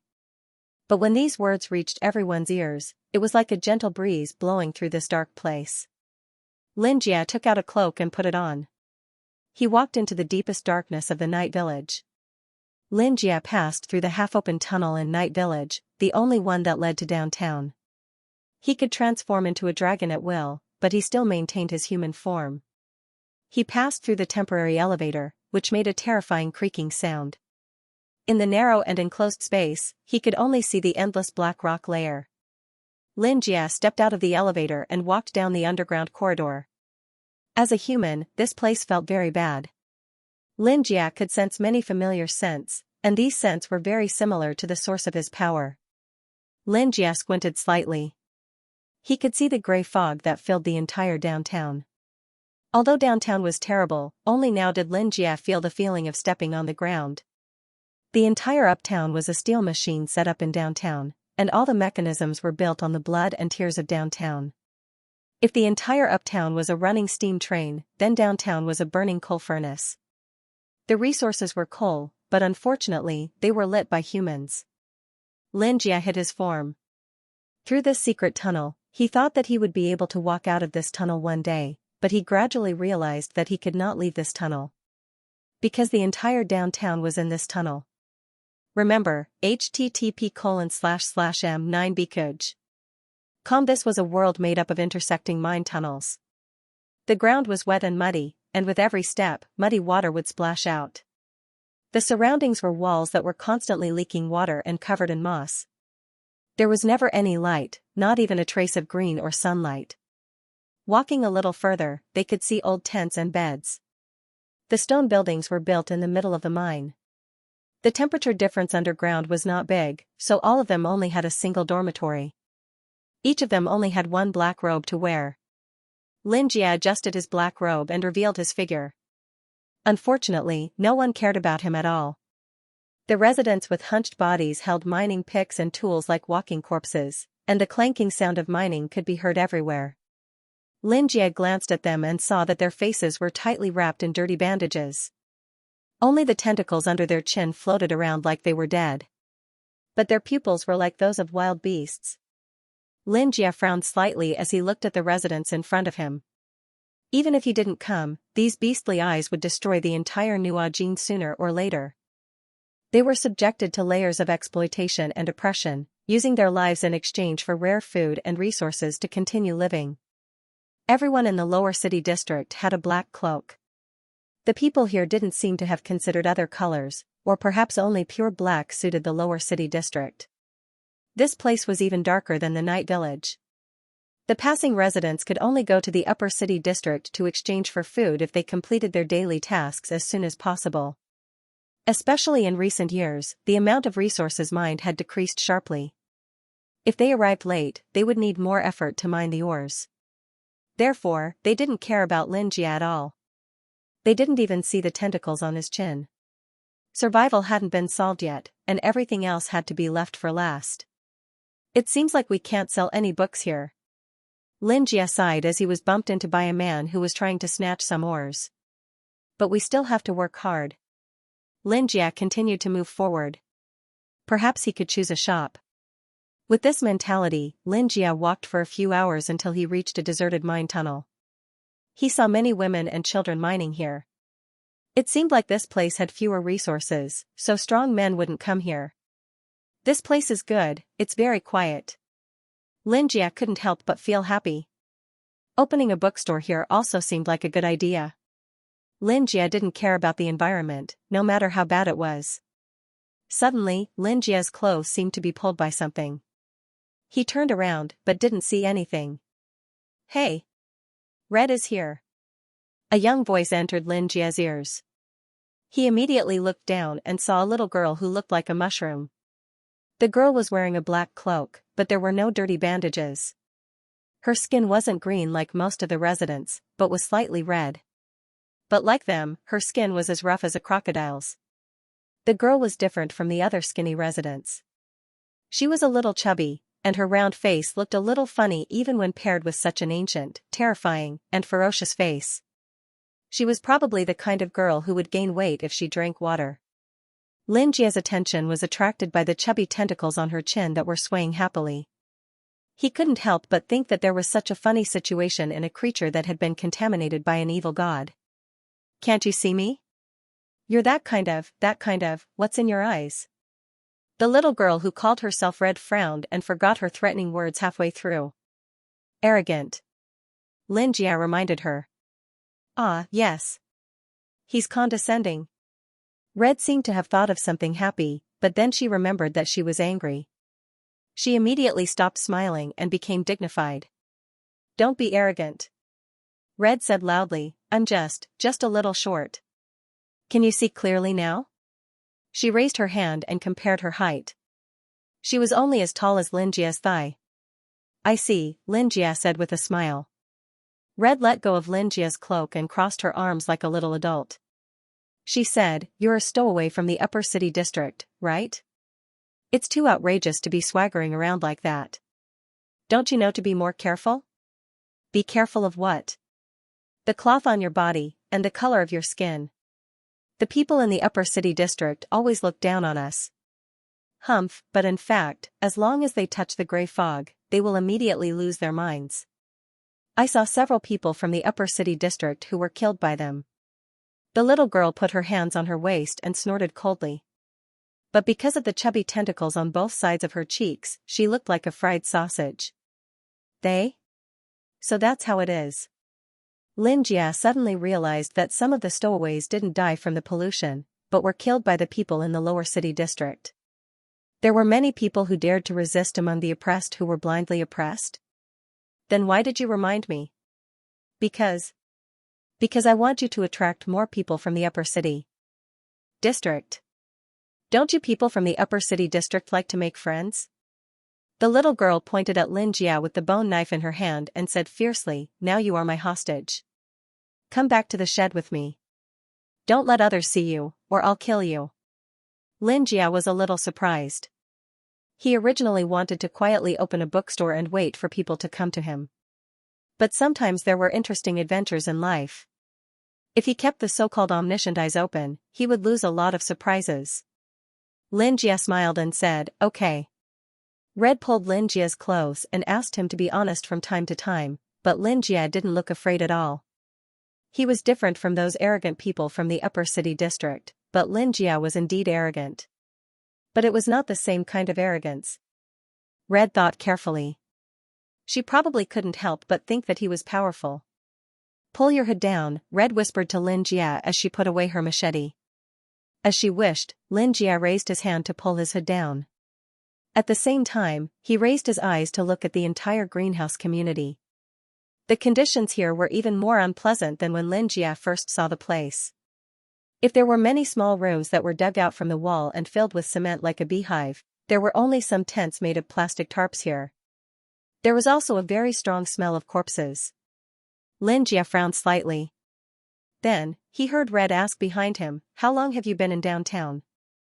Xianxia immediately answered obediently, according to Nuo Jin's time, "Only 5 hours." After hearing this, Red suddenly smiled and asked, "Hurry up and take out all the food you have on you." After hearing this, Xianxia immediately raised his hands to show his empty hands and said, "I'm really sorry. I didn't think of it when I came here." "Liar." Red widened her round eyes. Her beastly pupils did not pose much of a threat on her face. "I really don't have any," Xianxia said in distress. The first website was M9Bkuj. Comrade frowned and was a little angry. It was not easy to rob someone from the upper zone, but he did not even have any food. Seeing that he did not look like he was lying, she muttered angrily, "I heard that the people in Uptown hate each other. They often set each other up and rob others. This guy looks like he's in a daze. Could it be that he was robbed by his companions?" Xianxia looked at Red with some amusement. "Then you probably haven't eaten for a long time, right?" After muttering, Red asked hesitantly. Xianxia nodded solemnly without hesitation. "Also, I can eat a lot," Xianxia said seriously. "If I don't eat in an hour, there's a high probability that I'll die." "Die?" Red's eyes widened. She looked a little scared. "My grandmother went to exchange for food. If everything goes well, she'll be back tonight." Red pushed Xianxia and led him into the small room. There were 2 beds and a cabinet in the small room. "When the time comes, I can share some with you. But remember, I'm only doing this so that you won't starve to death." Inside the small shed, one could knock over a bunch of things just by turning around. The floor was muddy, and there were only 2 tree poles inserted into the ground to support the waterproof felt. There was also a strong rancid and pungent smell of feces and urine. Xianxia glanced at the wooden bed. The sheets were stained black and clumped together. A layer of gravel lay quietly at the bottom of the glass at the head of the bed. Xianxia sat on the bed and looked at Red carefully. She had a red, round face and a short, tentacle-like chin. She was different from the others. The tentacles on her chin often spun around excitedly. "Are you looking at me?" Red opened her eyes wide and said embarrassedly. Although Xianxia had an ordinary appearance, she was the standard beauty of the lower city district. She had an appearance that was not tainted by the gray fog. Being stared at by such a noble appearance, Red felt a little embarrassed. That's strange. Why are you red? Xianxia asked curiously. I think most people are green. Humph, Red raised her head proudly and said, because I was born near a red crystal mine. My mother ate a lot of red crystal mines before giving birth to me. That's why I'm red. And that's why my name is Red. Xianxia nodded and continued to ask, what about your parents? Red paused for a moment and said, my father died when the tunnel collapsed. My mother ate too many crystals and passed away. My grandparents and grandpa all turned into the gray fog. My grandmother and I lived. Hey! Don't try to trick me. You're the prisoner. Turning into the gray fog was a synonym for death in the lower city district. The people in the lower city district believed that they were born in the gray fog and were born with evil. They would also die in the gray fog. This was the result of brainwashing by the rulers of the upper city district. The animals in the lower city district were demons like the gray fog.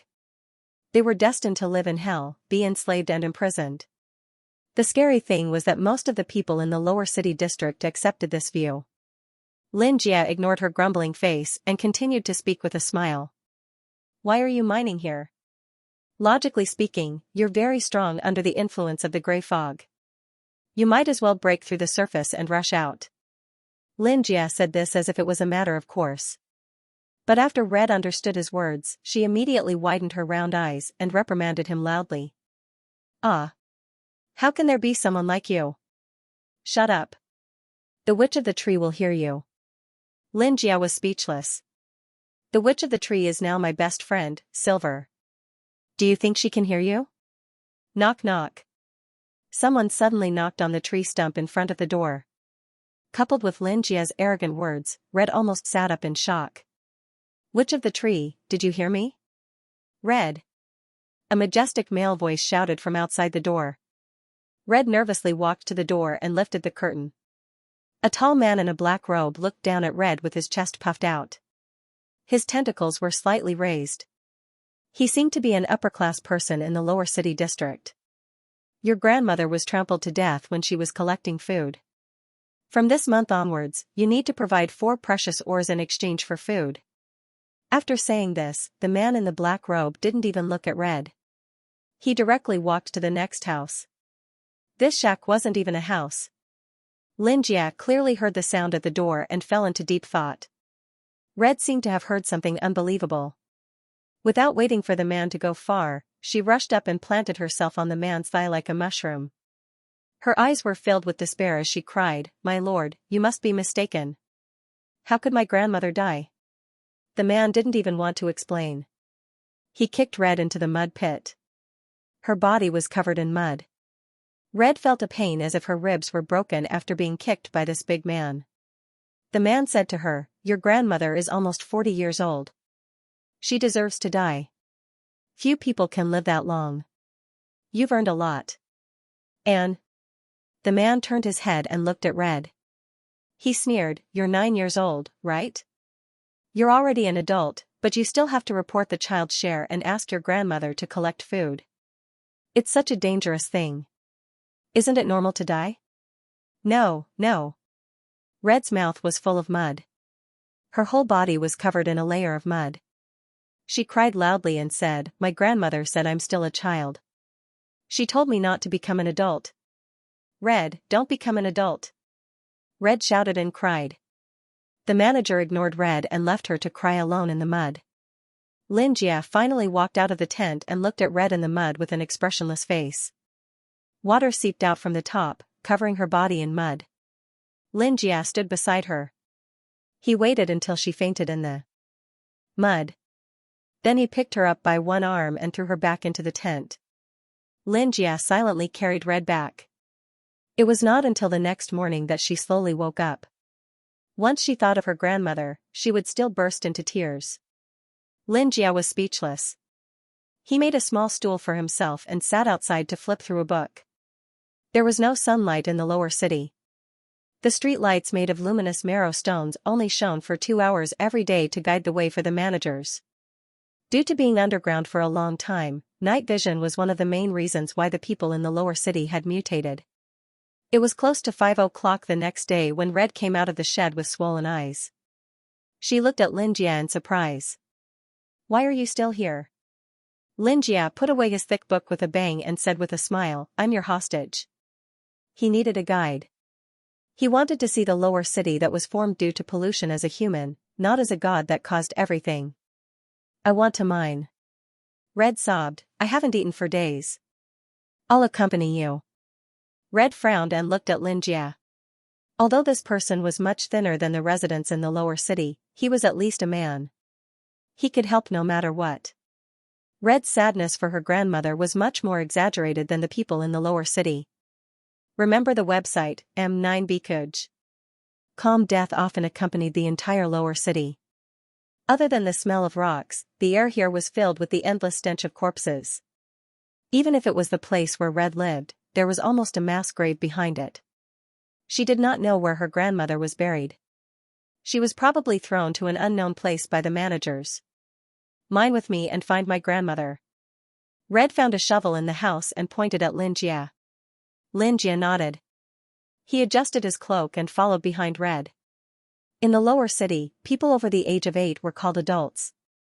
The average age was only 25. Most people were crushed by pollution, hunger, and repetitive overwork.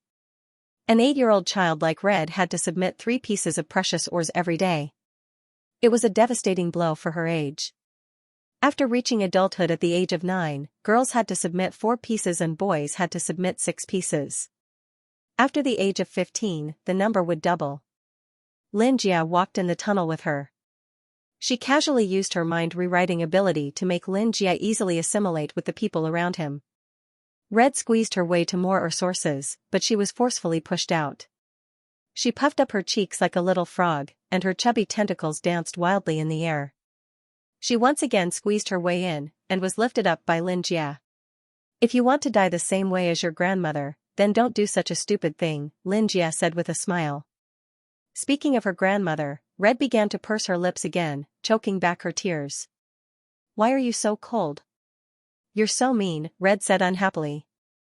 When Xianxia heard this, he raised his eyebrows and let go of his hand. Red fell to the ground like a stupid cat. Xianxia looked at Red silently and said, "That's true. I'm much colder than before.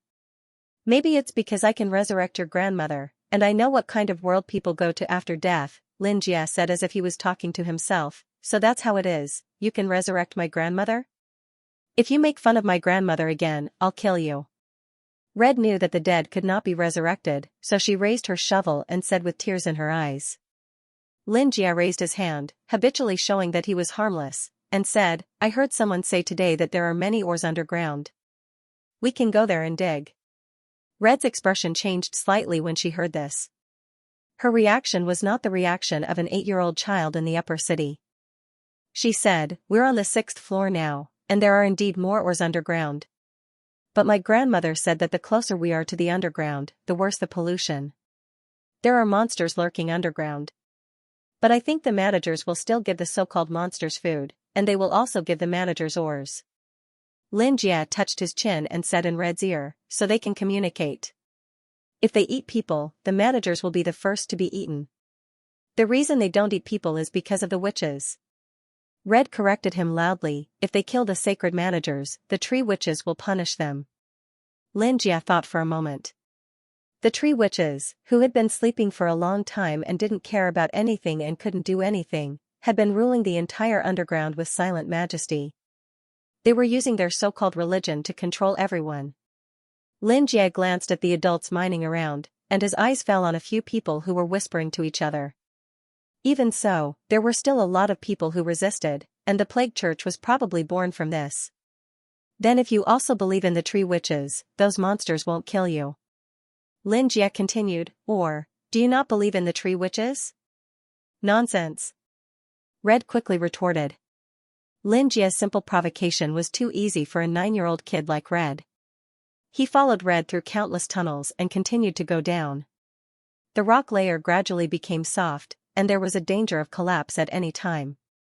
However, the managers wouldn't care about this, and the members of the lower city would only be sinners. As for where the sinners were, they were mostly things from the mythology books.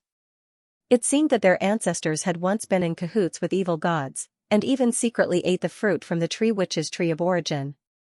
These statements were too weak, but in Nuajin, a place full of extraordinary people, these things were very credible. Xianxia knew better than anyone where these people came from and why they became like this. Long before Nuajin was built, there were already signs of class distribution.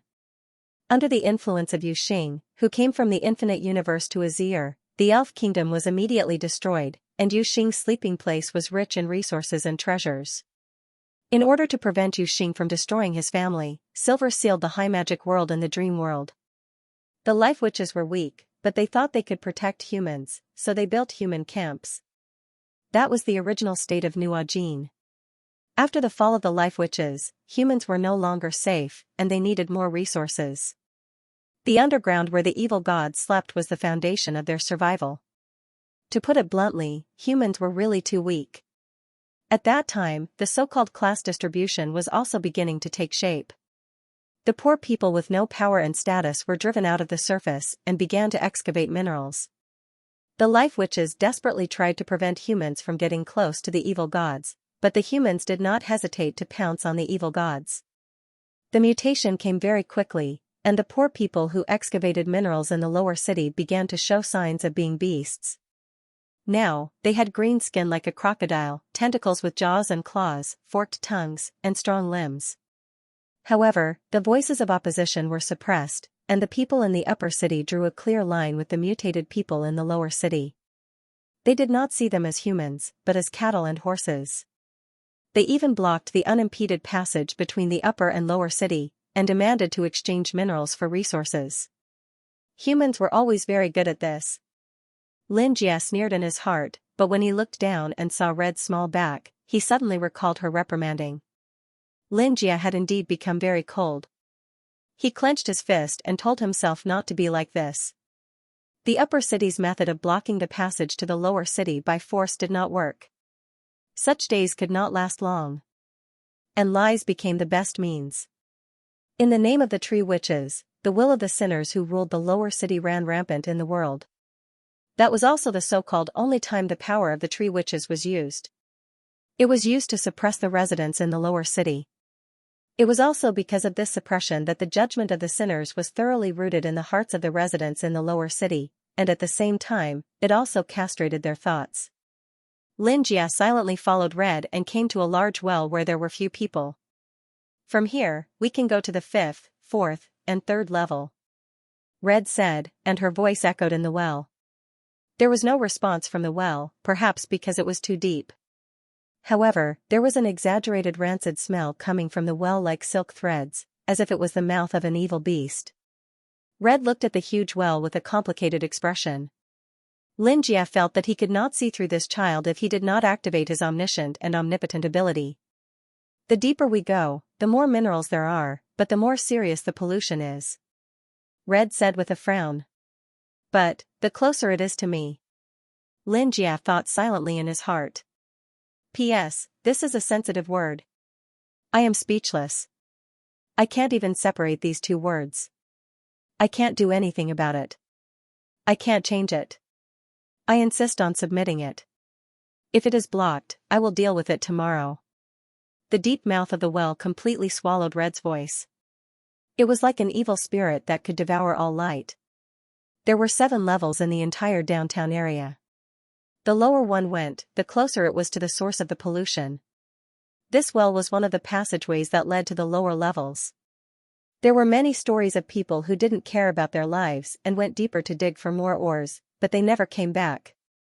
Because of the danger here, very few people even approached him. This was one of the reasons why Xianxia couldn't see through Red. Although she couldn't get ores from a group of adults because of her young age, it wasn't that difficult. It was just that she didn't get much. It was just that from 1 meal a day to 1 meal every 2 days. She couldn't stand it anymore? She just had to eat a few less meals. But Red was a little fatty. The stinky wind from the hole that led to the lower levels made Red want to vomit. The depth of the hole couldn't be seen clearly. From afar, it looked like a pool of black water, inviting people to jump and enjoy the eternal fall. The little fatty stared at the abyss-like well for a long time. Then, she turned around and ran. Xianxia frowned. He was so angry that he wanted to laugh. Red rushed home like a deer. Xianxia followed her. She ran home in a hurry. Then, she fished out a cheap necklace from under the stone bed. Remember, http://m9bkuj. What's this? Xianxia tilted his head and looked at the necklace. You haven't seen this in the uptown area? Red asked in surprise. Xianxia shook his head and gave a negative answer. Then it seems that this thing is indeed a treasure. Red held it carefully. Although Xianxia hadn't seen this kind of necklace before, it looked very cheap. There was a little magic power on it. It could be seen that it was a kind of extraordinary item that was mass-produced. This kind of item was something that people wouldn't look for even if they lost it. Red said quietly, "My grandmother gave it to me. She said it was a treasure." So, this is why you're so confident? Xianxia hesitated. Then, he said, "Your grandmother is from the Church of Pestilence, right?" Red's hand that was holding the necklace tightened. The Church of Pestilence was not allowed to exist underground, but this prohibition existed in name only. The government was aware of the existence of the Church of Pestilence. It was a product of the rebellion in the lower city area. Where is the headquarters of the Church of Pestilence? Xianxia continued to ask. Red looked up at Xianxia. She had been with this stranger for 2 or 3 days. Red instinctively thought that Xianxia was not a bad person, but he was indeed an adult. In her impression, other than her grandmother, all the adults were not good people. Grandma had said that in Uptown, one would only be considered an adult after the age of 20. Red should be the same. We are residents of the upper zone. Sooner or later, we will have to return to our hometown. This was his grandmother's original words. Therefore, her grandmother had always had her own attitude and principles towards Red, that was, Red could only be a child who would not scheme against others and would not turn bad. Red agreed. She didn't want to grow up. She didn't want to become an adult. She didn't want to become either the Church of Pestilence or Uptown. She was just a child. Grandma often goes to the 3rd floor. Red sobbed. No matter what, his grandmother was already dead. It didn't matter even if his grandmother's identity was exposed now. So, you also want to go to the 3rd floor? The Church of Pestilence's headquarters is on the 3rd floor. Grandma is very old. The Church of Pestilence's people gave her food. However, recently, the Church of Pestilence was forced to do something. What's the situation? Xianxia frowned. The god of the Church of Pestilence suddenly spoke. He said that it was only a matter of time before he woke up. He also gave the Church of Pestilence a book called Dream of Chaos. Grandma didn't agree with the Pope's interpretation of the book, so she left the church. Cough, cough.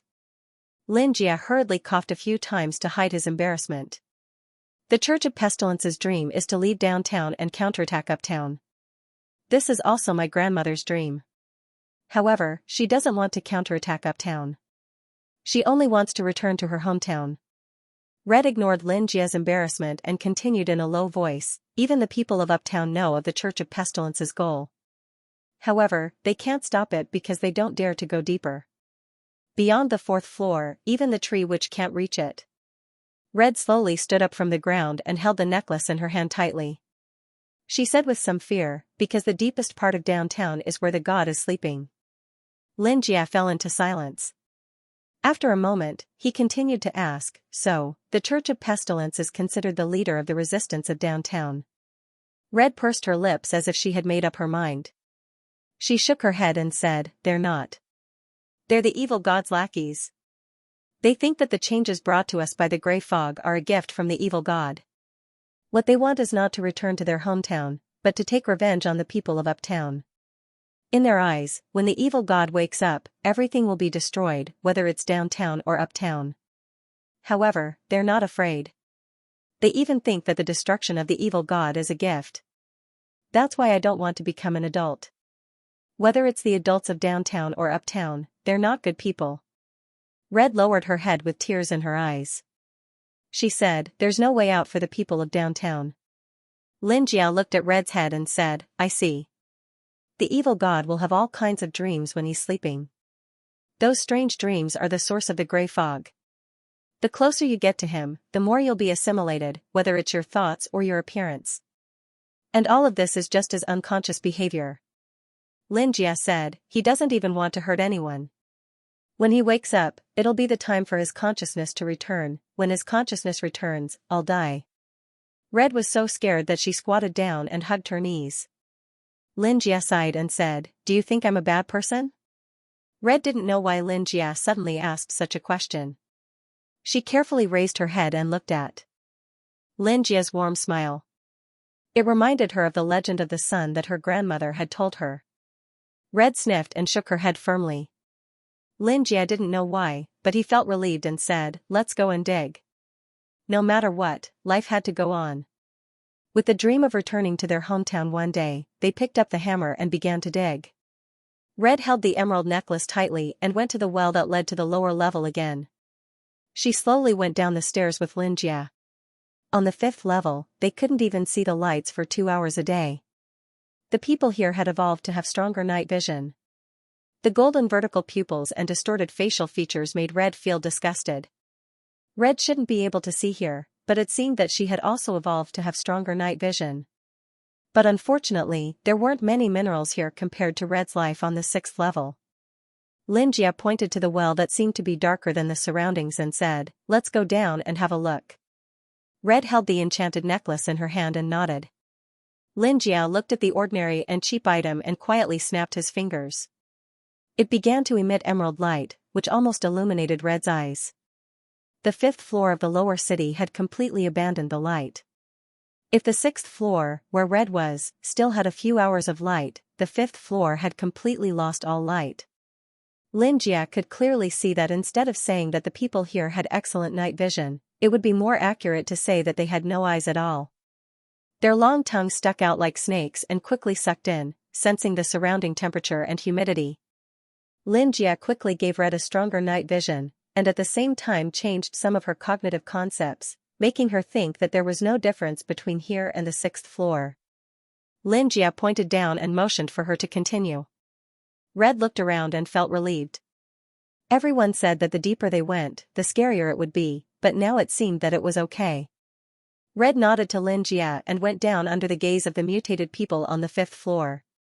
As a guide, Red took the lead and walked forward. She even had the feeling that she wanted to protect Xianxia. Xianxia thought it was funny and kept following her. Boss Lin. Red shouted Xianxia's name in surprise. Before this, the two had exchanged names, but Xianxia called her Boss Lin casually. In the underground where Red was, there was no trade and shops at all. Naturally, there was no such word as boss. Remember the website, m9bkuj.com. She really thought that Xianxia's real name was Boss Lin. Xianxia almost locked all his power and looked at the entire lower city with the identity of an ordinary human Xianxia. She heard a lot of surprise from Red's tone, so she went down the 90-degree vertical stairs and looked at the surprised Red. Boss Lin. There is no one here. Red said excitedly. On the bumpy road, in the tunnel that extended in all directions, even the sound of breathing could not be heard. Perhaps the pollution on the 4th floor was enough, so there were not many people here. Red could make a lot of money here. She carried her hoe excitedly. Let's dig quickly and bring the ore up. After that, Red went through the tunnel. For her, these shiny red stones were the source of her life. Xianxia followed her closely. Red happily shouted for them to dig faster, while Xianxia squatted aside with his hands in his hands. She got tired halfway through digging. As a little girl, it was already good enough that she could bring a whole piece up. After all, her monthly mission was to collect 5 precious ores. After digging for a long time, she leaned on the shovel and looked at Xianxia, who was sitting beside her leisurely. She couldn't help but ask, "What's the world above like?" Xianxia crouched on the side and rested his chin on his hand, replying, "You'll have to figure out a way to go up and take a look one day." Go up? How is that possible? Red sat on the oar and hugged her knees. She pouted and stuttered, I'll never be able to go up there in my lifetime. She grumbled, then cried as she picked up the hoe. Xianxia quietly listened to her cries and stood by the side, watching her small body continuously digging the oars. A crisp sound indicated that a piece of oar had fallen, and she finally stopped crying. But the sound was a little too clear. Generally, after the oar was dug out, it had to be taken back and carefully polished to reveal its shape. But this stone seemed to have been polished. Xianxia frowned and heard a hoarse voice with Red, like an evil spirit, don't take my oar. Red held the oar tightly, with a look of horror on her face. It was dark all around. Even if Red was endowed with strong night vision, what she saw was actually colorless and gray. Because there was no trace of light at all. Boom, suddenly, the rock layer under her feet moved. An extremely distorted face of the lower city showed up. To be exact, it was not a person, but the faces of countless people like Siamese twins. Red fell to the ground. She found that the fourth floor was not empty, but there were people everywhere. It was just that they were all like reconstituted bodies that had been melted into meat paste and cooled down. Or rather, they were already another kind of creature, a kind of fusion. Red's throat was panting in fear, and she could not even roar loudly. Xianxia frowned. It was obvious that they were obsessed with mining and had been contaminated to the point of fusion. At the same time, they ate ores every day to survive. They were indeed not human. They were now like a layer of cushions on the ground of the entire fourth floor. Every face on the ground began to move, as if they were waking up. The scene suddenly became very mentally polluted. Red was frightened, and only now did she let out a scream. The monsters stretched out their hands, wanting to pull Red into them and become a part of them. Xianxia released his power at this moment. Since entering the lower city, he had been determined not to use his power, in order to maintain the belief of being human under such strong pollution. But at this moment, he, who had released his power, heard countless sorrowful cries from the grey fog. They wrapped Xianxia like fog, and at the same time, they kept praying for Xianxia to return as the Son of God. He was God, the Son of God, and also a divine spirit. He looked at the endless well, which was like an abyss. It was the opposite of Red. Red's hometown was above, and Xianxia's hometown was below. Red's scream was hoarse. Xianxia regained his senses after hearing her scream. He grabbed Red, who was beginning to melt into the flesh, picked her up, and jumped into the endless well. The feeling of falling did not last long. The surrounding grey fog saw him jump into the bottom of the well, and they cheered, but Xianxia heard a cry for help among these happy cheers. This cry for help was very familiar. Xianxia suddenly raised his hand, and while falling, he grabbed the stairs that led downwards, holding Red's collar and hanging on the stairs. He breathed a sigh of relief, but in the next second, Xianxia and Red suddenly heard someone talking behind them. They immediately turned around, thinking that they would see some monsters again, but in fact, it was a few people from the lower city who looked similar to Red. Did you fall from above? The person standing at the front with a shovel suddenly asked. Red's face was still numb when she saw this. Obviously, she was scared out of her wits by the monster above. Xianxia touched her head, and in the next second, her expression became lively as if she had regained her soul. She began to gasp for breath, showing a terrified expression. Oh, I know, you must have seen the monster on the fourth floor, right? The man in the black cloak on the third floor guessed. Xianxia raised his hand and threw Red to the ground on the third floor. Xianxia looked down at the bottom of the well again, and with a kick, he landed on the ground lightly. Red swallowed a few times, and nodded vigorously. I'm sorry, I just wanted to take the risk and look for some ore, Red said with a choked voice. Ore? The man in the black cloak stroked the long tentacles under his chin, and said, Of course, we have an endless amount of ore here, you can take as much as you want. Red's crimson eyes lit up, as if the bitterness was over. She sat on the ground like a pool of liquid, ecstatic. Boss Lin, did you hear that? We've finally succeeded. We're going to have ore soon. Xianxia ignored Red and crossed his arms. He had already used mind rewriting to make the people around him think that he was the same kind, and from their point of view, He was also a guy with tentacles under his chin and skin like a crocodile. That's strange, Xianxia stroked his chin, and said doubtfully, it's clearly closer to the underground, and the 4th floor has already been polluted to such a degree, but you guys are still the same as the people on the 6th or 7th floor. Are you guys immune to the pollution? Xianxia asked. And the 3rd floor is the territory of the Church of Plague, right? Humph, the man in the black cloak lowered his head, the brim of his hat covering half of his face, and he mocked, ignorant upper-class people, you call the gray fog pollution? His voice was full of righteousness, and he looked at the gray fog that was spreading even more heavily on the 4th floor, and said, that's a gift from God.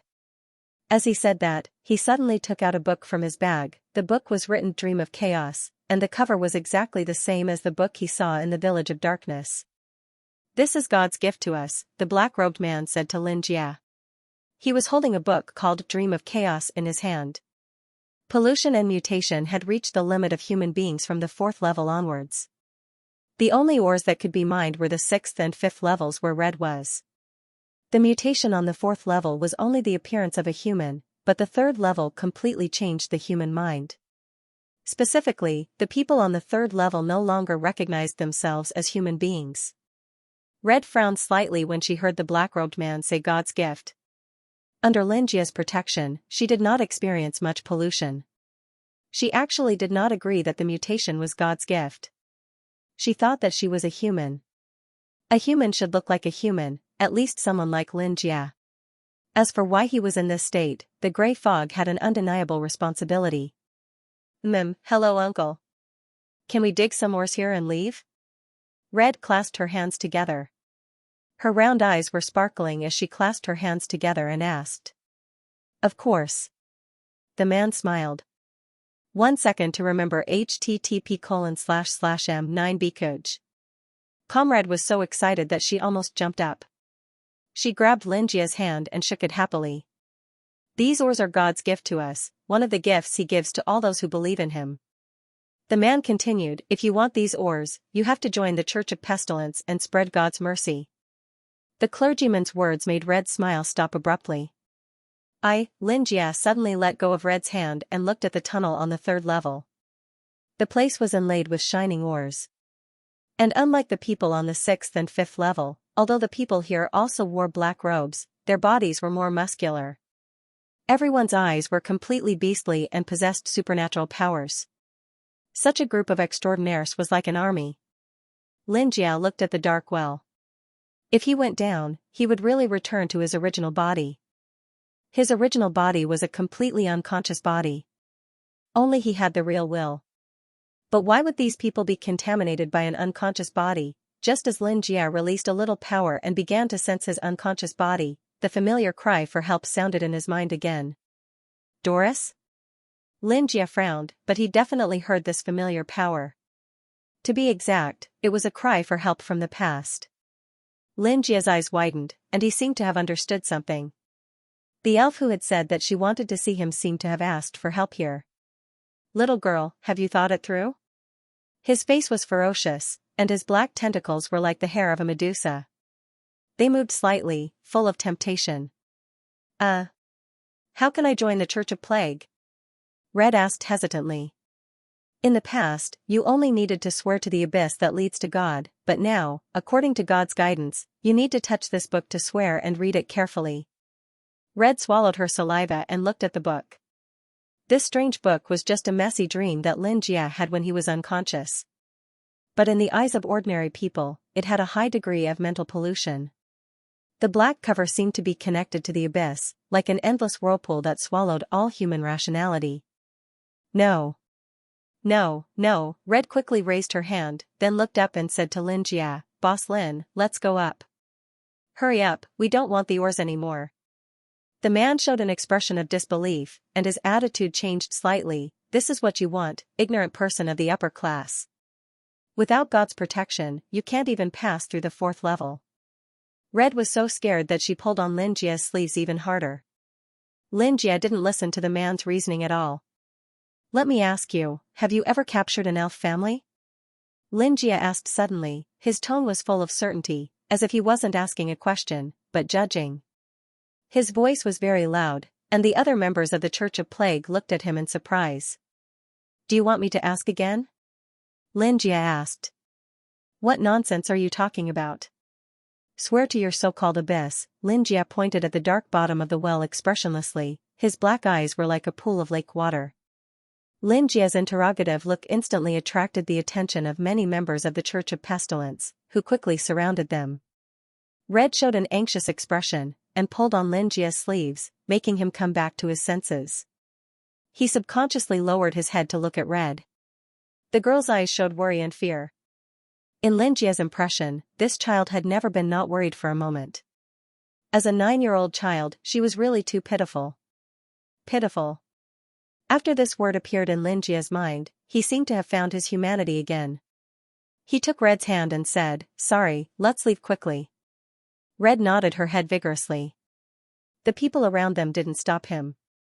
Only by leaving with this dream of chaos would the monster on the 4th level not attack them, or they would inevitably become a part of that monster. "Are you scared, Boss Lin?" "Boss Lin?"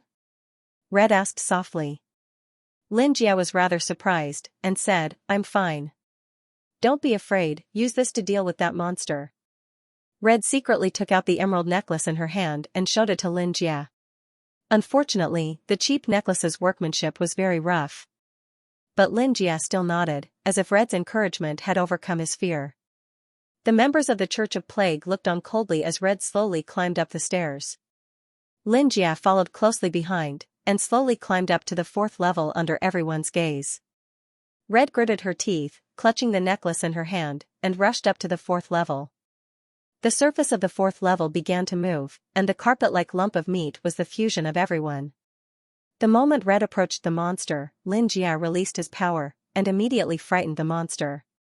At the same time, the necklace emitted an even brighter light. Red climbed out of the well, panting as if she had just survived a disaster. She fell to the ground without a care for her image, her small chest rising and falling, and her chubby body sprawled out. Only then did Xianxia slowly climb out of the well. "Great, great," Red pursed her lips, and said, "At least I came back alive. Compared to the lower levels, I think the air on the 6th level is much better."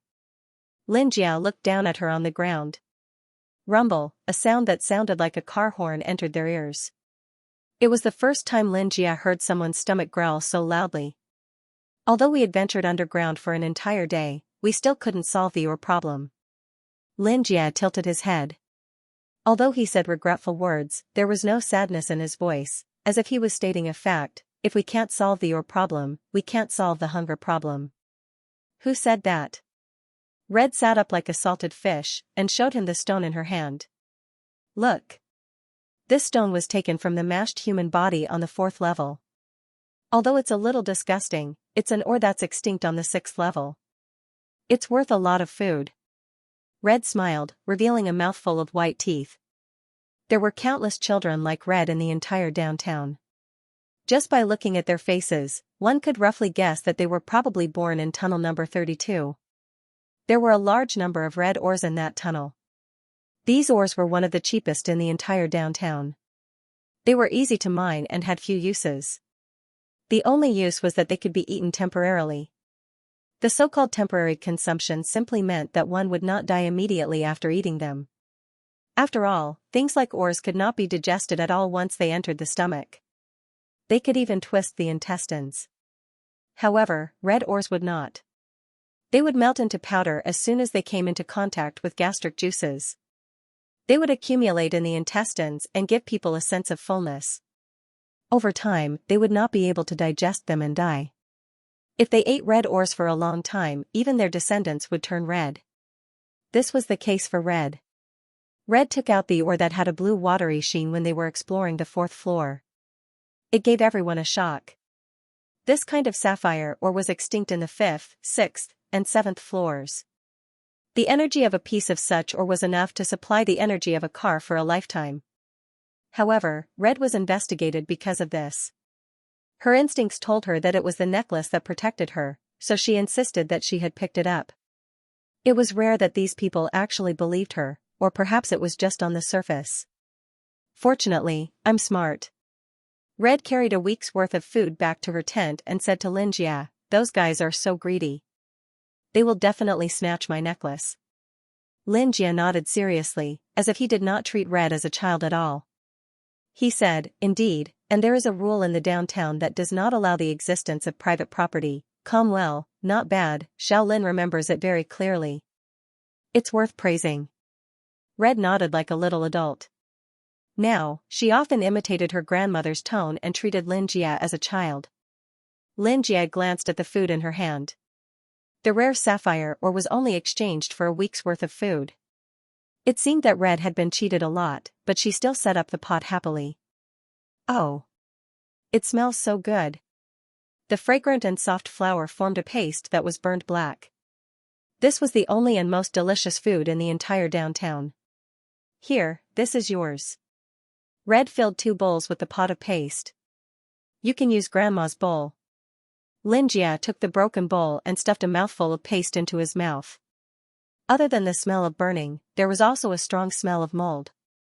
It was completely like moldy food that had been thrown away in the upper city district. With such food and living conditions, it was a miracle that people in the lower city area could live past the age of 30. Red lowered her head and ate hard. She was reluctant to drool, just like a greedy puppy. Although Red was fat, she did not have a big appetite. However, the amount of food she had was definitely not enough for Xianxia and Red to eat for a week. Therefore, the most important thing now was to continue searching for ores. After 3 days of unremitting efforts, Red finally found an ownerless ore. It was a mainstream precious ore, and 1 piece could be exchanged for a week's worth of rations. Mining ores was a physical and mental torture.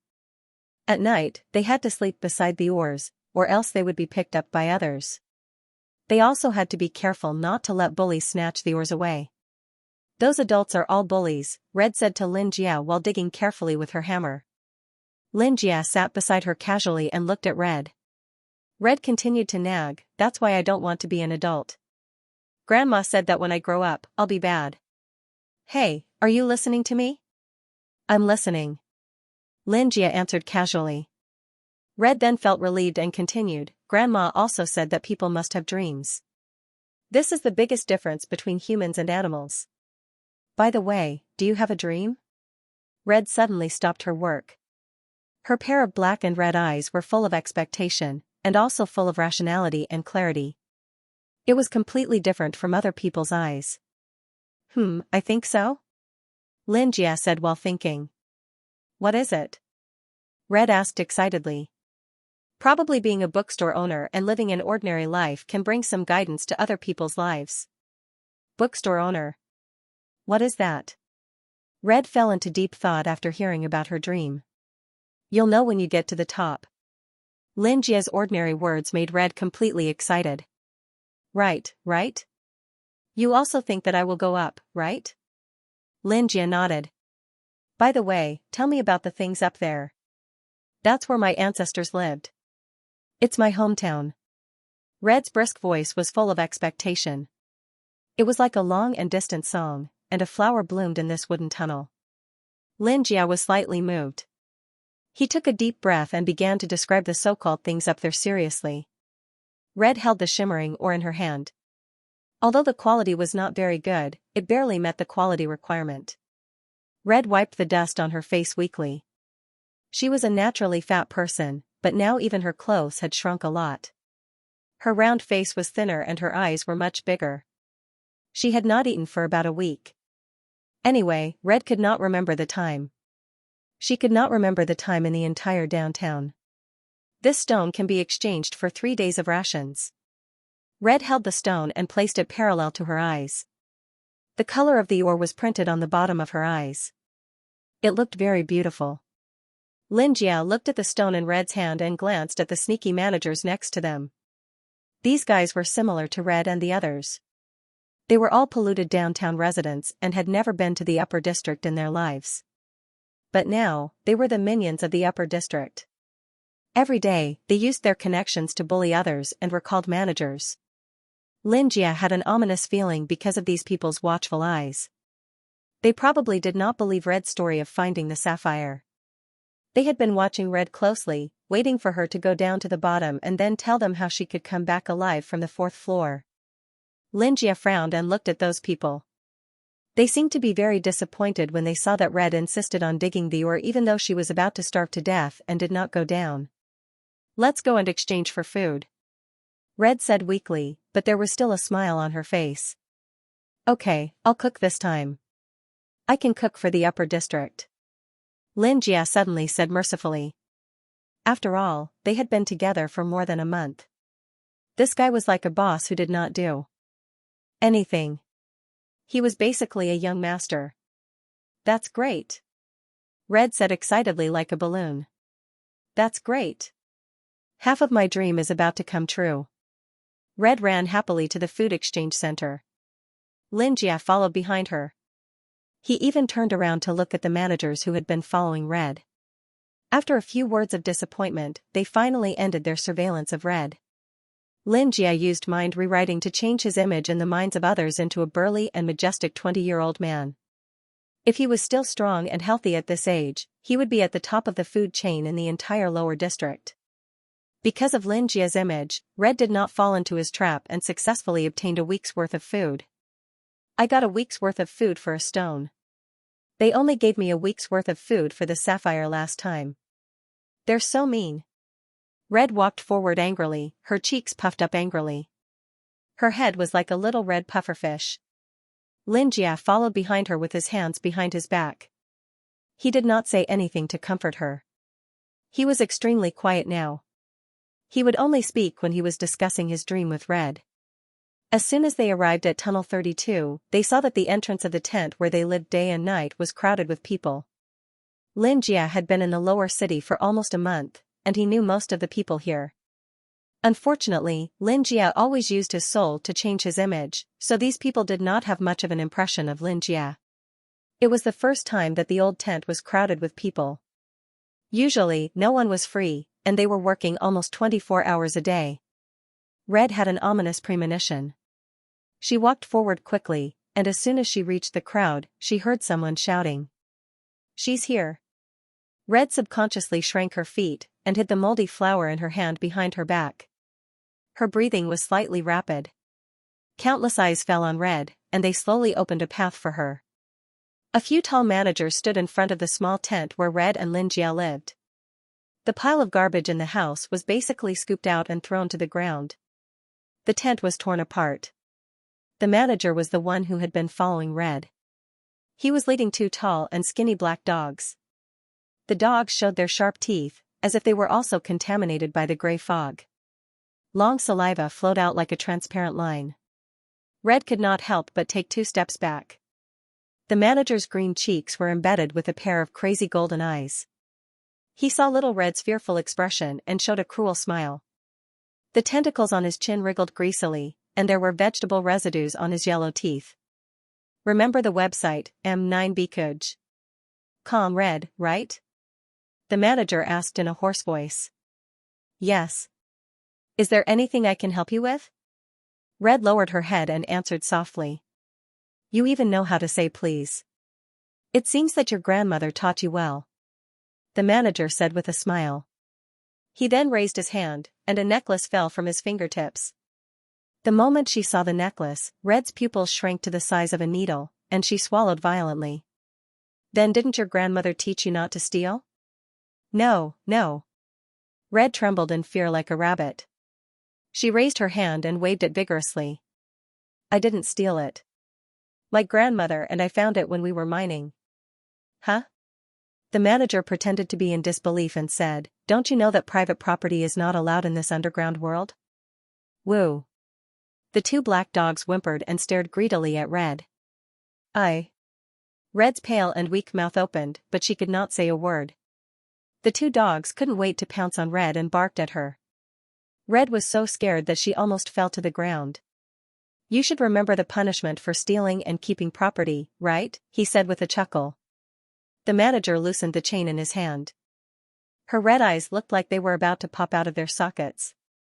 In the next second, she mustered up the strength that came from nowhere and grabbed Xianxia's arm. "Run." She had been starving for days, but she still roared loudly. She grabbed Xianxia's hand and ran. The two ferocious dogs were running at high speed. Their long tongues were wagging, and their lean bodies were almost stretched into a straight line. Perhaps because of the pollution, the physiques of the people in the lower city were much stronger than those in the upper city. Red pulled Xianxia firmly and was half a step ahead of the two hounds. Xianxia's breathing was steady, and he ran with Red as if he was running on flat ground. The manager stood behind them and laughed out loud. He walked to the communicator and said a few words to the person on the other side. "I don't want to die." Red sobbed softly as she ran. "Let go of me, you can run faster," Xianxia said behind her. "You're an idiot, you can't run far," Red shouted as she cried. "Didn't you want to take me as a hostage in the beginning?" Xianxia said calmly, "Didn't you want to take revenge in the upper city?" Red pouted, and her eyes were wet with tears. She could not see the road ahead, but Red had walked hundreds of times. She could pass through this tunnel even with her eyes closed. "Maybe this is my home. I don't have the right to go up." The person in her hand was so lucky to be able to live in the upper city. Just by holding his hand, she felt like she was holding his dream in her hand.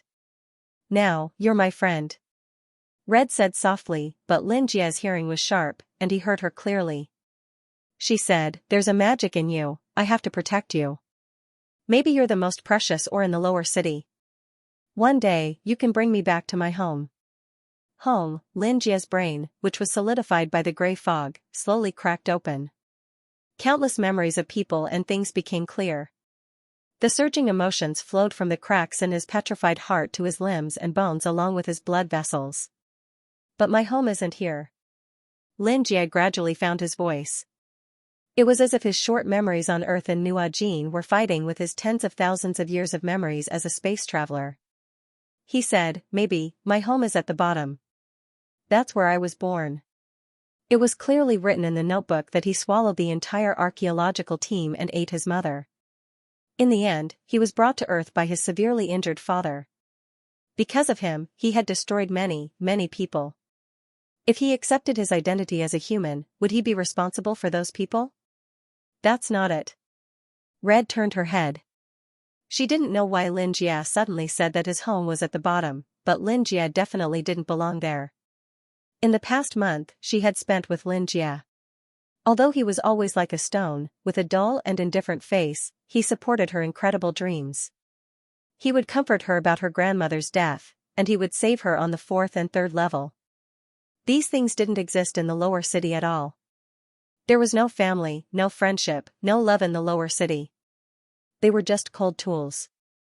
But Xianxia had them. To Red, these were the most precious things. "That's not your home. Your home is the same place as mine. You are Boss Lin." Red forced a smile, tears still hanging on her face. "I really want to go back to my home." Red cried and said, "Can I go to Boss Lin's bookstore? I'm very strong, I can dig for you." The hoarse broadcast almost pierced her eardrums, interrupting Red's words. Dozens of loudspeakers hung in the tunnel shouted at the same time. "Street 32, Red, violated the first-class regulation and is currently on the run. The person who catches her will be exempted from 3 precious ores." The broadcast repeated. When Red heard the broadcast, her eyes widened and her footsteps slowed down. The workers around with shovels all looked at her, as if to confirm whether it was her or not. Before Xianxia could react, a huge shovel suddenly hit Red's back. Red screamed because of the sharp pain. "You're Red, right?" A white-haired man held the shovel shakily. "I don't care if you're Red or not. Red has to die anyway." Red fell to the ground because of the blow. The barking dogs pounced on her. The man's action made everyone rush to Red and push Xianxia away. Red shook off Xianxia's hand without hesitation. Xianxia was knocked away, and before the two hounds arrived, someone hit the back of Red's head with a shovel. Just for 3 pieces of ore, these people's butcher's knife fell on their own kind in an instant. A sharp pain came from the back of the girl's head, and her body leaned forward uncontrollably as she lost consciousness. The worst was yet to come. The two hounds rushed over and bit her neck, and their tainted fangs penetrated the girl's neck. She fell to the ground, and opened her mouth in silent pain and helplessness. Warm blood splashed out like bright plum blossoms. Xianxia slowly stood up from the ground, looking at Red's life slowly fading away, the life that he once thought was shallow. He completely released the power in his body, and the floor slowly began to shake, and a powerful wave spread out from underground. Woo-woo. The two hounds' beast instincts were much sharper than humans. They immediately let go of Red's neck and began to whimper softly, their voices filled with incomparable fear.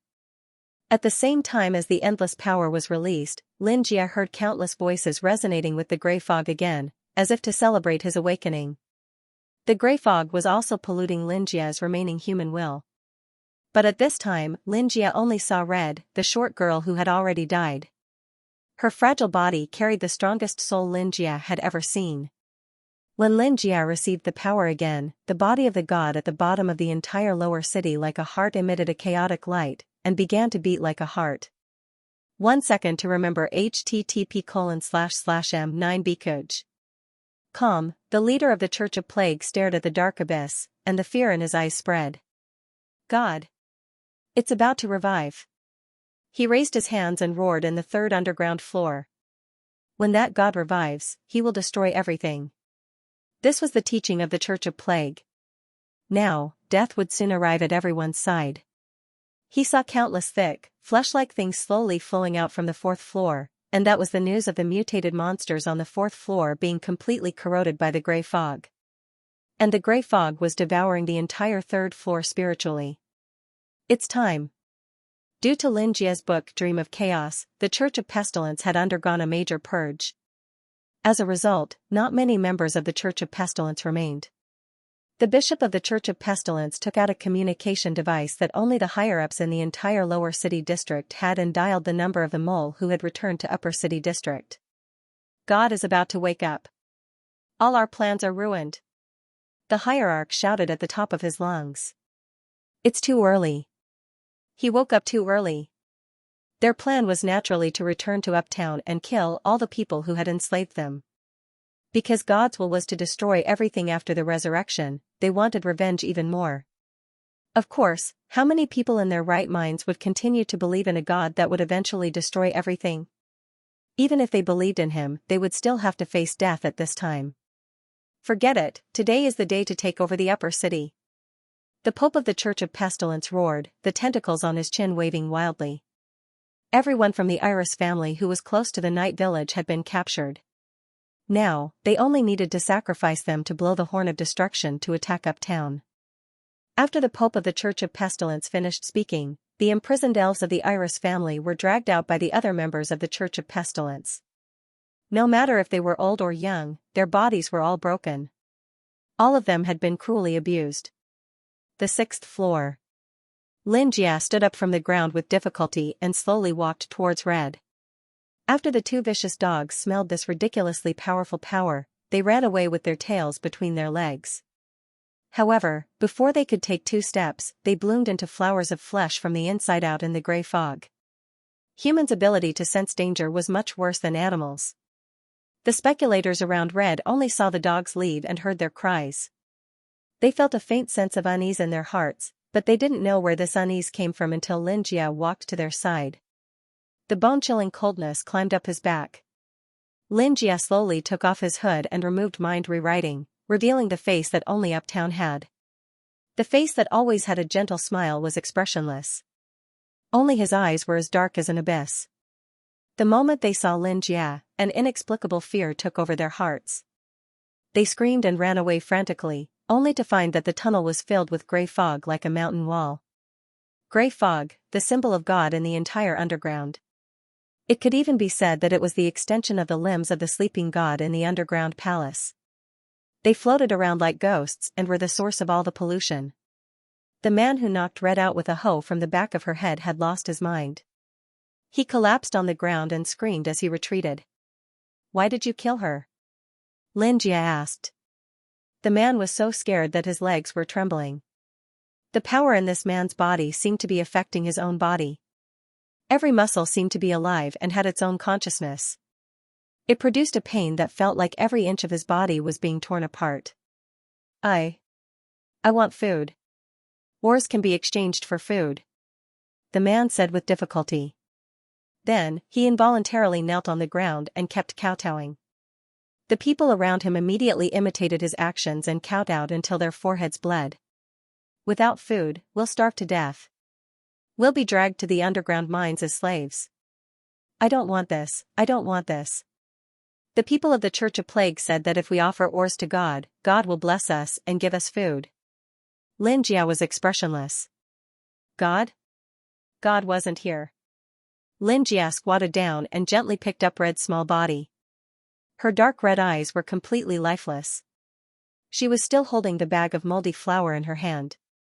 She was completely lifeless, but death wasn't the end. Footsteps were heard in the tunnel.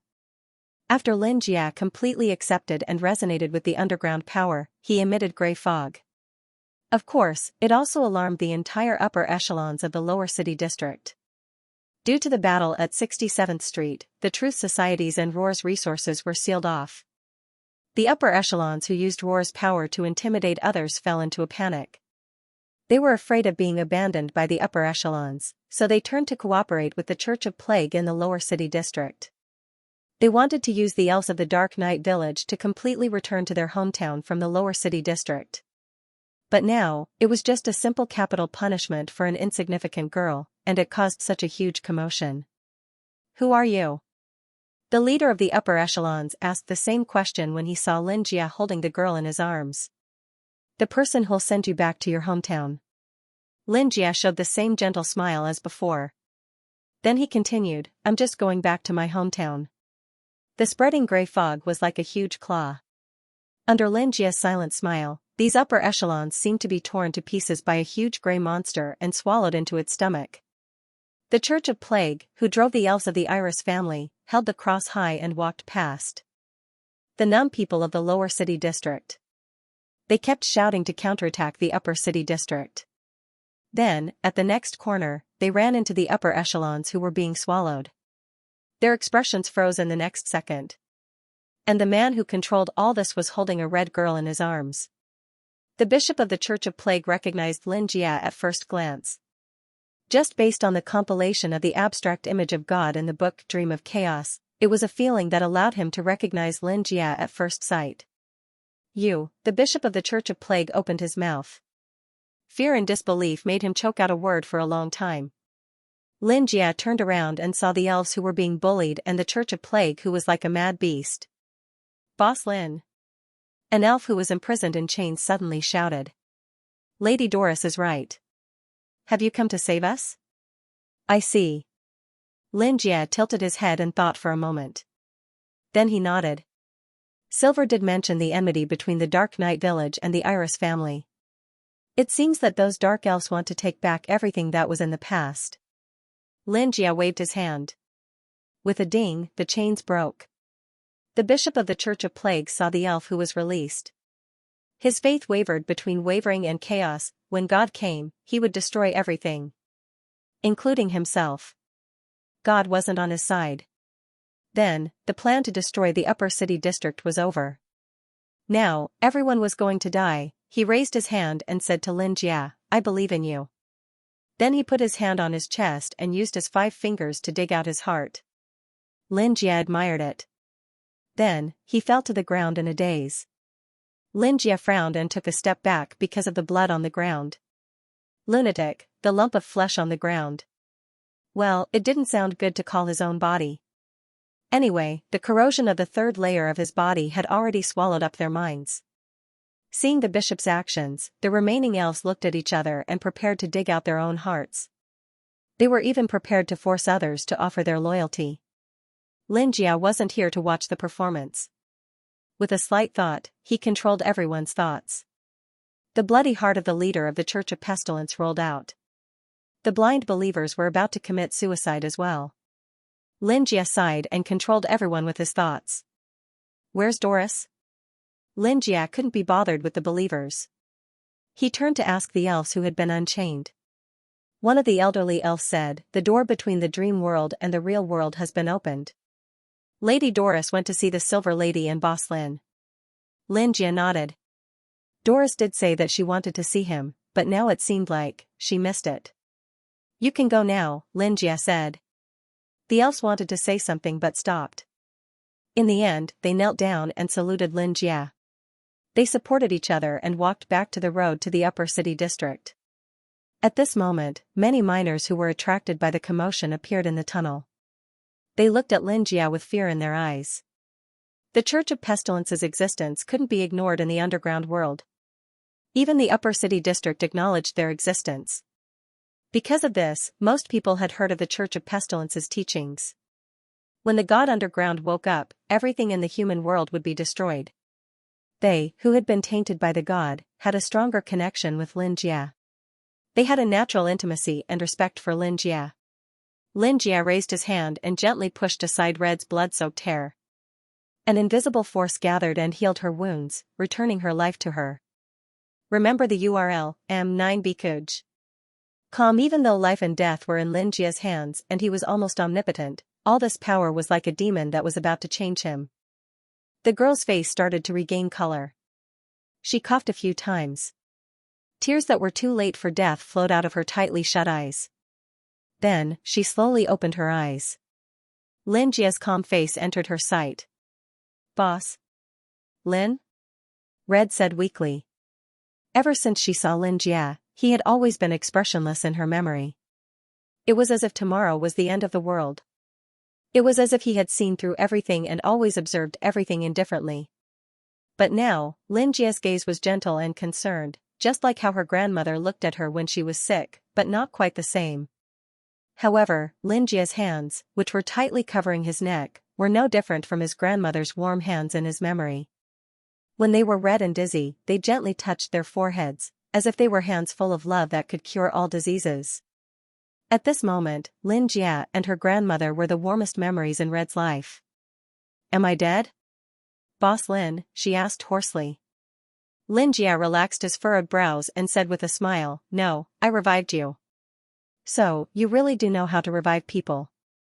Red raised the corner of her mouth and smiled. "Because I'm a god," Xianxia said seriously. Red was stunned for a moment. She shook her head and said, "You're the same as my grandmother. You both treat me like a child and love me.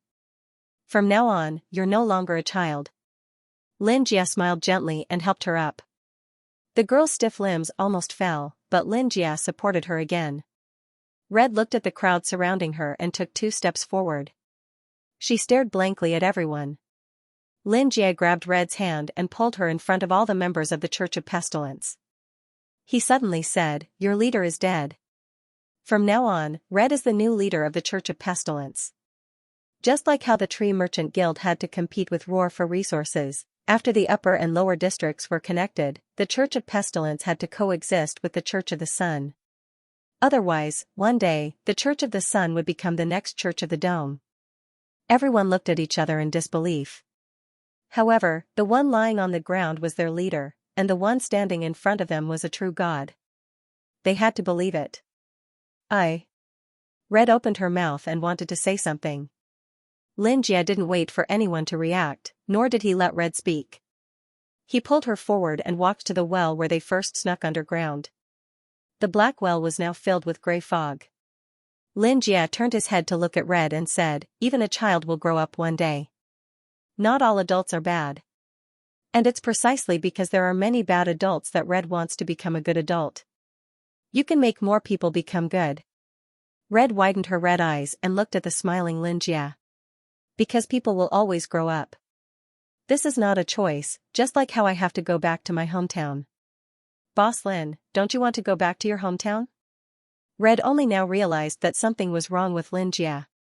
She pulled his hand and asked anxiously. Xianxia smiled and said calmly, "I don't want to.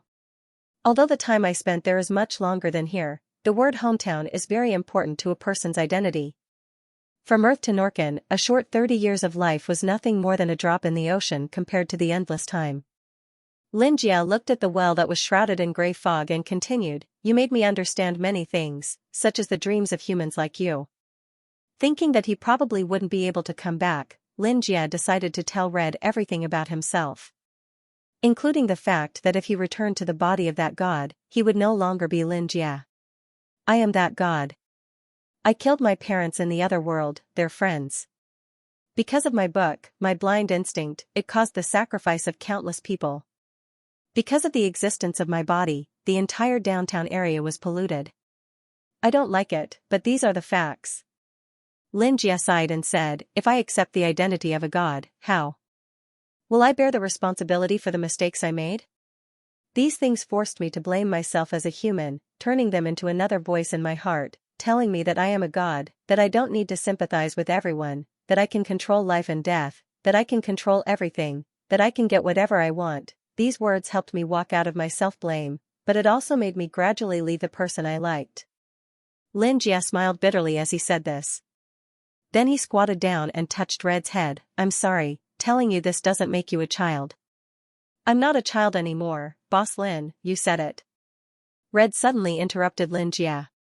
She put her hands on her waist and said, but whether I'm a child or not, I know one thing. Red raised her hand and held Xianxia's face.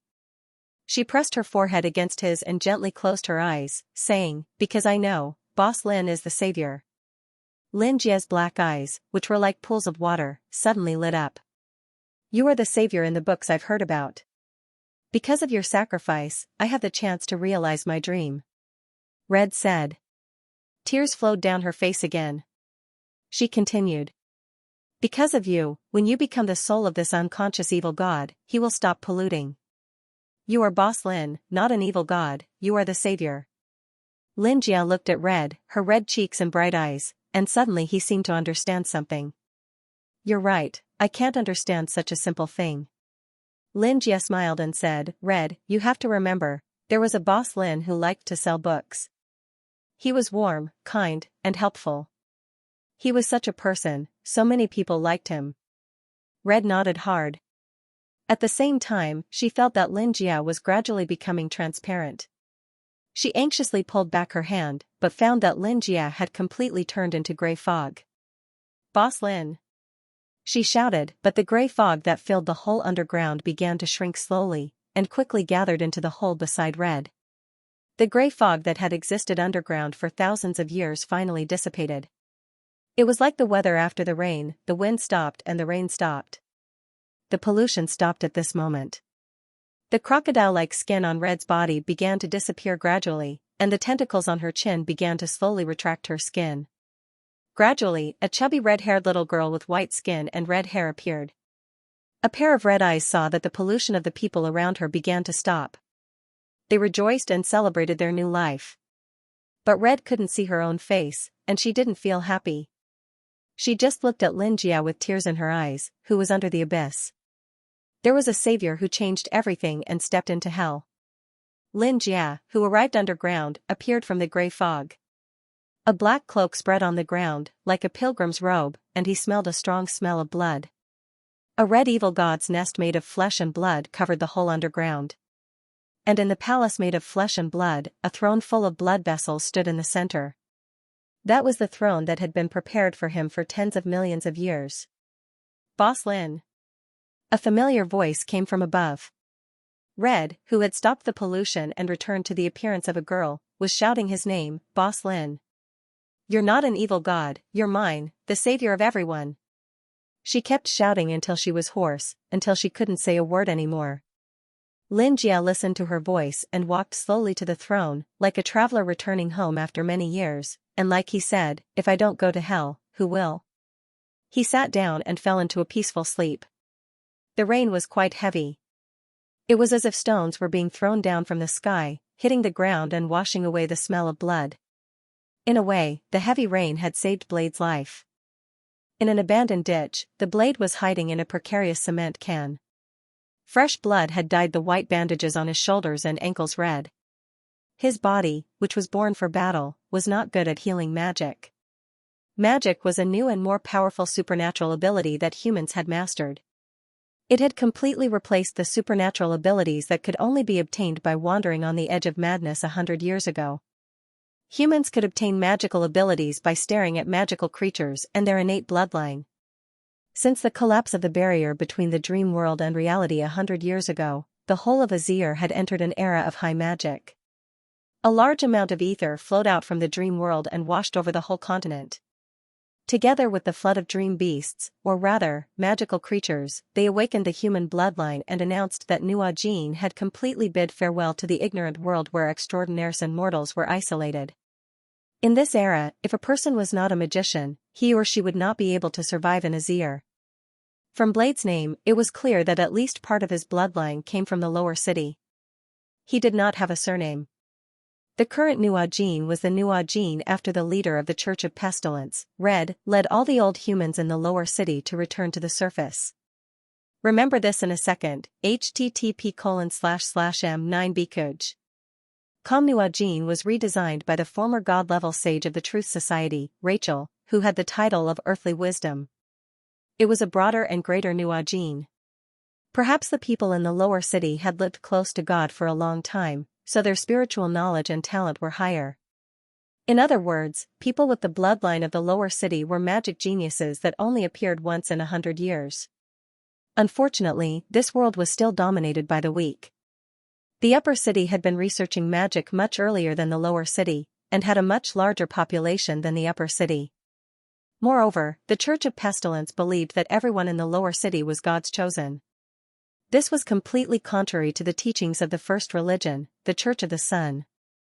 Until today, there were still extraordinaires who had survived 100 years ago who believed that the bloodline of the lower city was lowly. The so-called peaceful coexistence was a precarious illusion. Maybe I should cherish this kind of life, Blade thought.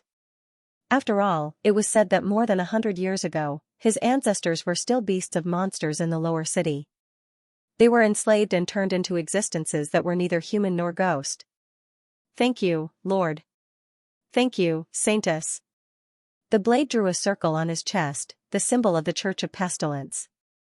Oh, by the way, there is only one God in Azir, but there are two major religions, the Church of Pestilence and the Church of the Sun. The two worshipped the same God, but because of different doctrines, there were conflicts. Every year, the two saints, Red and Vincent, the sun god's chosen one, could be seen on TV attacking each other. After Blade finished praying, the wounds on his body began to emit a faint light and slowly healed. After all, the saintess and God really existed. Such miracles were not rare. Blade raised his hand, and the long bandage came off, revealing clear scales on his bare arm. He was actually a little different from others. The other half of his bloodline came from the dream beast. After the Silver Witches merged the dream world with the real world, the dream beasts and humans were placed on the same map. As creatures created by powerful magic, the Silver Witches protected the races.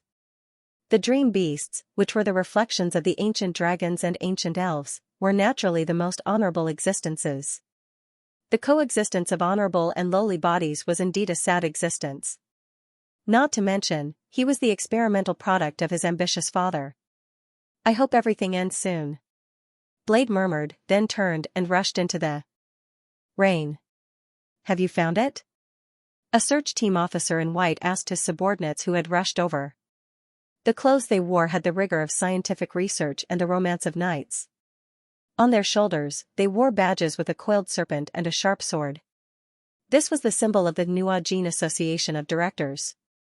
According to legend, about 100 years ago, during the Great Changes, the angry god sent the silver dragon to punish the fallen angels who had fallen into depravity and attempted to become God. The fallen angels, known as the Path of the Flaming Sword, were completely destroyed by God. At that time, a large human organization, the Secret Ritual Tower, was heavily damaged because it had colluded with the fallen angels. In the end, it merged with another organization, the Truth Society.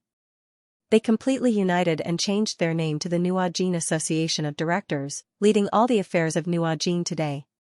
The glorious Grand Knight Yusefu was the president, and the former vice president of the Truth Society, Andrew, was the vice president. It was said that Andrew had been the vice president for hundreds of years. He was jokingly called the eternal vice president by the people who hated him. In Nuajin slang, Andrew was even used to refer to the vice president. Blade, the investigator said in a low voice. The person with this name must be caught no matter what. He is the son of the leader of the terrorist organization in the lower city. The bounty on the head of the rebel leader is enough for us to spend several lifetimes, an investigator laughed and said jokingly. His son is also the same.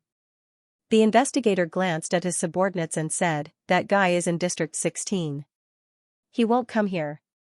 Everyone showed a regretful expression. "So, this is the reason why your defense is weak, and what's with that regretful expression?"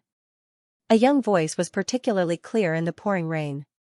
Several investigators subconsciously turned their heads, raised their hands, and aimed at the white-haired man in front of them with the highest precision magic weapons. Bang, bang, bang. The guns burst out with the light of magic. Unfortunately, in the next second, Blade seemed to be one with the rain. Like a shuttling wind, he swept through them. The moment the investigators saw his appearance, all their heads fell to the ground. The blood spurted out from the corpses, steaming and dyeing the whole ground red. "Who gave you this to get rid of my self-confidence?" Blade said with a cold smile. But Blade's body was almost unable to bear it.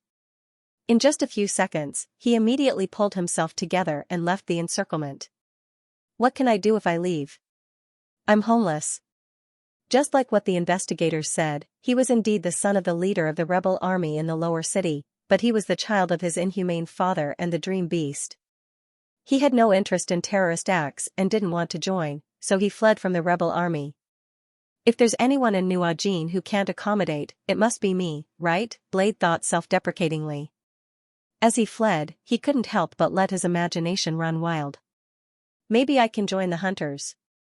They don't care about the origin of their members, and will accept people with the Dream Beast's blood." The leader of the hunters was a mysterious woman, and as the son of one of the top terrorists, Blade had heard of her before. Her name was Xianxia. She was a god-level powerful mage, and also the leader of the New Aujin Hunter organization. The underground hunter network she established was a hub for countless information, and even the board of directors had to rely on her. And Xianxia, without a doubt, was also an existence that could call the wind and summon the rain in New Aujin. However, it was rumored that Xianxia and the witch of the Xianxia Chamber of Commerce, Cherry Chapman's relationship was extremely bad, to the point that they almost fought when they met. It was said that it was because of a man whose whereabouts were unknown. "TSK, I really don't understand the mentality of these old women." Blade gossiped in his heart. Under such circumstances, to be able to gossip about the secrets of important people, it could be considered as finding joy in his own misery. In fact, even the hunters wouldn't take in someone who was like a ticking time bomb to New Aujin. "At least I escaped the encirclement." Blade looked around and sighed in relief. The heavy rain was still falling. Not far away, there was only one building that was still lit, and the open sign at the entrance was swaying in the wind. "Bookstore? Should I go in and hide?" Such a thought suddenly appeared in Blade's mind without any warning, causing him to walk to the door of the bookstore as if he was possessed by gods and demons. A full moon was born in the dream. Mon's bare feet stepped on an endless calm water surface, and circles of ripples spread out under his feet, ruffling the night sky and shattering the stars that were reflected on the water surface. The dark sky that stretched across the Milky Way connected with the water surface, almost merging into one. Mon was dreaming. She rarely dreamed anymore. As an ordinary bookstore owner, although she preferred to be called Lady Boss, she would never dream about the night sky again. Someone dragged her into this dream, and in the dream, she was covered with a black veil to her shoulders, wearing a long black dress. The layers of the dress were dignified and gorgeous, and the silk on her shoulders and arms was faintly condensed like the night sky, and her hands were also wearing black gloves. The authority of the night had been handed over, and Wapu, who had long lost his physical body, gave the remaining power and memories to Mon. However, this dreamland that was supposed to be filled with only night was not normal today. Soon, the lake under Mon's feet condensed into a thin layer of ice, and light snow began to fall from the sky. It was like a dream. And soon, an old tree covered in frost grew in her dream, and under the tree was a beautiful white lady. Silver, Mon frowned, and there was no joy in seeing her old friend. "Long time no see, Mon." Silver smiled elegantly. "Don't be so cautious. Oh, it seems that Wappa left some bad memories for you." Mon looked at her expressionlessly, as if he would leave immediately if she did not get down to business in the next second. "Do you miss him?"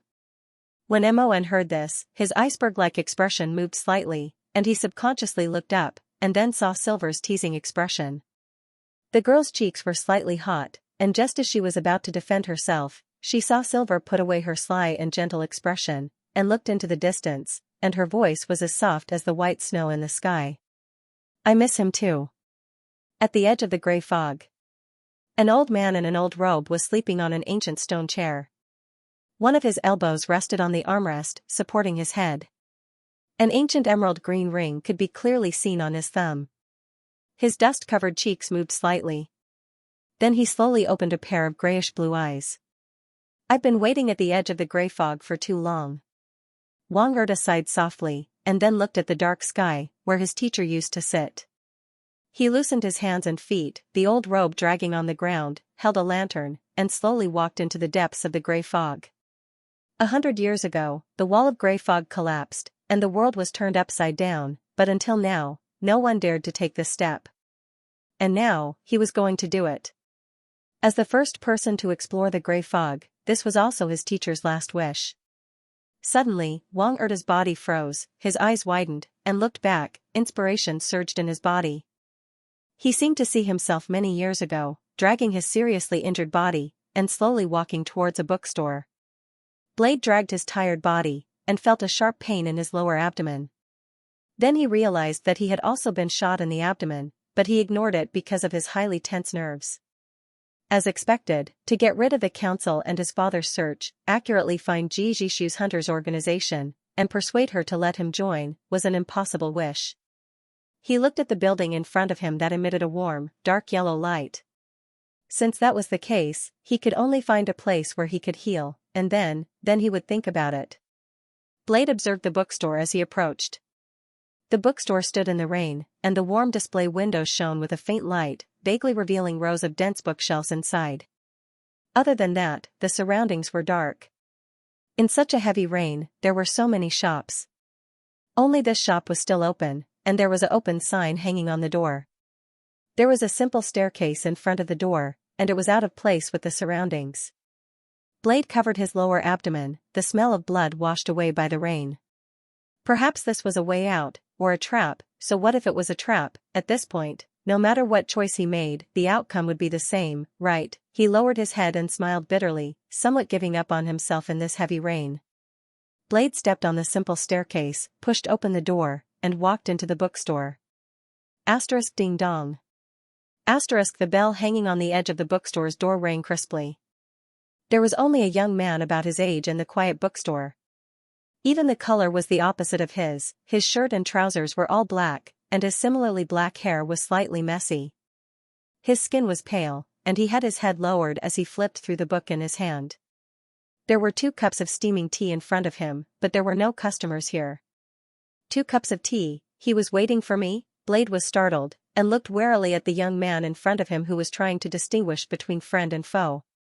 There were too many people who wanted to kill him, too many people who wanted to use him, but with such an attitude, it seemed like he wanted to communicate. Before he could speak, the young man finally closed the book and looked up at him.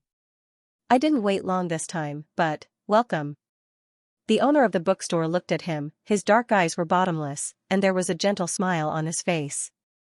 "It seems like you're in some trouble?" End of book. End of chapter 456. Don't forget to subscribe, like, and share the video to support the channel.